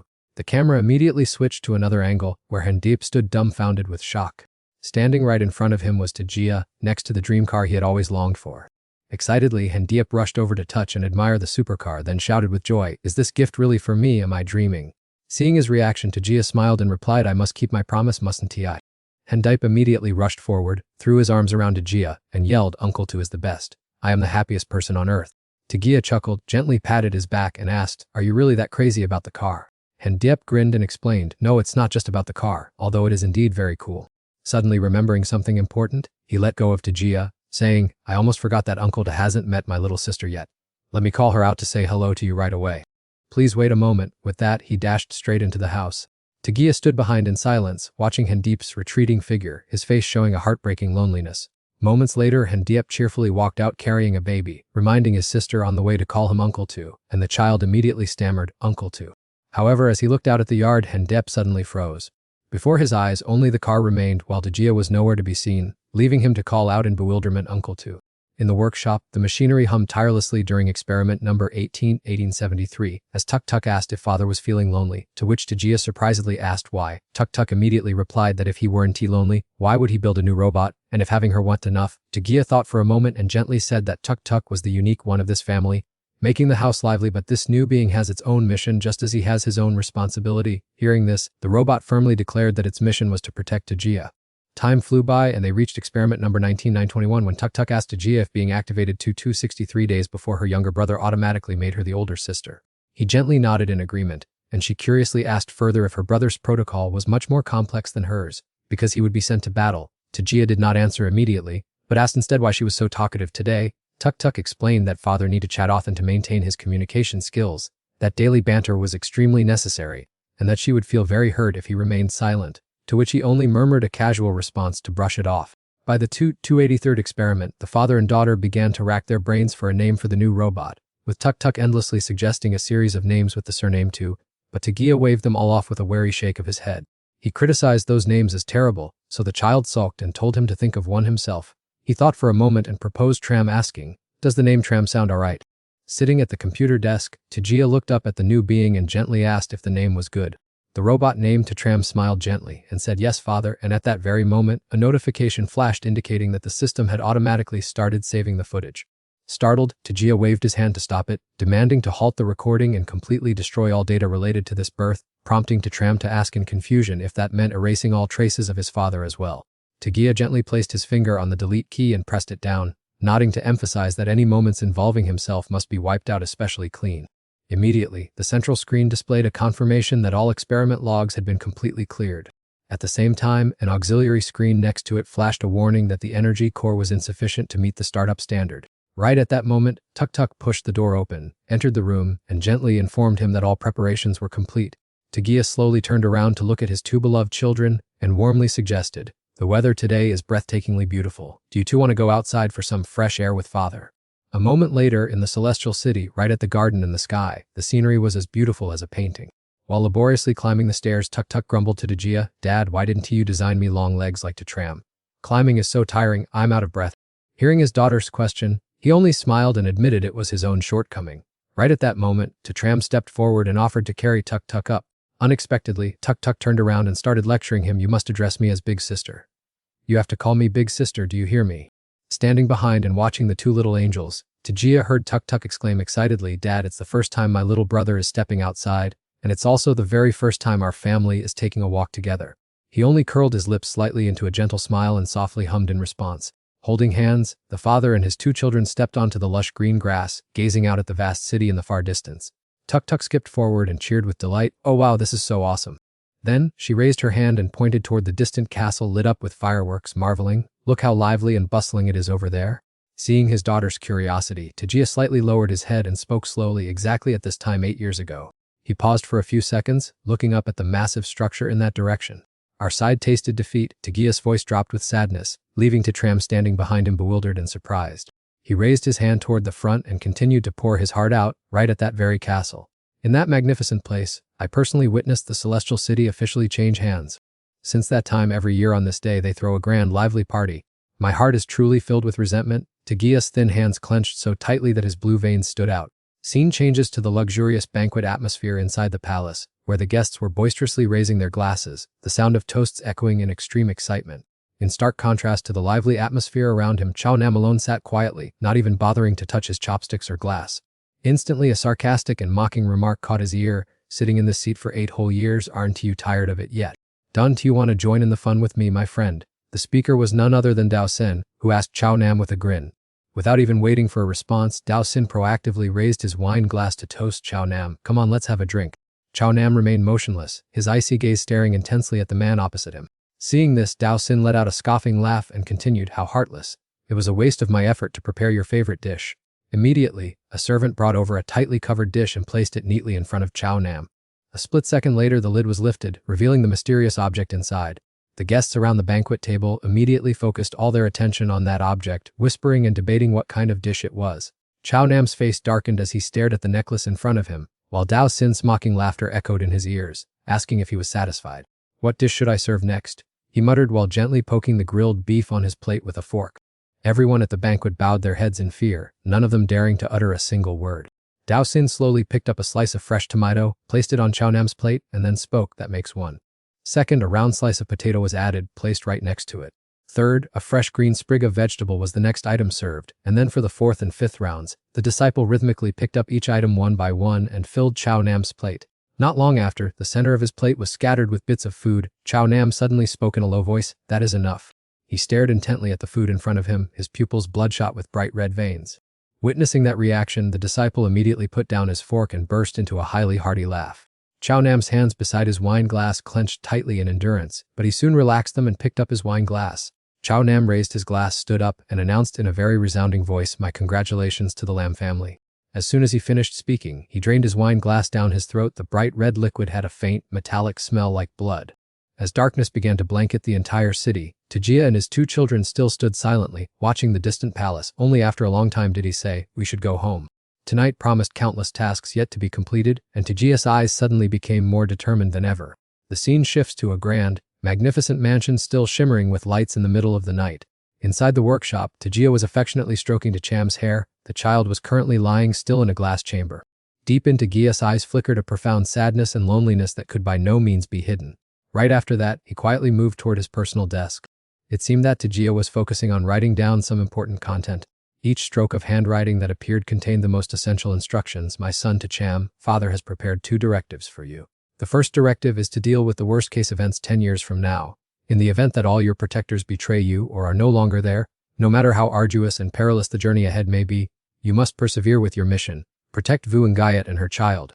Lady Vuongayat has the ability to transcend time, but no individual with special abilities can defeat the laws of nature. However, you will possess the power to confront it. This is the greatest gift Father bestows upon you. As soon as you wake up from deep hibernation, your top priority is to follow this command. It will become the lighthouse guiding your every action."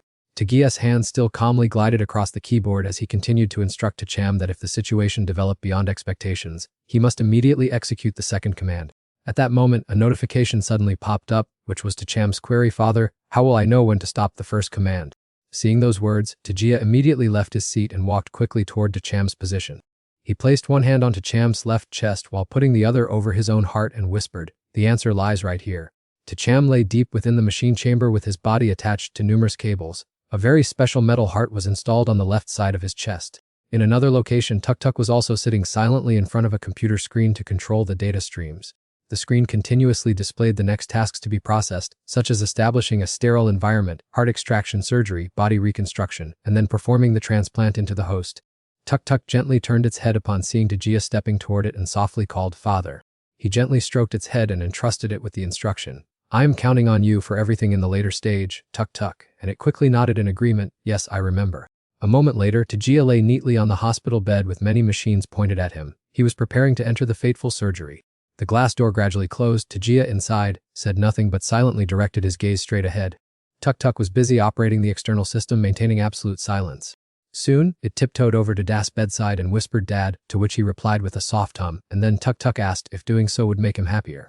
Next, its eyes opened wide as it caught the sound of yes coming from its beloved father. Without asking further, Tuk gently replied, "I understand now. Good night, Dad." A moment later, she stood dazed before the giant furnace, her mind replaying Tadea's instructions from earlier. The first task was to completely destroy his physical body, erasing the name Tadea forever from this world without leaving a single trace, thereby fully concealing the ambition behind Tram's existence. The second requirement was to check whether the energy core had been successfully activated. At this point, Tram's biological system sent a signal indicating that the body was fully compatible and ready for startup, while also requesting to place him in cryosleep as soon as success was confirmed. Immediately after, the main screen displayed a series of encrypted messages being sent to 4 friends, Chao Nam, Hendong, Fai Nin, and Fuang Vu. The third command entrusted to her was to convey his wishes intact to those who were once his soulmates. Having completed everything, Tuk slowly left the control console. It walked slowly toward another flight of stairs. Just like that, the tiny figure quietly climbed up the stairs without uttering a single word. Then, it raised its eyes and looked straight ahead in the silent atmosphere. Catching its eyes was its younger brother, Tram, who was deep in a long cryosleep. Tuk rushed over to hug her brother's metallic body, choking up as she whispered, "Dad, I've finished everything you asked. Have I been very good, Dad?" The scene changed as a car sped along the road heading straight toward the city center. Chao Nam's loyal driver secretly observed his boss through the rearview mirror. He spoke in a caring tone, "Sir, if you are too tired, please take a nap." Right then, his phone rang to notify him of a new message, which turned out to be the encrypted letter that Tuk Tuk had just sent out. Seeing this, Chao Nam looked down in surprise, glancing at the sender's name. Memories suddenly rushed back to when everyone was still gathered together. Tram had once confessed that if there was an important matter in the future, he would use an account named Aurora Starcore to contact everyone. Hearing this, Fai Nian laughed and teased, "Who came up with such a cool name? Little too is all grown up, isn't he?" The atmosphere back then was filled with joyful laughter. Now in the car, Chao Nam quickly picked up his phone to open the encrypted message and check it. The co-driver in the front seat glanced through the rearview mirror once more to gauge Chao Nam's reaction. As soon as he tapped to play the video, he was stunned to see Dada sitting there in his familiar outfit, as a gentle voice began, "Hello, everyone. Please forgive me for using this technological medium to record this video. After all, when the clock strikes my final moments, I still want to personally pour my heart out to you." In another corner, Fuang Vu was also intently watching the short video, while Taday's calm voice continued to ring out steadily, "I don't know where to start this story, but unfortunately, my time is running short." Memories flooded back again with the cheerful laughter of the day they reunited. When Tada overheard Vu Ngayat's regretful sigh, "I wish time would pass a bit slower." The protagonist slowly opened up about his arduous journey through the camera lens. "I remember when I was 20, the idea of creating an intelligent machine first sprouted in my mind. That seed quickly budded, blossomed, and took deep root in my thoughts. Unexpectedly, countless unforeseen events occurred afterward, causing my initial direction to gradually deviate from its course." "Hey, Chao Nam, do you still remember? Back when I first shared this intention with you, as soon as you heard it, you immediately pointed out the most fatal vulnerabilities that if a mechanical system only rigidly followed dry commands, anyone who held the source code could the creator's original intent, or even turn that brainchild into a sharp weapon in the hands of an enemy. You were absolutely right. Once it's a machine that only knows how to obey, how could it possibly have its own opinions?" Meanwhile, in another place, Hendong was also staring intently at the screen. When the polishing process ended, the long-standing knot was finally untangled, and Fai Nian was now rushing headlong to find Tagia. The footage continued to play. Tram's body was implanted with 6 different energy cores. But this was not yet its limit. It was just that I had only found that many elders who were once indebted to Vungayat and voluntarily offered their abilities. Please remember their names, each of them in turn. That is the elderly Mr. Tan Kwang. The last time Tajia visited him was in a stark white hospital room. Next is Mrs. Muk Lan-chan. At that time, Tajia was slowly pushing her wheelchair for a stroll, and she smiled and told him that there was nothing to fear, because after all, an old woman like her had weathered many storms, asking if it was indeed just anesthetic. The next person is Mrs. Inagayat Ho. She happily said that she only had this silver bracelet, and he should take it if he didn't mind. The fourth person is the elderly Mr. Tat Huang. While playing chess, he advised Tajia that if he wanted to fight, he had to be very calm, and if he wanted to succeed, he absolutely had to keep his mouth shut and not trust anyone. The fifth person is Mrs. Hothi, who always placed her full trust in Tajia, believing he would definitely succeed. And also speaking to this point, Tajia smiled gently in relief. Instead of giving an answer, that final puzzle piece was himself, as he leisurely recalled that through countless trials, the energy core into Tram's body remained completely still and refused to work. And then I suddenly realized that what they yearned for was not just a lifeless shell, but a real heartbeat. Only a vibrant life is strong enough to ignite the fire of everyone's power. I knew well that any heart could be fitted, but I still decided to choose my own heart as the final line of defense to preserve the original aspiration. Being a machine always carries the risk of turning on its master, but with this machine carrying my will, that could never happen. Fai Nian ran so hard that sweat poured off him like a waterfall, and he suddenly turned his head to look back. Because he was in such a hurry, the slippers on his feet had slipped off onto the ground without him realizing it. Fai Nian paused, then slowly turned around with the intention of bending down to pick up his slipper. Heavy drops of sweat on his forehead kept streaming down his chin one after another. The hand that was reaching out to grab the slipper suddenly froze and then hung limply in mid-air. Fai Nian suddenly recalled a conversation from a very long time ago, when he had told Tajia that after all 18 years is an extremely long period of time. How light it would be to have no attachments, just let everything be as it may, for who could be absolutely certain they would keep a promise for 18 long years without wavering when he uttered those words? Fai Nian truly had not given it such deep thought. His hand unconsciously clenched the single slipper lying on the ground. Fai Nian's tears kept pouring down uncontrollably, and he cried out in agonizing pain, asking why he had uttered such heartless words back then. Fai Nian collapsed to the ground, sobbing and choking, each heartbreaking cry like a blunt knife carving deep into his remorseful soul. In the midst of that, another figure was rushing over in a panic. Tin Ho, still in her pajamas, looked at her father in panic and let out a terrified cry. At a street corner, Chao Nam's subordinate pulled over and listened to a phone report that everything on Chao Nam's side was normal with no unusual activity, perhaps because his pride had been hurt by the family head, so he was sitting in the car venting his anger. Tajia's voice rang out again, warm and gentle. Yet I still cannot be completely at ease, because time is a terrifying thing that can fade the affection between people and turn good intentions into evil thoughts. To guard against the hidden dangers worn away by time, I have pre-programmed 2 commands for this machine. Upon startup, it will prioritize the first task of protecting Lady Vuongayat and her child. But if it deems command 1 impossible, it will automatically switch to option 2, which is to shield everyone's children from any harm arising from the protector mission. At this point, Chao Nam could no longer hold back and tightly hugged the phone, sobbing repeatedly. My priceless friends, please do not be afraid, do not bow your heads, and do not be bewildered, because in my heart, I always feel that becoming a protector is the happiest thing in the world. I only want to shield my brothers and friends along with their innocent children, and it is precisely for that reason that I have been able to walk firmly until now. Feng Vu burst into tears because of how much loneliness he had to endure over the past 4 years. At this very moment, Tejia also choked up, placing his hand on his left chest and confessing, "Do you know, today is the day I feel most proud in the past 8 years. Now I can beat my chest and shout with all my pride that every single member of our big family is the greatest protective hero." Chao Nam trudged home in a state of utter misery, which gave Chaixuan a fright. He told himself not to grieve over his departure because this was not death, but a carefully planned step, as I, along with my noble aspirations, will wait for everyone in the future. Chaixuan anxiously asked his father what had happened, and if they had made things difficult for him. Chao Nam hugged him tightly without replying a single word, only quietly asking in a low voice, "Could you do your father a favor, child?" At the Han family's house, and Depp was half asleep when his mother woke him up.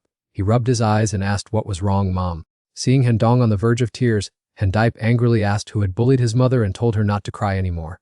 Choking back tears, Hendong bit her lip and softly whispered an apology. In the video, Tejia sneered, pointed at them, and loudly told them to return the hope. Adults should no longer get in the kids' way. Their classroom door had been closed for a long time but was now slightly open again. Hendong bowed her head and slowly walked in, followed by Feng Vu, then Fai Nian, and finally Chao Nam. All of them had gathered. Hendong strolled outside and left the room door slightly ajar. This time, the door closed to nurture a new ray of hope, while echoing in their ears was Tegia's gentle yet extremely determined voice saying, "Let's start over from the beginning." The scene shifts to the celestial city, where Tuk Tuk is laboriously taking steps up the stairs, still carrying a long ladder by his side. Tuk Tuk set up the ladder, climbed up to the railing, gazed out at the distant palace, and sank into deep thought.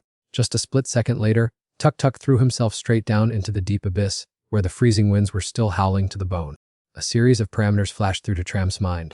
In his mind, images of the key figures began to appear.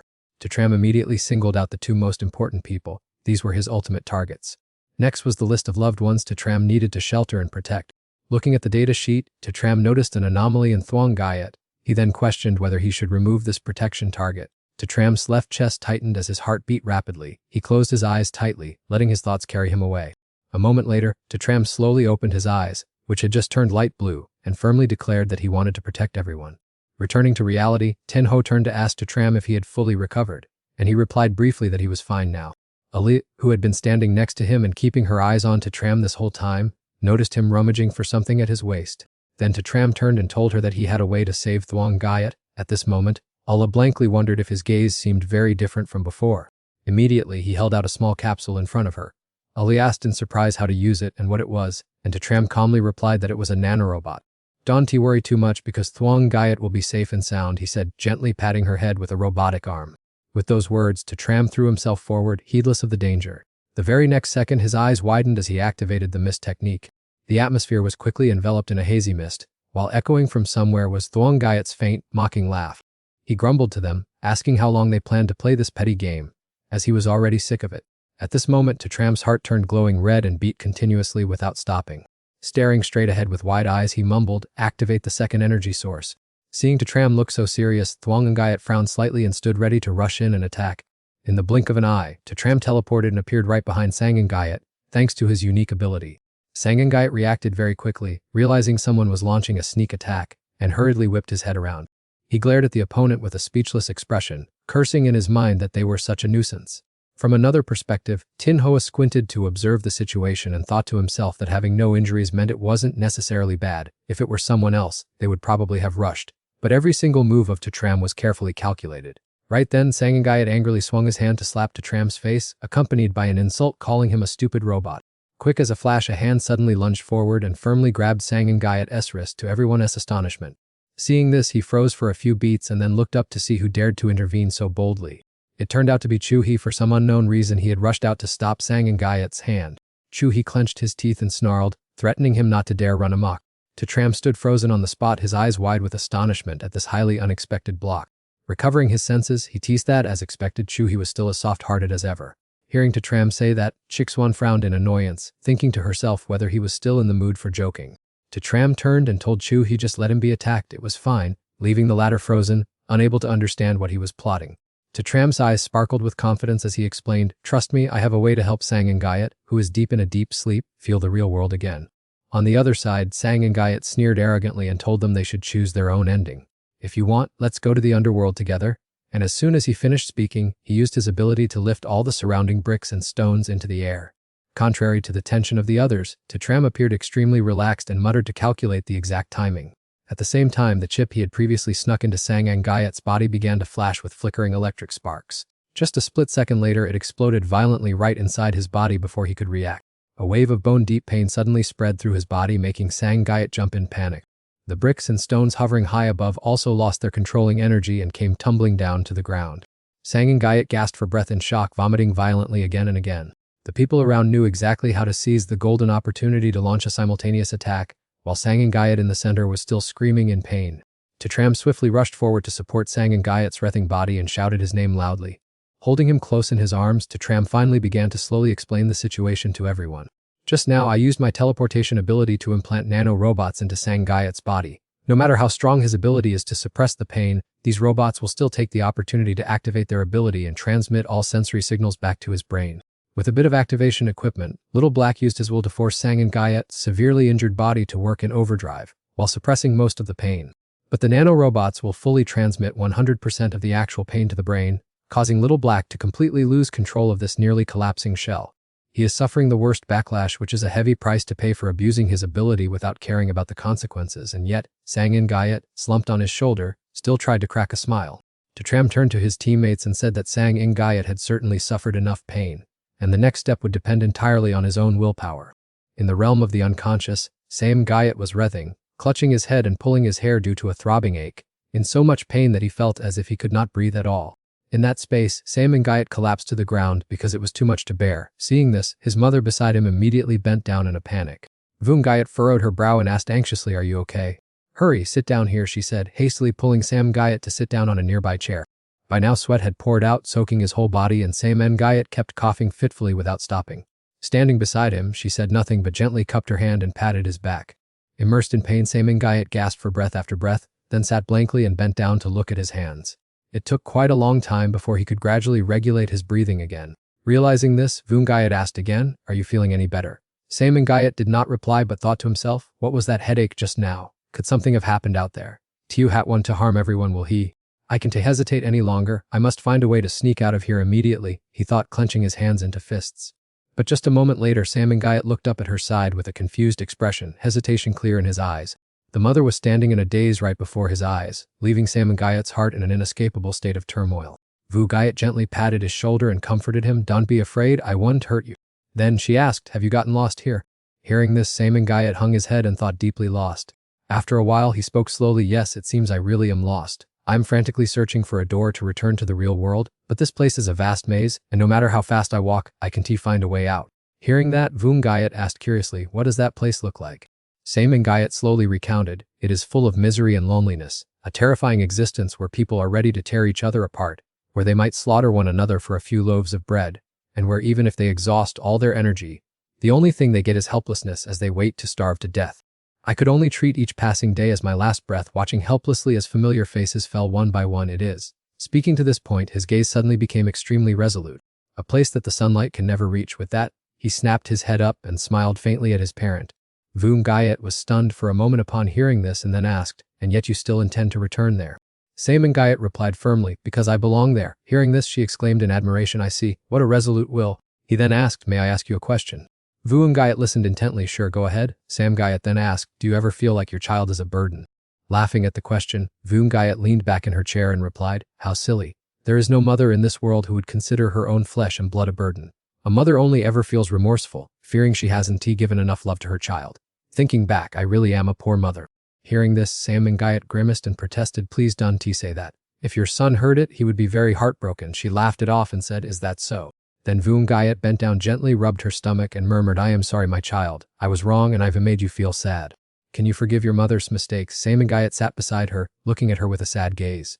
He sat there quietly in contemplation and thought to himself, how could I ever bring myself to blame you, mother? Right after that, Sam Gayat turned and requested, could you give me a hand? I really want to find my way home. She replied warmly, you look exhausted. Would you like to rest a bit longer? Hearing those words, Sam Gayat fell silent for a moment. Then he closed his eyes and replied that his mother was waiting for him there. Upon hearing this, Bun Gayat nodded, and then she leisurely stood up. Sam Gayat's eyes kept following his mother's figure. Bun Gayat affectionately reached out her hand toward him and said that if his mother heard this, she would surely be very happy. Next, she gently placed her finger on the middle of Sam Gayat's forehead. She advised him that the exit lay right in his heart, to close his eyes and become that door, and when he opened his eyes he would be home. Sam Gayat felt a wave of warmth spreading throughout his body. His face grew less tense, and he wondered if it was really as simple as just closing his eyes. Bun Gayat smiled and said that faith is the compass that guides his way. Sam Gayat gradually closed his eyes, looking back at his mother one last time to silently say goodbye. Mother, please wait for me, you must wait for me to return. We will reunite in the real world. Sam Gayat tried to focus his thoughts. In the blink of an eye he disappeared. The stone bench was now empty of any figure. She looked down at the empty spot on the bench and wore a gentle smile. But the very next moment Bun Gayat's gaze was filled with an indescribable sadness. Standing alone in the wind, she muttered about how grown up and strong he had become. Returning to reality, Cham was holding Sam Gayat and telling everyone that they now had to rely on him. Ten Ho frowned and asked if they really couldn't do anything to support him. Cham spoke up, saying that no matter what, the first step was still to escape from this labyrinth. Just then, everyone was stunned to hear Sam Gayat's weak murmur of mother. Time seemed to freeze at this very moment, with everything revolving only around him. Each passing beat of time echoed softly in Sam Gayat's ears. Space was frozen, only the colors on Sam Gayat were still moving. Ten Ho, who was rushing forward, also suddenly stopped dead in his tracks. Allah stood rooted to the spot, looking around in astonishment. Chaiksoyan also stood quietly gazing intently at him. The clown was still frantically trying to find a way to get everyone out of here. Cham, who was holding Sam Gayat's body, was also trapped in a frozen state. Suddenly, he snapped his eyes open. Sam Gayat had truly returned to the real world. Unfortunately, his body could not move, and Sam Gayat asked himself in panic whether he had really returned. He turned his eyes to the right to observe his surroundings, then looked to the left to grasp the situation, leaving Sam Gayat deeply puzzled by the sight of everyone just standing there frozen. Could it be that he had become quicker than before, or had some strange turn of events just occurred? A bone-deep, aching pain spread through his entire body, causing his dangling arm to twitch slightly. However, the intense pain immediately forced his arm to hang loose as before. What caught Sam Gayat's eye was the sight of everyone still frozen in place. Sam Gayat widened his eyes and began to piece together everything that had just happened. From the very beginning up to the moment that other Sam Gayat stole his body, Sam Gayat rested his head onto Cham's shoulder, still unable to force himself up. He could faintly sense the ceiling above their heads cracking into long, endless lines. Sam Gayat gritted his teeth, ordering his body to move immediately. He had to move. Each passing second was like a fire burning Sam Gayat's heart. He remembered when Ten Ho anxiously tried every possible way to bring him back. He also remembered Ali, who spared no effort to come to his aid. Sam Gayat remembered Cheeksayan, who was usually cold but sincerely cared for him. Sam Gayat fondly recalled the clown, who had always stood by him and never abandoned him in times of trouble. And finally Cham, who had exhausted all his strength to protect him. Sam Gayat writhed as he concentrated on controlling his body, telling himself to move quickly. The stream of power inside him gradually spread outward, emitting a deep blue light that threaded its way toward everyone. That source of energy was also channeling directly into Sam Gayat's hands. The ceiling above finally collapsed onto the group, with someone's panicked voice screaming to watch out. Sam Gayat hurriedly stretched his hands forward to use his special ability. He managed to use his superpower in time to catch the wall that was collapsing onto the crowd. The heavy ceiling was then flung aside to another corner. The others burst with joy upon realizing that Sam Gayat had indeed woken up. From below, Cham smiled as he looked up and heard him apologize for returning late. But before they knew it, he fell backward, giving the crowd a scare as they shrieked and called out Sam Gayat's name. In that virtual space, Bun Gayat was sobbing while hugging someone, who angrily roared, asking who dared to make him cry and challenging them to show themselves, while Bun Gayat sniveled and pointed to his own stomach, saying, "It's in here." Sam Gayat fell backward, panting heavily and exclaiming that it hurt so much. The moment the pain subsided, he collapsed to the ground, completely exhausted. Seeing this scene, the crowd scrambled and rushed over to the spot. Lying flat on the ground, Sam Gayat thought to himself that his beautiful dream had gone up in smoke. Dao Kwang in another corner also strained to try and stand up.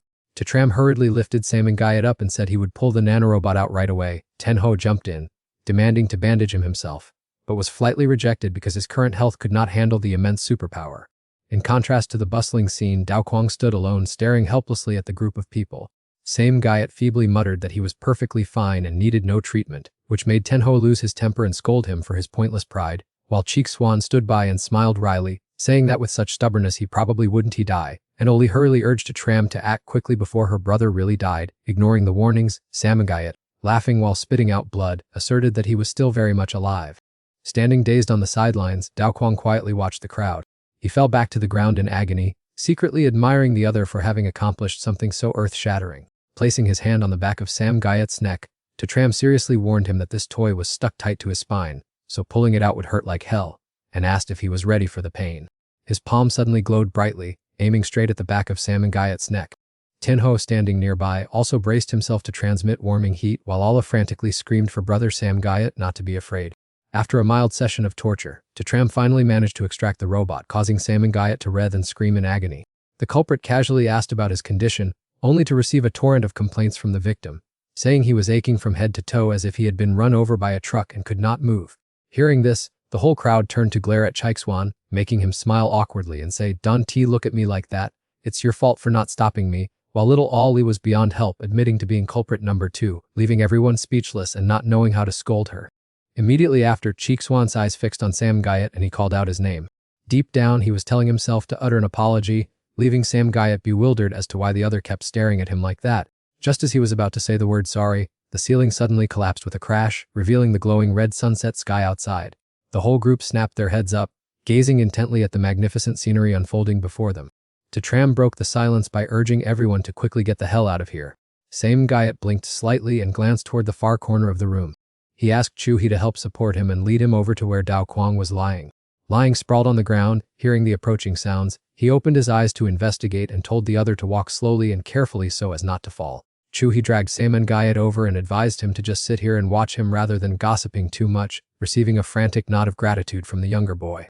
The two young men, one sitting and one lying down, faced each other in silence, neither bothering to speak first. After a moment of contemplation, Sam Gayat broke the silence by mocking the other for looking so pathetic. Ignoring the provocation, Dao Quang didn't even bother to glance at him, casually replying that the two of them were just the same. Unable to contain his curiosity, he pressed the other, asking what kind of bizarre trick he had used to shatter that dream world. Hearing the unexpected question of whether he wanted to go to the White Room together, Dao Quang's eyes widened in utter surprise. Panicking, he whipped his head around to look, screaming at Sam Gayat and asking if he had gone crazy. Flashing a bitter smile, Sam Gayat choked up, saying that the other must also have tens of thousands of thoughts he wanted to share with that person just like him, so if there was a chance, why shouldn't they go to that place together? That old lady would definitely be grinning from ear to ear. As soon as Jiao Quang heard this, he was so overjoyed that he was left speechless. Sam Gayat added another sentence, "If you are willing to come with me, the way to escape the dream will be revealed immediately." Jiao Quang's hand, which was poised at his hip, tightened, his tone starting to drop and becoming sorrowful. "I really don't understand why you are playing this trick." Hearing up to that point, Sam Gayat sat blankly in a corner and then slowly confessed, "In the past, I also dreamt of her. She just stood still in a place filled with light, as if she were waiting for me to rush into her arms. My mother's face was indescribably blurry, the only object shining brightly in the dream was the bracelet. And yet, I ended up being terrified of that light." His eyes stared blankly into the distance, as if reminiscing about old memories. "To be honest, I ran away as fast as my legs could carry me during that time." Sam Gayat didn't have enough courage to rush toward his mother. "If only I had realized back then that it was my mother, I would have rushed to her side even if the sky fell. Why were my steps so cowardly?" Jiao Quang blankly kept his eyes fixed on Sam Gayat, murmuring to himself, "Who on earth behaves like this in front of their enemy?" To make matters worse, he started sobbing. Sam Gayat was crying hysterically, his voice choked with bitterness. Not even a single opportunity remains. The clown standing on duty right there, witnessing this scene, felt an immense wave of pity and compassion for Sam Gayat. Chaikswan also kept his eyes glued on the two of them without blinking. Tenho could only frown, helpless and at a loss as to how to handle the situation. Although I maintained an indifferent attitude, I seemed to understand somewhat the heart-wrenching pain that was tearing Sam Gayat apart. Ali sobbed with red-rimmed eyes, looking incredibly pitiful. Sam Gayat reached up to wipe away his tears and hesitantly confessed to Jiao Quang, "Thank you, even though I know you are only doing your assigned duty. Thanks to you, I was able to experience such a beautiful dream. I almost lost my soul and couldn't wake up." He laughed wryly, mocking himself. Receiving all those heartfelt words, Jiao Quang still remained silent because he didn't know how to respond appropriately. A long while later, Jiao Quang finally turned his head to look straight ahead and replied casually, "You really are an incredibly troublesome opponent." Shifting focus to this side, Tin Ho, who was standing very close to Chaikswan, raised a question that's really strange. Hearing this, he spun around to ask her. Tin Ho frowned suspiciously and replied, Don't you see that everything is happening in a suspiciously peaceful manner? The scene suddenly shifted to the inner city, where a chillingly gloomy atmosphere was hanging over the area. The desolate street scene gradually shrunk, floating like a tea leaf steeping in a glass of water. Dao Sen's motionless, expressionless face was cast in the thick red hue of a glass of fine red wine. The henchman's voice suddenly echoed beside him, "Sir, do you need more tea poured?" Then Dai, sitting right opposite him with her head bowed, secretly criticized his bizarre taste. At such a critical moment, how could he still leisurely enjoy tea? Or was he completely indifferent to the lives of the criminal colony? Only at this moment did Dao Xin suddenly look up, glaring at the other person, and curled his lips into a sinister smile. The scene opens with the image of two henchmen strolling leisurely along the endless corridor. They strode back and forth calmly, without showing the slightest hint of panic or haste. On the wall hung a lamp with a base carved in the shape of a cobra with its mouth wide open threateningly. The large wall in front stood out with intersecting red brick lines and uniquely arranged Chinese chess pieces. Two henchmen entered the room, facing Lam Mak, who was kneeling, with a small jar placed right in front of her. Lam Mak slowly opened her eyes, her quiet gaze directed straight ahead. Immediately after, she reached out and grabbed the jar placed on the floor. As Lam Mak touched the jar, she whispered an incantation, the spirit control technique. Instantly, countless dark red tentacles extended from behind her, spreading into every corner of the room. Seeing this, the two subordinates glanced at each other anxiously. At this moment, the room was covered with glowing red tentacles and the chess wall suddenly illuminated, from which a person with the clairvoyance ability, tightly bound by the tentacles, emerged, the air in the room swaying with each gust of wind that made the candles flicker.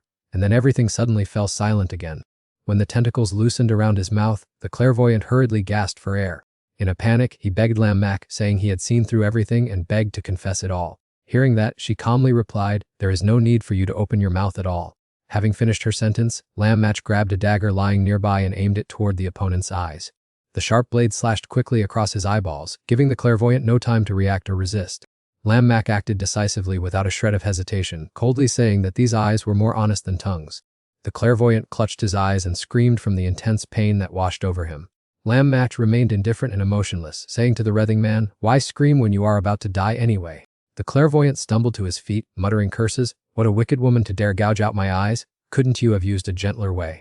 As Lam Mak was about to leave, the two subordinates quickly blocked her, stopping her because the family head had a guest and advising her to let them deliver the evidence themselves. One of them hesitantly spoke up, begging the second young mistress not to make things difficult for them. At that very moment, the tip of the dagger in her hand was pressed close to the subordinate's eye. Lam Mak let go of the dagger's hilt, smirked, and told him to hold on to it firmly. The clairvoyant's eyes suddenly glowed brightly in the dark space. He gradually faded into thin air, his eyes still following Lam Mak's back as his mouth muttered her name. The scene shifts back to the room of Dao Sen and Than Dai. Just then, the subordinate from earlier suddenly appeared to report the situation to both of them. After conveying the family head's message, he placed the dagger he had just retrieved on the table in front of Dao Sen. Dao Sen glanced slightly at the object on the table and remained silent without saying a word. He then reached his hand toward the dagger, and immediately, the weapon emitted glowing red streaks of light. In just an instant, countless images of the battle between Sam the Guyot and Jiao Kuang appeared on the blade.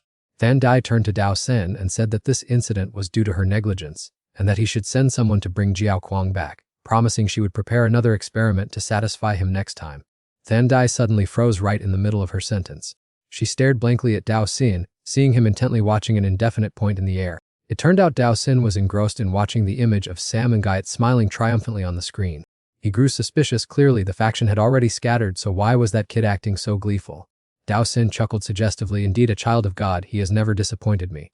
Than Dai quickly chimed in, saying, "That is right, Mr. Lam. Those test subjects are just mediocre. Only Sam and Guyot is the true treasure, so he should be brought back quickly for her to prepare a new research facility," secretly calculating that as long as his eyes were on Sam Guyot, Jiao Kuang would be temporarily safe. However, a cold command from Dao Sen left her speechless as he turned to his subordinate and told him to just leave Sam and Guyot alone and only bring that special corpse back. Than Dai's heart suddenly turned cold and she gasped in astonishment. "What?" she screamed, attempting to rush forward, but was held tightly back.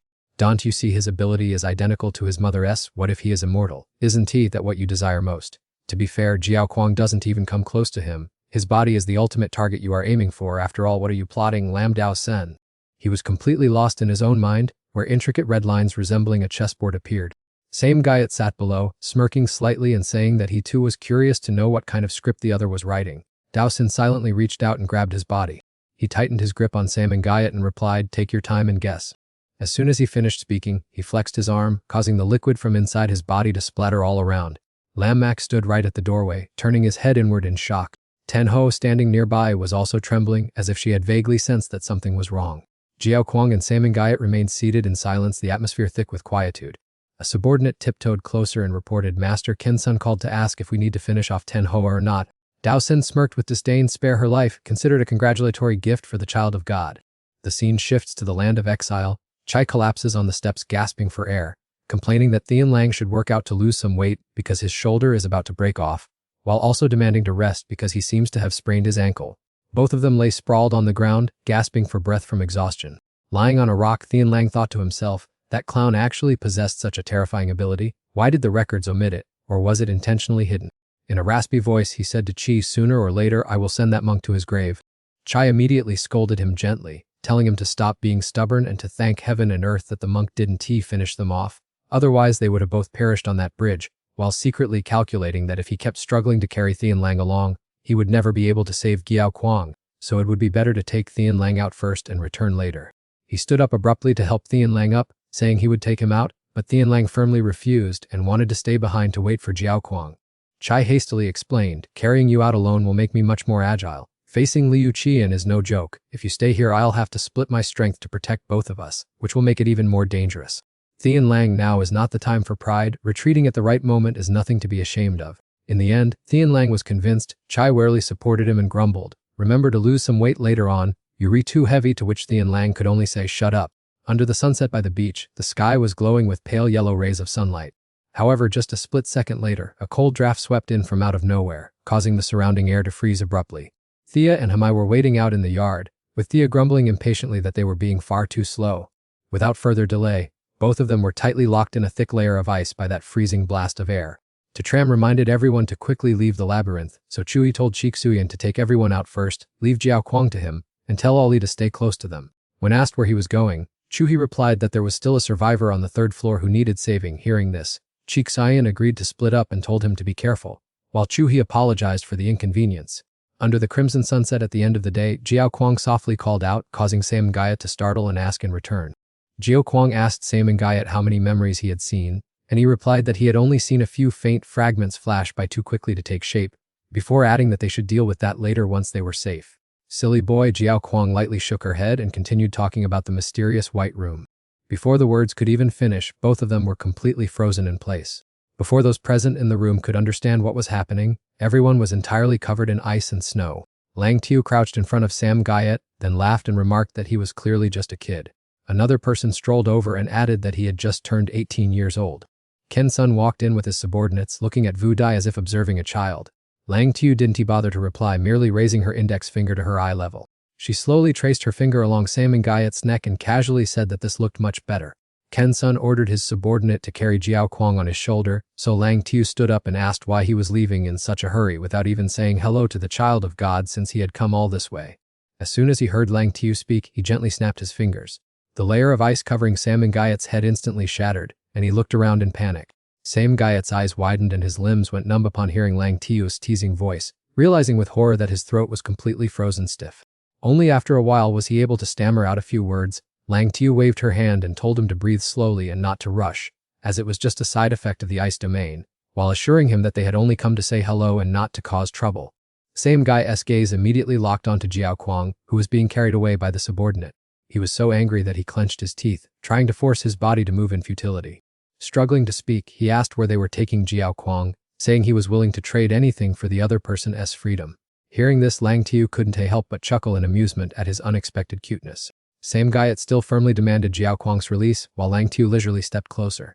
She pointed at Samengayat's chest and mockingly said that she had already told him they only came to say hello, so why did he keep acting as if they were bad guys out to hurt people? Suddenly, Lang Tiu felt a cold draft brush past her head, causing her to freeze in her tracks. A few strands of her sleek platinum hair had been cut and fell to the ground. Chiksoyan still stood motionless in place, but his right hand was bleeding, and the outer layer of ice was gradually melting with each drop of fresh red blood. Lang Tiu calmly turned to Ken-sun and asked if it wasn't true that no one could use their special abilities within this ice domain. Hearing that, he curled his lips slightly and said that boy is Liu Zhichuan. Lang Xiao immediately understood and quickly chimed in, "Exactly. We need to slip away before your little brother breaks through the ice. I'm not foolish enough to fight him." As soon as Samengayat heard her words, he froze, wondering in his mind, little brother. Then, he suddenly recalled what Chikchuan had once confided to him in the past. the one capable of ending my life has already passed away. Right at that moment, Jingshan leisurely approached Saman Gayat, apologizing for not having introduced himself yet. I am Lu Jingshan. Hearing this, Saman Gayat's facial muscles twitched as he stared wide-eyed at him. Lu Jingshan. The man continued, has the boy not mentioned it to you? But of course, why would Xiao Xuan ever want to bring up this deceitful brother of his? Saman Gayat was utterly confused and wondered, deceitful? What on earth? Then he asked him aloud, in the end, why did you end up like this? Jingshan stood on higher ground, looking down with a sneering, mocking gaze, a descendant of the gods, yet fallen before a Lu Zhichuan who hasn't even used half of his power. Right at this moment, purple electrical currents surged through Xuan's entire body, and veins bulged out everywhere, signaling that the ice block was about to shatter. Lang Xiao frantically urged, let's get out of here quickly. Your little brother is about to go crazy. Only now did Saman Gayat suddenly remember the reason they had all come here. It was Jiao Gong. He clasped his hands, looking after the departing group, and whispered, I will definitely set you free. Jiao Gong was now completely limp and unconscious, having no choice but to let them manipulate him however they wanted. Even at the moment he was frozen again, Saman Gayat still struggled to scream out, Jiao Gong, wait for me to come and rescue you.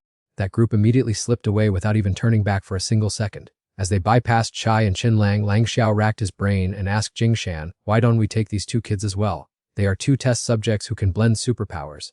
In terms of rarity, this pair is quite impressive, isn't it? The old man didn't even turn his head, casually remarking the probability of superpower fusion is extremely low. What use are those short-lived test subjects to the boss anyway? Besides, our side suffered heavy losses in this battle, losing more than half of our force. Lang Xiao, let's go. Only at this point did Jingshan turn his head to look behind him. Lang Xiao hurriedly squeezed past him to enter the spatial portal, just as a frantic scream suddenly rang out from behind Lu Jingshan. Zuchuan, having shattered the ice covering him, fiercely rushed straight toward them and roared, Lu Jingshan. Jingshan stood blocking the teleportation portal, extending his hand with a smirk as he praised, Xiao Chuan, your reaction this time is much faster. But unfortunately it's still not enough. Zichuan's eyes burned with boundless rage. Jingshan leisurely raised his hand and snapped his fingers. In an instant, thick smoke rose and debris flew everywhere. He had just detonated mines to blow up the entire area. The clock struck 9 in the evening at the hideout of Huxong's faction. Inside, whispers asked, so that means his mother is super cool, right bro? Hearing this, the other man snapped back crossly, is your brain waterlogged? How many times do I have to explain before that blockhead of yours gets it? That guy is a descendant of the God tier class, you idiot. God tier, do you understand? He grumbled while giving his companion's head a hard knock. The younger guy clutched his aching head and protested, why did you hit me? Gods and saints? I've never even seen them before, isn't it all just fiction? Lying in front of them was Saman Gayat, looking striking on a stretcher. The boy continued to argue smoothly, and look how battered this guy is. What's so formidable about him? Or is he dreaming of ghosts? The senior dismissed it, you re so clueless. The minds of those in the intelligence system are always extraordinarily superior. Right now he is. The boy kept pressing, doing what? The other man lost his temper and barked, if you keep pestering me with questions, I'll slap your teeth out. Drifting deep into Saman Gayat's subconsciousness at this moment, he saw himself sitting in front of a row of spinning washing machines and pondered, a button stuck in the gap of the spin axis. One turn, then another turn. The washing tub released a stream of damp steam, and the roaring sound like a riot awakened the out-of-phase entities in the real world. I myself used to think that I was that very button. Right at that moment, Sam Gayat woke up with a start. He snapped his eyes open, staring blankly at the ceiling, his head spinning. Seeing that he had regained consciousness, the other person smiled and said, you re-awake. Do you still recognize me? I'm the one who pulled you out of that rubble. Did you forget so quickly? Sam Gayat frantically asked about the others. He replied that they were resting in the next room, so Sam Gayat hurriedly urged the other person to lead the way for him. That person reminded him, little senior brother, if you want to leave this devilish place, you have to plan it out carefully first. A moment later, Sam Gayat was led to a room. Seeing Tan Thian with a bruised face kneeling on the ground, he called out in surprise, Uncle Tan Thian.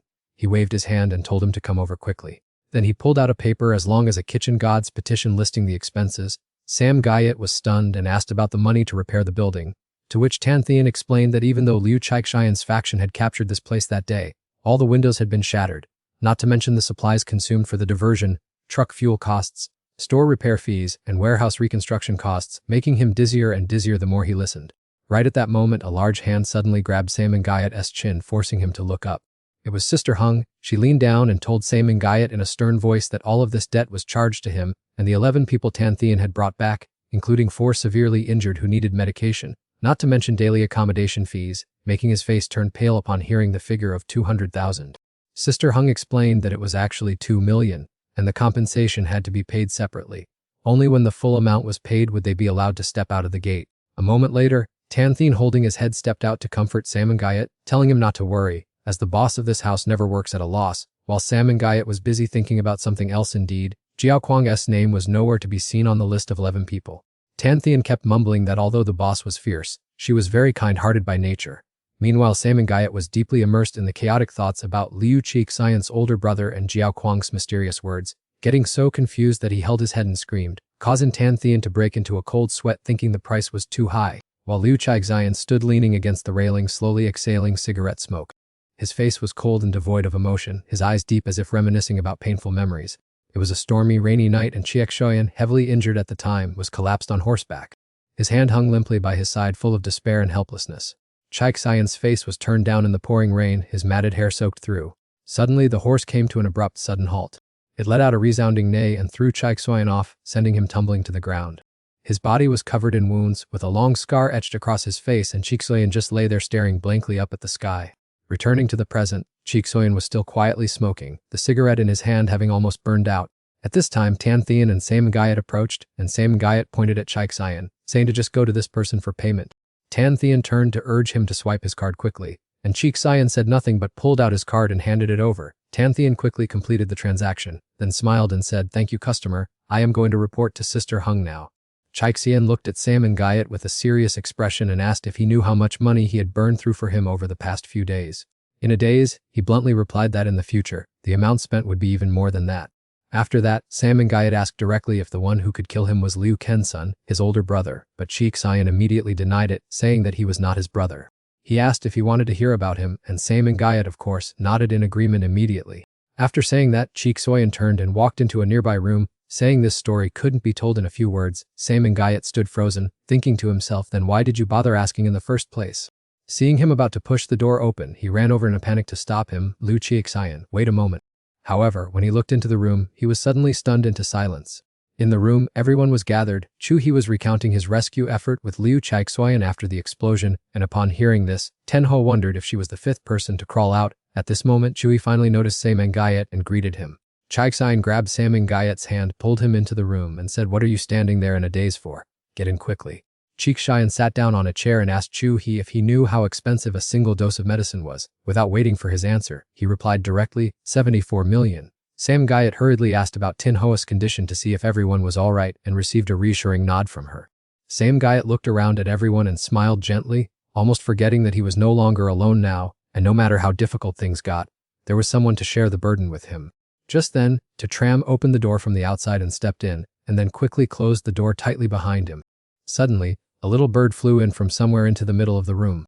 Seeing this, Chu He asked it where those three had taken Jiao Kwang, and the bird actually chirped loudly as if reporting everything to him. Afterward, Chu He told the group that the bird sent to scout had all been killed, and the remaining ones were too scared to follow any further. Everyone wondered how he could understand the bird's language, and Oli curiously asked, "Brother Chu He, do the birds tell you everything?" Chu He replied seriously, "No, all things have a spirit, and they only tell what they want to tell." At this moment, Sam and Gayet was sitting in a daze, silently wondering if he should tell everyone about Lang Tiu and Liu Kin's son, as well as the memories Jiao Kwang had left him. Ala was very puzzled. It's so strange, wasn't he their goal to capture brother Sam Gayet? Why did they change their plans so suddenly? Sam and Gayet replied softly, "For now I can confirm that Jiao Kwang is safe, because to the Lin family, he is still a pawn with utility value." As soon as he finished speaking, the whole room fell into a silence so deep that it made Sam and Gayet ask in confusion, "Did I say something wrong?" Then Ali stood up abruptly and said to him, "Brother Sam and Gayet, do you want to visit those people? Let me take you there." He nodded in agreement. "Yeah, that's fine." The door closed, and Ali and Sam and Gayet stepped outside. The little girl quickly pointed the way for him. "It's this way, brother." Inside the room, Tenho glared at the others and warned them in a low voice, "I will find an opportunity to tell him myself. You all had better keep your mouths shut, do you hear me?" Outside, Sam Gayet leaned on Ali awkwardly and said, "I'm sorry to trouble you to support me for a bit." Ali replied cheerfully, "Actually, I was also worried about their condition, and it's a bit awkward to go alone, so it's best to have you with me." "Brother Sam Gayet," she suddenly called his name softly. Then Allah looked up at Sam Gayet with anxious eyes and asked, "Are you really going to punish them?" As soon as she finished speaking, she quickly lowered her head in embarrassment. "I'm sorry, brother, what I said sounds so childish." Sam Gayet patted her head affectionately and said, "Wait here for me, okay? I promise I won't punish anyone." As he approached a cell, he heard a heated argument inside, with a child's voice crying out, "Where is brother Jiao Kwang? I want to see brother Jiao Kwang. Don't touch me, I hate you guys." A man shouted back, "Shut up. If you cry anymore, I'll throw you out." Then another voice intervened, "Stop it, why are you being so aggressive with the kid? Calm down a bit." The first man got even angrier and raised his voice. You're the one who needs to shut up.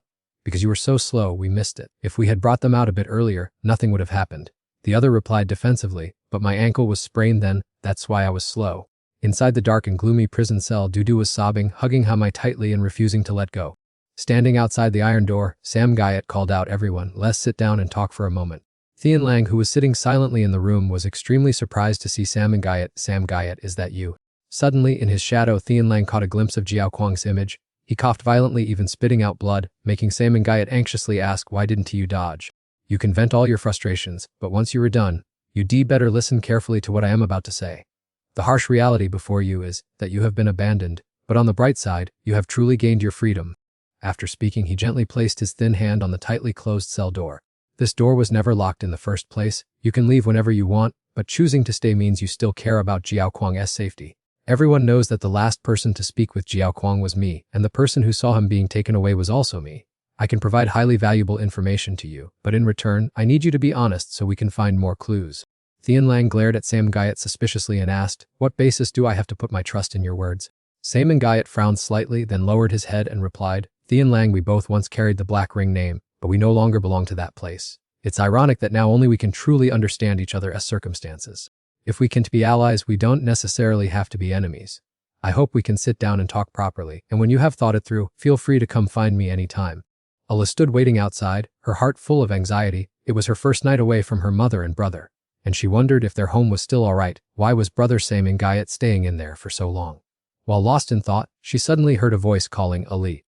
Sam Gayat, with a pale face and rapid breathing, said to her, come support me quickly, my legs have gone completely weak. Ali asked in panic, brother Sam Gayat, why is your face so pale? He replied briefly that Thien Langai is so fierce. In addition, it should be noted that G-coin is the only legal currency in the evil ring, issued with guaranteed credibility by the Central Bank of Tianan City. Every 100 G-coins is equivalent to 1 yuan, and even in times of chaos or economic recession, the G-coin always maintains its value. When night had completely enveloped the area, Ali kept tossing and turning in bed, unable to fall asleep at all. As she turned over once more, she suddenly heard Tin Ho's voice beside her, can't sleep because of the unfamiliar bed.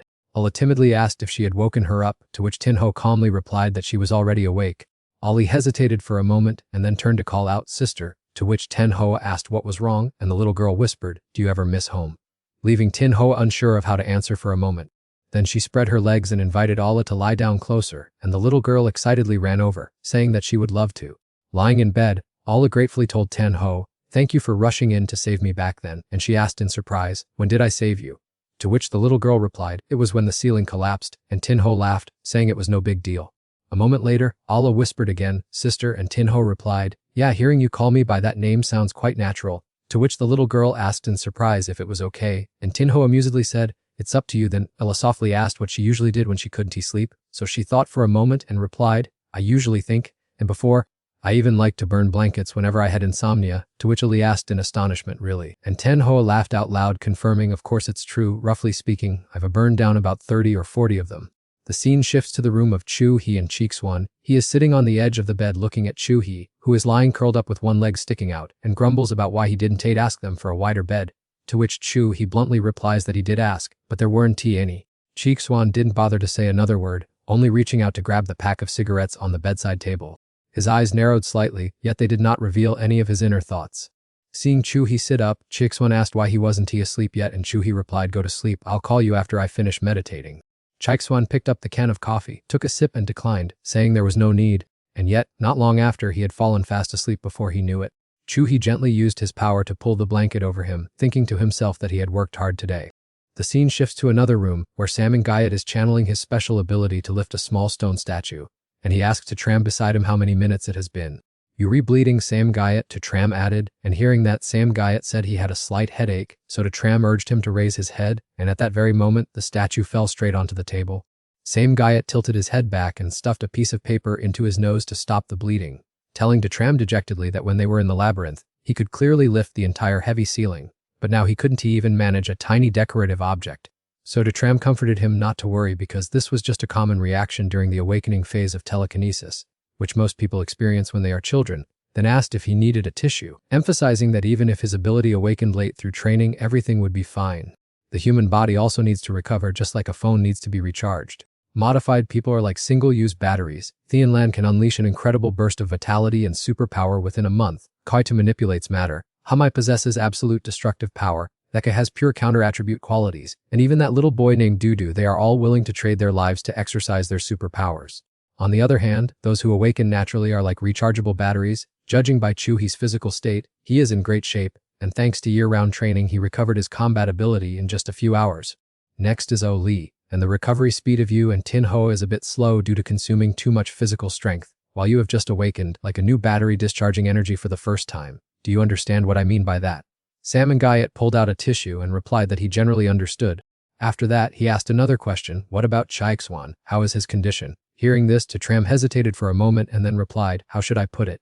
Just imagine him as a canister of nuclear explosives sitting on a launch pad. If he can control it, then it's fine. But if it's the opposite, the elemental superpower getting out of control will trigger a horrific chain reaction, and he himself knows the price of losing self-control better than anyone. Right at that moment in the bedroom, Chaixuan startled awake in a panic, gasping for breath. He hastily turned to ask Chuhi beside him, are you all right? Seeing Chaixuan like that, Chuhi replied with concern, I'm fine, did you have a nightmare? He bowed his head and held his forehead with his hand, asking, no, how long have I been asleep? To which Chuhi honestly replied, just half an hour, go back to sleep. Samengayat was currently reflecting on the words Tram had just said, which meant that the more Chaixuan cared about someone, the more deeply obsessed he himself had to become. A moment later, Samengayat turned and timidly asked Tram if, in the case that Xiao Hao appeared again in the future, it would be possible to use the Nami robot to control his body, and after hearing this, Tram replied that technically it was possible, but this could not solve the root of the problem. Xiao Hao was also wary of that method, so Samengayat said he understood. I was thinking that the reason they didn't bring us along is probably related to Xiao Hao, and Tram asked, what makes you say that? To which Samengayat thoughtfully replied, I still haven't found any clues. Tram leaned in close and asked when Samengayat had first used his superpower. Samengayat calmly recalled that it was the day that Blade stabbed at him, and the former pressed further to confirm there had been no loopholes before that. Samengayat looked out the window and muttered that this temporary freedom could hide unforeseen dangers, and they absolutely could not just sit and wait to die. Tram, standing nearby, had already investigated the other, but the results astounded him as he found absolutely no lies or memory loss. Samengayat suddenly turned around and told him to immediately list all the powerful clans in Chanren City for him, including family relations, key figures, and their ability traits. Tram asked in surprise if he needed to gather them all, and received a firm yes. He understood in his heart that with their current limited power, they couldn't change anything, and to turn the tables they had to plan very carefully. Then laughing, he pointed and said that while he could do it himself, someone else would take on this task.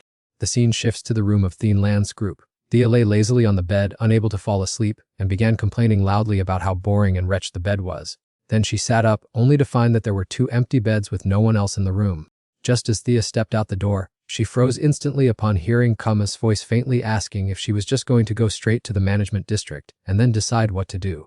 She quickly hid behind the wall to eavesdrop on the conversation. Striding down the stairs, Thienlan casually replied to Eshkumim that he had to return to the laboratory to find Juterthich, and further explained that treating the injuries was currently the top priority. They took Dao Quang with them to prove he was still useful, so he would definitely be safe. Sure enough, as soon as he finished speaking, Thienlan's steps faltered. Standing above, Kumi was stunned to hear him ask in return whether he would be safe forever, adding that she didn't expect any help from their group anyway. Anyone who wanted to recover or join the Divine Oracle could do as they pleased. She normally wouldn't care, but she had to prevent anyone from harming Dao Quang. Hearing this, Thea immediately turned around and walked back toward the bedroom.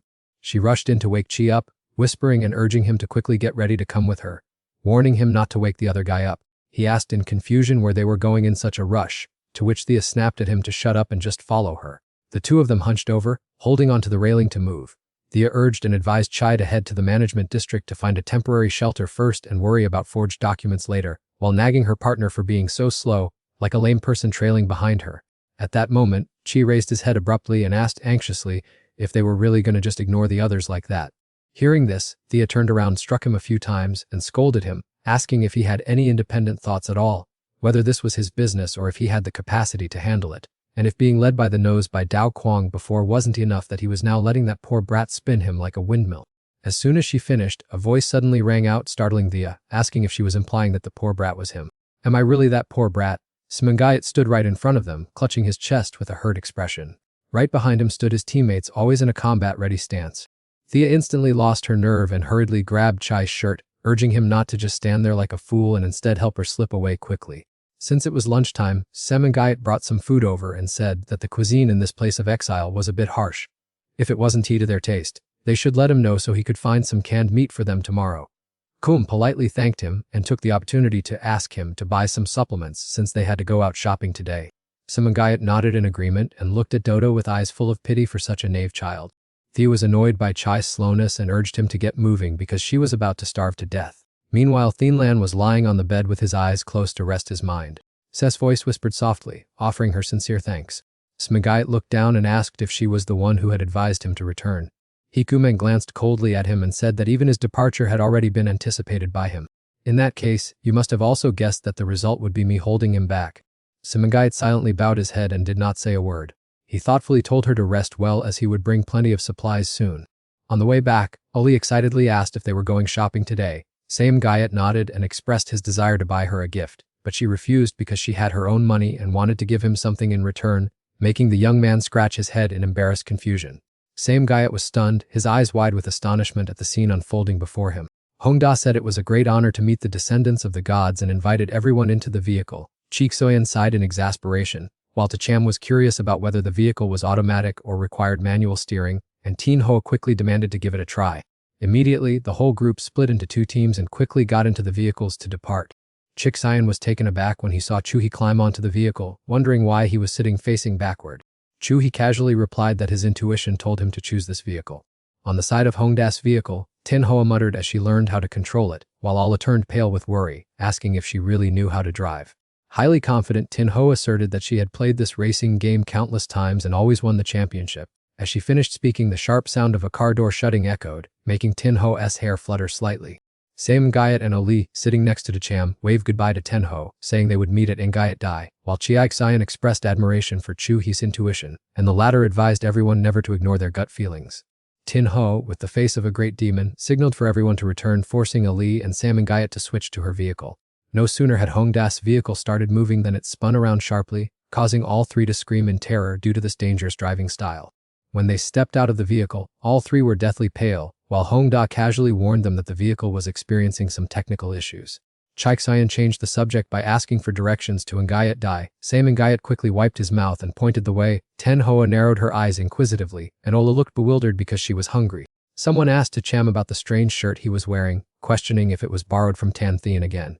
Sam Ngayat advised that information spreads very quickly in this exile region, but ordinary people lack sensitivity, so the group must act inconspicuously, although Tacham believed their identities would be revealed sooner or later, and Teen Ho wondered since when they were zombies. After finishing their disguises, everyone asked in unison why she didn't do the same as them. Tin Ho pointed at the group and said that they were her own perfect disguise. Out of nowhere, Sam Ngayat produced a jar of black paint and smeared it all over his hands.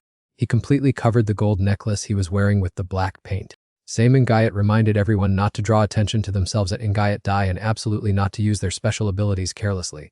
Tin Hoa asked if all offensive moves were banned. Cheeksuyan gave a disdainful reminder. Chuhi suggested those two should be the ones addressed, and then Sam Gayat concluded that carrying weapons was quite normal. Chaixoyan wondered what they should do if others spotted the necklaces. Sam Gayat, who was hurriedly packing things into the vehicle, snapped that if they were so scared, they should just let others see and scare them away, as long as they didn't cause a scene that drove the merchants away. Everyone fell silent, knowing he was annoyed.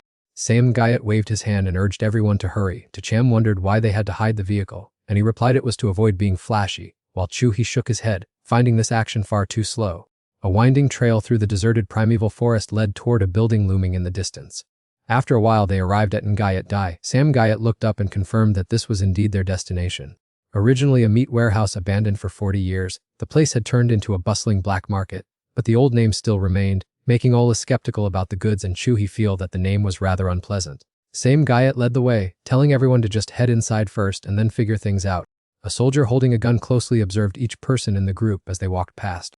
Someone wondered who the crowd out there was, and Sam Gayat replied that it was the Ghost Gang, a name that made people astonished. Sam Gayat further explained that this gang controls the Gayat Day Meat Warehouse, and all transactions here must pay a 35 venue usage fee if they want safe protection. Hearing this, Tin Ho understood that this was an open protection fee racket, while also realizing that the forces governing this place change every year. At that exact moment, a soldier holding a gun walked in the opposite direction of their group. Same Gayat lowered his voice and said that whoever wins here rules, and since disputes happen here every year, even though there is indeed a rich variety of goods, he wouldn't want to visit unless absolutely necessary. Tin Hoa expressed skepticism, asking if this place is so dangerous, why do people still flock to the meat warehouse to trade? Same Gayat pointed to the guideboard and said that once they go down to the B2 level, everyone will automatically understand. He led the way. This meat warehouse has a central plaza on B1 and a parking area on B2. Same Gayat suggested going up to B1 to buy supplies first and then going down to B2 later. Allah praised Same Gayat for knowing this place so well, making him embarrassedly confess that he to work as an orbital cleaner here. Cheekswan immediately exposed the contradiction in his words, causing Sam Gayat to quickly cover his embarrassment by saying that with money, there is no reason not to come, and it is worth it no matter how many times he has to go. Cham wondered why they didn't choose Thai Ho Street, as that place would definitely be safer and the shopping environment much more pleasant. Cheekswan suddenly froze when he heard that familiar name. Thai Ho Street, a place that brought back memories he absolutely did not want to remember. Cheekswan waved his hand to signal that it was his treat today and to feel free to choose whatever they liked. Same Gayat was astonished and couldn't believe his ears, and Tin Hoa boldly said they would stand on ceremony then, while Allah wondered if they sold Abidula magazines here, and Chu he stared in surprise, asking if he was really willing to spend money. Cheekswan asked sarcastically if he also knew how to shop, to which Chu he simply replied that his phone had just broken. At the B1 Plaza, the stalls offered all kinds of goods for sale, from rare CDs and limited edition magazines to the latest perfume samples, all guaranteed to be genuine. Allah looked intently at the item in his hand. They were packages of quit smoking candies.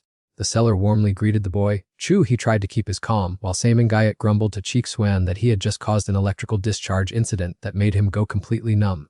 Allah took the item out of his pocket and asserted that he would pay for it himself. Chu he looked at the item and suddenly recognized something familiar. He unconsciously recalled Allah's previous cute chubby appearance. The atmosphere at Ingayat Dai was extremely bustling with crowds of people walking back and forth, and the persistent shouts of the vendors created a highly lively scene. Allah took the opportunity to pull out his phone and take a few pictures, determined to let that other person see this moment. Seeing Cheekswan with candy in his mouth, Chu he asked if it was good, but Cheekswan's face was full of disgust as he grumbled that it tasted incredibly bland and terrible. Same Gayat praised the fancy phone and its great photo-taking capability, truly a person who is easily satisfied. In the dark, closed room, Thea looked around and whispered to Hamai, asking what on earth she was hiding. She seemed extremely curious about how Hamai had managed to keep him for so long. However, Hamai did not bother to reply. Her mind at this moment seemed to hold the image of only one person. Her old memories still haunted her, back when she frantically chased after Thean Lang in extreme fear, asking him how far he could go with a body covered in injuries, whether he could survive to reach the laboratory, and whether he would receive an answer or only meet his death. Yet he still trudged on amidst violent coughs that shattered the atmosphere, only telling her to go back. Hamai clenched her hands so tightly they trembled, and finally, unable to hold back, she cried out helplessly as if begging him. Her voice cracked with despair, as she did not want to witness any more of her friends leaving her. Thean Lang's footsteps suddenly halted when he heard the word friend come from her mouth. Without turning back, he just silently looked down at the cold floor, and asked if she wanted him to speak even harsher words to make her realize the reality. Hamai took a deep breath to calm down, saying that whether they were friends or not did not matter, and if she wanted to save him, he should come with her. Because they needed a chess piece to start, she wondered why he wasn't taken away and believed the answer lay right beside them. So they must find out the truth before returning. Her face turned solemn and poised, patiently waiting to gather enough data before inviting us to set out together to track down that doctor. Those few words gently dug deep into Thean Lang's thoughts, causing him to slowly turn his head to look back. In the midst of reality, Hamai calmly brought the spoonful of porridge to her lips, actually just wanting to keep the other person there, making Thea pout and complain that if she didn't want to tell, then, fine, no need to be so secretive. In the middle of the bustling streets, groups of people were boisterously hanging up banners and slogans to promote the publicity campaign. Some shouted to praise human compassion over special abilities.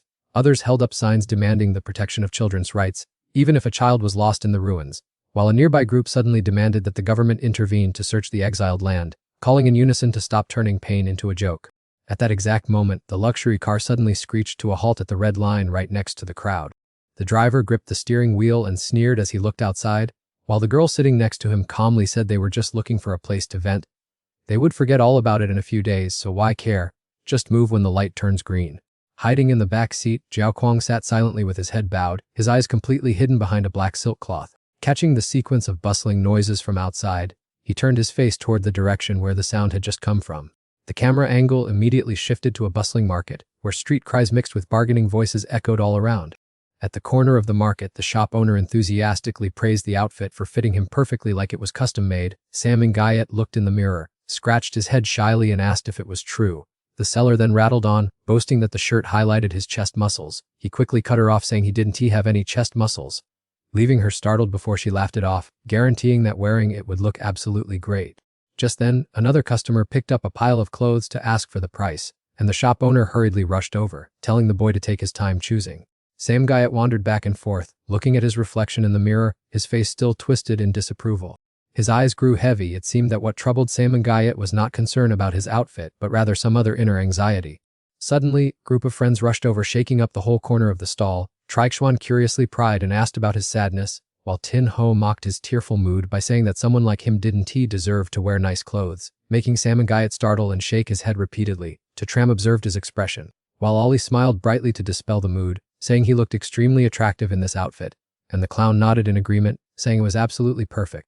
Noticing his arm turning red, he leaned in and asked inquisitively, Guyot, why did your arm change color like that? Suddenly she made a comment criticizing the clown for being ugly, leaving him dumbfounded and pointing at his own face. Tin Ho sighed and muttered no wonder they got along so well, while Ali eagerly asked Tram about his taste in clothes, to which he replied directly that it was the best, making Sam Guyot feel his heart fill with warmth amidst the bright smiles around him and feel secretly grateful for being drawn into this joyful atmosphere. Suddenly, amidst the busy crowd, a man pulled out a gun and calmly strolled down the street. The atmosphere immediately grew incredibly tense, putting everyone on high alert. Noticing that the guy was quietly approaching, the whole gang stood up to form a protective wall for him. Tram whispered that such a terrible disguise could never fool the enemy, while Sam Guyot frantically waved his hands and popped his head out to explain, asking them to listen, and the clown told Guyot to hide well, then whispered to his teammates not to use their superpowers lest the public panic completely. He still persistently squeezed his way out from his friend's protection, moving bit by bit while asking them to hold on a moment. After a struggle, Sam Guyot finally made it out, his heart surging with excitement because he finally had the chance to experience this feeling. The man holding the gun directed a piercing, ice-cold gaze straight at him. But in the blink of an eye, his attitude pulled a complete 180-degree turn with a bright, welcoming smile, enthusiastically saying he was ready to carry their luggage and act as a tour guide to take the guests to see the railcar area packed with premium goods. Sam Guyot excitedly shouted to lead the way right now, leaving the whole group frozen in bewilderment, wondering if he was just a tour guide after all.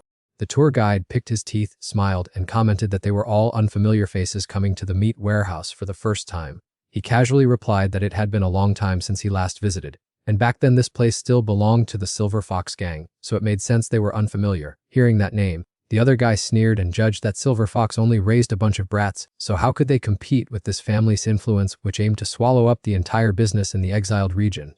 What a greedy guy. Sam Guyot thought to himself that they themselves were no less cunning than anyone else. The guide curiously asked if this crowd were Black Bear's henchmen, and then pried about whether yesterday's harbor explosion was indeed caused by people with special abilities, making him excitedly nod to confirm he had witnessed it all with his own eyes. Sam Guyot rattled on about bribe money for a dozen special-class Esper masters wearing bright gold bracelets, who only needed to flick a finger and boom boom boom, the entire row of shops at the harbor went up in smoke. Hearing that, the guide secretly sneered, mocking how a fool like him could have witnessed such a scene. But outwardly he still feigned admiration, praising that surviving such an accident indeed made him very capable. The tour guide enthusiastically gave directions, saying that going down these stairs would lead to the subway area. Hoping everyone would have a good time and bring home the items they wanted, Ollie froze for a moment, glancing at the person next to her with a longing look. He stood dazed by the stairs, quietly pondering the rumors buzzing from the loudspeaker earlier. Who knows how many versions of the story had been made up. But one thing was absolutely certain, the people in the place of exile were extremely hostile toward those with superpowers. In Sam Guyot's mind at this moment, dozens of thoughts kept dancing around. If they were discovered, they might end up crying together, no joke, and would other gangs take this opportunity to cause trouble? The clown urged them to step quickly to see what interesting things the subway area had. The little girl held her chest, letting out a long sigh of relief because her heart had almost jumped out of her chest earlier, and he silently prayed that everything was just his own imagination running wild. Soon, the whole group set foot in the subway area. On both sides of the tracks, crowded stalls were messily arranged, looking quite shabby, with a few old chairs sitting neglected next to moldy black walls. Even the iron cabinets tucked away in the corners had rusted over the years. Alda whispered that the air down here was completely different from upstairs, while Sam Guyot calmly told the little girl to stick close to him. The whole group trudged single file, squeezing through the narrow alley. The traders on both sides of the street cast curious yet indifferent glances at them, as if sizing up each stranger, while they walked carefully, darting their eyes around to scan their surroundings. Passing by a stall filled with glass jars containing eyeballs, the little girl was startled and stared until she got goosebumps. The old shopkeeper smirked playfully and told the kid not to be afraid because they were all fake. If she liked any part, he could find a freshly harvested, piping hot one, and with those words, he burst into a belly laugh that sent shivers down their spines. Just then Tenho pulled Lee away from there and coldly said, "Let's go." The man shrugged and gave a cynical laugh, his eyes still glued to the backs of those who had just slipped away. In contrast, there was a completely deserted stall with not a single soul visiting. On the table sat only 2 wooden boxes accompanied by a piece of paper that clearly read, "Fake Goods Intelligence Service, just toss your request and money in here, and I will naturally come find you to talk business." Looking at the next stall, a medical practice license was hanging prominently right next to a sign that read, "Only refuse to treat those who fail to pay on time." Just as they passed a stall selling glittering jewelry, Cham realized that those jewels were actually grenades. The old shopkeeper laughed out loud, praising him for his sharp eyes, adding that these imitation goods had power equivalent to real explosives and asking if he was interested in buying a few. But the clown quickly pulled his hand urging, "Let's go," to Cham. The sounds of hawking, bargaining, and arguing disrupted a corner of the subway area as crowds of people hustled to openly trade all kinds of contraband. Someone offered to buy 30 kilograms of goods, but the shopkeeper refused, saying it was a national prohibition that the management area did not have. So the customer pulled out a thick wad of cash and threw it down, asking if this was enough, and seeing the huge pile of money, the shopkeeper's eyes lit up as he warmly invited the valued guest to follow him. Not far away, someone was asking about a ride back to the management area, but the administrator shook his head vigorously, saying that the gates were locked down lately, so they should line up, take a number, and make a deposit first, then figure the rest out when they got on the vehicle. He added that they only took people there, but once they arrived, they were on their own as he wouldn't look after them, and the customer nodded in agreement instantly. In a dark corner, 2 people were whispering to each other, "Soup, I want to buy someone's life," meaning the bustle outside the central square was just a glamorous cover, while the subway area was where the harshest rule of survival took place, and this second basement was a bloody battlefield whose source originated from the traders themselves. A moment later, the group stopped in front of a medicine stall where Hak Kai sat arrogantly on a chair with a cold face. Asking what they wanted to buy, Sam Guyot calmly replied that they were looking for energy-boosting and physical recovery medicine, to which the man cast a sidelong glance and asked resentfully who it was for. Right then, Allah scanned the messy pile of medicine on the table and muttered that these things were all fakes, so Sam Guyot calmly said he did not need to disclose that, while Hak Kai turned his head up and retorted that if they wouldn't he say there would be no sale. He remained silent for a moment, then leaned in close to the other man and asked about the Life and Death Club, causing Hak Kai to startle, draw back, and ask if they were tournament competitors.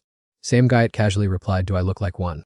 The man remained dead silent, his face as blank as stone, showing no emotion whatsoever. Afterward, Hak Kai quietly turned and walked inside, while his daughter quickly spread her arms to block the door, warning them not to peek. He chuckled, raised his hands in surrender, and said, "All right, I want tea." Look then. The man busily unlocked a tightly secured cabinet, grumbling that they could only use 1 pill of this type a day and asking how many bottles he wanted. Sam Guyot's next words made Hak Kai's hand pause on the cabinet door because he said, "I'll take as many as you have." Seeing this, he was stunned and wondered why they were buying so much. Hak Kai silently pulled out his phone, stared intently at the photo on the screen, and muttered, "It's not them."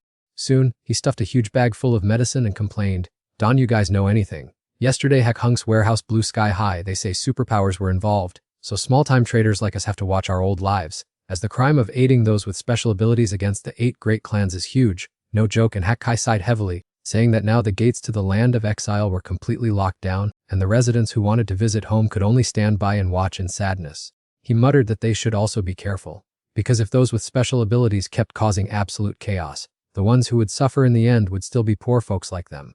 Sam Guyot looked down and asked in a cold voice, "How much does it cost?" Watching the figure fade into the distance, the shop owner murmured, "Thank you for your support." At the tram area, people were chattering endlessly. One curious person asked, "Hey, those superpowered people are still missing. Will the administration take out their anger on civilians?" Amidst his anxiety, he suddenly had an idea. "Maybe I should apply to work in the administration area." The person next to him waved his hand. "We apply every year and it's never our turn." He sighed, "It's all because of those mutants causing trouble." The other dismissed him. "Stop complaining. Open your eyes and look. You have to be careful with business these days." The whole team didn't care much, still strolling forward. Suddenly, the young man stopped in his tracks by a stall displaying mechanical parts. Sam Guyot's appearance remained as quiet as a sheet of paper, but his eyes were fixed on that pile of items, deep and contemplative, as if holding back an indescribable emotion. Suddenly, a group of arrogant young men walked past. One guy intentionally bumped into Chiksuyan and shouted, "Get out of the way if you know what's good for you." Another added sarcastically, "Do you intend to claim this place as your home?" Truly blind, the clown patted the shoulder of the person in front, calling softly, "Sam Guyot." Sam Guyot remained silent, Absorbed in his thoughts, his intellect told him to act because everyone was waiting or at least smile to reassure them. But he couldn't lie to himself and ignore the harsh reality before him. His gaze remained fixed on the mechanical arms displayed on the shelf. Suddenly, Sam and Guyat's vision blurred, and those cold mechanical items were instantly stained with the deep crimson of blood, glowing with a haunting intensity. In his ears echoed the whispers of the crowd, saying that they had to watch out for the superpowered ones coming here to destroy things, only for the civilians to bear the consequences. It has always been like this. The talented often start wars, while the poor suffer from hunger. They are all just boastful liars. Clutching his head in pain, Sam Guyat thought to himself, could it be that everything became worse because of them? Clearly this place has been rotten for a long time, so why do people take this agonizing life for granted? It must be changed. What people hate is not the strong, but those who cannot help them escape suffering. I must not waver. He promised himself that if fate forced his hands to be stained, Sam and Guyat slowly lowered his hands. He was willing to use his own blood to forge a path through the dark night. Right at that moment, another alter ego spoke in his head. Are you psyching yourself up? He curled his lips mockingly. Look at that face. Do you still remember me? Sam Guyat coldly replied, I remember, and I want you to disappear forever. Xiao Hai burst into laughter, slowly stepping closer to him. He patted Sam and Guyat hard on the shoulder. Don't be stubborn anymore. I see right through you. Xiao Hai whispered in his ear like a demon. You stop everyone from using their power only because you are afraid. Sam and Guyat froze. Indeed, he was afraid. Who wouldn't panic when someone identical to them was trying to take over their body? He sneered and said, You are afraid of me taking your place. Clenching his fists, but now I have learned to live with that anxiety. Xiao Hai stroked his face with a smile. That feeling of being enveloped by darkness yesterday was terrible, wasn't it? He looked straight at him. Not at all. I think that place suits you very well. Sam Guyat narrowed his eyes coldly. I'm leaving. My teammates are waiting. Having said that, he turned on his heel and strolled into the hazy void. Sam Guyat muttered, It's best that before I find a way to deal with it, you just sit quietly right there. Xiao Hai disappeared. He gently rubbed his forehead and sighed, causing his teammate to ask in concern, Sam Guyat, are you being tormented by pain again? Right after that, a series of earth-shattering explosions shook the entire area, and the crowd began to panic, everyone running for their lives. A tour guide, whose face was completely pale with fear, screamed, The Silver Lake Gang is here, while another hurriedly shouted, Everyone calm down, run towards the end of the tracks to find an escape route. Over at the square, the clash was unfolding with extreme tension. Stray bullets flew in all directions, making the scene more chaotic than ever. In another corner, when the rescue team arrived, they only saw corpses strewn all over the ground. Nearby, a man holding a gun tightly hiding behind a counter instructed his teammate, Keep hiding here. Do not come out until the gunfire stops. Do you hear me? The other, clutching his head and trembling, replied, Yes, I understand. The battle grew bloodier by the day, the casualty list lengthening rapidly, as thick smoke and fire blended with the pungent stench of blood across the entire region. The guides shot back while clearing a path for the tourists, shouting, Everyone, stay close to me to get out. In the midst of the chaos, the stall owner still desperately tried to hold on to his belongings that were being looted, shouting to chase them away, while a lost child, crying and screaming, asked where their father was. The crowd pushed and shoved each other to escape, and Hak Kai's daughter was also swept into the sea of strangers, her eyes blurry with tears of fear, only able to call out for her father in vain. At that very critical moment, Chixuan rushed over and pulled the little girl into a tight hug. He gently comforted her, telling her to stop crying. Holding the little girl tightly, Chixuan anxiously looked around and called out Sam and Guyat's name, and immediately the other's voice echoed back from afar, saying he was safe. Taking advantage of the chaotic battleground, criminals fished in troubled waters, causing screams and curses to echo throughout the train station area, urging everyone not to leave their belongings behind. In another corner, the stall owner tried to reclaim his bag from the robber's hands, snapping, How dare you touch my things?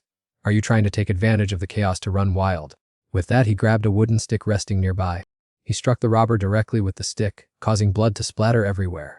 Without the slightest hesitation, the stall owner yanked his bag of goods out of the man's hands. He stepped out from behind the counter, his eyes bloodshot with rage. The stick was raised high again and brought down mercilessly.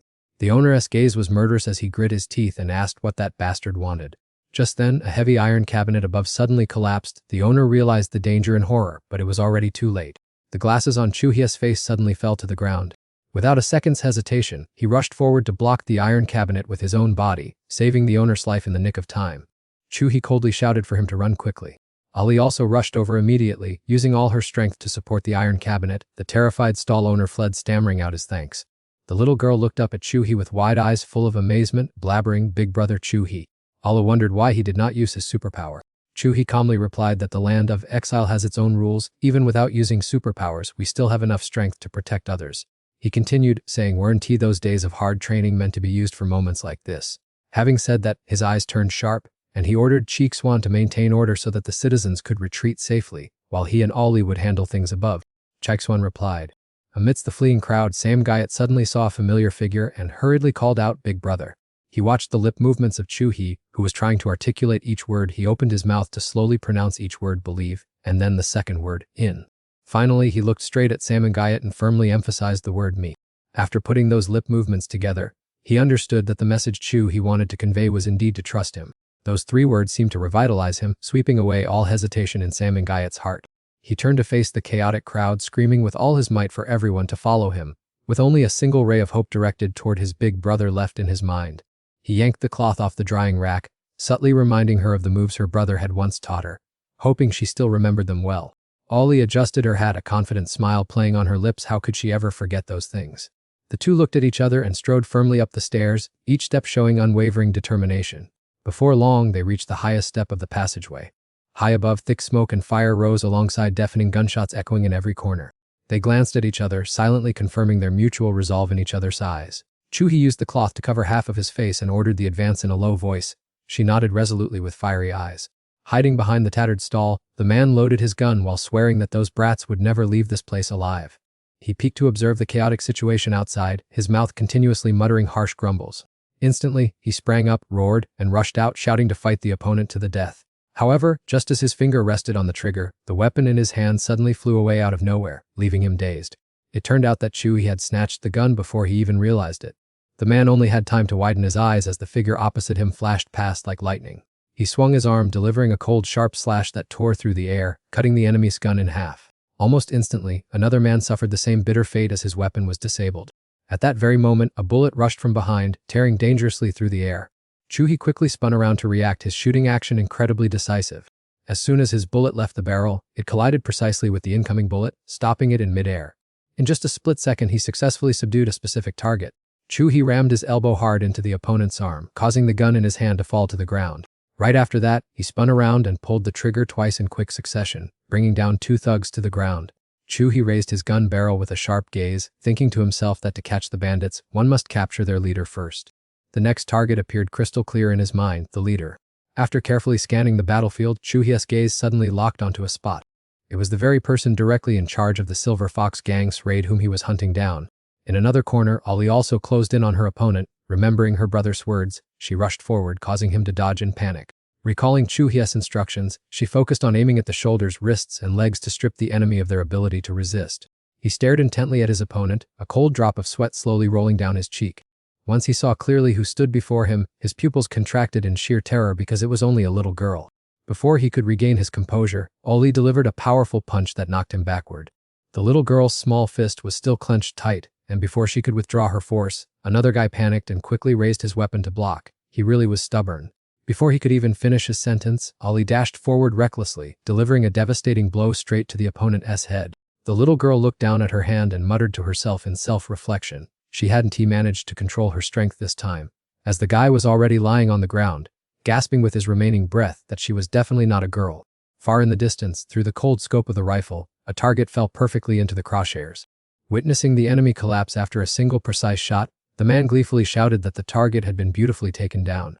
He laughed gleefully, saying it was the 8th prey and he was leading by 1 point, when suddenly his eyes widened in surprise because there was no one left.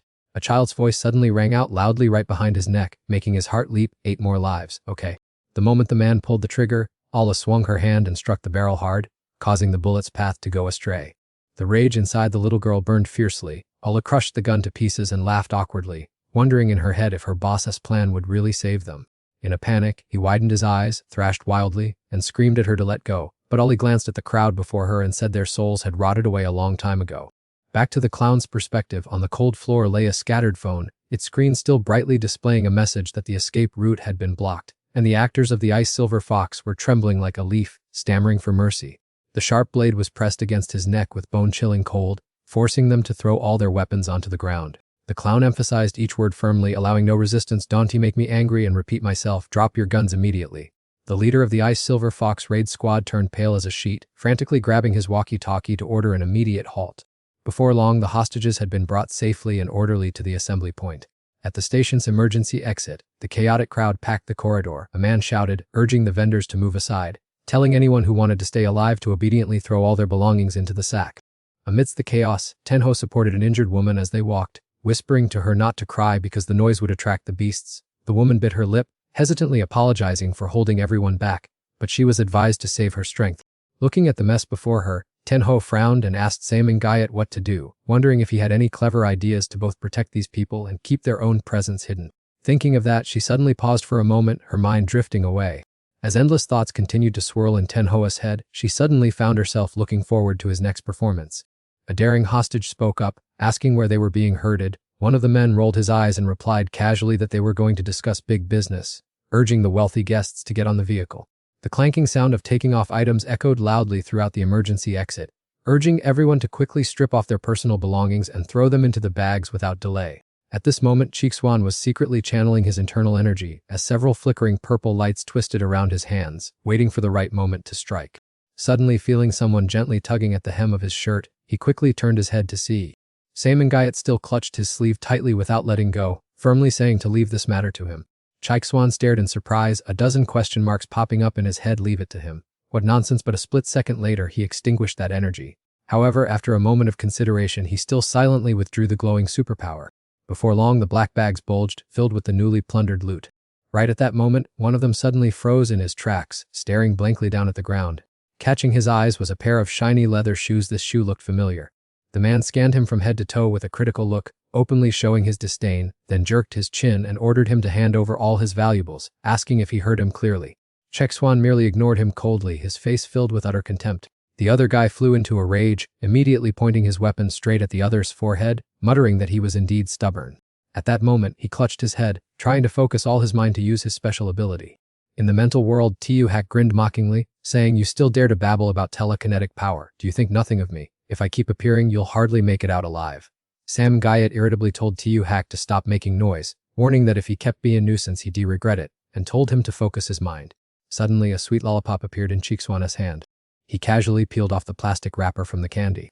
Next, Cheekswan popped the lollipop into his mouth and leisurely asked what they should do with the valuables. Munching on the lollipop with a completely unfazed face, showing not the slightest bit of fear, he only held out this single item. The other guy gritted his teeth, pressing the gun barrel hard against Cheekswan's forehead, intending to take his life. At this point, he still kept his eyes tightly shut, highly focused on his ability. Suddenly, Samengayat's eyes flew open, flashing a strange azure hue as an invisible pressure radiated outward.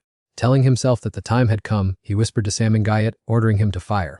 The other person complied, arrogantly challenging them to go ahead and shoot. As soon as the words left his mouth, space suddenly froze, leaving everyone open-mouthed in utter astonishment. Tenho frowned slightly, completely clueless as to what kind of trick the opponent was playing. The robber roared in anger, asking if they thought he wouldn't dare pull the trigger, keeping his posture with the corner of his mouth twitching in fury. Just a beat later, the man's finger squeezed the trigger. Suddenly, a strange noise came from the ground, causing the startled crowd to turn to each other and ask in confusion what that sound was. At the same time, the sounds of slaughter in the subway area also gradually died down, leaving behind corpses, pools of blood, and scattered weapons everywhere. On the cold ground, glittering necklaces lay scattered, their red lights flashing continuously like a final farewell to the many lives that had just been extinguished. The scene shifted to an overwhelmingly silent space, with only the rustling of dry leaves and the mournful cawing of crows echoing in the crimson glow of the sunset. Cheekswan tilted his head back, looking at the sky and complaining warily that he wondered if the candy was expired because it was so hard to swallow. The robber opposite kept pulling the trigger, urging his companion to swap for another gun, while the one standing next to him quickly intervened, telling him to stop messing around and focus on the task, but he yelled to cut the chatter and hand over the gun quickly. The man, breaking into a cold sweat, frantically turned the gun over and over in his hands, wondering if he was seeing ghosts. At this moment, his gaze turned sharp and cold as he muttered, "You silver tigers or something else." Cheekswan sarcastically asked if they couldn't even use a real gun. Meanwhile, in the back, Samengayat raised his hand to wipe away a smear of fresh blood trickling from his nose. Tenho also burst out laughing with a mocking look, saying that even bandits should have some credibility, silently certain that such a childish trick was indeed Samengayat's familiar style. He narrowed his eyes, thinking to himself that that was enough. In just a fleeting blink of an eye, all the ammunition on the silver tigers' bodies had already been stolen by Samengayat's mind control ability without any of them noticing. They frantically pulled the trigger again, but aside from a dry click, the gun remained completely silent, refusing to discharge any bullets. They all stared at one another with contorted faces, muttering, "What the hell is this? Something seems to be wrong with these guns." That bizarre scene left the hostages in the carriage stunned for a moment. Just a few seconds later, they woke up to the situation and rose up in unison to fight back. The piercing shriek of that group of people made him freeze, his face turning pale with fear. He never expected them to be the lackeys of the Silver Tiger gang. Without giving the opponents time to recover, all of the hostages rushed forward at once. Unleashing steel punches and kicking their opponents hard, they shouted, "What right do you have to cause trouble here?" Sitting in the car and watching the convoy arrive one after another, the man couldn't help but be astonished. How did the Phantom's rescue forces approach so quickly? Could there be trouble inside the platform too? Realizing the situation was completely out of control, he slammed his hand against the car door and snapped, "Retreat now, everyone get in the car quickly." On the ground, the leader of the Silver Tiger gang's raid was being beaten black and blue. One person spoke up to order, "Call your boss right now." Don tried to be clever, while another kept kicking without mercy. "Why don't you focus on doing honest business instead of diving into this mud?" On the other side of the battlefield, one guy suddenly remembered something and asked, "Where are the allies who helped us?" The person next to him looked around. They disappeared without a trace after the fight. Should we go try to find them?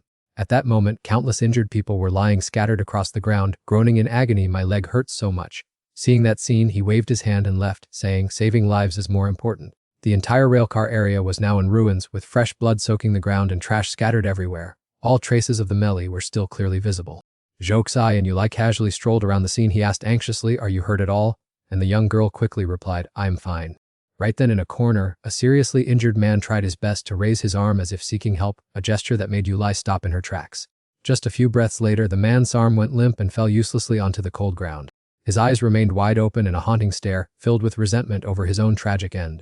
Jokes knelt down to check for a moment and concluded, "He gone." Yuli fell silent in deep thought. If we hadn't shown up today, how many lives would have been lost here? Do they really have to completely wipe out the opposition before they stop? Do the people here have to live in sheer terror every single day? She wiped away a tear from her eyelashes, her mind utterly confused for no reason. Why do I suddenly feel like crying like this? Yulai expressed her wish, "Brother Jokes, I want to do something to help the people here." He slowly stood up. "You have already done so." With that, Jokesai turned and walked away. "We must go see you right now." He suggested that they both go down to check, and she nodded in resolute agreement, "Yes."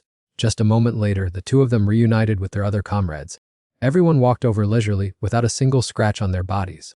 Singhu spoke up, "You didn't expose your special abilities, did you?" Jokesai shook his head slightly, "Not at all, we made a very clean retreat." She looked at Yulai with concern. "What about you, Yulai? Are you hurt anywhere?" The young girl offered a bright smile. "Don't worry, sis, I am perfectly fine." Seeing only a few people in the group, he wondered, "Where are the others?" Sujan explained, "Everyone is safe. The rescue forces from the Phantom Gang have arrived, and we waited until we confirmed they took over the victims before pulling back." Noticing that the person behind him was not responding, Zhu Chuan turned his head to look. He reached out to support the exhausted person. Zhu Chuan softly called Sam.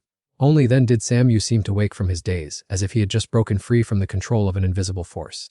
He pulled the hood up for him. As soon as he saw Sam Yu's current state, Zhu Chuan called out his name in alarm, "Sam Yu."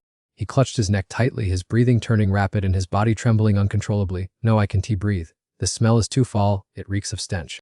Jokesai rested his chin on his hand in deep thought. Why is his condition so severe? He turned to look at Sam Yu. In theory, awakening a special ability only causes a mild reaction, but Sam Yu's symptoms are somewhat extreme. Singho analyzed. "For him, everything happened too fast. When you guys awakened as kids, did you have this uncomfortable feeling?" He confirmed. "I didn't." She crossed her arms and turned away. "Forget it. What about Jokesai?" While everyone was engrossed in conversation, he sat flat on the ground, bowing his head and questioning himself. Why do everyone's voices sound so clear? An ordinary person wouldn't even be able to hear from this distance. Why are my senses so sharp? Right at that moment, Sam Guyot clearly heard the sound of 10 Hoa's shoe soles pounding on the floor. This characteristic sound made her hesitate, wondering if it was because of her. Following that, a powerful heartbeat was transmitted to his hand. This rhythm originated from inside to Tram's body. Next, the rustling sound of beads colliding also reached Sam Guyot's ears. Everyone must be very worried about him. He pinched his nose tightly, his breathing becoming rapid. What on earth was happening to him? He had to calm down. Allah shook Sam Guyot's shoulder hard, but he didn't seem to hear anything, his consciousness spinning from a surging wave of discomfort. This foul stench so strong it couldn't be ignored. Could it be that the others didn't smell it? Suddenly, Sam Guyot tightly held the little girl's hand. The scent of fresh blood lingered on Allah's fingers. Allah cried out in panic, "This is bad, everyone come over quickly and take a look." Seeing his empty, soulless eyes, the girl fearfully called out, "Brother Ngayat." In Sam Ngayat's head, images of a man writhing on the ground and vomiting kept flashing repeatedly. Everyone frantically gathered around, calling his name continuously, but Sam Ngayat was still trapped in piling streams of terrifying memories. "Sam Ngayat, what's wrong with you?" The voices of everyone blended into the terrifying memories, echoing in his ears time and time again. "Sam Guyot." Only after a long while did his eyes gradually focus. Sam Guyot forced himself to stand up with a wary face. I'm fine, just a bit of a headache, I'll adapt soon. Tram, help me scan and check the air composition. Tram took the order to scan and reported back just a few seconds later that the CO2 level in the second basement was rising. Sam Guyot, what are you doing? Before he could finish his sentence, Sam Guyot knocked aside the display shelf next to him. It seems this is not my hallucination.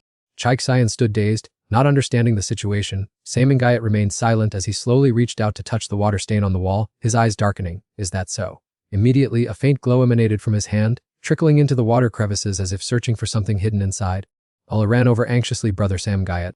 Tenho quickly stopped the little girl. Don't disturb him right now.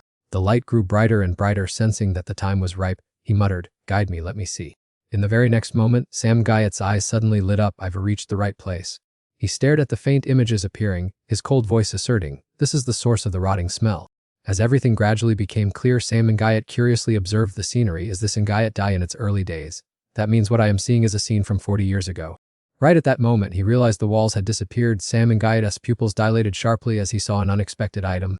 His eyes lit up. This is it. This construction map is what I need. I can use it to verify my own speculation.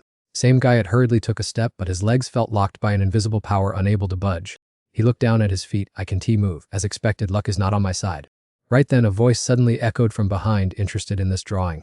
Xiao Hai stood leisurely between two men, his hands lightly draped over their shoulders, a suggestive smile playing at the corners of his lips. What's the use of looking at this?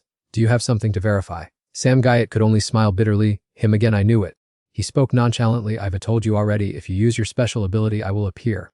Seeing Xiao Hai calmly walking around, even spinning around as if dancing, a feeling of frustration rose within him. How long does he intend to follow me? Why can he move around so freely? Sam Guyot clenched his fists. If things continue like this, it won't end well. Soon he would have to face countless enemies. A barrage of thoughts flashed through his mind. If he couldn't find a way to control him, it would be extremely dangerous. Right then, that guy boredly tossed his hat high into the air and caught it. Time after time, it's so tedious. Sam Guyot narrowed his eyes slightly. Would the old scenario repeat this time with another incident of attacking his comrades? He tilted his head, glancing at him with a haughty look. Are you scheming to eliminate me? Sam Guyot suddenly froze, trying to regain the initiative. A sudden idea flashed through his mind. Was it really necessary to control him, or what if he regarded him as a useful card? Sam Guyot decided to take a gamble. He took a deep breath and softly called out to Tu-8C. Tibu-8C sneered. I've already told you, I despise that fake face. Sam Guyot didn't let him finish and interrupted immediately. I agree, you can use this body. Tibu-8C burst into wild laughter. I knew you were a coward, but I didn't expect you to be this cowardly. Are you going to surrender your body just for a construction map? He still kept his calm attitude and replied, I just want to ask, our appearances are clearly identical, so why is your brain so much less intelligent? Sam Guyot's voice was full of sincerity. Listen, Tibu-8C, I want to propose a cooperation. He looked surprised. Cooperation? He nodded. Yes, we will share this body according to a reasonable schedule instead of fighting each other. After all, those clashes only leave this body more battered. Sam Guyot continued, you also understand perfectly well that our teammates will never stand by your side. No matter how many times you take over the body, they will still find ways to lock you up to protect me. He continued to analyze. You once clashed with Liu Chixin, so you know very well how difficult he is to deal with. As long as he is here, don't even dream of wiping out those ability users. Tibu-8C stopped twirling his hat, the smile on his lips turning a bit strained. Sam Guyot began to entice him. Accept this offer. You will have a certain amount of freedom without anyone making things difficult for you, and what's more, this has the consent of the actual owner of this body. Those words caused the fire of anger in his heart to flare up fiercely. Just a few seconds later, the hat in Tibu-8C's hand was thrown hard to the ground by him. Without any hesitation, he pointed his index finger straight at the other. Tibu-8C mocked, owner, do you think you are qualified? He still did not give up, persistently persuading, let's control this body together. Tibu-8C, I really need you right now. Tibu-8C's eyes quietly locked onto Sam Guyot as if wanting to peer into his very soul, trying to find any hidden schemes behind that sincerity. After a long silence, he quickly turned around and stepped backward. An expression of amusement suddenly appeared in the depths of Tibu-8C's eyes. How interesting. Next, he turned his back and strode forward quickly. As Tibu-8C walked, he pondered in silence. He clearly has no memory of the past, yet he utters the exact same words. His next sentence made his footsteps freeze. Once we return, we will discuss in more detail how to divide the usage time of the body. Tibu-8C stretched to relax his muscles and bones as if he had just made an important decision. He finally compromised. So the deal is, you just need to see the construction drawing, right? Sam Guyot replied softly, his face still maintaining a strange calm as if nothing had happened. But deep down in his heart, an indescribable feeling arose, as if an important piece of his memory was missing. The most crucial piece of memory. Returning to the scene, Cheeksian had waited so long that he was impatient, planning to pull out a pack of cigarettes to light one. Seeing this, everyone simultaneously raised their fingers to their lips to signal. Chu lowered her voice to remind him, "Don't smoke here." Right at that moment, Samgaisam's voice rang out, causing everyone to turn their heads back in unison. He asked anxiously, "Samengait, are you feeling better?" He didn't answer immediately, his eyes still contemplative as if connecting all the events that had just occurred. There was no mistake. Samengait firmly asserted, "Behind that wall, there must still be an incredibly vast space hidden." He spoke up, "Tem, do me a favor." As Cham pressed close to the wall to prepare to activate his ability, the rest of the group quickly scattered around to find shelter. In another corner, a man heard a strange noise and ordered his subordinates to check. "You guys, go quickly and see what's happening over there," to which the subordinates immediately bowed and replied yes. The wall has now been punched with a large hole, and the smoke and dust kept rising up, revealing a spacious area behind it. Ali, coughing fitfully while covering her mouth, exclaimed in surprise, "I didn't expect there would be such a vast land inside here." Tenho urged, "Don't just stand there, go inside and take a look." Sang and Gayat led the group inside without hesitation, each of his strides firm, his gaze calm and fearless, while Chuhi walked and looked around to observe the surroundings. This was originally a tunnel. The little girl accidentally tripped over something under her feet and cried out in panic, while he quickly caught her and advised, "Walk carefully, give me your hand." Right away, a gentle glow suddenly spread through the dark passage. Ales's eyes widened and she cheered, "You re so good, sister." And even Cham couldn't help but praise her, but she made a face and muttered to herself, "I really don't like using my ability on such trivial things at all." Suddenly, Cheeksian's eyes accidentally caught something. He lightly raised his toes, feeling something hard under the sole of his shoe. "It seems I have just stepped on something." Tinho lightly waved her hand, following her movement. Bright red sparks erupted all at once. In the blink of an eye, the darkness in the tunnel was completely wiped out by the light of the fire. However, when the darkness was pushed back, the scene that caught Tinho's eyes left her frozen. Alay and Cham shared the same expression, their faces pale with terror. And Chuhi and Chaiksoyan were so shocked that they gasped, their eyes staring blankly at the scene ahead. Even Sang and Gayat was just as stunned, his pupils contracting sharply, shock written all over his face. Along the passage, corpses lay scattered and piled on top of each other, creating a devastating scene as if they had just been through a bloody massacre. Tinho frowned, her eyes still scanning the corpses on the ground. Can Cham analyze the cause of death? Cheeksian crouched down to observe the appearance of the unfortunate person. Looking at these clothes, they must be construction workers of the moon platform. Meanwhile, Chuhi was also meticulously examining the scene. If there is another floor below the moon platform, why did they seal it off? Cham withdrew his ability and shook his head. Because they have been dead for too long, nothing more can be determined. Sangin Gayat gently placed his hand on the shoulder of a corpse. The bones of their limbs are all crushed. They must have been brutally tortured before they lost their lives. But the cause of death was exhaustion due to dehydration. He was lost in thought. Did the culprit intentionally leave them their last breath? Being severely injured and then imprisoned to the point of dying of thirst is truly the ultimate despair. Ala quietly swallowed hard, unable to help but think to herself, "Am I the only one who thinks Sangin Gayat is too cool right now?" As if hearing her thoughts, everyone nodded in agreement. Sangin Gayat angrily threw a powerful punch at the adjacent wall. He grit his teeth in anger. Those who did this are truly unforgivable. Afterward, Sangin Gayat stood up and quickly found a way to seal the wall again. He spoke in a cold voice, "Let's go," with only one thought remaining in his mind, which was to never forgive the wicked. He glanced at the fresh dent on the wall, his eyes wavering slightly. Chaiksayan asserted, "It seems he is not exhausted but is in the process of awakening." The team continued to venture deeper into the tunnel. Suddenly, Sangayat stopped abruptly. Ala couldn't react in time and bumped into his back. "Why did you stop, brother Sangayat?" The corners of his mouth turned up slightly in an implicit smile.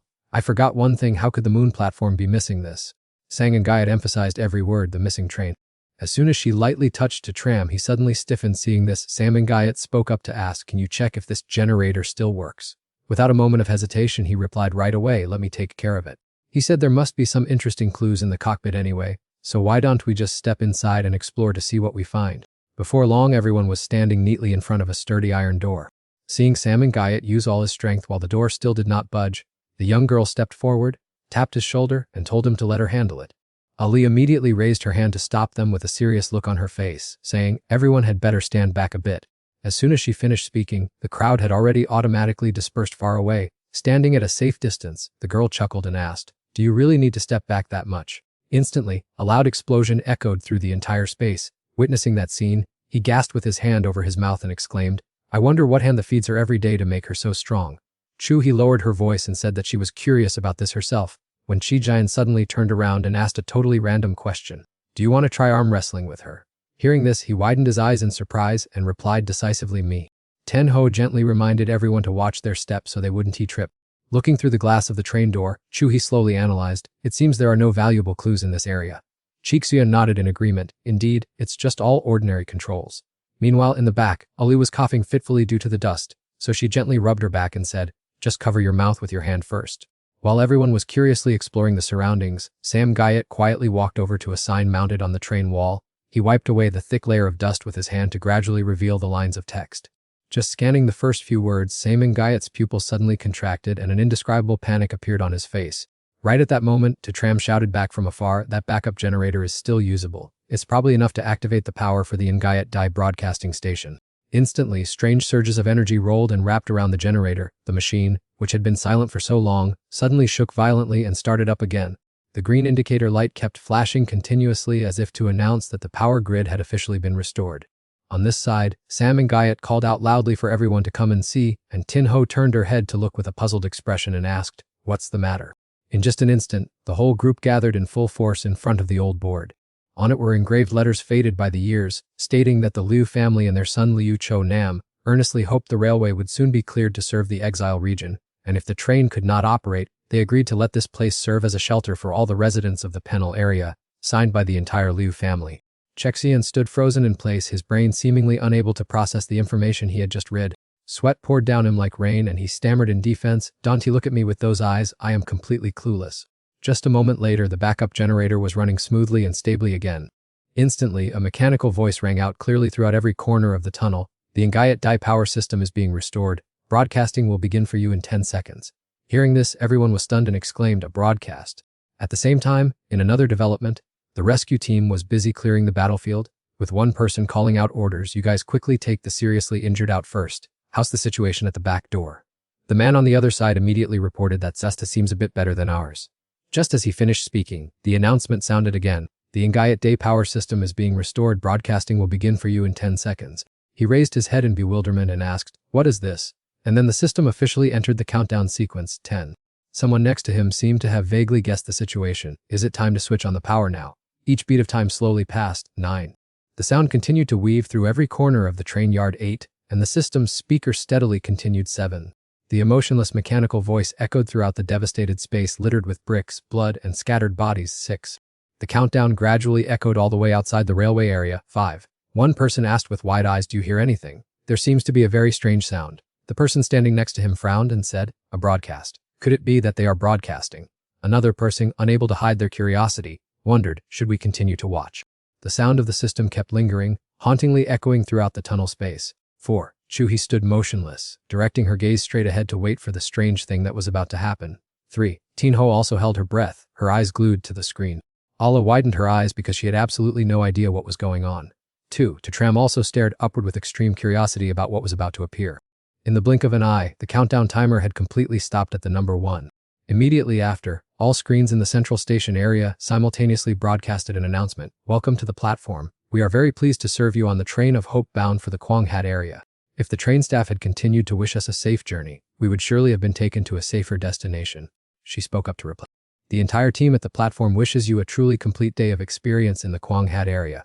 Time was like water flowing backward in a corner of memory. A woman ran hurriedly after her son. Chao Nam runs slowly while ahead. A man smiled gently and also reminded the boy to slow down. Chao Nam tightly hugged the drawing pad in his hands, his face radiant with happiness as he cried out, "Dad." The boy held the drawing pad high like a treasure, excitedly saying, "Look, Dad, I drew a train." The man squatted down in front of his son and replied happily, "Let Dad see." On the page were clumsy, scribbled strokes, sketching the image of a train filled with passengers. Gently stroking the child's head, his eyes filled with love, he asked, "Your drawing is beautiful. Why do you want to draw a train?" The young boy seriously replied that if there were a train, people from other cities could visit, and he wanted to make friends with them. The corners of his mouth curved up slightly in satisfaction. "That's right, isn't it?" The scene shifted to a meeting room so suffocating that it was hard to breathe. One person spoke up to protest that trains or airplanes at this time were no different from far-off fairy tales, while the person next to them argued that the problem was not money. Another slammed the table in anger, demanding the project's cancellation, and others loudly asserted that the technical barriers were insurmountable, expressing skepticism about the safe transport of materials and recalling the painful lesson of the Firebird incident from years ago. The Firebird incident was an event where an educator from the Kwanghat area was burned alive by rioters right at the penal colony when he came to build a school, and his ashes formed the shape of a flying bird, hence the name. One person tried to advise that this project had too low a success rate and those common people wouldn't appreciate it, but he remained steadfast in his ideals because, if he didn't try, he would naturally fail, and he wanted to be the pioneer himself. For the past 2 months, the abandoned area in the penal colony echoed with the sound of machinery every night. One person grumbled about it being too noisy, while another curiously peeked out the window, having heard rumors about a train connecting to the platform and dismissed it as a crazy idea. Pillowing his head on his arms, he thought that if it were true, the noise wouldn't be so annoying. He wondered where that train would lead and yearned to see a new world. In the station, the workers were still working diligently. One sighed because his application was rejected again. Another doubted whether the tracks would be finished before they had to use walking sticks, and a young man smiled in response, when suddenly a man spoke up saying he had sneaked out during the day, prompting others to angrily remind him of the strict regulations. Inside the train carriage under construction, the man leaned his back against the wall, enjoying the rare quiet space. Although the smell of mold still lingered, the sunrise was beautiful, and the colleague beside him smiled in agreement that everyone lived under the same sky. He broke into a bright smile, secretly hoping the project would be completed soon. He also wished that the railway network could reach far and wide to everywhere. The young man asked, half joking and half serious, whether his name would be remembered by the people here. This area does not allow unauthorized entry or exit. Hearing a strange noise, the manager immediately ran over, and a worker on the scaffolding pointed in that direction, reporting that a stranger not wearing a uniform had just appeared. The scene shifted to a project announcement ceremony in the hall. The host said with a smile that project registration was completely voluntary due to the sensitive nature of the location, after which Mr. Liu was invited up to introduce the plan in more detail. Round after round of applause resounded throughout the auditorium, lasting without end. In the quiet of the night, the once bustling construction site suddenly fell silent, leaving only bodies strewn everywhere in pools of blood. The construction blueprint lay abandoned on the ground, stained with the bright red of blood slowly spreading. In just a moment it was completely dyed red with blood. At the same time, Chao Nam's father received a threatening phone call demanding that he stop immediately if he did not want his son to lose his life. In the abandoned area, the man felt strange at the unusual silence of tonight, silently hoping that the day the train line opened would soon approach. The space suddenly returned to reality and everyone stood frozen in a daze in front of the board for a long time. A moment later, Samangayat slowly stepped forward and placed his hand on the control panel, as the choked cries for help and the flickering, unstable lights kept whispering to him not to give up. Countless chaotic sounds echoed in Samangayat's head. I cannot fall yet, don't let go, we will survive, everyone hang in there, I'm so scared brother, I want to go home, let me try, I can still use my ability, don't sleep, I'm so sleepy, all in just an instant.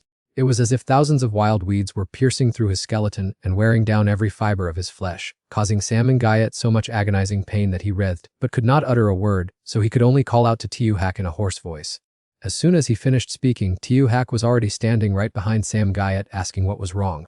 Samangayat's eyes flashed with determination. Follow me. He asked in confusion where they were going, but the other did not say a word, only silently pulling Tiuhak's hand, having already calculated everything in his head. Although this land full of hatred and resentment had been abandoned, it was actually never completely forgotten. Over countless long years, in obscure corners that no one knew about, a few strangers had always been silently steeling themselves to fight.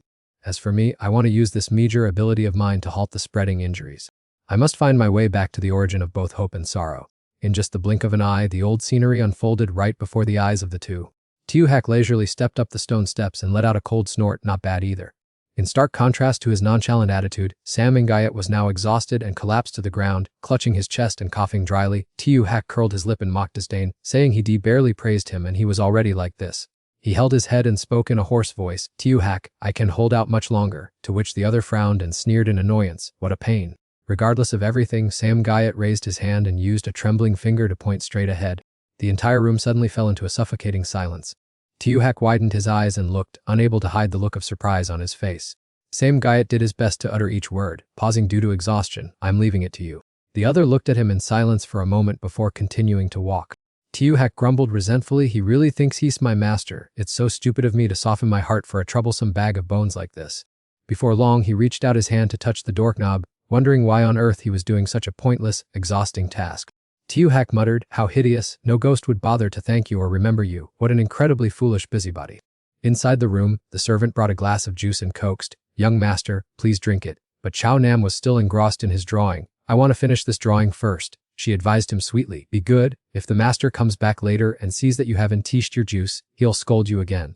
Meanwhile out there Samangayat lay flat on the ground and urged weakly, hurry up. The other chimed in with a somewhat impatient tone, I know already.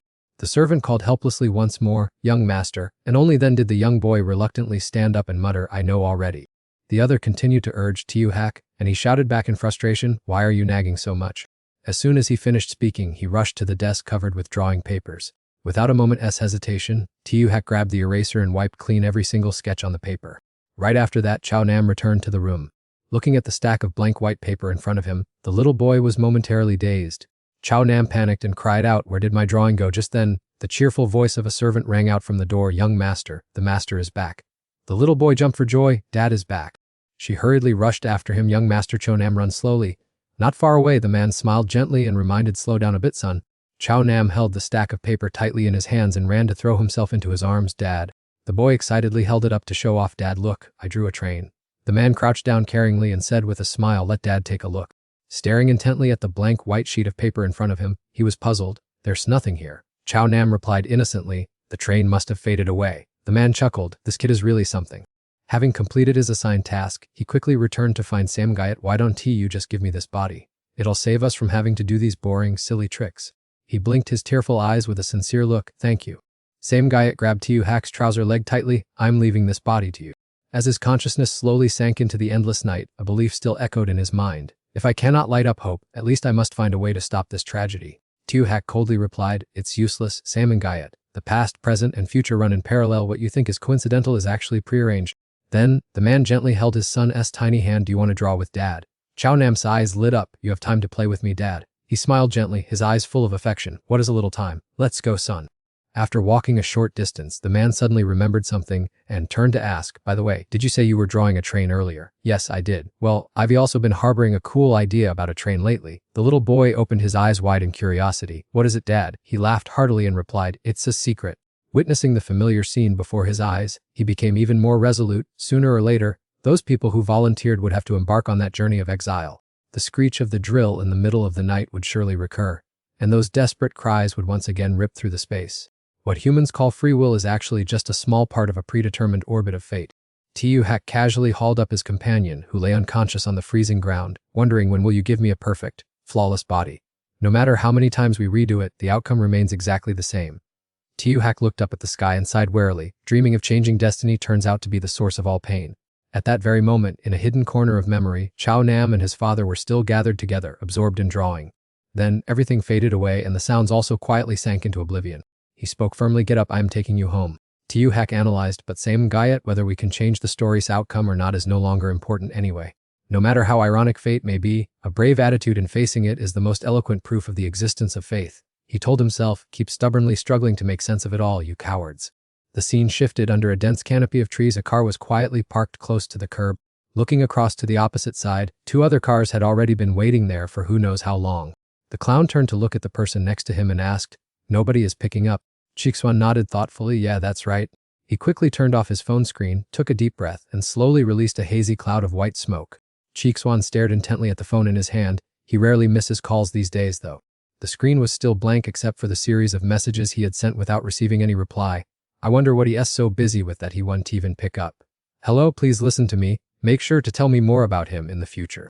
In that quiet moment, Chixuan's gaze froze as he accidentally saw the lit-up phone in the hand of the person opposite him. He blinked, saying he had just bought a fancy phone, asking why they hadn't bothered to give him a call, and then waved his hand saying, "Never mind, afraid of bothering others." In an instant, the wound healed. Sam Gayat woke up. Oli hurriedly rushed over, crying out in joy, "Look, it's brother Sam Gayat." And Tin Ho also ran after him in a hurry, calling out to brother Sam Gayat. In a space filled with familiar memories, Sam Gayat also gathered his last ounce of strength, racing back to reality. As soon as his consciousness reunited with his body, the familiar loudspeaker of the orbital management area rang in his ears again. "All staff of Ngayan Dai wish you a wonderful day here." He wondered blankly why nothing had changed, and she comforted him, saying it was all right.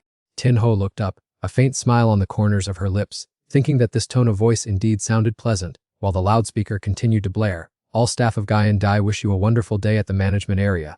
She thought to herself that actually from the moment that wall collapsed, she had realized there was no foul smell existing at all. Every flavor would eventually fade with the years, like the goodwill of placing trust, or an old breath drifting away without leaving a single trace. Our group might not be able to leave any mark for the future, but if we go far enough, surely we won't be forgotten, right? Because he has the ability to transcend time, a person who always feels the taste of pain. After all, he is still a fool who knows the outcome beforehand, but does not hesitate in the slightest, as the announcer's voice still echoes in the melancholy twilight. All staff of Guyan Day wish you a wonderful day at the management area. Come on, Tine Ho said, patting the backs of the two walking ahead of her. I'm starving to death here. Let's go home, everyone. The clown inside cried out in pain. She skipped along and said, let's go. While the little girl hesitantly asked, Brother Sam Guyot, is your health okay? Done, force yourself, okay? Sam Guyot scratched his head, grinning and saying, I'm perfectly fine, as Chekayan said in a low voice that Tiu had just stopped by earlier. He asked in surprise, you guys saw him already. The clown chimed in, he told us to lock you up just in case you woke up and started running around in a panic. What kind of friction is there between you and him? Sam Guyot smiled sheepishly and replied, it's a long story, I'll tell you on the way back. The radio of Nguyen Day kept broadcasting steadily, as if to make up for 40 years of absence, each sound echoing deep into their hearts, sounding so clear even though they had walked far away. The scene shifts to the deserted city at the special management area, the Lam residence, where Dao Tu, with his deformed appearance and body, is dragging his feet along the luxurious corridor. Just as he slowly stopped in front of the room's door, Alo quickly stepped in his way and reported, Second Master, the master is discussing business with Liu Kun's son. Dao Tu narrowed his icy eyes, do you mean to say that even in my own home, I am not allowed to meet someone? He maintained a calm attitude, advising, it is better for the second master to step back. The master is discussing studies, haven't you always hated hearing about such things? I am only doing this for your own good. Dao Tu cursed inwardly, damn you Liu Kinsun, don't you think I don't know what you are plotting, trying to overthrow me again? Behind him, Alois' voice still rose respectfully, please take your time, second master. In the cozy study, Ken-sun took a sip of tea and spoke, it seems he has come to question your choice of me as your representative. The footsteps outside suddenly grew heavy and a sharp, cold gaze flashed. Don't try anything sneaky, he gently advised. I don't mind if he plays tricks behind my back. In fact, you have no reason to provoke Lam Dao Tu. Doing so will only make him detest me even more. Dao Xin slammed his teacup down on the table. In this Tianhan city, after all, how many households raise dogs and how many places actually train wolves? He continued that dogs are naturally very adorable and obedient, knowing how to follow orders and relieve themselves in the designated spot set by their owner. Once bonded with their owner, they only have eyes for them, and the moment they receive a little reward, they wag their tails in joy, making them the prime candidate for the title of pet. Dao Xin pondered for a moment. Compared to them, a pack of wolves only knows how to tear and bite everything wildly, with absolutely no redeeming qualities. He lightly tapped his fingers on the wooden table. Liu Ken-sun, if it were you, would you choose the dog that only looks up to a single master? Dao Sen paused for a beat and then asked further, or would you choose the wolf that always keeps its eyes fixed on the prey in front of it? Ken-sun leisurely took another sip of tea and calmly replied, pets only bring trouble. I have no interest in them. Then he laughed out loud, that is because you do not yet fully understand the joy of raising them. After a brief silence, he proactively steered the conversation in another direction. I wonder how this week's book seminar went. What titles did he mention? Dao Sen immediately stood up. It is an extremely attractive and thrilling philosophical novel. He strode over to the wooden shelf, pulled out a book, and eagerly recounted the plot. The protagonist was strolling leisurely through a deep forest when they were unfortunately struck by lightning, only for a person with an identical appearance to rise from the swamp to protect their peaceful life. The protagonist had to find a way to destroy that imposter. Dao Sen handed the book directly to Kin-sun and said, you can borrow this book, take it home and contemplate it. As soon as the first page was opened, that person urged the other to go ahead and enjoy it. The rustling sound of turning pages echoed steadily in the stifling silence. As time flowed by, the disciple still sat beside him without making a sound. That person's fingers continuously glided across each page as if dancing. The captivating content made Kin-sun completely immersed, forgetting both space and time. Before long, he had skimmed to the very last pages of the book. A moment later, Kin-sun closed it, murmuring praise that it was quite interesting but did not resemble his master's style. The other reminded him that right from the start, they had told him to take it home and study it himself. The disciple then asked directly if Kin-sun knew what aspect of his own ability made everyone detest him. The other calmly told him to go ahead and speak. The other party took a sip of tea, comparing it to a virus that spread silently, making people dizzy. The corners of Kin-sun's mouth twitched slightly upward, sounding like an unexpected compliment. He paused, his face showing a brief flash of annoyance, and then complained that borrowing a book to make an innuendo about him seemed a bit too much. Kin-sun thoughtfully repeated the saying that power is like a chess game, where the skilled must calculate the overall strategy rather than petty moves. This person proactively proposed a hypothesis from the other's perspective to plan for greater matters. Kin-sun expressed frankly whether the other party intended to use the Son of God to control him. The disciple looked straight at the other with an intrigued gaze, and then asked him to continue speaking about the plans he wished to command. He confidently declared that he was too strong, making all schemes and tricks meaningless. The room fell into silence, with only the ticking of the clock, and then he whispered that he wished his own Taoist priest were just as understanding of his heart.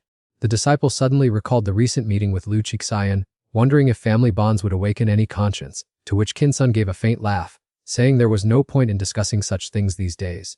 Memories rushed back of the two brothers sitting by the riverbank watching a brilliant sunset, when Chiksoyan turned to ask why he had so much on his mind today. Kin Sun suddenly asked an unrelated question about what benefit there would be in ceding this land. Chiksoyan stared blankly, widening his eyes in surprise, and blurted out, "What?" The other person patiently asked once more before beginning to analyze the immediate benefits.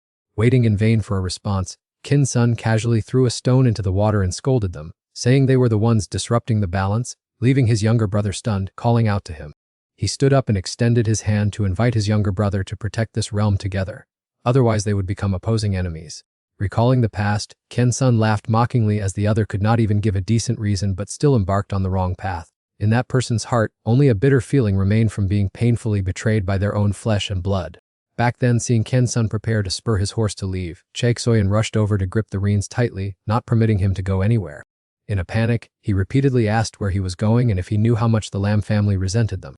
Kin Sun frowned, brushing aside the matter of what last name he bore, and firmly declared that he was not joining any army but was standing up to support the world. Returning to reality, Dao Xin invited him to stay for dinner. He hesitated for a moment and then nodded in agreement.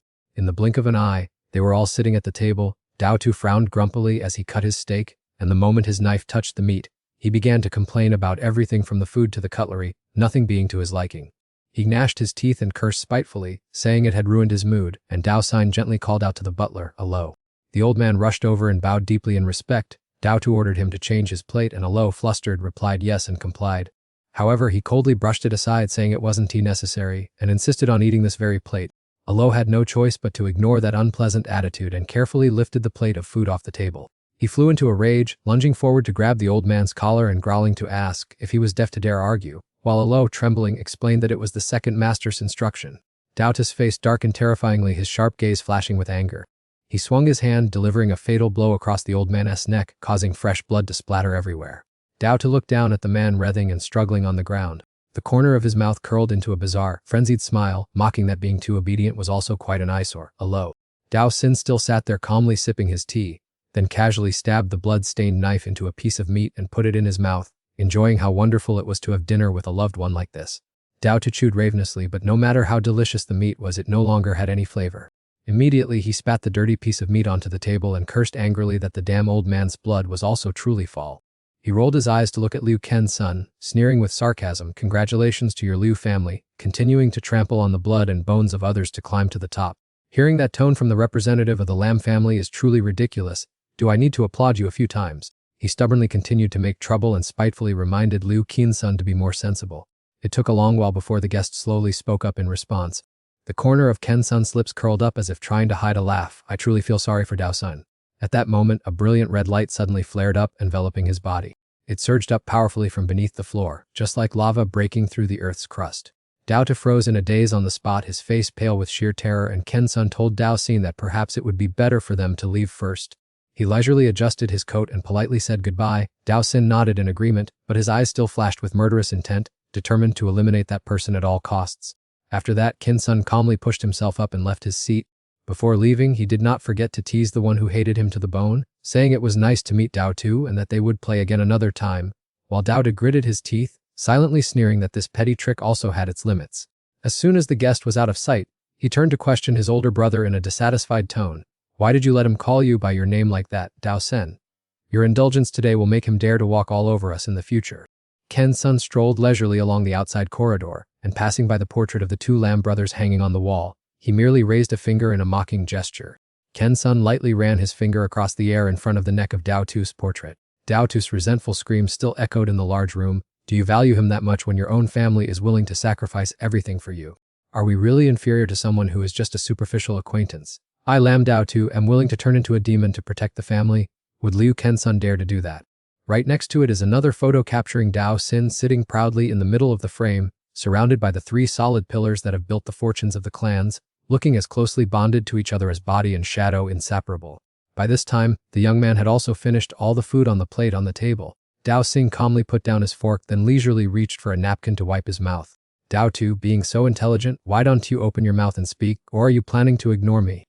He began to use his special ability. The floor below suddenly cracked and leaked water, while dark red lights flashed from the crevices. Dao Xin thought to himself that this family both kept dogs and trained wolves, so they would definitely have to prepare muzzles of all sizes to use when necessary. He mumbled to himself in his head, wondering if there was only one muzzle, should he put it on the dog's mouth or stuff it onto the wolf's snout. The train of thought passed through the mind of the Taoist, and the answer was so obvious that he was absolutely certain. Clearly, the dog must be muzzled to hope to prevent its habit of provoking the wolf. In just the blink of an eye, the pitch-black abyss created by Dao Xin swallowed Dao Tu. He clung desperately to the cliffside, his face pale with fear as he screamed at the top of his lungs, "Big brother, save me. I know my place now." Despite the heart-wrenching cries for help echoing throughout the room, he still stood like a stone statue, his cold eyes showing not a shred of pity. "My little brother," Dao Xin spoke in a frigid tone, just like a seasoned master who could both tame wolves into dogs and turn stray dogs into vicious beasts, his eyes gleaming with a dark red glint. "What kind of master am I?" The other man was still stretching and clinging tightly to the cliff, his voice trembling as he pleaded, "Brother, pull me up." Dao Xin crouched down, reaching out to grab Dao Tu's wrist. "Have you vented enough?" The man nodded frantically like pounding garlic, as if catching a life buoy. "I was wrong. I truly realized my mistake." He looked straight at his younger brother, his voice terrifyingly calm. "Who am I?" Dao Tu did not dare to hesitate for a second, replying instantly, "You are big brother." Dao Xin tightened his grip on the wrist a bit more. "Then what kind of brother am I?" Dao Tu cried out in panic. "The brother who can pull me out of the gates of hell." He nodded slightly, the corner of his mouth curving into a faint smile. "Good boy." As soon as he finished speaking, the room immediately returned to its original state. The puddles on the floor evaporated completely, and the eerie red light also went out, as if everything that had just happened was merely a terrifying dream. Once sitting firmly on the ground, he had still not recovered his senses. His whole body trembled, and only a single thought remained in his mind. "This is crazy. He really wanted to destroy me."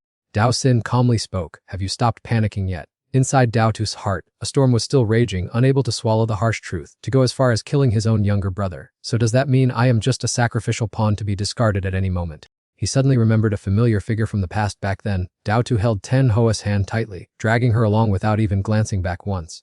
She cried until her voice was hoarse, her face covered in tears and mucus as she begged, "Uncle Dao Tu, please have mercy and save me." Yet now, he himself was kneeling at his brother's feet, pleading desperately, "Brother, please forgive my mistake this time. It was only because I was so bitter about the choice of Ken-sun as the representative that my greed blinded my reason. I didn't want to just keep hanging around the council chamber playing childish games. Do you know what people out there are whispering about me?" Dao Tu's nose tingled with tears. "In my heart, from the very beginning, there has only been you." He clung tightly to the hem of the other's pants. "Can you really bear to abandon me on this path of conquering power? I admit my current state disappoints you, but please do not cast me aside. I am not like those mediocre people out there." Dao Xin secretly evaluated in his mind, a dog is transforming into a wolf, so a new difficult puzzle has appeared. He thought to himself, who are its sharp fangs and claws about to be pointed at? Dao Sen leisurely leaned against the edge of the table, his hand reaching for the fork behind him. "Try telling me, where does the real meaning of holding power lie?" Dao Tu, shaking his head vigorously, "I give up completely." He smiled and spoke, "The most interesting thing about power actually lies in the fact that we do not need to lift a finger to do anything." Dao Sen seemed pleased. "Naturally, there will be dozens of people racking their brains to guess the mind of someone at the peak like me, and then working hard to complete things I haven't even thought of yet. Just wait and watch the good show." The scene changed. Warning lights flashed continuously, accompanied by the deafening wail of sirens, a spine-chilling red covering a gloomy space, a man running for his life in a panic. The frame shifted to a cold, deserted hallway with no one in sight. From a dark corner, the border official cautiously peeked out to observe all directions, but just a few seconds later, the sound of rushing footsteps chasing after him made him startle and whip around toward the source of the noise. Gyaoquan frantically cast his dream healing ability to escape. While running headlong, he mumbled, "Absolutely do not look back, do not look behind." Just then, a chilling voice suddenly came from the loudspeaker on the wall. "Are you planning not to turn your head and look back this time?" Gyaoquan's pupils contracted and a drop of cold sweat beaded and rolled down his cheek. The emotionless voice from the loudspeaker continued, "Don't miss any opening. Open your eyes wide and take a good look." His eyes widened to the limit, his whole body frozen in such sheer terror that he could not utter a single word. What caught Gyaoquan's eyes at this moment was the sight of his best friends lying sprawled out on the ground, none of them able to move even an inch. In stark contrast, in reality, the young man was tightly chained to an iron chair, his head cluttered with all kinds of machines and pale-colored wires. Lang Tiu folded her arms across her chest and made a hair-raising judgment, saying that releasing the Dream Weaver into his own surreal script is the most effective survival ticket in history. She even added a word of praise, "This dream script is creative E10. Right inside the dream realm, the loudspeaker blared noisily along the hallway. "Is everyone ready yet? The next dream segment is going on air right now." Now, looking back at the picture on the wall of the Lamb Mansion, that photo is pretty cool, gathering all the core pillars of the entire clan. Sitting proudly on the central cushioned chair is Lam Dao Sin, the ultimate boss of the 8 great clans, the powerful master of the Lam Mansion who holds 3 cities in his hands. The handsome man standing on the left is Liu Ken's son, a tycoon with immense influence who, after breaking away from the clan, established the new Liu Corporation along with the Xuan Sun Charity Fund dedicated to caring for aging ability users, a fund that has recently entered into deep business collaboration with the Star Group in the White Tower Center. His founding of the new Liu Corporation once caused a media frenzy. Meanwhile, the woman with an imposing aura to Dao Sen's right is Dao Lang Tiu, representing military power and the daughter of Commander-in-Chief Diu Thien Tin of the 5th-ranked Diu clan responsible for governing the entire Area 5, and the intellectual-looking man with glasses Luminang Dao Sign is Tiat Jiang Tin, a tech genius with an AQ of 182, who, despite being only an external employee of the 8 great clans and a member of the Luzornatus Club, owns 2 massive companies, Swen and the Star, starting with Swen, which holds countless patents, most notably the Swen engine, leading to the fleet of Swen flying cars armed to the teeth for the Allied forces, and extending to the Star, which dominates the fields of Fimo chips and highly advanced automated surgical chambers. Returning to Jiao Kuang's subconscious realm, the voice from the loudspeaker sounded deadpan again. Let's continue. She growled in irritation. It failed for the 13th time. Redo it right now. That sound echoed like a curtain-raising bell for the next horror script. You're really stubborn. Jiao Kuang, we have to play from the beginning all over again. In reality, Jiao Kuang struggled frantically, causing the bindings to cut deep into his flesh, making drops of fresh blood ooze out. He panted heavily with every labored breath, sweat pouring profusely all over his body. Several agonizing screams kept echoing continuously off the 4 walls of the room. The clock kept ticking away, and as soon as the weeping stopped for a brief moment, it started up again regularly. This vicious cycle repeated over and over like an endless, never-ending nightmare. Shifting the focus to Sam and Gaia's group as they were getting into the car to leave, Tenhua started and raised her eyebrows when she saw the caller's name appear on her phone. She turned around and told the gang to get in the car first so she could answer the call, to which Cham immediately nodded in agreement. As soon as she answered, the other end grumbled sulkily, "If I didn't take call, I guess you completely forget about your dad, huh?" Tenho had to explain that she had just run into a bit of trouble and only now had a free moment. Fai Nian anxiously asked about her situation, and as she casually picked up a fallen leaf from the car hood, she replied, "Since I can still talk to you like this, I am obviously safe and sound, so how are things on your end, Dad?" The middle-aged man whispered anxiously, "Did that guy cause you any trouble?" Tenho quickly summarized, "It wasn't really much trouble because you already know my escaping skills, Dad. It's just a pity that the house was blown to pieces." She cast her eyes down slightly and casually asked, "Where are Sister Chaiman and little To Mai?" Instantly, a familiar voice cut in through the phone, "Rest assured, everyone is safe at Liu Diep Villa. Do you know how incredibly massive this place is? It's so huge that I lose my bearings every time I drop by." Tenhua thought to herself that the person still sounded quite energetic. At this point, Fanine finally breathed a sigh of relief. "It's good that you kids are safe. A house can always be rebuilt. Let's stop chatting now or else everyone will be waiting for you, Tenho." Her dad added a sweet message, "I love you so much," which unexpectedly brought a rare, radiant smile to her usually icy lips. "Honestly, you were talking like a super cheesy parent. I'm hanging up now." After disconnecting, Tenho clicked her tongue and muttered to herself, "How can someone with 1 foot in the grave still not be a single bit more mature?" Nonetheless, in the blink of an eye right after, her feet suddenly came to a dead stop. Observing the content that had just popped up on her phone screen, Tenho froze for a few seconds, her entire body turning completely to stone. With her friends already in the car, settled into their seats and preparing to start the engine, Cheeksoyan turned to remind Sam and Gayat to fasten her seatbelt carefully. Suddenly, Chu-hee's phone buzzed with an incoming text notification. The young man lit up the screen and saw clearly that the sender was Tenho. Chu-hee tapped to read the message, and what stood out was a plea for help from Tenhoa, saying, "Chu-hee, I need you to help me with something. Tell Hi-Hat to head over to Tiannan City to see if anything strange is going on. I have a bad feeling, so please investigate discreetly. Don't make a fuss and cause panic." After reading the message, he didn't ask a single question but simply and quietly replied with a single word, "Okay." The little girl kept her head down, typing away continuously. Curiously, I leaned over to ask if she was writing a diary, but she shook her head vigorously, saying she was just texting her mother. At that very moment, several dark watery streaks had spread spiderweb-like across Chu-hee's forearm, but he calmly pulled down his sleeve to cover everything up.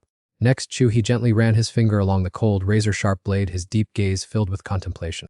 Sitting in the front, he glanced through the rearview mirror to observe covertly, taking in every stealthy gesture of the passenger in the back. Then he broke the silence to ask if they wanted to listen to music, ordering Sam Gayat to turn it on. Sam and Gayat, dazed, leaned down to fiddle with the control panel and asked which button it was, to which he pointed and said it was right in the bottom right corner.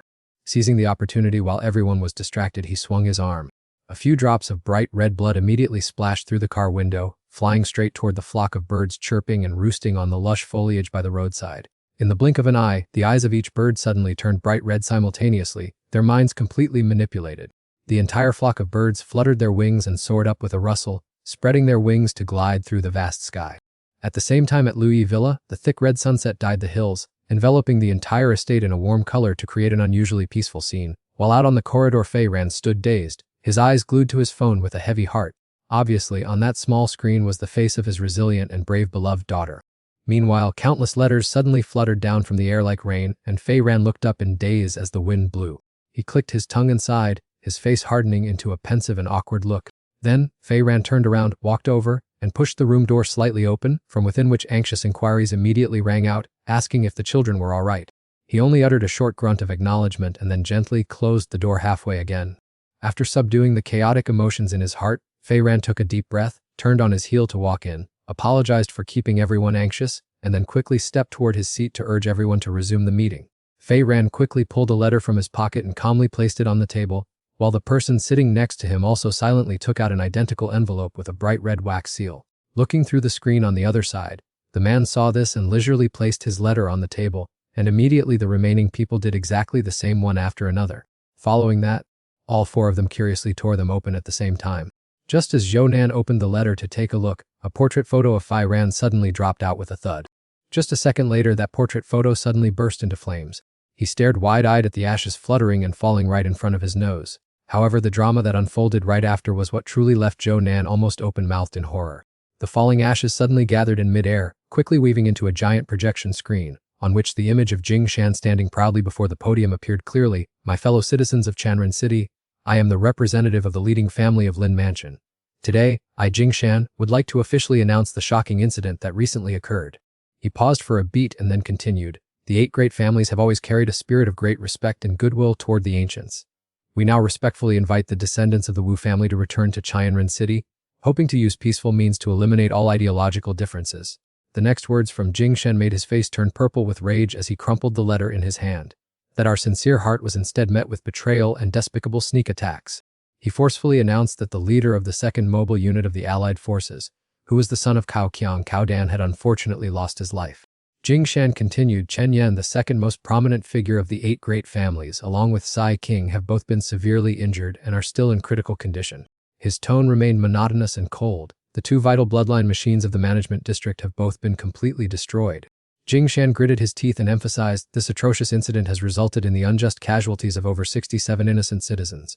He began by saying that based on the current investigation, all suspicions are directed at the young master of the Wu family and his henchmen. Although the 8 families prefer peace, life does not always go as one wishes. Qin Xin lowered his head with a sorrowful expression, saying that the most painful thing is that someone heartlessly reopened the past wounds of the LM family to throw a wrench in the works, and that despicable act has made them extremely outraged. He continued to emphasize that this devastating blow to the Elhem family is nothing short of an irreparable fatal wound. Qin Sen snapped his head up and said in a firm tone that the peace play they put on is actually just a sharp blade deciding the lives of innocent people, and the 8 great families swear they will never tolerate this kind of evil or yield to terrorism. He sternly warned the opponent to immediately put an end to all brutal conspiracies, otherwise all forces and cruel means would be mobilized to wipe out the mastermind and their accomplices. Kensin firmly asserted that the peace and order of Thin Nenek City is a restricted zone that no one is allowed to violate. As soon as the message ended, the screen floating in midair also vanished into thin air. The envelope resting in Chu Nam's hand suddenly caught fire and turned to ashes in the blink of an eye. He cast aside all redundant words and struck the table hard with a punch to vent his raging anger. From the other end of the line came the man's apologetic sigh saying, "Chao Nam, I am sorry." He lowered his sad face and mumbled that Phi Nin's photo in the letter was already too clear, while Chu Nam sighed helplessly, saying they should try to protect him for as long as they possibly could. Phi Nin hesitantly interrupted, saying, "Everyone, I have something important to share." However, right at that critical moment, a notification suddenly appeared on the screen, showing a video call from an unknown number. The scene shifted to a dark basement built entirely of crude stone and brick. The surrounding space was enveloped by boiling, heat-radiating lava. This place was firmly supported by massive pillars stretching straight up. Deep inside the giant test tube, long hair floated in the mysterious liquid. Vifi Guide, her body wrapped tightly in bandages, was curled up in a corner inside. Her eyes were tightly shut as bubbles gently escaped from her mouth, and suddenly, a delicate tear rolled down the corner of Vagiet's eyes. The screen moved again to the sound of the system announcing that the anonymous video call had been successfully connected. Chubich's face appeared on the screen as he casually greeted them. "How has everyone been lately?" Henan Imgi, along with Vachien Gvp Penin and Chio Nam, all widened their eyes in astonishment upon seeing Chubich. He sneered and said it seemed that whenever they met, they always ended up cleaning up the mess for the troublemaker, and this time appeared to be no exception. Huiech Nin furrowed his brows in confusion and asked back, "What trouble are you talking about resolving?" With a face burning with rage, he scolded the caller for only waiting to mock others, but Chio Nam quickly intervened, advising Viden Hun, "Don't lose your temper and act foolishly." Han and Ingju chuckled coldly, turned away, and mocked that the most elusive figures were all present today, and such a gathering was like a classic masterpiece painting. Feshan Unji VP stood up abruptly and got straight to the point, saying, "We are all adults now. Can we drop the habit of mocking each other as soon as we meet? HQ Beach Age. You must have called because of the announcement just released by the Lum family, right?" H2 Biuch bluntly stopped beating around the bush and demanded that they quickly kick the troublemaker out of the city immediately. What the Lam family wanted to convey was not a regular warning but a death sentence handed down to Vian 9. Countless neutral families in the city are now also standing at a crossroads and forced to choose a side, so you all must pack up and leave Thainet City quickly. Upon hearing this, Fighting discontentedly argued back that telling him to run away was no different than forcing him to admit defeat. He would rather die than go anywhere, as he had done nothing wrong and was only correcting his mistakes. Chao Nam lowered his head and sighed, making the other party smug, and then said Habak's words were highly accurate, and at this point discussing who was right or wrong was redundant anyway. He began his sermon again, saying that Lam Dao Sin's daring to throw away that ticket showed his attitude toward the entire Tiannan city. He would rather sever his own flesh and blood than bow down to offer the Dao. The rascal who dared to secretly bring that girl back to the city and turn her into one of us, this action is no different from offending Tai Sui and openly challenging his authority. If he is not punished, how can they command respect in the future? Fai Nian coldly snorted, showing indifference, as he didn't care or have any obligation to that guy, while those around him looked wary, telling him to stop being sarcastic and quickly take Van Nian out of the city. Chao Nam propped his hands on the table and stood up abruptly, deciding to go to Sector 8 immediately. The scene shifts to the land of exile, stopping in front of the entrance to the management area. While everyone in the workshop was working diligently, the loudspeaker broadcasted an emergency announcement from the Materials Management Department that due to a damaged transport route, the shipment to the land of exile scheduled for 19th Hodred today would have to be postponed until further notice. It announced further that because the supply line had encountered an issue, the schedule to the land of exile at 19 Hodred was cancelled pending the next announcement, leaving everyone shocked upon hearing it and wondering why the food was being cut off, as such an absurd thing had never happened before. The indicator light installed at the entrance was currently glowing green. However, in the blink of an eye it turned red and went out completely. The cold system voice rang out, announcing the official cutoff of supplies to the land of exile starting from Hodred and continued counting down second by second. The scene transitions to a small room where Chao He entered carrying 2 bags of medicine, instructing everyone to take 1 injection and take care of themselves. As Chai stammered her thanks, Thea curled her lip in contempt and asked if she would dare to inject just anything into her body, pointing out that this run-down place had no decent medicine, and if anyone wanted to be a guinea pig they could go ahead, but she would pass. At the very moment Chao He placed his hand on her shoulder, causing Chai to jump in startle and break into a cold sweat thinking something was wrong. He calmly advised her to stay calm and not be hasty, leaving her dazed as she asked what he intended to do. He flashed a benevolent smile like a living Buddha, asking if her legs were any better today, which made Thea, standing nearby, suddenly feel a heavy pressure weighing down on her to the point of breaking into a cold sweat. She quickly forced a fake smile and replied that she was much better. When gently reminded by Chao He to take her medicine diligently, she immediately nodded repeatedly, even though deep down she was screaming in madness and fear. They are truly a bunch of devils wearing masks of compassion, specializing in tormenting others, and she only wished they would die to be rid of the burden. He turned and walked away, not forgetting to tell everyone to rest well while he went to prepare food for them, which made Chai hurriedly and repeatedly acknowledge him. His eyes suddenly darted sideways to a corner of the room with suggestive meaning. Chao He looked toward the empty bed with a surprised expression, wondering where that guy had run off to. On the roof of a high-rise building, Thian Lang was sitting quietly on the terrace. His face gloated as he muttered that such supreme fusion ability was hard for even innate superpowers to match, and this time no one could stop his path to evolving into a new superior species. Then he suddenly raised his voice to question Jiao Kuang as to why he had hidden this, and if he even considered him a friend anymore. Recalling the past, Thian Lang once watched Jiao Kuang's departing back and declared that if he did not explain things clearly today, he would absolutely not let it slide. He gritted his teeth and clenched both hands into fists with great fury. Then he slowly relaxed his hands and pointed straight down at the ground below. Witnessing that incomprehensible action, Thian Lang widened his eyes in astonishment, speechless. Jiao Kuang coldly turned his back, stepped through the doorway and disappeared. He gritted his teeth and chased after him with a face full of hatred. Returning to reality, Thian Lang looked down at his hand and gritted his teeth again. He suddenly clenched his fist, determined to step onto the battlefield. Then he held out his thumb and index finger. This time, he had to win for sure. Tian Lang turned his face in another direction, staring intently into the distance. He raised his eyes to the gray sky. What do we have to compete with? Suddenly, there was a commotion below, making him look down curiously. Hot news here, everyone. On this side, Hamai was discussing with Sam and Guyet. I will pass the message to Tian Lang and his teammates. But you must promise that whether you find the item you need in the White House or not, you will still help us save Jiao Kuang. He replied, since I was the one who took the initiative, of course I will keep my word. Suddenly, both of them heard shouting, hot news here. Everyone. Suddenly, Tan Thian pushed the door open and barged in. Sam and Guyet, you asked in surprise. Uncle Tan Thian, what's the emergency? He replied, panting, you guys follow me outside quickly. The TV in front of them was broadcasting an interview program. Director, please reveal some of the hidden details regarding the supply cut. There has been no precedent for this in the past 30 years. Is this time really as serious as the rumors suggest?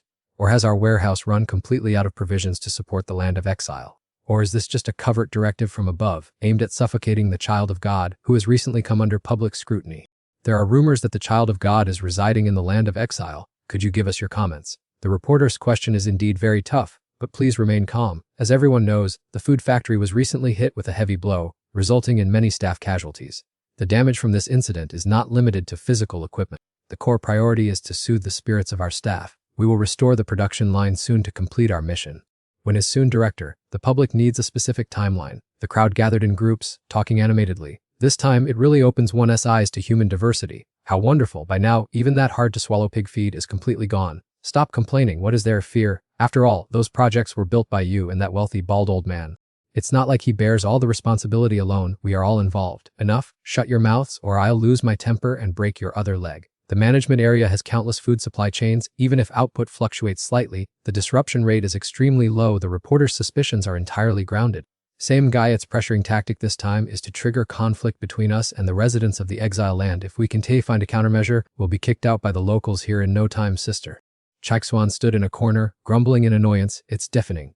He glanced over at Sam Guyet standing next to him. Everyone here must have some backup food stockpiled. Even if the supply is temporarily cut off, it probably won't be too bad. This move looks more like it's targeting us. Seeing no response from the other, Chaixuan called out Sam Guyet. Sam Guyet suddenly curled his lips into an enigmatic smile. He leisurely stepped into the center of the crowd and spoke up, everyone. It seems we must sit down and discuss cooperation first.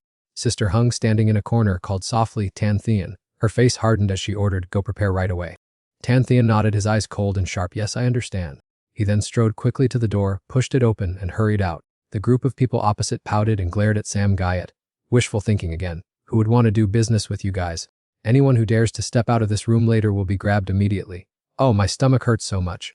Judging by your current symptoms, there is a high chance it is irritable bowel syndrome. Why are you so tense? That really is a tough question.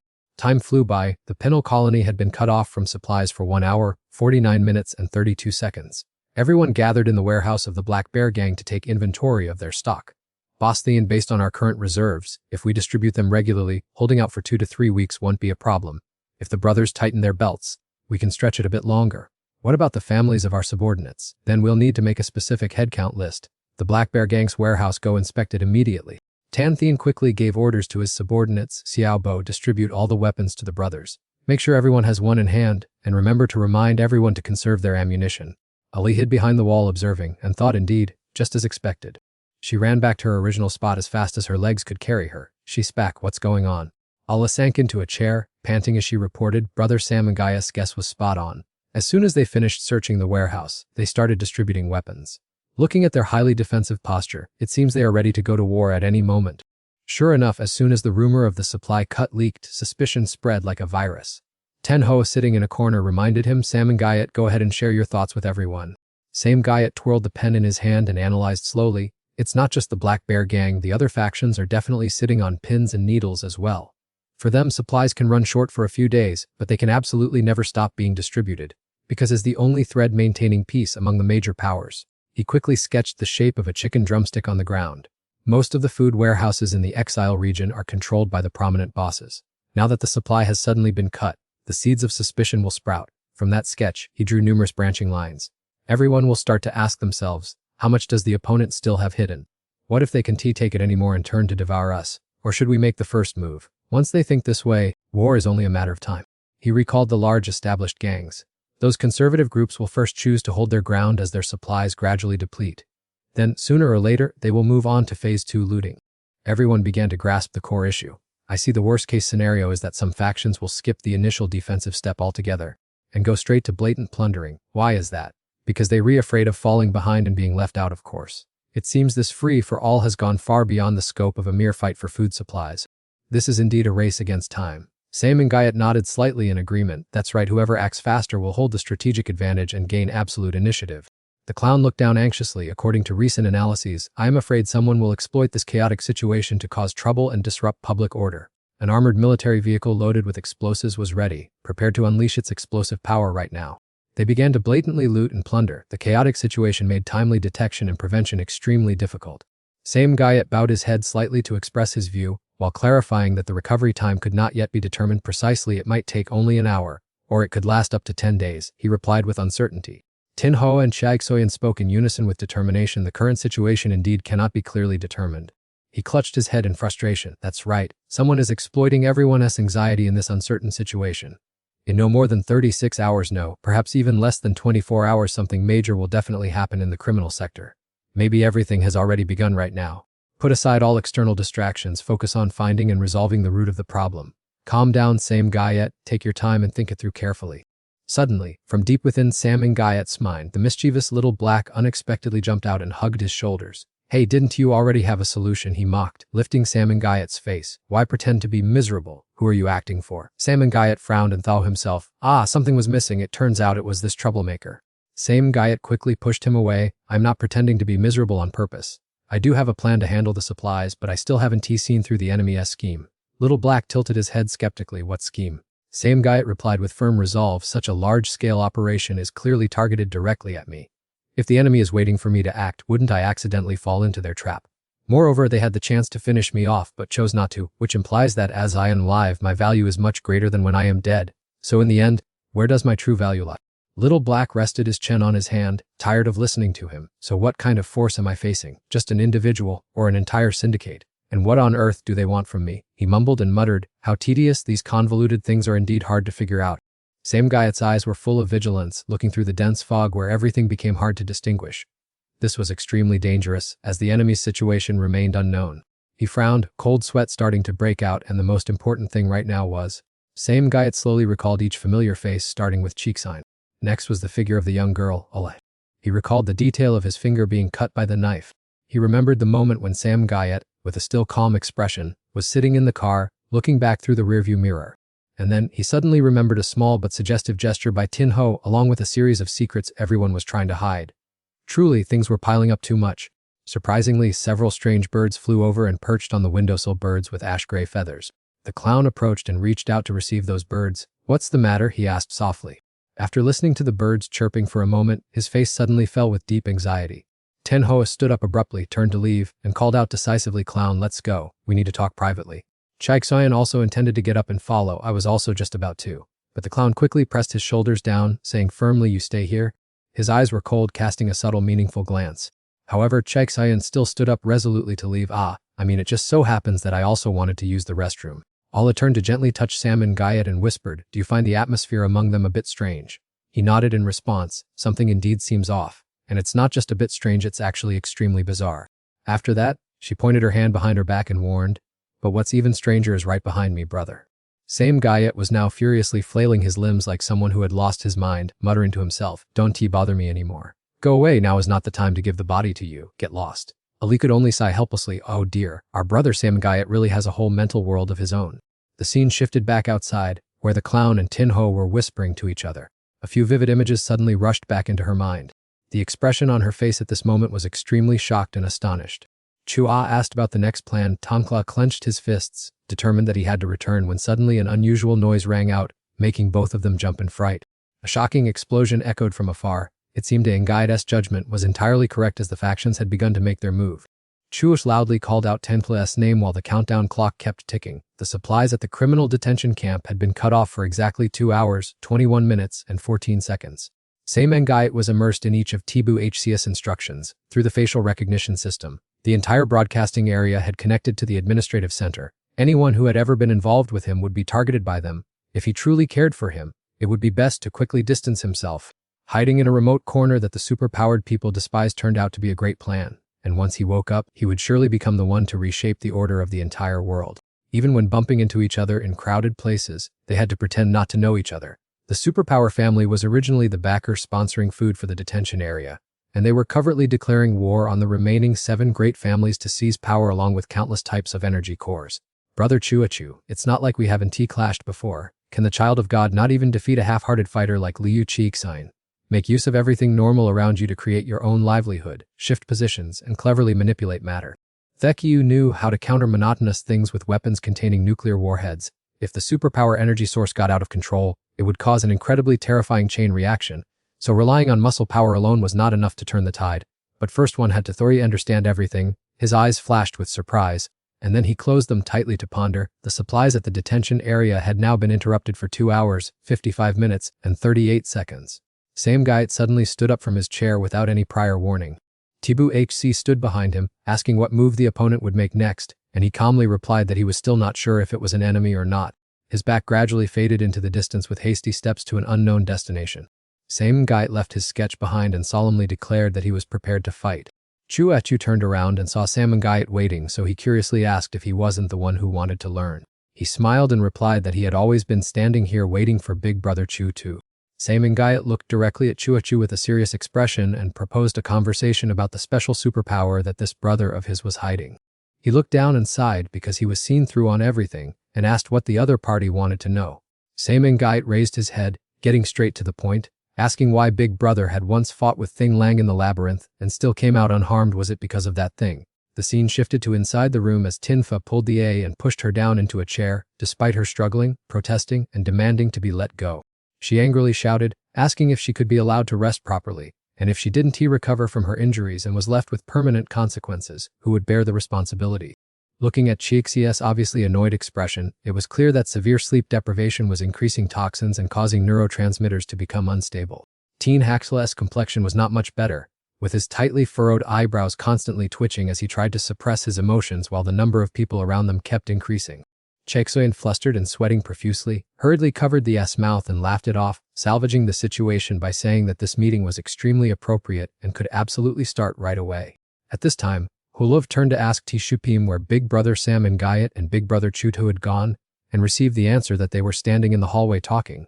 The little girl asked in surprise how he knew, and Tshupim very honestly said to just look up, while gesturing for Olelv to keep quiet, because there were currently 2 people in the room on the verge of exploding at any moment. Right then, Sam Guyot and Chu pushed the door open and walked in. He greeted everyone who had been waiting for so long and proposed to start the strategy meeting immediately.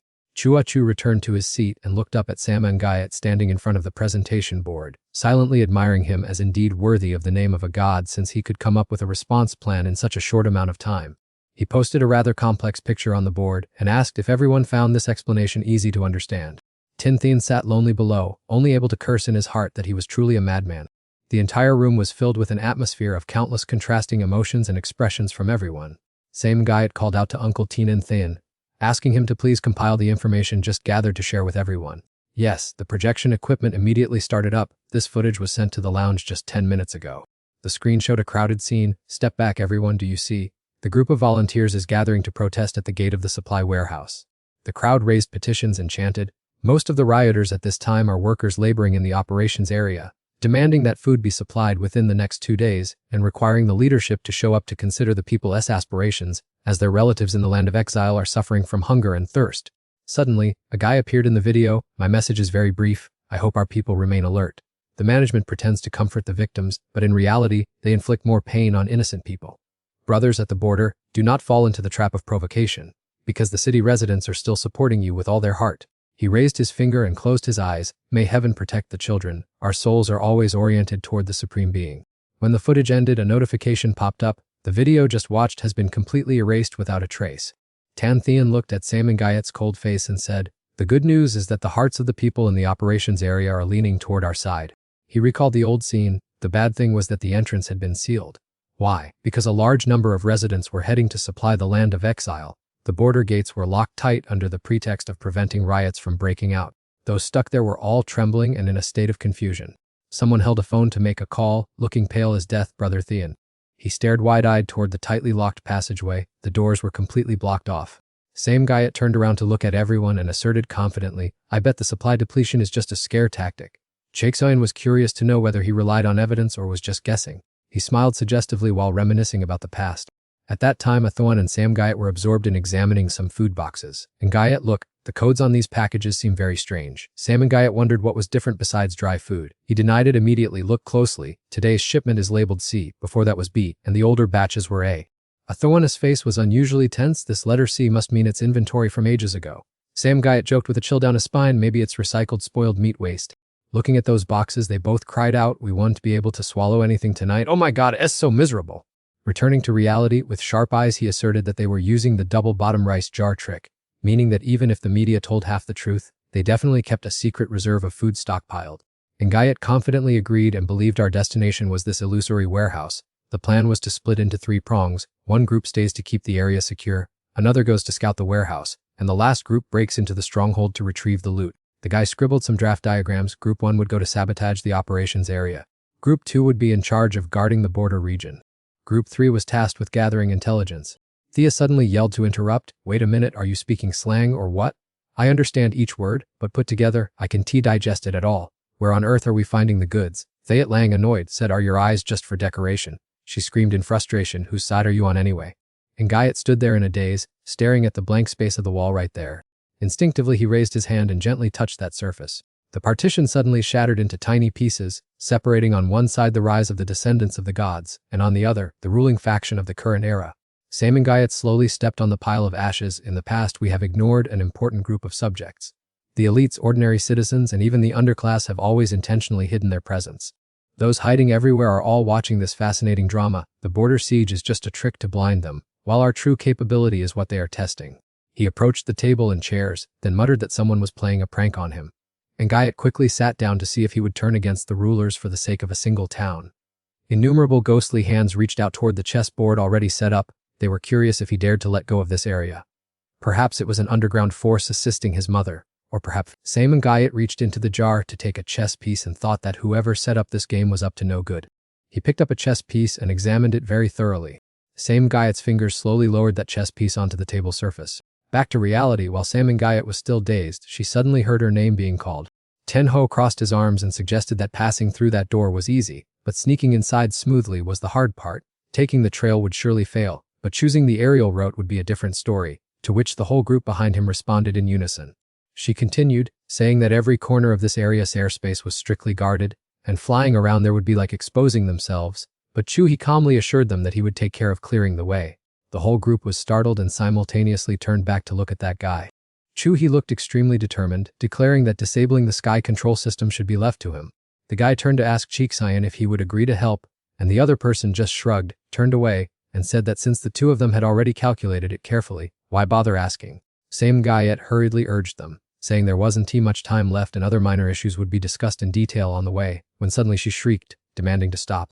She began to spout a lecture, saying that infiltrating Manhattan was not as simple as he thought, and that they first needed to install malware into the vehicle network as a foothold to penetrate deeper inside, from which they could locate the cold storage and check the delivery schedule. Not to mention having to crack the security gate of the food department too. She angrily scolded that this was not an unpopulated place where one could come and go as they pleased, and if they got caught, who would bear the consequences, which left everyone feeling exhausted after hearing it. Hearing that, Sam and Guyet pouted, turned her face away, and muttered that explaining so much must be because he was afraid of failing and losing face. The crowd could only sigh in dismay, thinking to themselves that this mediocre reverse psychology trick stood no chance of working. Suddenly, she pointed her finger decisively straight ahead. With an enthusiastic spirit as if going to battle, she eagerly ordered them to set off immediately, leaving everyone dumbfounded because they didn't expect that trick to succeed. The members immediately dispersed from the meeting room, everyone rushing to pack their bags to assemble in 20 minutes. Thean Lang, who was waiting outside, suddenly spoke up to stop them, asking Sam and Guyet to stay for a moment because he had a few things to ask. Hearing this, the young man stopped and turned to look straight into Thean Lang's eyes. Thean Lang's gaze flashed with coldness. He recalled that the young man had promised Hamai to rescue Jiao Kuang and asked for the clear reason, while Sam and Guyet watched silently. He smiled calmly and remarked that it seemed his personality and Jiao Kuang's were quite similar, as they both liked to keep questioning the reasons. Sam Guyet stepped closer and asked a question in return, asking for what reason they had not yet let go. He quickened his pace forward, sarcastically remarking that they kept wondering why this and why that all the time. No wonder the two of them hadn't become close friends sooner. Tian Lang spoke in a low, firm voice, asserting that his actions were beyond the comprehension of ordinary people, let alone when both sides were originally on opposite sides of the front line. He closed his eyes slightly and explained slowly that there was no such thing as an eternal feud in this turbulent life. If he were in that position, he would also risk his life to protect his comrades, and fortunately, they still had a chance to make amends.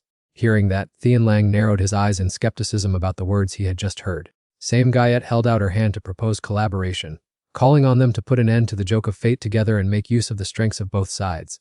In Tian Lang's mind, fragments of memories of Zhao Kuang appeared, wondering if he should trust that guy when the current situation was too unstable to conduct any further experiments. Sam Gayet sat curled up inside, quietly observing and listening to every movement around her.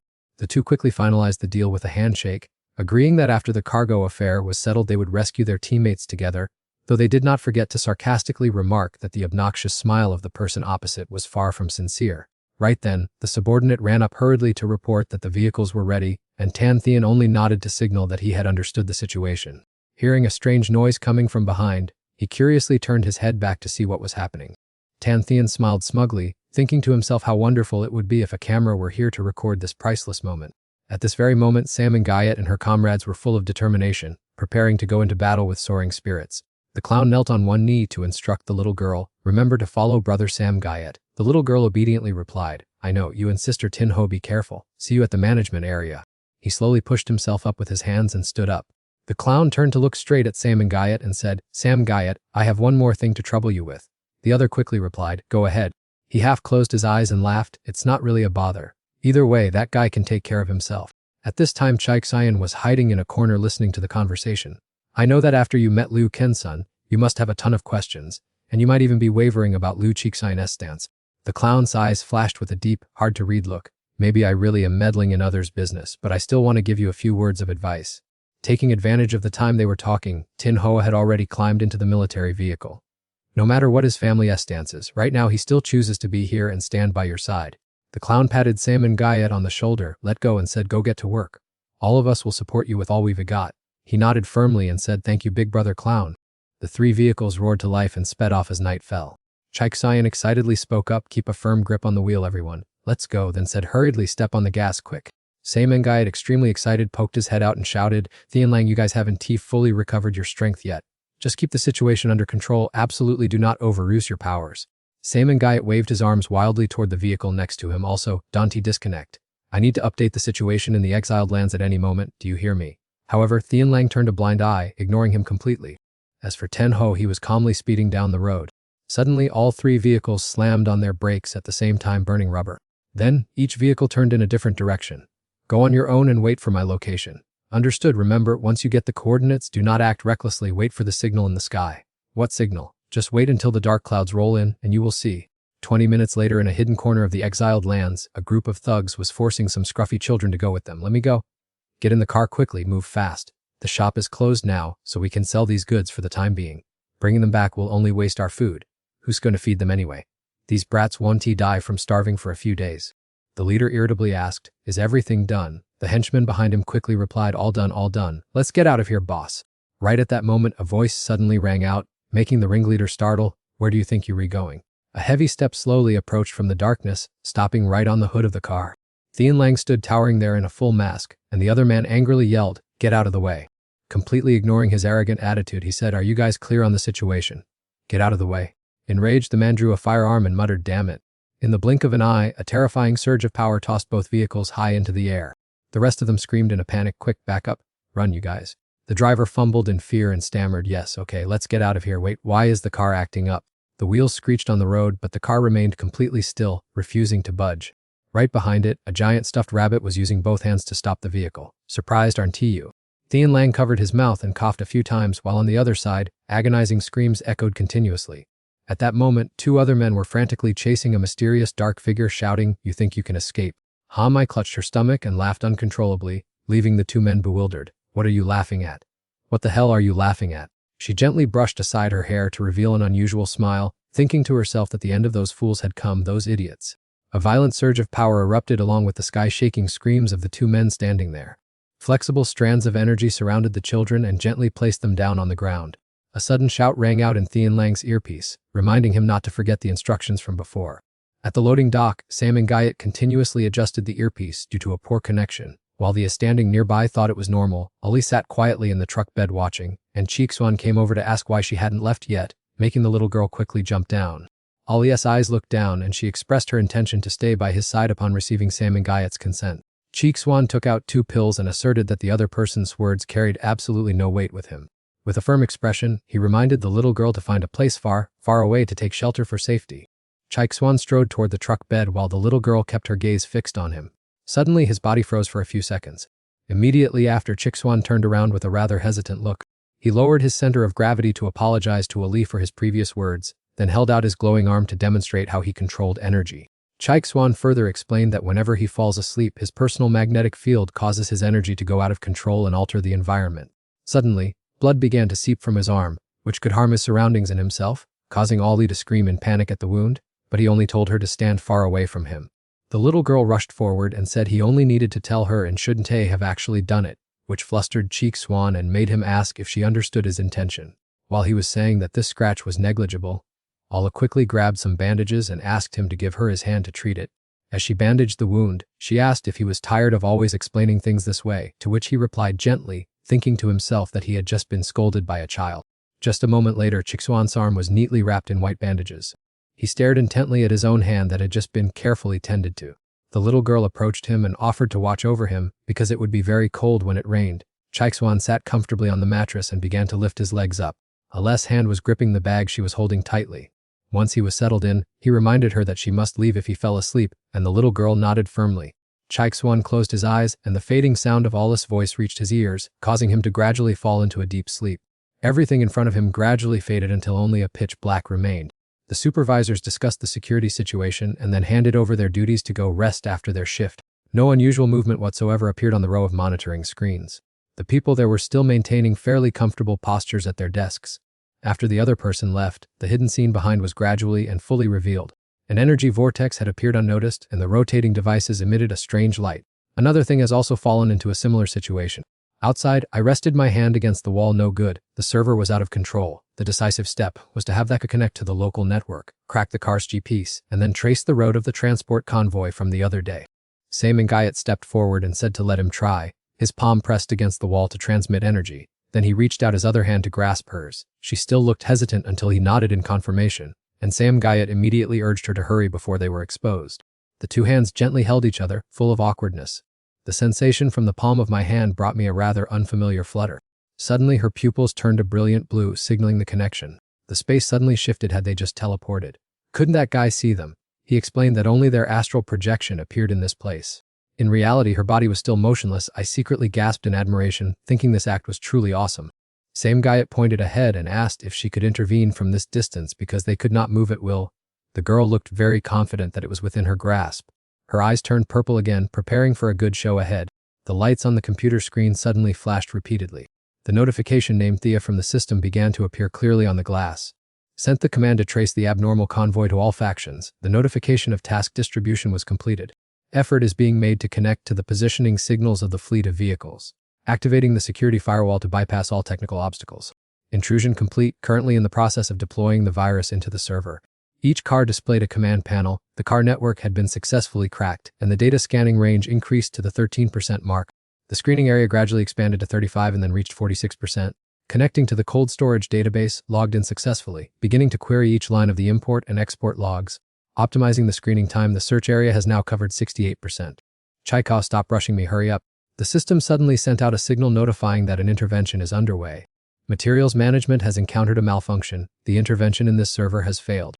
Access denied, strange error detected, restarting the process. I stared intently at the red command panel. The connection to the Department of Materials constantly encountered issues. The screen continuously displayed notifications of unsuccessful access to the materials server. The camera's energy flickered, and her eyes also wavered continuously without stopping. Ali is moving closer to the person asleep on the bed. A few unusual changes suddenly occurred at that moment. Finally, the red streak disappeared. User IDs Dayam and Ulrika have confirmed joining the mission. Comrade Wonky 123 has been recruited to join, followed by the War God Magic 75 checking into the game, plus the mysterious character X nodding to accept the deal, along with Knight Safan finalizing his entry into the battle.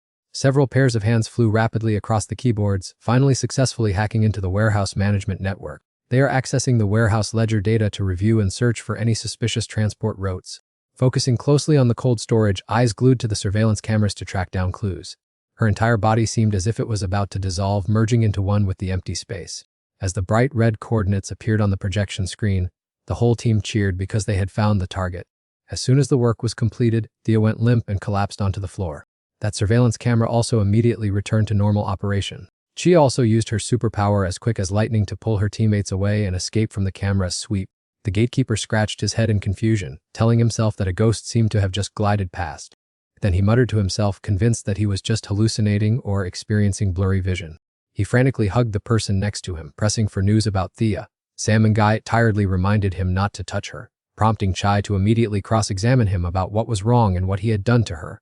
So he had to explain that the empathy ability would transfer part of his consciousness to the other person, including pain and memories. Just let her recover first. Currently Thea's mind is in extreme chaos. Hey Thea, are you okay? Answer me. She felt as if tens of thousands of sharp needles were piercing through her skin. Then a voice echoed in her ear apologizing for not warning her beforehand, making Thea wake up with a gasp, her whole body shaking violently, while beside her was Chai's extremely anxious voice asking if Sheila K. She dazedly held her shoulders, telling herself it was just an illusion. Sam and Guy whispered through the walkie-talkie to send the latest location to T-Trom, and the other end of the line immediately replied that they had received the information. Only then did he turn back to ask if she was injured, and Thea could only grit her teeth and reply that she was fine. The two of them whispered behind, with her saying that he must have done it on purpose, to which the other person asked back in surprise what she meant. Annoyed, she retold what had just happened, saying that his use of the empathetic link was to interfere when her soul departed her body to prevent her from tricking him with a fake location. Hearing this, the guy widened his eyes and asked back if she had actually planned to trick him, which she casually admitted, leaving him stammering and speechless. What are you stammering for? After all, you weren't tricked, so why the fuss? But that Sam and Guide is truly cunning. I have completely underestimated him until now. After a while, he walked over to the tent and signaled with his hand. Guel hesitated for a moment before standing up. Then she gently pulled up the edge of the blanket to cover him and whispered, "Have a sweet dream, Liu Trike-Cyan." Dense bands of fog rolled in, completely obscuring the clear moonlight. Thea anxiously asked, "The weather is changing at a terrifyingly fast pace. Is standing at this distance safe enough, or do we need to step further back?" Suddenly, Trike-Cyan's body discharged crackling sparks of electricity followed by a whispered plea Don to go. The car immediately slammed on the brakes and came to a screeching halt. Sam and Guyot raised his head to announce that the moment was approaching, while she shrank back and muttered about why someone could look even scarier asleep than awake. At the same time, at the border of the exile management area, the clown looked up at the dark night sky and said that heavy rain was coming, and Tin Ho also agreed that this would definitely be a huge storm. Before them opened up a scene of a lake's surface as still as glass. Trike-Cyan spurred his horse to the lead, then turned back and told her not to leave in a hurry, but to answer his question from earlier first. "You wonder why we must surrender this land to others, so let me ask you, who decided that this land originally belonged to us in the first place? Every brick, every roof of this city was built with their hard work. Why are they respectfully called upon when needed, only to be ruthlessly kicked out and driven away when the job is done?" Carson cleared his throat and let out a grunt. Then, highly amused, he retorted, asking in a super funny way whose speech of which great lord that was mimicking. Then he nudged his horse forward with a rustle and said, "All right, let's consider that you've just finished your opening question, little brother." The horse's hooves tapped lightly on the soft blades of grass. After hesitating for a long moment, he whispered, "Now it's your turn to answer my next question, little brother." From the pile of black rings to the crowd of silver rings, their population outnumbers the special class tenfold. If you grant them equal rights today, what will you offer them next when equality no longer satisfies them? How do you plan to share the current set of privileges? The horse's pupils reflected Cheek's stunned face. "You only focus on how heartless the special class is, but no one is born cruel. It's just that when faced with the way of society, one has to throw away a few silly things." His warhorse also kept its eyes fixed on the opponent. "You really love to jump to conclusions and assume guilt." As a gentle breeze brushed through the foliage, Kizi Sexton chuckled with delight and said, "Go ahead and twist my words, little brother. Why on earth were the rings created? Could it be that in the past, countless people with special abilities were treated like monsters and subjected to all kinds of unjust oppression?" Looking from his perspective, it turned out that in his eyes, whoever wore a higher tier ring was more deserving of protection. Chaiksai's hand tightened around the reins. "How is your way of thinking any different from the tyrants of history? Why is it Lam Ku Sin? He is nothing but a despicable man who shamelessly and deceitfully tramples on the lives of his own kind." The scene of those two locked in a struggle appeared. "You might as well keep following him." Revisiting the incident by the riverbank. "Everything will be thrown away. From now on, I no longer have a brother like you." Looking at his brother's rage, he still calmly remarked, "See, when people are powerless to refute an argument, they can only resort to insulting the speaker. Go on home and have dad be your backup." He fell silent, pausing for a moment. Then he raised his head and called out the other's name, Liu Ke-sen. Chiksayan's figure at this moment bore a distinct look of loneliness. "But if that is the case, I also have something I want to ask you. My question is, how many hunting grounds for those wearing black rings does the management board have? And what is the average age of the victims being hunted down? How many women and children die unjustly every year? Look at the patch of ground under your feet. How deep is the burial pit now? That is the first question." He suddenly roared in anger, "You keep preachily lecturing that sacrifices must be made to maintain our way of life. But what if one day a class of rings emerges that is extremely numerous and powerful, ready to crush us gold ring wearers under their heels? When the ones taking the fall turn out to be us, will you happily accept that new way of life? Or will you scream about injustice and struggle to resist? At that point, how do you intend to face the very ground beneath your feet?" Because he turned his back and walked away, Chiksayan had no idea of Kayasne's freezing expression. This is the second question, and also the final exchange. A block of ice suddenly shone brightly, illuminating his face. "I have never once resorted to asking dad for backup. But you, on the other hand, where are you going in such a rush?" An icy ray swept across his younger brother's face. A clean cut suddenly appeared on his face. Fresh, crimson blood slowly oozed from the wound. Chiksayan's entire body slowly leaned backward. His body felt as if it were falling into a limitless void. Then he was submerged deep into the freezing water. At this moment outside, everyone was exerting all their strength to battle the raging storm. "Everyone hold on tight, do not let go." Due to carelessness, Thea slipped from his embrace. It was truly tragic. Golden, silky strands of hair fluttered in the midst of the whirlwind. Ala tried hard to hold tightly onto her wrist. That little child, using the last of their strength, cried out, "I've got you." Thea's silhouette was adrift amidst the howling winds. Wide-open eyes stared intently toward some distant direction. Across the dome of the sky, countless deep purple lightning bolts appeared, looking incredibly terrifying. She shrieked in terror, "Oh my God, Blondie, don't let go." The electronic board displayed the message, "Weather assessment, visibility limited to under 5 m, raining." Intense thunderstorms carrying rain, electrical flashes, thick clouds, and continuous lightning, harboring the risk of ball lightning, a rare phenomenon in downdrafts. Recommendation: poor visibility has caused spatial scanning efficiency to plummet, suggests immediate infiltration. The three of them shouted in unison, "Is everything all right? We're about to set off. Chewie, take care." At this moment, Chiksayan was still lost in an unconscious stupor. Same Guyot whispered his name in her heart, "Liu Chiksayan," and even Alu was restless, crying out, "Brother." Returning to reality, at this moment Chiksayan was lying motionless, passed out on the ground. A sudden surge of strange emotion washed over him. Again came the moment he was submerged in the ocean, with a bolt of lightning striking hard directly onto the water's surface. Instantly, Chiksayan emerged from the cold water, gasping for breath repeatedly. At the same time, his eyes suddenly flew wide open. A vast, wide corridor suddenly appeared before his eyes. At the administration office number 4 of the airspace control station, a staff member standing on the podium reminded everyone, "Everyone, stay highly focused. The quieter the night, the less you are allowed to slack off." "Got it. Understood, boss." The screen displayed data: visibility under 50 m, critical condition, prolonged electrostatic field detected, electrical intensity exceeds safety limits, index reaching 150 kV per meter, conclusion: natural meteorological movement. The heavy rain had accumulated a huge amount of water on the canvas roof. The young man Chiksayan opened his eyes in panic. After a few heavy gasps of breath, fate was not kind. As soon as he spoke, a puddle of water from the tent roof poured all over him. His entire body was soaking wet like a drowned rat, and with nothing to dry himself, he had no choice but to keep walking. Chiksayan looked around to observe the surrounding space. He suddenly saw Ali standing and waving to call him. Realizing the absence of a member, Sam and Guyot was still nowhere to be seen. The raindrops suddenly stopped falling, making Chiksayan curiously look up. Before his eyes was a tattered piece of rag that looked really confusing. Looking down, Sam Guyot was standing there with disheveled hair and a bizarre umbrella, shivering uncontrollably from the cold and stammering his thanks for the hard work. Standing silently for a moment, then he couldn't help but burst into a helpless laugh. In the end, unable to bear it any longer, he rolled around laughing hysterically at the other's pathetic appearance, despite him responding petulantly in an equally resentful and ugly tone. The two of them stood looking at each other in a quiet, soaking wet state. Then he reached up and gently ruffled his hair.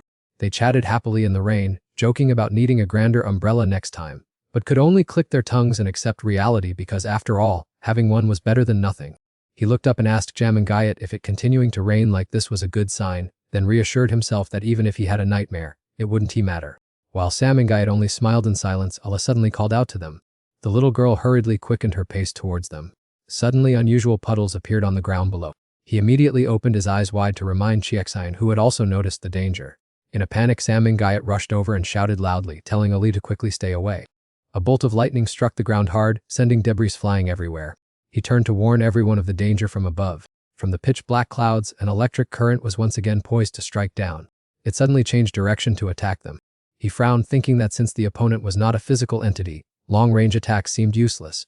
If Liu Chaixuya's special ability failed completely, they would have no choice but to use another method. Samgait roared a decisive name to Hack.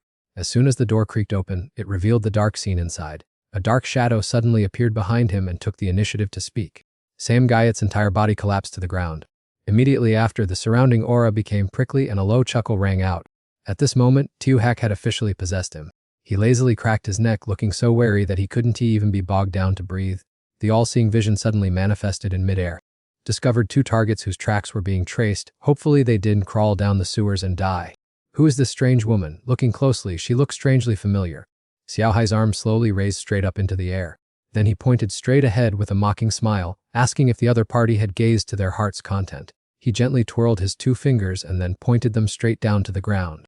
On the other end of the line, the one who was secretly observing collapsed in pain and screamed, their mind on the verge of madness, wailing and begging not to be forced to watch anymore, because they didn't want to see it.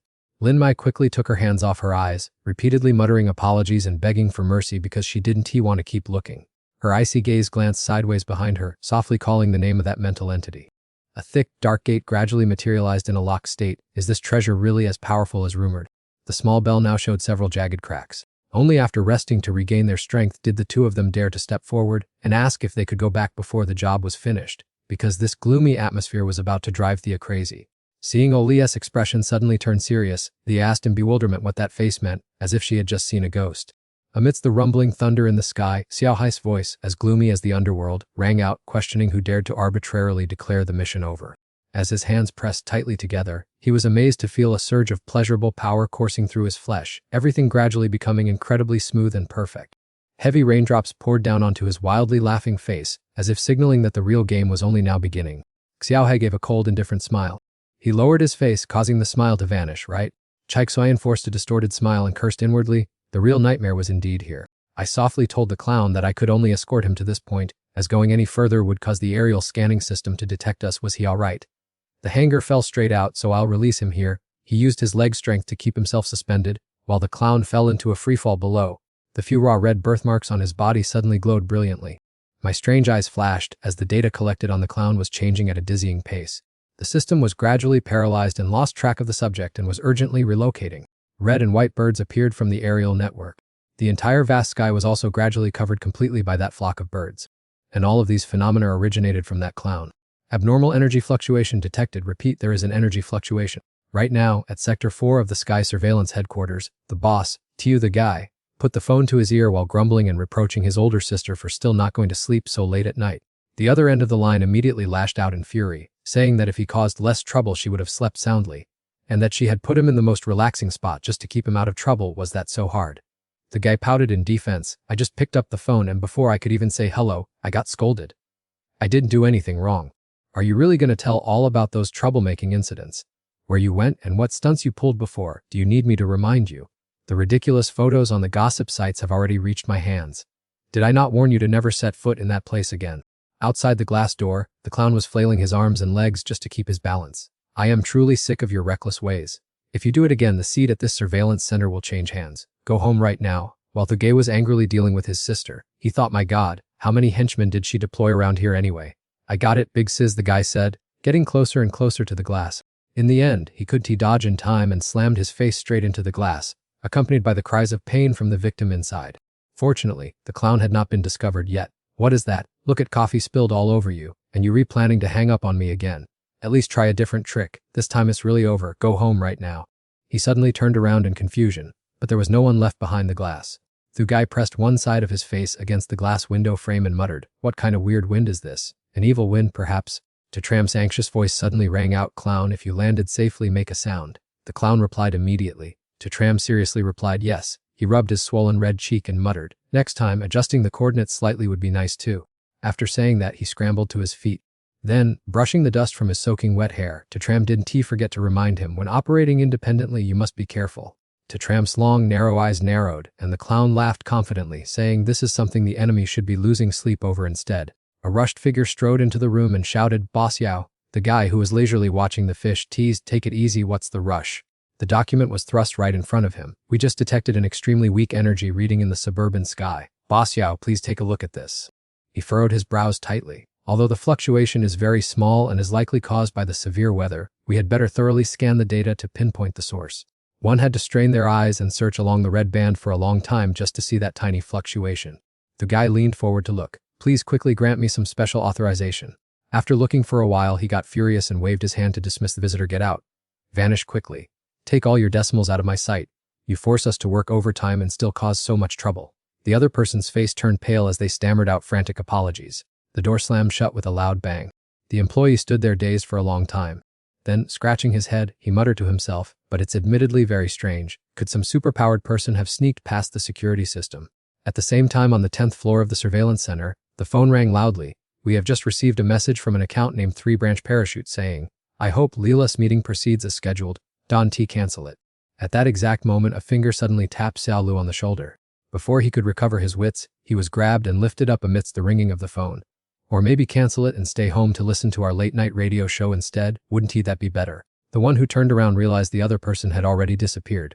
What kind of joke is this? The other guy was too panicked to realize there was someone behind him. Xiao Luo, next up, we would like to present to everyone the song that made Leela famous. Love from the Heavens, the messenger falling from the sky sounds very fitting for the occasion, doesn't it? Don to move if you value your life. A moment later, both of them collapsed unconscious. In Chuhia's hand he held a keycard. Then he swiped it quickly through the reader, while his other hand already held his sword at the ready. As soon as the door popped open, he stepped straight inside. The screen suddenly displayed an error, leaving everyone dumbfounded. What is this? Did the system crash? Check the equipment immediately. Send someone upstairs to check. Understood. A moment later, Chuhi stepped out of the supercomputer area. She leaned her entire body against the wall right next to her. The corridor was eerily quiet, and the security camera kept panning back and forth. That object could no longer move because it had been blocked by the sword blade some time ago.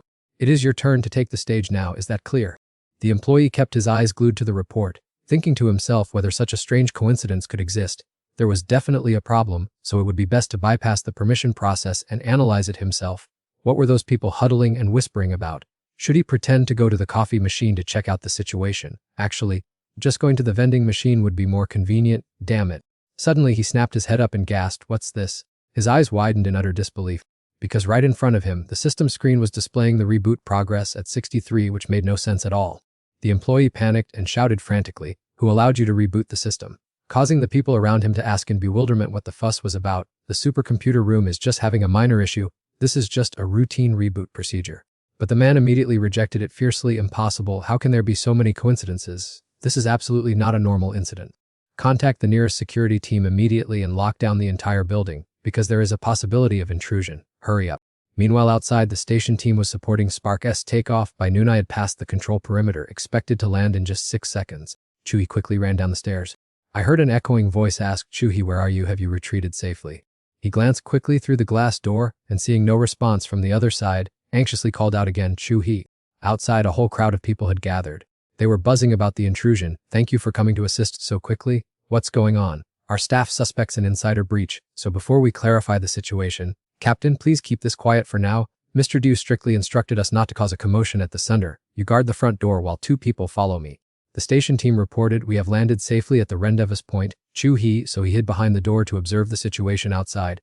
I'm listening, be careful not to get exposed. Spark added, you must pay attention too. The corner of Chuhi's mouth twitched into a slight smile. All right. The rain outside kept pouring down relentlessly. I need to stir up some trouble. Both of them then appeared at the center of the 6th branch.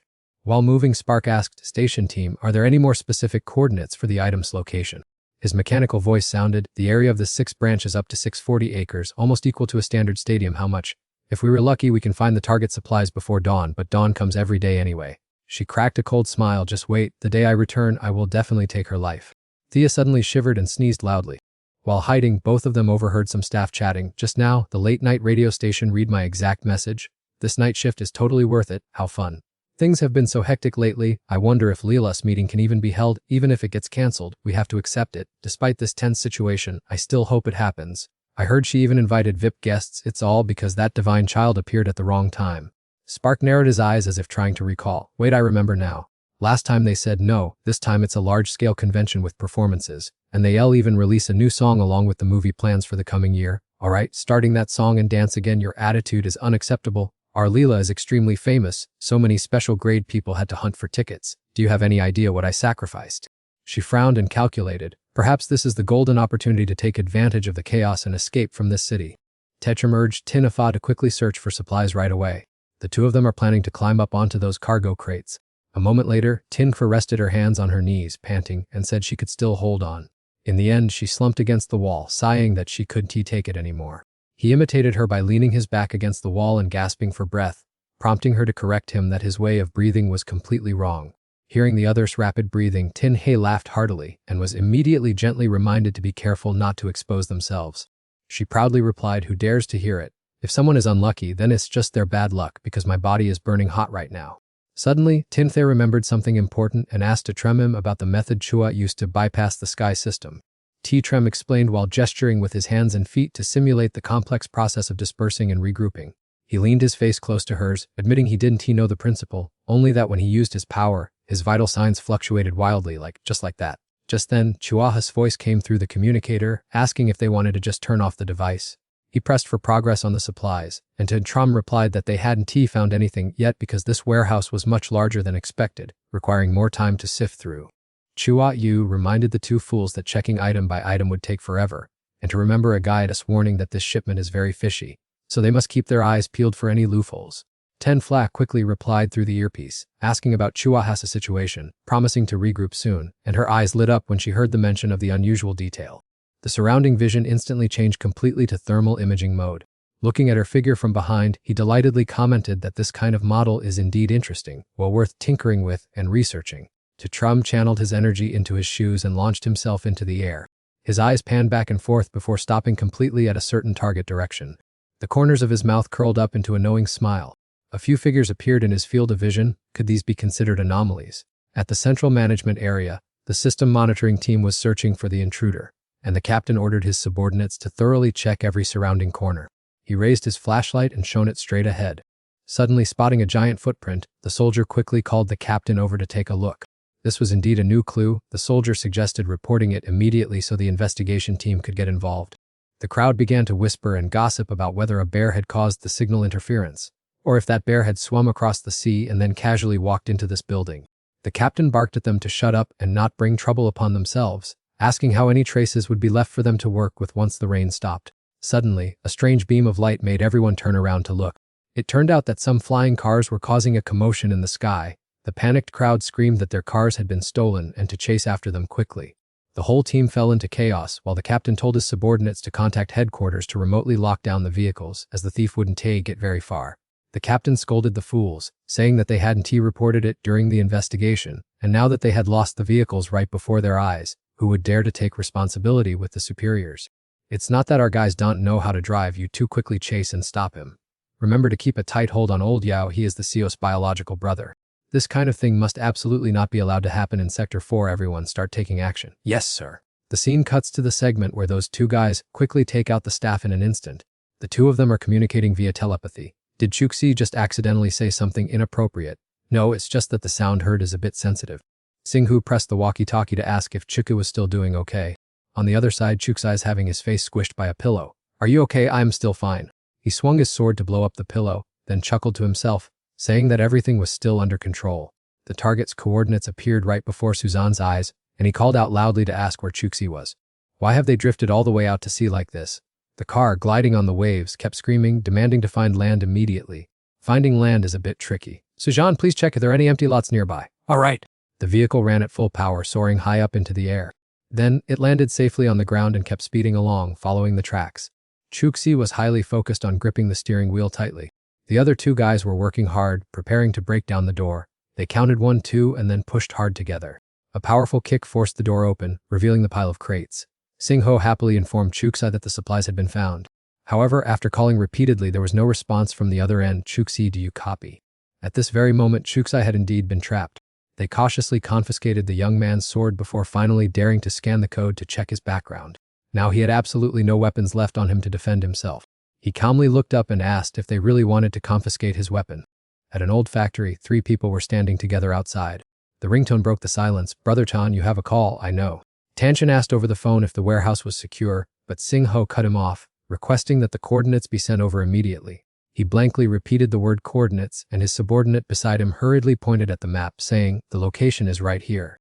The voice on the phone and Suzanne's voice rang out simultaneously. A series of longitude and latitude coordinates were read out, and finally, the coordinates were successfully entered. Tanshin was still bewildered, wondering how those people could transport all those goods back. The girl quietly closed the door shut. Only then did she softly reply that he would soon see a surprise. In that space, the young man was now left all alone. To facilitate the execution of the mission, he put all his power into starting up Energy Core number 2. Warning: when the second Energy Core starts up at full power, it will enter a singular state. Let's ignore the warning and close the program immediately due to exposure to the external environment. Right now, I am proceeding to close the program due to exposure to the external environment. Closing the Energy Core hovering in the sky, we have disconnected. Next is closing the Skeletal Energy Core, they have also disconnected. The system notification sound and my voice rang out in turn. I am closing the auditory system. It has completed disconnection. Tenho solemnly looked straight at the door ahead. The system continues to sound. I am closing the sensory and motor support systems. I am in the process of closing the propulsion system of the lower limbs. A warning sounds. Many systems have disconnected. Please reconfirm if your body is in a safe area. We retain the spatial positioning system to continue operating. The second Energy Core is preparing to complete. Attention, the energy flow is tracing a new route, preparing for convergence, and has finished. From the palm of my hand, a beam of light radiates, locking down the space. Immediately, a powerful stream of energy is discharged from there, heading straight for the cargo container. On the other end of the line, Tan Thian asked in a panic, "What is that noise on your end?" "Hello." Tinho brought his voice close and said, "Get out of the way, step back a bit." My ears hurt so much he wondered, "What is going on? Is there a problem?" Someone realized and said, "I get it. Does that mean we should step back a bit?" Immediately, a large cloud of smoke erupted, pushing everyone back. They stumbled to the ground, coughing violently. "Everyone, look over there quickly." One of them exclaimed in disbelief, "Is this real or fake?" "Ahead is a pile of cargo crates. What are you still standing there for? Call everyone to come and help quickly." In just a moment, the area was packed with people, everyone crying out in amazement, "The supplies have arrived. We just got back. Oh my god, how did these things get through?" Tan Thian ran back and forth urging, "There's no time to explain now. Quickly give us a hand." But Thea spoke up to count down. "Ivy just returned." In some corner of the bunker, someone asked, "Where are you going?" A child with a playful expression watched the scene unfolding. The warm light shone on that innocent face. The lights have turned on. At supply point number 1 in the exiled land, everyone was welcomed by a bright light. "Everyone, the supplies have arrived." "Everyone come and see, the supplies are here." The lights switched on, shining directly in one direction. After completing the task, the two looked at each other and smiled. Dudu excitedly looked up and exclaimed, "It's just like daytime." Thian Lang calmly replied, "That's right." The sky after the rain suddenly brightened again, dazzling the eyes. Supply point number 2 has opened. Supply point number 3 has opened. Supply point number 4 has opened. Supply point number 5 has opened. Supply point number 6 has opened. Supply point number 7 has opened. Right at the outer edge of the Intelligence Research Institute, Tenho was trying her best to carry the tram on her back to escape, quickly hiding in a small alley. They heard the blaring sound of the alarm speakers outside, demanding a thorough search because the suspect might be nearby looking at the tram. She thought to herself that the recent commotion must have drawn the Joint Defense Team, and her body, after discharging too much electrical energy, had activated error scanning mode and would shut down for about 1 to 2 hours in just a moment. "Ho Tin, I have to rely on you for the next part of the journey. Absolutely do not engage in a direct confrontation. The number 1 priority is to keep the tram safe." He gently slumped onto Tenho's shoulder. She hastily held him tight and told herself, "It's best to call the Sam Guyot group first." However, when the other end of the line connected, there was only the sound of a notification that it was contacting Sam Guyot, followed by another error message. "The subscriber you have called is currently unavailable." Switching to calling others met with the same fate. From Liu Science line to Aless, they only received soulless, automated apologies. No one could be reached at this critical moment. Even when calling Chu-hee, she only heard the familiar busy ringtone. Suddenly, Chu-hee's distinctive voice rang out calling Ho Tin, making Tinho overjoyed as if she had struck gold. Quickly calling his name, a man wearing a wide cloak suddenly turned his head to scan the area, demanding to know what was going on. Sensing that something was wrong rather than having misheard, he said he would go check out that corner himself. She quickly checked the G-piece and complained about why he had only just picked up. At this moment, before him were several people tightly bound. He explained that the signal was jammed, then told them coldly that he was sparing their lives and they had better behave themselves from now on. "Or else, if you utter a single word about this." The other guy, trembling violently, swore to take it to his grave, begging him not to lock them in because that person was about to stop breathing. However, the wooden door shut heartlessly anyway, and a faint cry for help echoed from the room. Chu-hee held the phone to his ear and asked Tin-ho where she was so he could pick her up.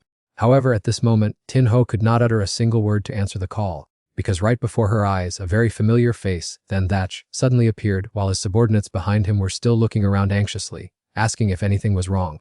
In the end, he decided to help them hide, replying that it was nothing unusual, just an injured stray cat. As soon as he finished speaking, then Thatch reached into his pocket to search for something, then urged the group to head back and leave it alone. And everyone agreed. She immediately frowned and raised her guard.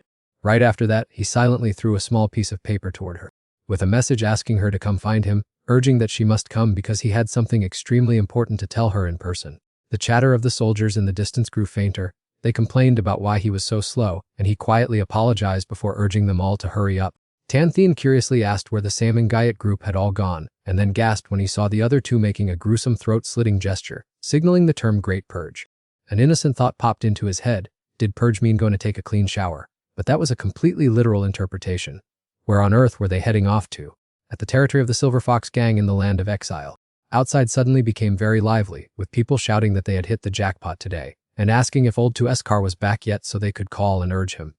A lackey ran over to report to the boss that they would move this shipment down to the basement warehouse first, and the boss nodded in agreement. The group of people noisily pushed open the iron entrance door, excitedly telling each other that once they sold out all of this, they would celebrate to their heart's content. One guy even wanted to claim a few items for himself. His companion then teased Joe, asking which item he had his eye on, saying that waiting until the deal was done to party would take forever. The victims, tightly bound and gagged, could only make muffled, choked sounds, trying to signal them to turn around and look behind them.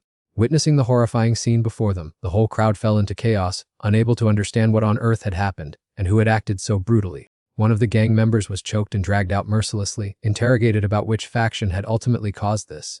A guy who was scanning the goods reported tremblingly to the boss that even the product ledger had been turned upside down by someone.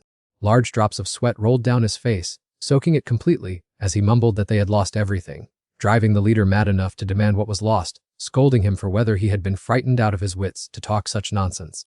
Just at that moment, an extremely loud noise suddenly echoed, rumbling.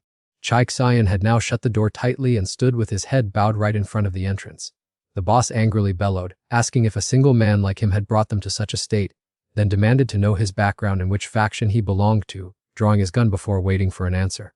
The man who had been tied up earlier shrieked in panic to warn his accomplices, advising them to open their eyes wide and look, for he was a special grade figure. The young man looked up, his face showing clear annoyance. In the Silver Fox Gang's basement prison, several guys had been beaten until their faces were swollen. Quick, stop running. Outside the Silver Fox Gang's building, Ali gently comforted the children. Be good, listen to me, go home quickly, take care of each other, don't cry anymore, don't cry. Right after that, an explosion shook the basement. Don't worry, don't be afraid, my brother is dealing with the bad guys. Just a moment later, everything went quiet again. Come on kids, let's go home. A flash of yellow light suddenly flared up before her eyes. Ali slowly looked up. She saw rays of light rising into the sky. She cheered happily. Oh, we succeeded, we did it. Someone is walking toward this way. Ali's face suddenly turned serious. Next, ahead was an old desolate building. Winding back to about 10 minutes ago, that guy pleaded in fear, sister, I was wrong, please spare my life, but he still took a few more punches. Who is your sister? Don't he just call me that? Allah turned and said, brother, the kidnapped children are all in the basement. I'll go down to check. But Chaik Sion held her back. Wait, as the searched papers fell to the ground, I'll go with you. Suddenly a strange sound rang out. He slowly turned his head, then called Ol. Chaik Sion suggested changing the plan. You lead the children out of here first. Although confused, she still listened. Then what about you? Chaik Sion's face turned dark. I still have something to ask. Because underneath was a photo of Salmon Guyot with dull, lifeless eyes. Returning to reality, thick smoke and dust spread around. In just the blink of an eye, he had knocked all of them down. Chaik Sion took out the photo and asked in a low voice, this child, how was she dealt with back then? The other guy trembled and stammered, let me remember, it was so long ago I have to think about it. The man looked at the photo, stammering, no, she didn't. He listen, they were all sold to the bathhouse. The bathhouse, an organ trafficking spot in the wasteland. Some administration area. Salmon Guyot lay on a hospital bed and was wheeled away. He was completely motionless. An old dim yellow light cast a faint glow. When dawn arrived, the light suddenly went out. A figure suddenly appeared at the door. A knocking sound came from the door. It woke up the person dozing off on the desk. Who is that? Why is it so bright out there? He raised his head in a daze and looked. Strange, the supply station is open. Then he called out a greeting. At that exact moment, he stared wide-eyed down below. The young boy politely asked, please show me the way to the bathroom. A bizarre smile appeared on his lips. Come on in, little girl. As soon as he turned his back, he quickly pulled out a syringe. Truly impressive, delivering yourself to my doorstep. This is indeed the entrance to the bathroom, but what do you want, sweetheart? The child's face darkened, not bothering to reply. Straining his neck, the child angrily shouted, "I want to take your lives." The man's hands froze in confusion. "What?" Another figure immediately stepped straight inside. "Oh, there's even little black too. Close the door. Who dares to order me around? Sorry to bother you too, but adults' patience has its limits." He began to panic. "You brought people, why didn't you say a word beforehand?" His hand frantically fumbled for the red button underneath, then he suppressed his anger and pressed it hard. The room below was immediately engulfed in a bright red light. Those who were about to make a move had to stop. They angrily pulled out their self-defense weapons. Every single one of them had the same fierce expression, and they quickly scattered outside. After the three of them knocked out the gatekeeper, they also went inside. A group of men started filing into the room. Sam Guyot grumbled uncomfortably on the shoulder. "Damn it, it seems we've been spotted by them. Tusk, still calling for mother, are we? Injected with that much drug and still hasn't woken up? Can't you see this boy is highly unusual? This kind of physique will definitely fetch a high price when sold. Let me take a look at these items: 2 kidneys, a liver, a heart, corneas, and even bone marrow and hematopoietic cells. Wow, the pancreas and lungs are also up to standard. Truly impressive." His lifeless eyes slowly opened, his gaze turning toward the door. "Someone please save me." His weak hand reached up in despair. "Please save me." The three of them had heard it and were there. In the end, does anyone hear my voice? They were helpless and could not save Sam and Guyot during the worst of times. Little Black turned his head to look at that tiny figure. His expression remained cold, without a hint of emotion. The three of them immediately gathered their energy, preparing to battle the crowd here. They would absolutely never show mercy or let them go. In this pitch-black space, only Sam Guyot was left alone. "I am bored to death. Is anyone here?" He curled up his body and grumbled in complaint. "If I had known, I would have dropped a hint to Liu Cheek-Shoyan beforehand, to remember to strike Little Black after handling everything, just to drag me out." At this moment, Sam and Guyot regretfully pounded on the door. "Why didn't I speak up back then? Why was I so foolish? Why?" Suddenly, a thought flashed through his mind. If I talk bad about Little Black, would he hear it? Let's give it a try. Never mind, if I accidentally make him angry and he leaves me stranded here, I'm doomed. He secretly wondered what Little Black usually did when he was all alone here. It seemed that now he understood why he was so excited after getting out. The more he thought about it, the stranger it felt. Since when did he end up sitting right on this damn table? Sam and Guyot began to scrutinize every little detail. It seemed there was something wrong with the gravity of this room. No, wait, the direction at that time was clearly still absolutely spot on though. He blankly explained that the reason everything reversed was because he wanted to sit on the door, and so even gravity gave up. Sam Guyot gasped in astonishment, wondering if everything had changed this much because of him. His sleeves were neatly rolled up, revealing a freshly bleeding wound. Bleeding was naturally inevitable, because he always believed that as long as a wound was scratched, it had to bleed. That was the law of the real world. But this place was at most just the realm of consciousness, a land where not even a tangible body existed. How could it be governed by real-life rules? He smirked to himself, then burst into a silly laugh. "Indeed, I am truly extraordinary. Surely no one saw that, right?" Sam Guyot held out his hand, softly commanding, "Stop bleeding," and sure enough, the wound healed instantly at a miraculous speed. His assumption was proven correct. Indeed, this place was highly likely a multi-dimensional space that changed with his every thought, meaning that as long as he dared to dream, the impossible could become reality right here. After pondering for a moment, he raised his hand again and shouted, "Restore." As soon as the words left his mouth, the door suddenly tilted completely to one side, dragging him down with it. Just like that, Sam Guyot plunged into the infinite void, zooming. While his body was flailing in the vast emptiness, he gradually regained his composure and whispered to himself, "Ah, I understand now. The reason this place appeared completely empty, without a single object, was simply because he only needed a door to escape from here. Or it could be interpreted that this is just the beginning of the space, or in Xiaohe's mind, this place was never meant to be such a pitch-black darkness. What he and the other person were seeing could very well be two completely different scenes, but now, he could use his consciousness to transform them.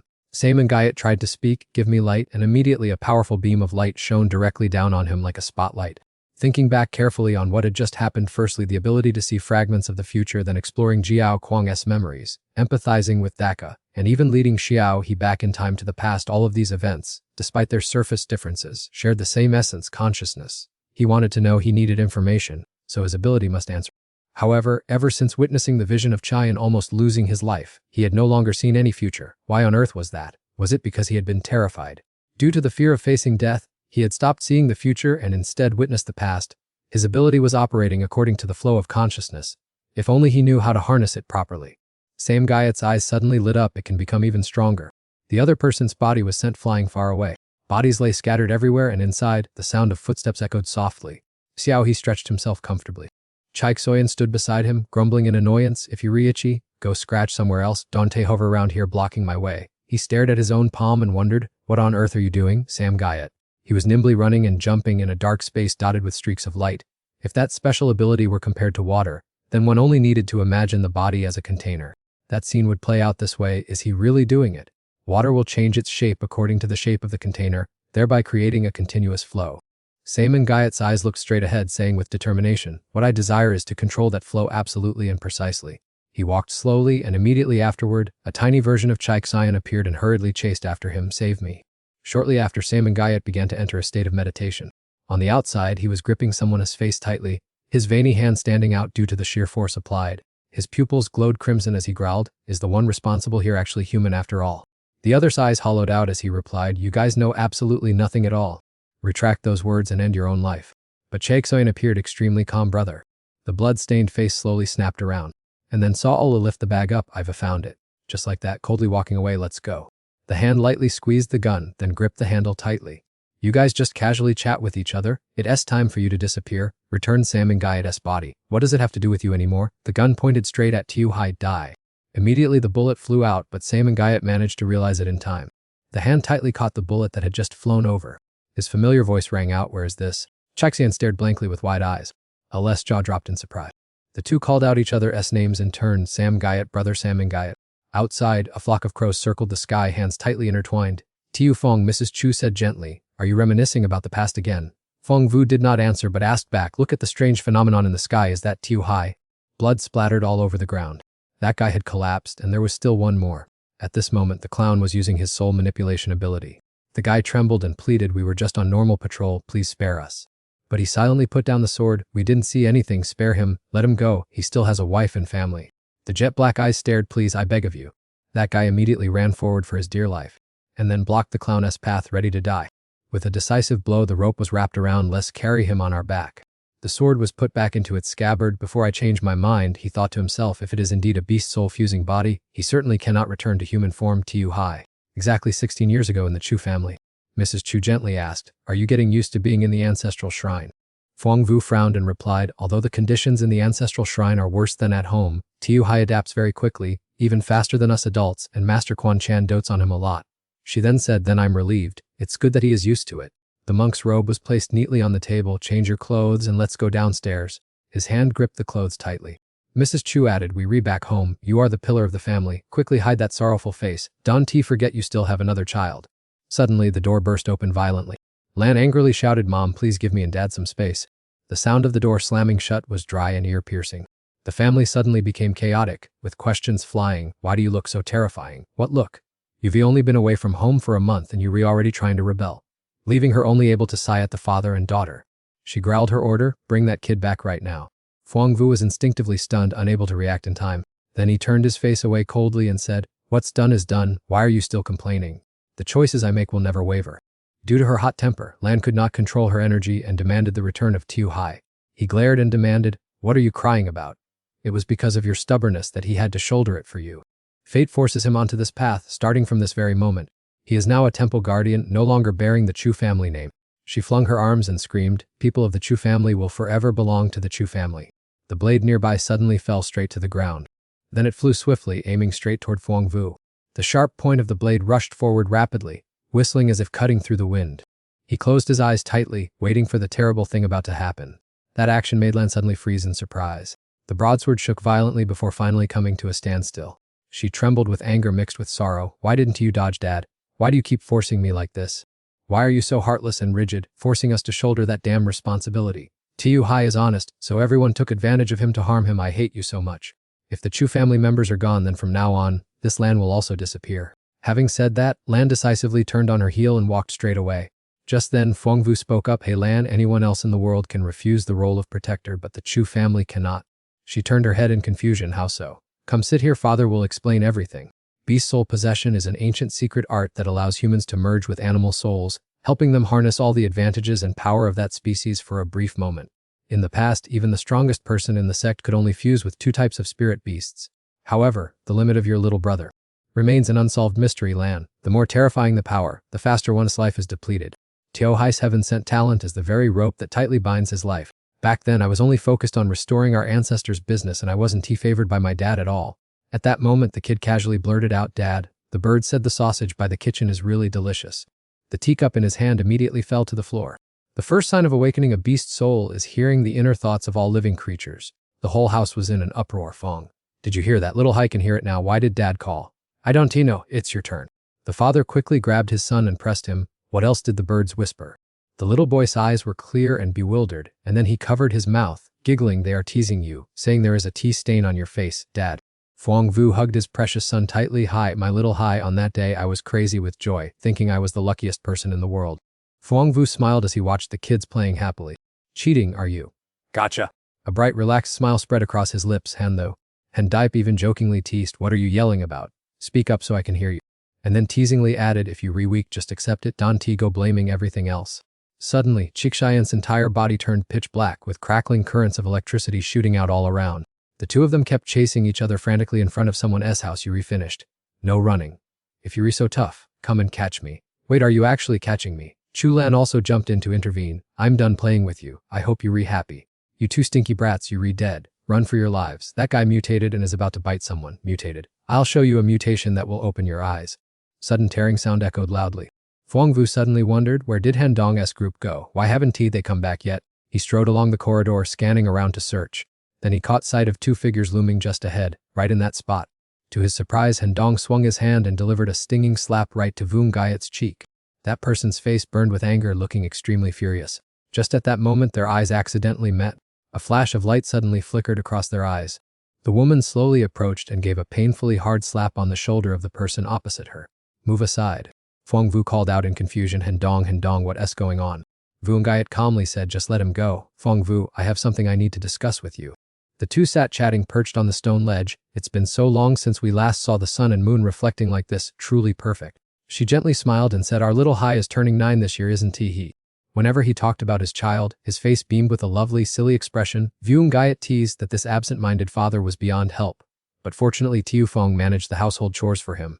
Even so, her voice suddenly sharpened. Fong Du, listen to these next words very carefully. At that time, how could I have known that the things she was about to say were secrets of heaven that could not be revealed? My silence unintentionally helped her complete this vortex of fate. Vung Gaiet had seen through the future that awaited Chu He.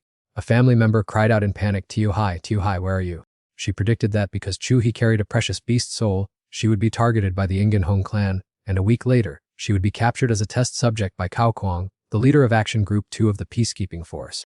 A drug that triggers bestial instincts would be created, and using that as an excuse, Ingen Hong would launch a war to overthrow the rule of the Kim Hong family. Little Tiu Hai herself would also be swept into the war she caused. Embarking on the path of destruction with immense regret, all the truth was being revealed to Chu Lan. But at this moment, Fong Vu could calmly admit, that year, I also lost my life trying to rescue her. What are you talking about? She couldn't suppress her shock and blurted out, but Tiu Hai is only 11 years old this year. None of the things mentioned above have happened yet. He nodded painfully. That's right, they didn't happen to her. Chu Lan seemed to begin to understand everything. What do you mean? She hurriedly urged the other person. What on earth do you mean by not happening to Tiu Hai? Father, explain it clearly, speak up quickly. The prophecies echoed again. Every family has the right to refuse to be a guardian, but our Chu family does not. Fong Vu squeezed his daughter's hand. Everything has already been preordained.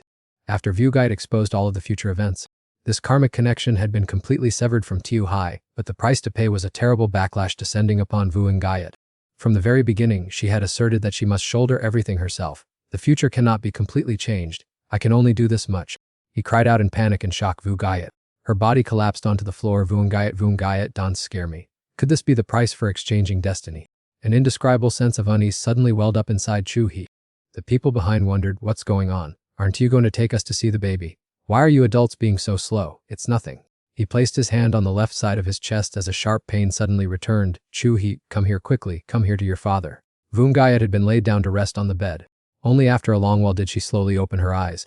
Fong Vu spoke in an anxious rush. She reawake. He asked in quick succession, are you feeling unwell anywhere? I'm sorry for giving you a fright. The corner of his mouth twitched painfully. You have just saved my child's life. Then what about your child? Haven't I caused them to become a motherless orphan? Vung Gaiet spoke calmly. Fong Vu, ascending to godhood was never my wish, and the power to see through the future is no gift from heaven either. My fate was already destined to be a sacrifice for these turbulent times. Let's just leave it at that. It's better for us to bear this heavy price together to trade for peace for Tiu Hai. At least, of the two of us, one will still have a slightly brighter life. That tiny little creature is still completely unaware of the storms that are about to crash down on her life. Fong Vu suddenly asked out of curiosity, what number time is this? That act of exchanging fates, how many times have you done it already? It was only after a long while that she softly replied, does that answer even matter anymore? Help me stand up, Fong Vu. The kids have probably been waiting until they are annoyed. Vung Gayet is letting everyone gather around to play with Sam Gayet. Oh look, as soon as Tiu Hai holds her in his arms, the little baby stops crying immediately. How unreasonable. Do I really look that scary? Just now when I held her, she cried a river, but now she is completely silent. Seriously, she finally quieted down, which saves me from a headache. Hey, let me hold her. Step aside, I claimed her first. Bro, it's my turn, hurry up. She gently turned around, smiled, and said, see, I told you my son would definitely be very fond of Tiu Hai. May I hold her for a little longer? Of course you can. The scene returned to reality, and both of them remained silent like that. His voice sounded low and sorrowful. And Lan, I reckon this is the karma we are bound to carry. Only Tiu Hai has the ability to fulfill this mission of redemption. The doors finally closed, completely sealing off the pages of yesterday's memories. Someone inside the house called out, Mom, Dad, it's very cold outside. Hurry up and come inside before you get sick. The two of them casually walked inside. Hendong flew into a rage at that time. If we have already seen through the incident, then why don't we join forces to stop it? Wouldn't that be better? Let us use our own strength to turn the tide instead of always having to make such a trade-off. What if those terrible things never happen? What if we are strong enough to reverse that future?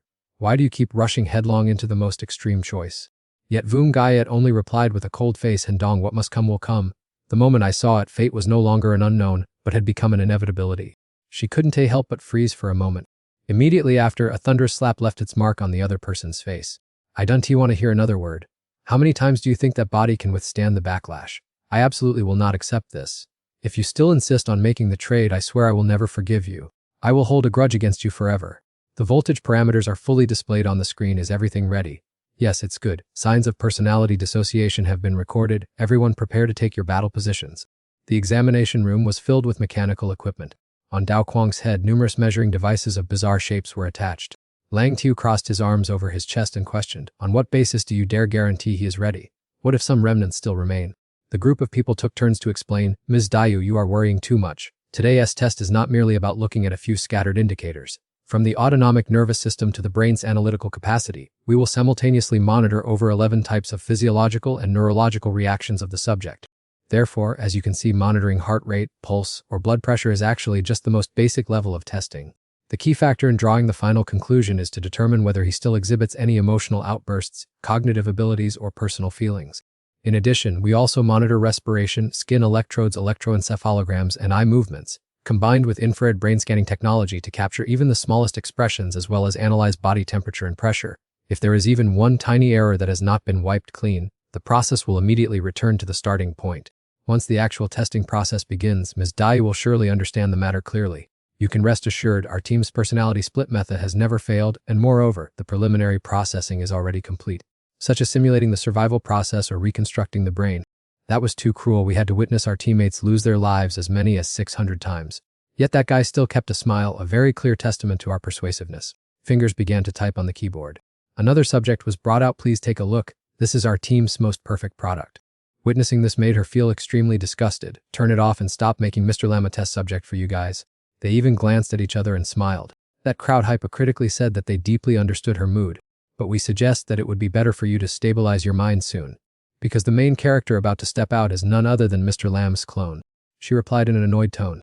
The other guy grumpily told her to stop talking nonsense and get started, from the part where Jiang Quang was scanned. When asked, he replied, what I see is a competition, a highly detailed image with many spectators around. An elimination mode with 7 participants, plus a countdown timer indicating the competition has not yet started. Look at the right corner, this is a recording from 3 years ago. The vision is quite blurry. The question is how many times the room with the red ceiling chandelier appeared. 3 times. Those are the circular patterns I used to see on the pendant I wore. Each of us had one. They looked at each other suggestively. Only one cognitive box was checked. The screen began to experience heavy static. 5 photos appeared one after another. Please state if there is anyone you know, and if so, call out their name. This will probably take some time to think about. Immediately afterward, he received a prompt to answer. Jiang Quang slowly listed them. I know all of them. From left to right, Koi Tu Theka, Hamai Thian Lang and Du. They demanded more details about the scene in the hallway where those 5 people appeared together with unpredictable expressions. All of them are dead. Their relationship with me as teammates. Does this scene make me feel uncomfortable? The answer is no. The next box was checked. The next section is emotions. When you hear words that trigger a reaction, raise your left hand. Relatives, friends, embrace, peace, going home, warmth, death, trust, betrayal, pain, restraint, failure, abandonment, loneliness, punishment, freedom, escape, imprisonment, command, obedience, awakening, choice, special abilities, special objects, blending, high-level, dream fall. His fingers twitched slightly. The doctor stood there in silence, without saying a word. Finally, there are results. It is truly a miracle. Everyone started to stir, asking for the data. It seemed there was a slight discrepancy, but it was still within the allowable limit. Everything was fine. Only Lang Tiu remained pensive, frowning in thought.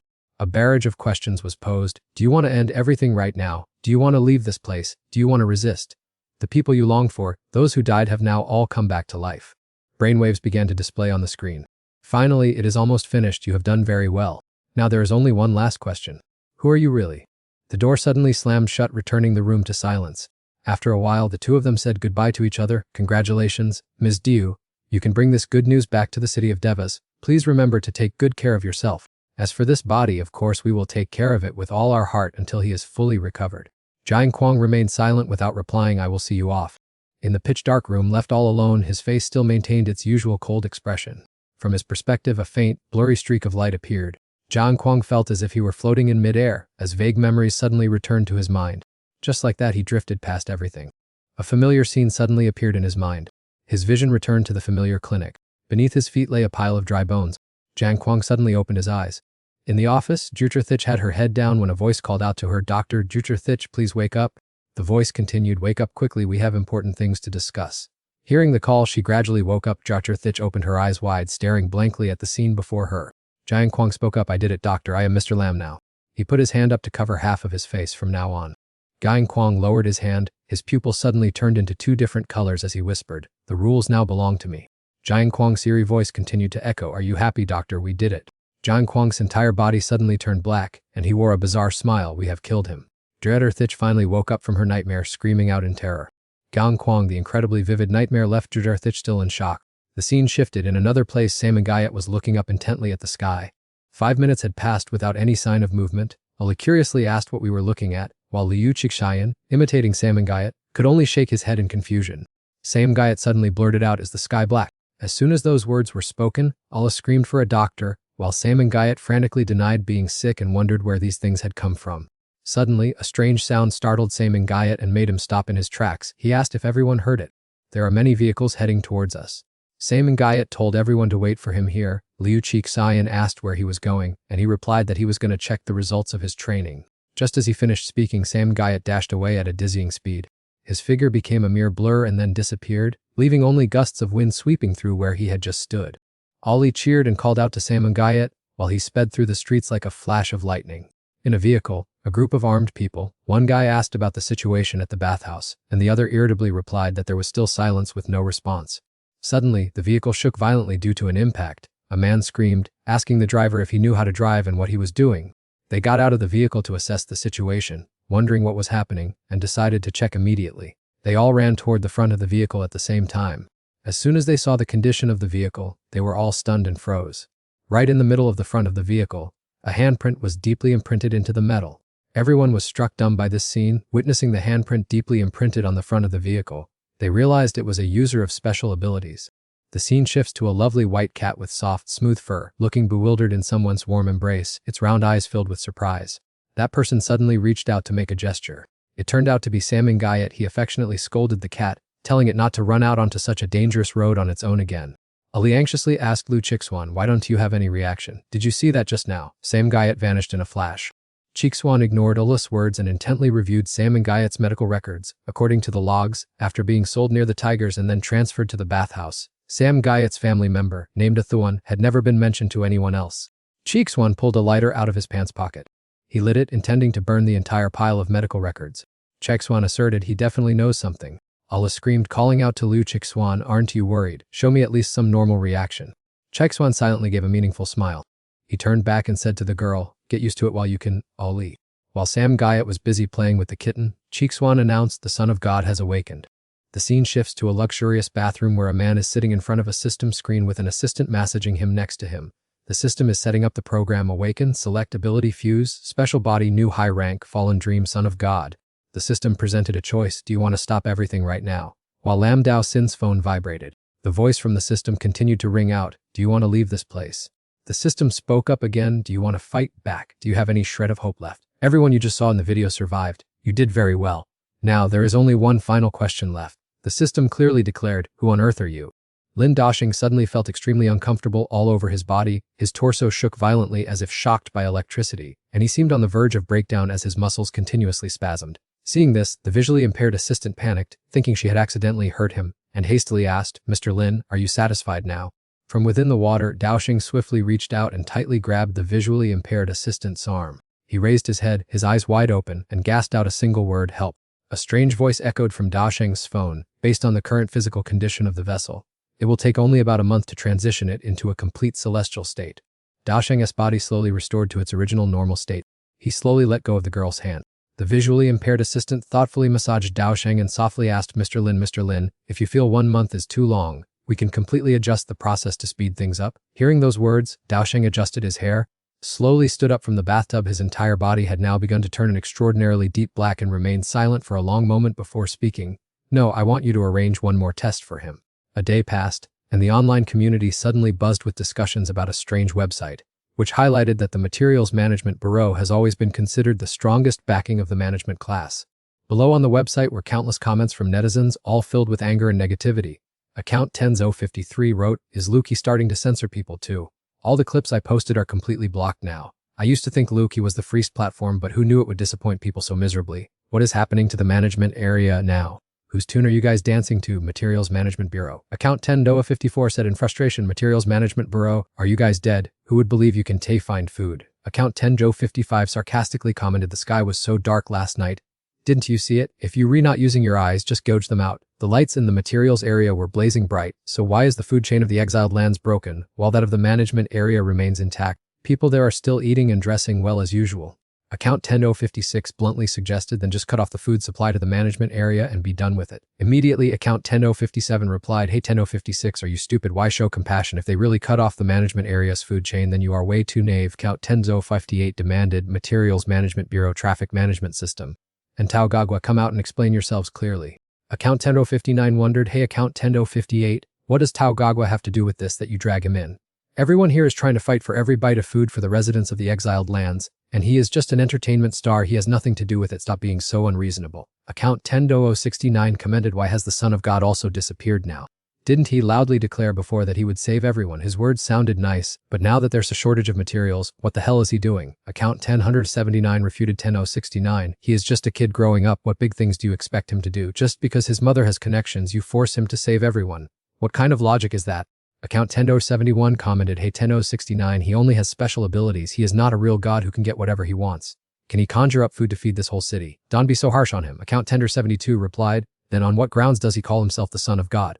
2 days later, the head of the Materials Management Bureau spoke at a press conference, explaining, "Our entire Materials Management Bureau, from top to bottom, has mobilized over 500 staff members to coordinate materials. The first batch of shipments was completely packed at 10 Hoders AM today. Now we are just waiting for the traffic management system to grant transit permits." A reporter asked, "May I ask, are your words an attempt to shift the blame to the traffic management department?" The materials director immediately countered, "That is entirely your personal interpretation. I have not presented any such viewpoint. Today I am only focusing on answering material-related issues, and I hope you reporters will keep your focus on this very matter." Immediately after the press conference, MenTV quickly reported the news announcing the official notice from the traffic management system. Accordingly, 30 supply trucks will arrive at the exiled lands at 12 p.m. today, and the transit route for citizens will open at 6 Hodem tomorrow. By then, everyone in the Black Ring Group can return to reunite with their families in the exiled lands tomorrow.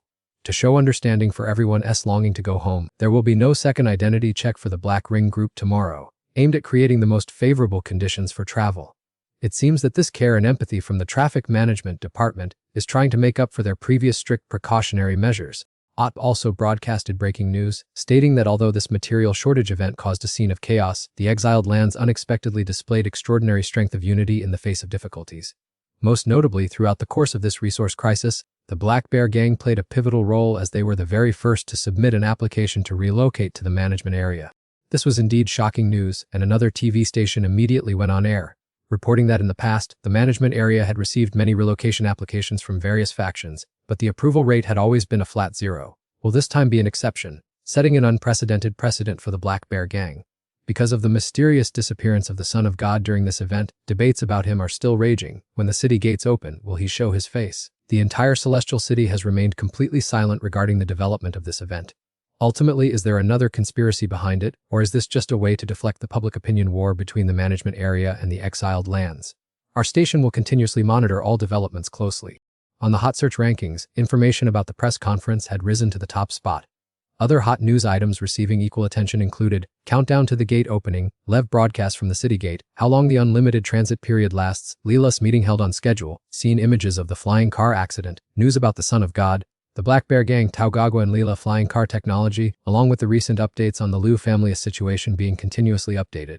Scene transitions to a peaceful apartment where Bai Tenhua is glued to her phone screen, scrolling intently, while the clown playfully teases some little birds. Sujan sits quietly by the window frame, lost in thought. Suddenly the clown speaks up, the gates are about to open, let's head out to pick everyone up. Tenhua's phone screen shows the conversation between her and her father. Her father asks, have you starved and gotten thinner? She replies, not at all, I actually look a bit chubbier than before. Even at someone else's house I'm still this carefree and comfortable. Before leaving the celestial city, I really want to take a walk around. Don't wander off. I just said so, I won't go anywhere. I'm still waiting for the right opportunity to leave the city. One day before Leela's meeting she will leave the city. I think that is the golden window for you to leave. I have an old friend here who might be able to help us with coordination. After sending the message, Butenhua silently gazed at the birthmark on her palm, her expression darkening. In the stillness, she seemed to be quietly plotting something of great importance. Scene transitions right on the day of unlimited open transit. A towering, sturdy city fortress appears before the eyes. The massive gate slowly begins to open, its low, heavy rumble echoing through the silent space. In the moving vehicle, Sam Guyot rests her chin in contemplation, her eyes quietly tracing the scenery passing outside the glass window. In that quiet space, a voice suddenly speaks up, making Sam Guyot turn her head in surprise. What are you thinking about? In another vehicle, someone is calling Xiaozhou to ask about Ali. Sister Xiaozhi, how has my brother's condition been these past few days? Could you please take a few pictures for me, and remember to help me turn him over? Chaitron speaks up out of concern, and Sam Guyot, with a face full of worry and anxiety, replies awkwardly, it's nothing. It's just that I feel like nothing has changed, yet it's as if everything has completely altered. In another car, a piercing warning sound suddenly blares. Offender Shengqi Yuani refuses to sit in the passenger seat. Offender Shengqi Yuani refuses to sit in the passenger seat. Error warning, trip temporarily suspended. Tianlang firmly declared, I'm getting off the car and walking myself. CMA also quickly made an excuse to get off too. I'm getting off as well, just to get some fresh air. Kinchen, who was driving and clearly extremely frustrated by everyone's nagging, pleaded, please, can we just drive for 1 more kilometer? Xian coldly turned his head back and said each word distinctly, you are not allowed to get off. The car was still cruising smoothly on the highway crowded with traffic. Before long, a black car came to a complete stop in the middle of the road and 2 figures leisurely opened the doors and stepped down. Sam Guyot secretly wondered if he had enough strength to shoulder the mission of leading everyone further on the long journey ahead. Seeing the scene of reunion after so many days apart, he told himself that his mother shouldn't worry because he would shoulder it instead, even though he knew his current ability was still far too immature. He looked around at both sides of the road and was delighted to see that the shops had reopened for bustling business as before. Suddenly a voice spoke up refreshingly, saying what a truly beautiful day today was. He understood that he was not yet capable of realizing his mother's prophecy right now, but he still yearned to move forward, because even a small echo is enough to create a wave of change. When that echo is loud enough, it will awaken so many sleeping souls, reminding them of Liu's longing for her son and the hope of a peaceful land for everyone to live together. I must definitely turn these tiny sounds into a resounding roar that reaches the high heavens in the not-too-distant future. Sam Guyot pursed his lips tightly and promised himself, Mom, I will be very strong to overcome everything. After the long journey, the convoy arrived and Sam Guyot reluctantly said goodbye to his brother Tan Thien with endless regret. Tan Thien rubbed his head and comforted him, saying that everyone eventually has to adapt to new circumstances, and hoped to see him again at the city arena if the procedures went smoothly, and when the shy boy asked for his phone number, he gladly agreed with a humorous reminder not to make him tell bedtime stories. Tan Thien gently stroked Sam Guyot's fluffy pink hair and smiled, saying that the road of life is still very long, kiddo. He turned and walked back to the car, waving goodbye to Sam Guyot one last time before leaving. Everyone simultaneously raised their hands to wave goodbye and cheerfully offered wishes for a safe journey. Suddenly, a freezing voice rang out from behind, cutting through the lingering atmosphere of reluctance, asking if this tearful farewell had gone on long enough. Hamai crossed her arms, frowned, and reminded him that it was time for him to fulfill his promise. Sam Guyot spun around and shouted loudly, let's set off, we are heading straight to the White House. At the same time in a modern hospital, Levan was engrossed in a phone conversation, asking about the other person's health and advising them to take good care of themselves in a foreign land. At this time, Han Diep was still gasping for life on a ventilator. He would have looked no different from being in an eternal sleep if not for the bulky oxygen mask. La Van was still innocently laughing and chatting on the phone in her hand, completely unaware of what was about to happen. Miraculously, Handep suddenly opened his eyes and woke up, his entire body radiating a mysterious and dazzling energy. Hearing a strange noise behind her, Levan turned her head to check the situation. Before she could collect her thoughts, a blast of icy frost swept over and enveloped her entire body, freezing her in place, unable to move. In just an instant, the hospital room was filled with the bone-chilling white of ice and snow. As the cold wind blew through the quiet corridor, a blurry figure slowly became more distinct. It turned out that the person who had just appeared was none other than Liu Kensun. In that moment, Handep, lying on the hospital bed, had to muster all his remaining strength to restrain his trembling hands. He slowly raised his hand, looking as if he was about to tear off the cumbersome oxygen mask from his face. Quick as a flash, Kinsun's hand reached out and grabbed his wrist to prevent that reckless action. As soon as he caught a glimpse of the other's figure, Handep gathered his remaining strength and feebly called him to come closer for a moment. Old Jingshan squinted his cold, indifferent eyes, staring, but still obediently leaned down to bring his ear close to his face. He smirked mockingly, criticizing that his looks had deteriorated again. Jingshan smirked with a cunning smile. He stood staring blankly and motionless, casting a freezing gaze down at Handep. Gently caressing his cheek, Jingshan said that his younger brother had learned quite a few sweet talking habits from him, and then added that recently the frequency of his waking up seemed a bit too high. He channeled a stream of energy directly into Handep's body, then whispered that both of them were equally troublesome. Handep's eyes grew dim and he sank into confusion, but his mind was still plagued with the urge to mention the bracelet. He urgently needed to convey the message about the bracelet, yet only Jingshan's voice echoed in his ears, urging him to go to sleep quickly. The camera angle shifted to a remote place, where a white house stood tall in the silence. Hidden deep beneath that white building was a secret basement. Behind the closed door was only a set of powered-off computers, lying quietly in the darkness. The screen suddenly showed a news broadcast, reporting that the big boss of Swen Technology Group, Tiet Vin Tin, had personally visited the peacekeepers who survived the flying car accident, which was also an unprecedented incident since this car model was launched. The patient quickly spoke to thank the visitor, but Trang Tin immediately stopped him from moving, advising him to save his strength and rest. Although the cause of the incident was still being clarified, the representative of Swen promised to compensate all expenses for the two unlucky victims. Not long after the news broadcast went off, in the isolated cell, Tiu Nang pressed his face against the glass and screamed, asking if anyone was outside and why they were thrown into this corner when they were recovering comfortably. Despite him shouting hoarsely for the captain, the friend lying next to him advised him not to waste his effort, leaving Tiu Nang to only mutter in confusion. Having promised that they would go home after the filming, what on earth are the high-level bosses planning now? Suddenly, a large group of people stormed into the cell, led by none other than Team Leader Cao. A voice spoke up, demanding to know what Team Leader Cao was really up to. Cao Kuang responded with silence, coldly keeping his eyes locked on them.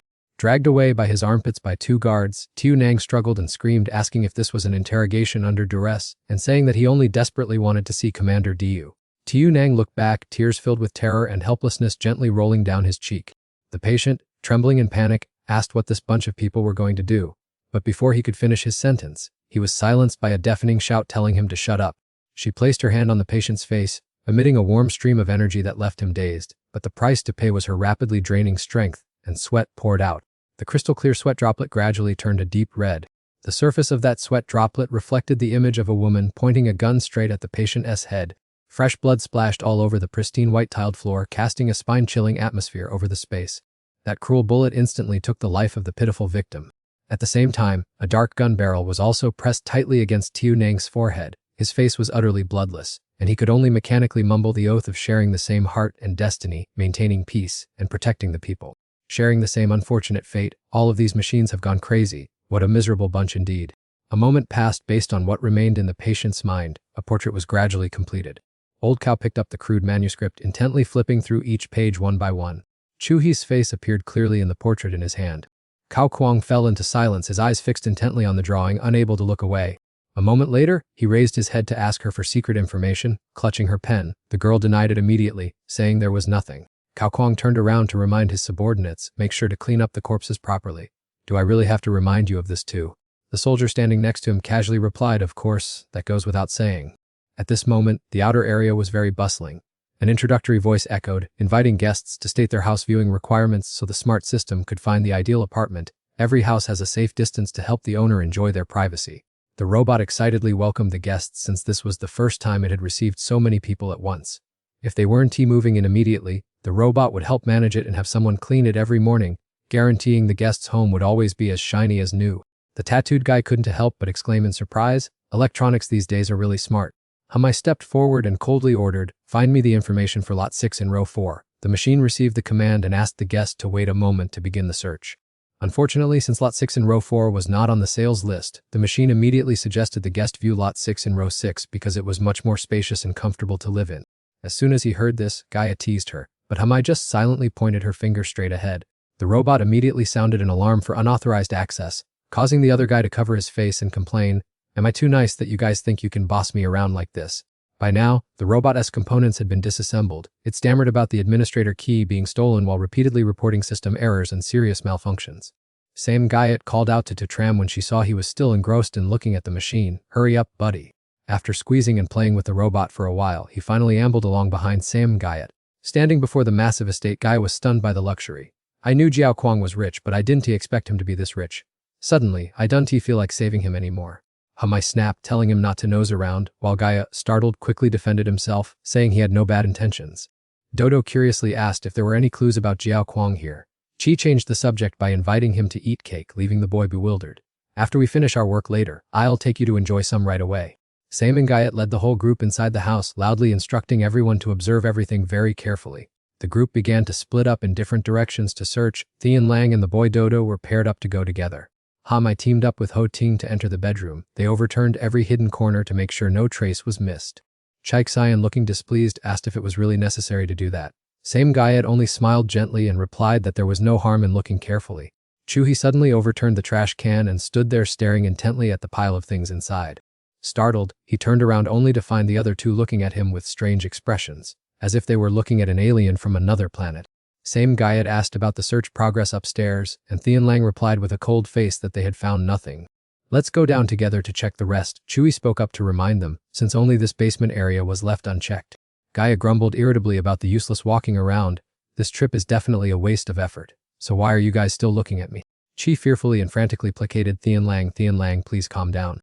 After going down to the basement, Thea clearly showed an annoyed expression. "Hey, what did I tell you? Running off to the middle of nowhere like that, and only leaving us with a computer as a keepsake." Thian Lang retorted defiantly. "It's time for her to show off her talent." Thea gritted her teeth in anger. "Do you guys treat me like disposable chopsticks to be used whenever you want, you computer amateurs?" Even when handling it reluctantly, Thea still put in all her effort, her hands gliding swiftly across the keyboard in front of the computer screen with a rarely seen serious expression. After waiting for a while, Ho Tin leisurely asked, "Have you found any clues yet?" Hamai sadly replied, "Thaka said that for now only 2 types of data have been found. One is the match clips from the Life and Death Club, and the other is countless news reports from the management area." Ho Tin looked skeptical. "News reports?" Ho Tin expressed his view. If it were just useless news, there's no way he would have specially transmitted and saved a copy on the computer. "What do you think, Sam and Guyot?" Sam Guyot said softly, "You're absolutely right. Although the time I interacted with Jiao Kwang was very brief, he is someone who always works with an extremely well thought out plan. There must be some hidden meaning in this information." He lowered his head and called out loudly to Tram, "Compare all the news reports and data to find a correlation." "How long will that take?" Tram called back. "It'll probably take a few hours." Sam and Guyot asked Tram again, "Can you give us a copy so we can review it on our end?" Tram answered briefly, "Sure." They immediately snapped, "Can you guys please stop being so noisy?" Sam and Guyot and I looked exhausted, without a shred of energy left to move. Ho Tin spoke up, "Sam Guyot, I have an old friend living nearby. I want to pay him a quick visit. I promise to be back before dark." Sam Guyot kindly asked, "Do you need someone to go with you?" Ho Tin frowned and said, "I want to go alone." Hearing this, Sam and Guyot advised Ho Tin, "Then please come back a bit early." Ho Tin nodded, "I know." As soon as Thea finished printing a batch of documents, everyone immediately gathered the stack of reports and left the basement. Ali accidentally dropped a piece of paper in a panic. The clown quickly said, "Let me pick it up for you, Ali. Go on over there first." At that moment, the figure of Ten Hoa gently closed the main door and quietly went outside. Everyone split up to search for information in the pile of documents. The clown suddenly grumbled, "Are you only letting me see this tiny bit?" Cheeksayan immediately retorted, "Where is it, little? There's still plenty." The clown could only sigh and continue to bury himself in the search. Changing scene, in the detention area, sketches were hung neatly and tidily on the board. On the clown's drawing, a bright red circle had been unusually drawn, making it stand out. Scene transition, in the White House area, a luxurious and magnificent villa appeared. Though splendid and lavish, it still exuded an unusually warm and cozy feeling. Tenho was standing silently gazing at that house. She gently pushed the door open and stepped inside. Right behind that door was a garden filled with vibrant, colorful flowers. Tenho spotted a dog fast asleep in the middle of the garden, a scene of strange tranquility. She stood still in front of the main door of the house, hesitating to open it, when suddenly a conversation echoed from inside hubby. When making the lamb chops, remember to add a few herb leaves. The flavor will be much better. Oh, where did I put those herb leaves? Honey, check if there is anything left in the glass jar by the window. If it is empty, please go out to the garden and pick some leaves for now. Wife, the oven is making a strange rattling sound. Did I put the wrong thing in? Tenhoa hesitated, about to raise her hand to knock on the door. But suddenly she changed her mind and Ho-Teen slowly lowered her hand. Then she quietly turned on her heel and left. She sent a message back to her father saying that the old friend she had mentioned is currently busy, so she will contact someone else for further help. Suddenly a voice echoed from behind the only person. Out of natural reflex, Tenho turned her head to look back. Thanthatch cheerfully called out, "Yuri here. Why don't you come inside instead of standing there? Let me introduce my wife to you." Thanthatch asked Ho-Ting to wait a moment and help pick some lime leaves to bring inside. She agreed, and he hurriedly ran inside to ask his wife if she needed anything else. She sighed, feeling she had just asked a redundant question. At Jiao Kwang's private residence, Cheekswan discovered that there had been too many unusual deaths in recent years, and the clown assessed that the victims were mostly people from the Black or Gray Ring, which could hardly be a coincidence. Chai rested his chin in his hand, contemplating the pile of news about his parents. Jiao Kwang didn't hide it anymore. I suddenly asked what was going on, as Samangayat shook her head sadly at the information regarding the rank, cause, and location of the incident. The ages of the victims were completely different, making it difficult to see any clear connection between these incidents. It was unclear why Jiao Kwang gathered them, as Samangayat sighed after examining this pile of documents for over 2 hours. Thian Lang was sitting next to Hamai, focusing on studying the thick stack of documents. Suddenly, the stack of papers was slammed down onto the table. It turned out that Thian Lang had lost all patience, and he stood up in frustration. Meanwhile, Hamai was still quietly observing Thian Lang's every single move. Thian Lang proposed in a low voice, "Let's go outside and talk for a bit." Hamai nodded slightly and then obediently followed behind Thian Lang. Chaixuan continued to read diligently and point out errors. Though this file looked very complete, it was actually just shallow and boring reports.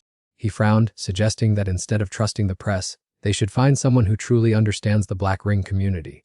Cheekswan was about to suggest a name when Samangayat interrupted, telling Cham to try another way, asked Theka to synthesize online discussions, especially the closed groups of the Black Ring and the history of posts before the incidents, and Cham agreed immediately.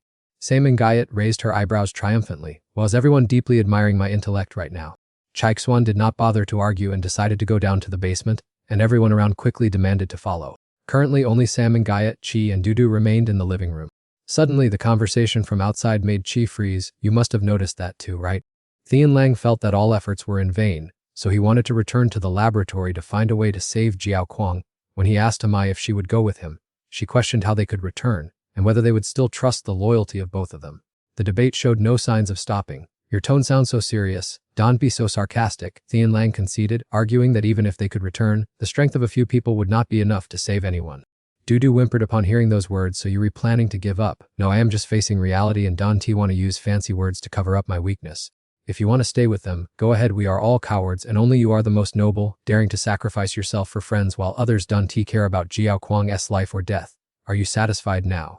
Chai hurriedly held Dudu in her arms, trying to cover his ears so that he wouldn't have to hear the loud argument. She gently comforted him. "Dudu, don't cry, the adults are just being a little quick-tempered."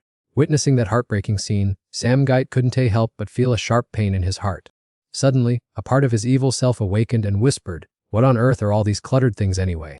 Samangait was overjoyed, exclaiming, "Oh, Tibu Hat, you appeared just in time like a fairy godfather." He spoke up, "As for dealing with the Cannibal Gang and the Silver Fox Gang, I haven't even had a chance to thank you yet." He offered his thanks, but Tigu Hat only coldly decreed, "Kneel down and thank me."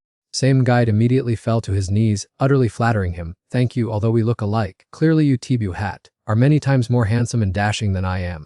You truly are the king of psychokinesis. Nothing is impossible for you. Secretly speaking, in my heart you are even stronger than Liu." Tibu Hat couldn't stand that excessive flattery any longer. He growled, "If you have something to say, just say it straight." Tibu Hat glanced over the pile of documents stacked in front of him, a look of understanding everything briefly flashing in his eyes. With a slight thought, he instantly activated his special ability, causing a flurry of documents to soar into the air at the same time. In just a moment, they swirled violently into a giant whirlwind, engulfing both Samangait and Tibu Hat inside. Perhaps before Tram and Theka could find the crux of this event, Tibu Hat would be the one who could offer help. Samangait thought to himself, "This is a good opportunity to observe. Will my skills affect him when I get stronger? Could it be that if I get stronger, he gets weaker?" Suddenly, Tigu Hat let out a cold, mysterious chuckle. Samgait startled, calling out softly and anxiously, "Tibu Hat." Suddenly, Tibu Hat's hand reached out and firmly grabbed Samangai's collar. He activated his special ability, dragging Samangait deep into a strange world woven entirely from those pages of documents. As Tibu Hat dragged Sam and Guide along, he raised his voice with deep implication. If you wanted to witness it with your own eyes, then of course you have to examine it from a very close distance to be satisfied. Now open your eyes, he ordered decisively. Sam and Guide hesitated, slowly opening his eye. Upon seeing the horrifying scene right before his eyes, his face immediately darkened. In front of him was the image of a person foaming at the mouth, writhing from severe food poisoning. Sam and Guide was in extreme panic, falling backward, his entire body trembling violently, with no strength left to support himself. Sam and Guide looked around, and he couldn't help but be extremely surprised. All the contents recorded in the documents were being recreated in an incredibly vivid and realistic way. Sam Guide kept looking to the left, then darting his eyes to the right. He suddenly stopped, asking in disbelief, all of these things, did you recreate them entirely based on your psychokinesis? Tibu Hat, appearing as a mischievous old man, winked at him and cheered, exactly bingo. He lightly touched Sam and Guide's eyes and asked, isn't it true that your eyes can see everything? You must look very closely at it, he instructed. Sam Guide exclaimed in astonishment, what? With those words, Sam and Guide hurriedly closed his eyes tightly. About a month later, his eyes blinked open, a mysterious power awakened by his gaze. His once pale face was now flushed like peach blossoms. Sam Guide closely watched the man in front of him, noticing a faint glow on his neck. He suspected whether these people had all died because of a special ability. As time passed, at the same moment, a car stopped in front of the white building complex. The man stepped out, his face covered by a scarf, quietly looking at the building. A voice echoed, hurry up and let's go. Scene change. In a dream under the golden moonlight, Tiuhak half closed his eyes. Drenched all over, his pink hair gently floating on the water's surface, he lay motionless in the middle of the lotus pond. Sam Guide called softly, Tiuhak, and Tiuhak replied, I'm pretending to be dead, the living should deduce it themselves. Don't ask about the corpse, think about it yourself. Sam Guide pondered, what could have caused a group of people wearing black and gray bracelets living in the lower area of the administration to be continuously assassinated? And why would someone deliberately disguise their deaths as an accident? Scene change. Right now in the garden of Jiaoquang's house, the masked man appeared, hiding behind the bushes, closely observing Hamai and Thian Lang. The truth hidden within the quiet appearance is like a rapid current at the bottom of the lake. The first person who instigated the event has revealed themselves. Scene change. At Thandach's house, Thandach announced, honey, there is a guest visiting. His wife lovingly scolded her husband, who is it? Why didn't you let me know in advance? Having fallen into the whirlpool, the ripples began to spread, one turn, and then another, until everything sank to the bottom of the lake. The frogs, who thought they had hidden themselves well, were all drawn inside. Scene change. In the dreamscape, Sam Guide still had not found the answer. Tiuhak mocked, if you keep thinking like that, when will it ever end? Tiuhak grabbed the back of Sam Guide's neck, forcing him to sit by the edge of the lotus pond. Before Sam Guide could react, Tiuhak smiled coldly and suddenly shoved his head forward. Sam Guide's head was pushed straight down into the water. Everything happened too fast. The freezing water rushed into his nose and mouth, making him hard to breathe, his hands flailing helplessly, his chest aching from lack of air. Tiuhak, you. Tiuhak laughed out loud, your pity is ridiculous, obey my command, open your eyes. Sam Guide was extremely terrified now, his hands unconsciously flailing wildly in the water. His fingertips touched a corpse. At that very moment, a surge of brilliant energy exploded, directly attacking his consciousness and causing Sam Guide's body to stiffen. Before his eyes, fragments of strange memories suddenly rose up vividly before his eyes. He witnessed with his own eyes how that man had lost his life. An invisible thread of power suddenly choked his neck, suffocating the atmosphere. His heavy body sank to the bottom of the lake, the freezing water touching his skin, and he could only manage to cry out that it was so cold. At this moment, Sam Guide looked dazed like a lost soul, his mouth murmuring, I already know. He took a step closer. He casually fired a blast of energy straight into the middle of Sam Guide's forehead. In the blink of an eye, the chaotic memories vanished. Sam Guide woke up with a start, panting heavily. The other person suddenly grabbed his chin, pulled him close, and whispered, how do you plan to thank me this time? Sam Guide lowered his voice, saying, I'm sorry, and the man smirked, looking displeased with the answer. The entire space within the file suddenly sank into a silent darkness. The other party tried to use his ability to manipulate Sam Guide's mind, growling, you know very well that empathy will make me feel that death entirely. Only a helpless sigh and a bitter despair remained. Sam Guide looked straight into his eyes and uttered an apology. He gave a faint wary smile. Meanwhile, there was something unusual about his body that even he himself could not define. He hurriedly pushed Sam Guide away. The space within the dream suddenly became unusually quiet, leaving him all alone there. He absent-mindedly glanced left and right as if inspecting something, the corner of his lips curling into a subtle, knowing smile. Sam Guide still did not know he had escaped the dream realm. His mouth kept muttering apologies. Intending to let him say the result himself, he instead blurted it out first. Sam Guide suddenly remembered the main business and shouted, Liu Chixin, I understand now. Kapaidi, please ask Thian Lang and Chu Men to come in here. The other nodded and said, right away. Sam Guide hurriedly rushed in to deliver the news. Everyone, listen to me. I've understood the whole matter now. Those accidental cases turned out to be Chaixin immediately added, due to a special ability. The victims of those accidents were actually all second-time ability awakeners. This was also the key piece of information that Sam and Gait wanted to convey. The other party continued, we have cross-referenced the number of accidents in the management area over the past few years and realized that the mortality rate of this kind has been escalating at a strange pace. Thea pointed to the clue and said, look here, Sam and Gait. We searched the transceiver stations with low-level users according to what you said, and indeed found several unusual topics. Sam and Gait was bewildered and asked, but all the data had been wiped out, hadn't it? Thea turned up her nose and replied, that's because I restored it. Sam Gait, too lazy to argue, went along, yes, you re very good. Help me, I am an abnormal level person 14 years old this year. Recently I've noticed a strange change in my ability. Can anyone answer this for me? Has anyone heard of the black ring phenomenon? Does a second ability awakening really exist? This message might evaporate quickly. Am I going to disappear too? Why am I so unlucky? I wish I had been an ability user from the start. Please save me, it seems someone is stalking me. Views are already at 149. Is there any group for bad level or below normal ability users? Urgently need a place to socialize. I've just set up a chat group for low-level abilities. Anyone who joins must pass 20 tough questions. And if anyone who is a second-time awakener scrolls past this post, don't be foolish enough to reply but run away immediately. After reading those lines, he raised his eyebrows and said that he had never heard of a second awakening before. Thea grumbled with annoyance, since you are all so arrogant, of course you wouldn't know. Have you ever heard of the concept of hidden information? The public was annoyed, saying she acted as if she was so knowledgeable. From Thea's perspective, the matter is likely not as simple as the clues we have just uncovered. Judging by the list of unexpected deaths that has been growing longer in recent years, the ring screening and classification mechanism has likely malfunctioned, causing several unfortunate individuals to lose their lives due to errors from the administration. Thea pretended to strangle Tram and said those were her words, that she was the one who guessed the ring system had a problem, while Tram maintained a freezing expression to remind her to let go, leading her to explain that she hadn't actually done anything. Thea loudly said, in short, if the machine really malfunctioned, the black color could completely turn into a gray tone, couldn't it? The gray tone could then turn into bronze, or perhaps countless other scenarios could arise. To sum it up perfectly, everything has turned into a total mess, but make sure to enjoy it while it's still hot. Alla panicked, I'm sorry, I was just too clumsy. Thea widened her eyes in surprise, why are you in such a panic? After all, it's just guesswork, not to mention the data Dao Quang gathered mainly revolves around the black ring and gray ring factions, so the compared sources are still far from sufficient. Thea furrowed her brows tightly. Yet the black ring faction didn't even have to endure those torturous experiments to unleash their superpowers. They are clearly blessed. At the same time, inside the car, the person sitting next to the beauty Hailong praised her for performing incredibly well on this trip. Just relax, tensing up like that will only make people underestimate your ability. At that moment, Dodo was sitting alone in the living room, silently wiping away the tears rolling down his cheeks. Little Dodo stopped crying and quickly raised his tear-stained face to look out the window. The little boy widened his two sparkling eyes from inside. Little Dodo fumbled and dropped his favorite teddy bear onto the floor. The little boy scrambled and ran behind the sofa. Hamai, bewildered by the boy's sudden reaction, called out to Dodo.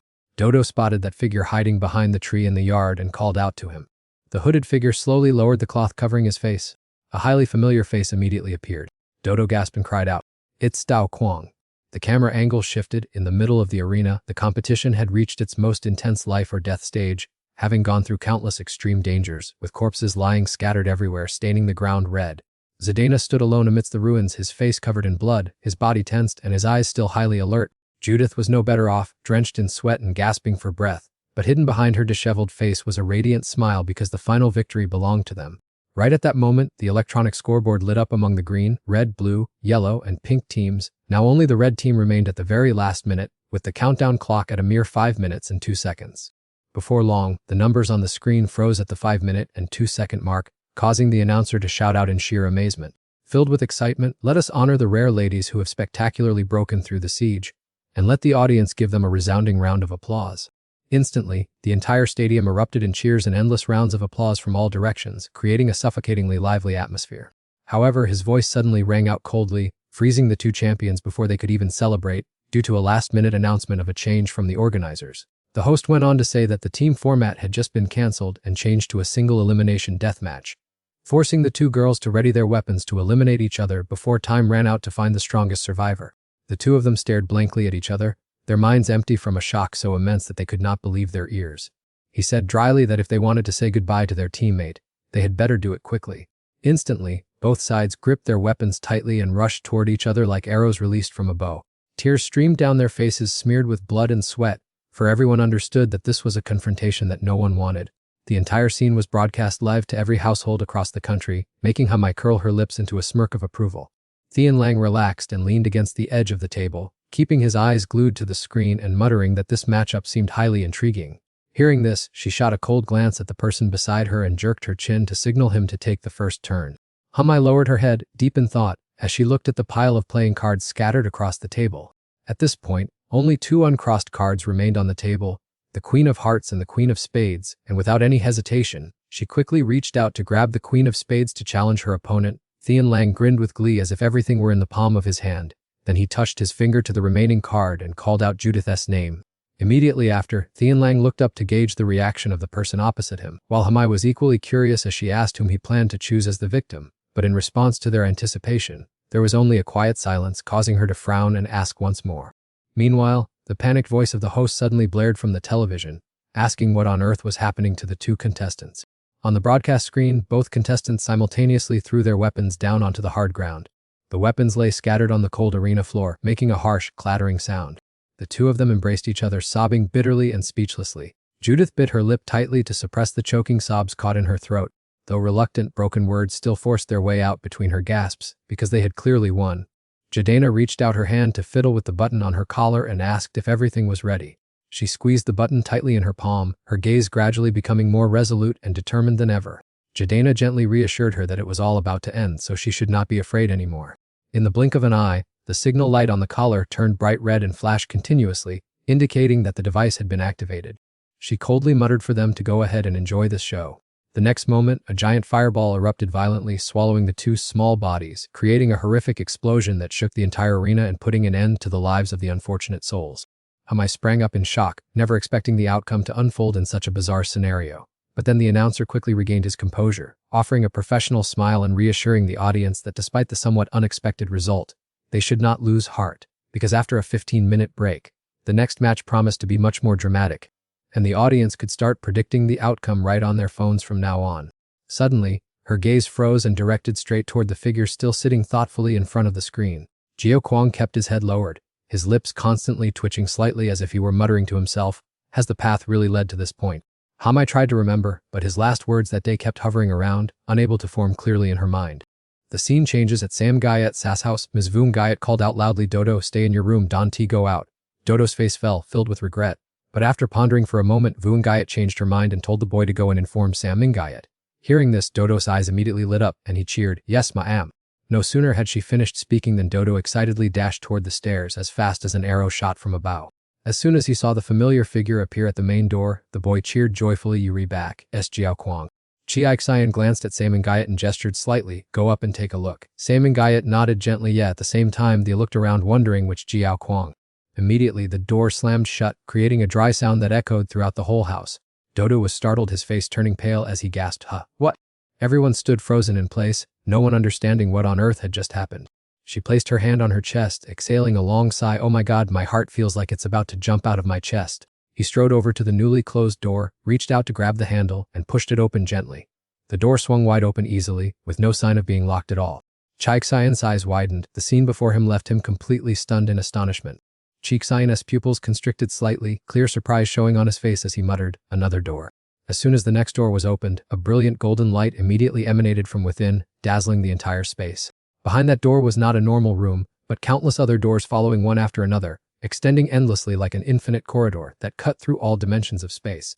The clown used his ability to investigate. "Let me try." No, the surrounding space has been enveloped by an ability, and not just one layer but countless overlapping spatial layers. He calmly asked, "What about our captain?" The other replied, "It's the same, he's enveloped too."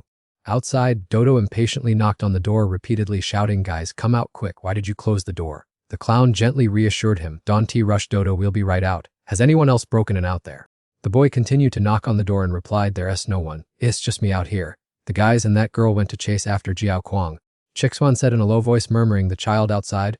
He coldly warned them, "Step back a bit. If you don't want to get hurt, do as you retold."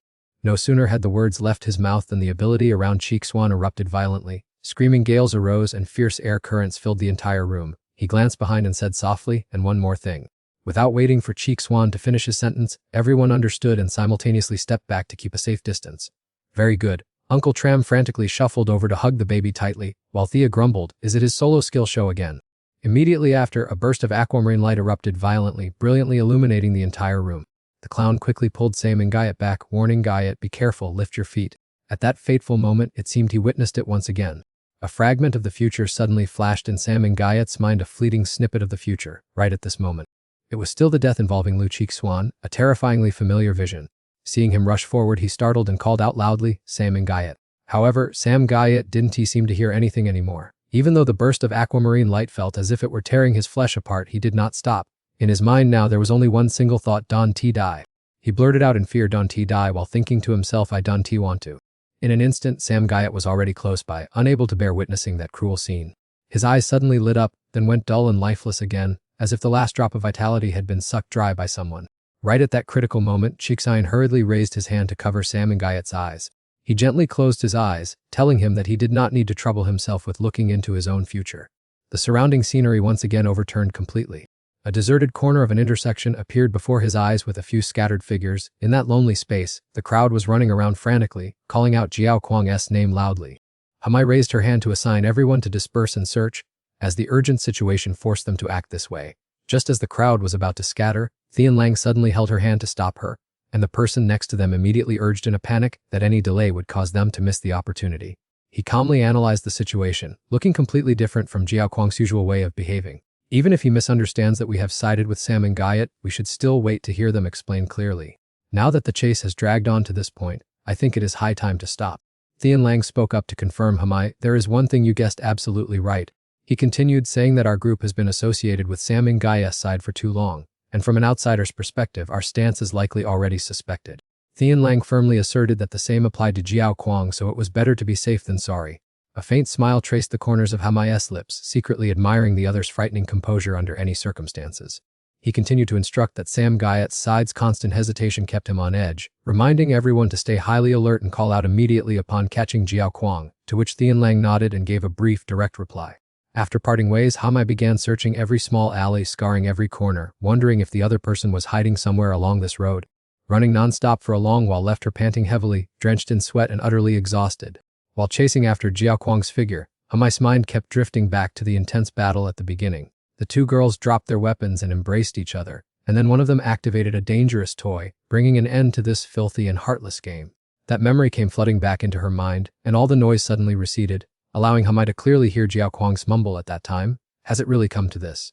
Jiao Kwang's face darkened with resentment and bitterness. If they had never cared about winning from the start, they might as well have given the prize to whoever truly craved it. He gripped the card in his hand so tightly that it crumpled, like a greedy person clutching onto everything without letting go, then angrily threw it to the ground, muttering that it didn't matter who it was as long as someone was willing to sacrifice themselves as a stepping stone to victory. At the same time, she used her power to control a stone, making it soar into the air, and asked Hamai why she was walking so slowly. Not far away was an ancient church immersed in a quiet, serene setting, with warm beams of sunlight weaving through the glass windows to shine upon the pristine white walls. Perched silently on the rooftop was a snow-white dove, like a messenger of peace amidst a world of storms. Deep inside the sanctuary, Jiao Kwang stood lost in thought, all alone before the sacred statue. The morning sunlight shone through the dome, casting a solemn and silent majesty over the statue, lighting up a glimmer of hope for tomorrow. Jiao Kwang stared up at that revered figure, his eyes harboring an unspeakable emptiness that could not be put into words. Right at that moment, a voice suddenly echoed from the main entrance, breaking the silence and teasing that praying was not his style at all. Thian Lang slowly stepped inside, each heavy footstep echoing throughout the lonely space. He scanned every corner, carefully checking to see if any threat was lurking. Thian Lang's entire body tensed up, every nerve strained to the breaking point. His gaze swept quickly across the empty rows of seats. Next, Thian Lang directed his wary eyes toward the headless statue of the god right in the middle of the sanctuary. The surrounding space was inexplicably quiet, without a single ripple or unusual event. Seizing the opportunity, he gently reached behind his back and covertly signaled that the situation was fine. Instantly, Jiao Kwang also lightly twisted his wrist to respond.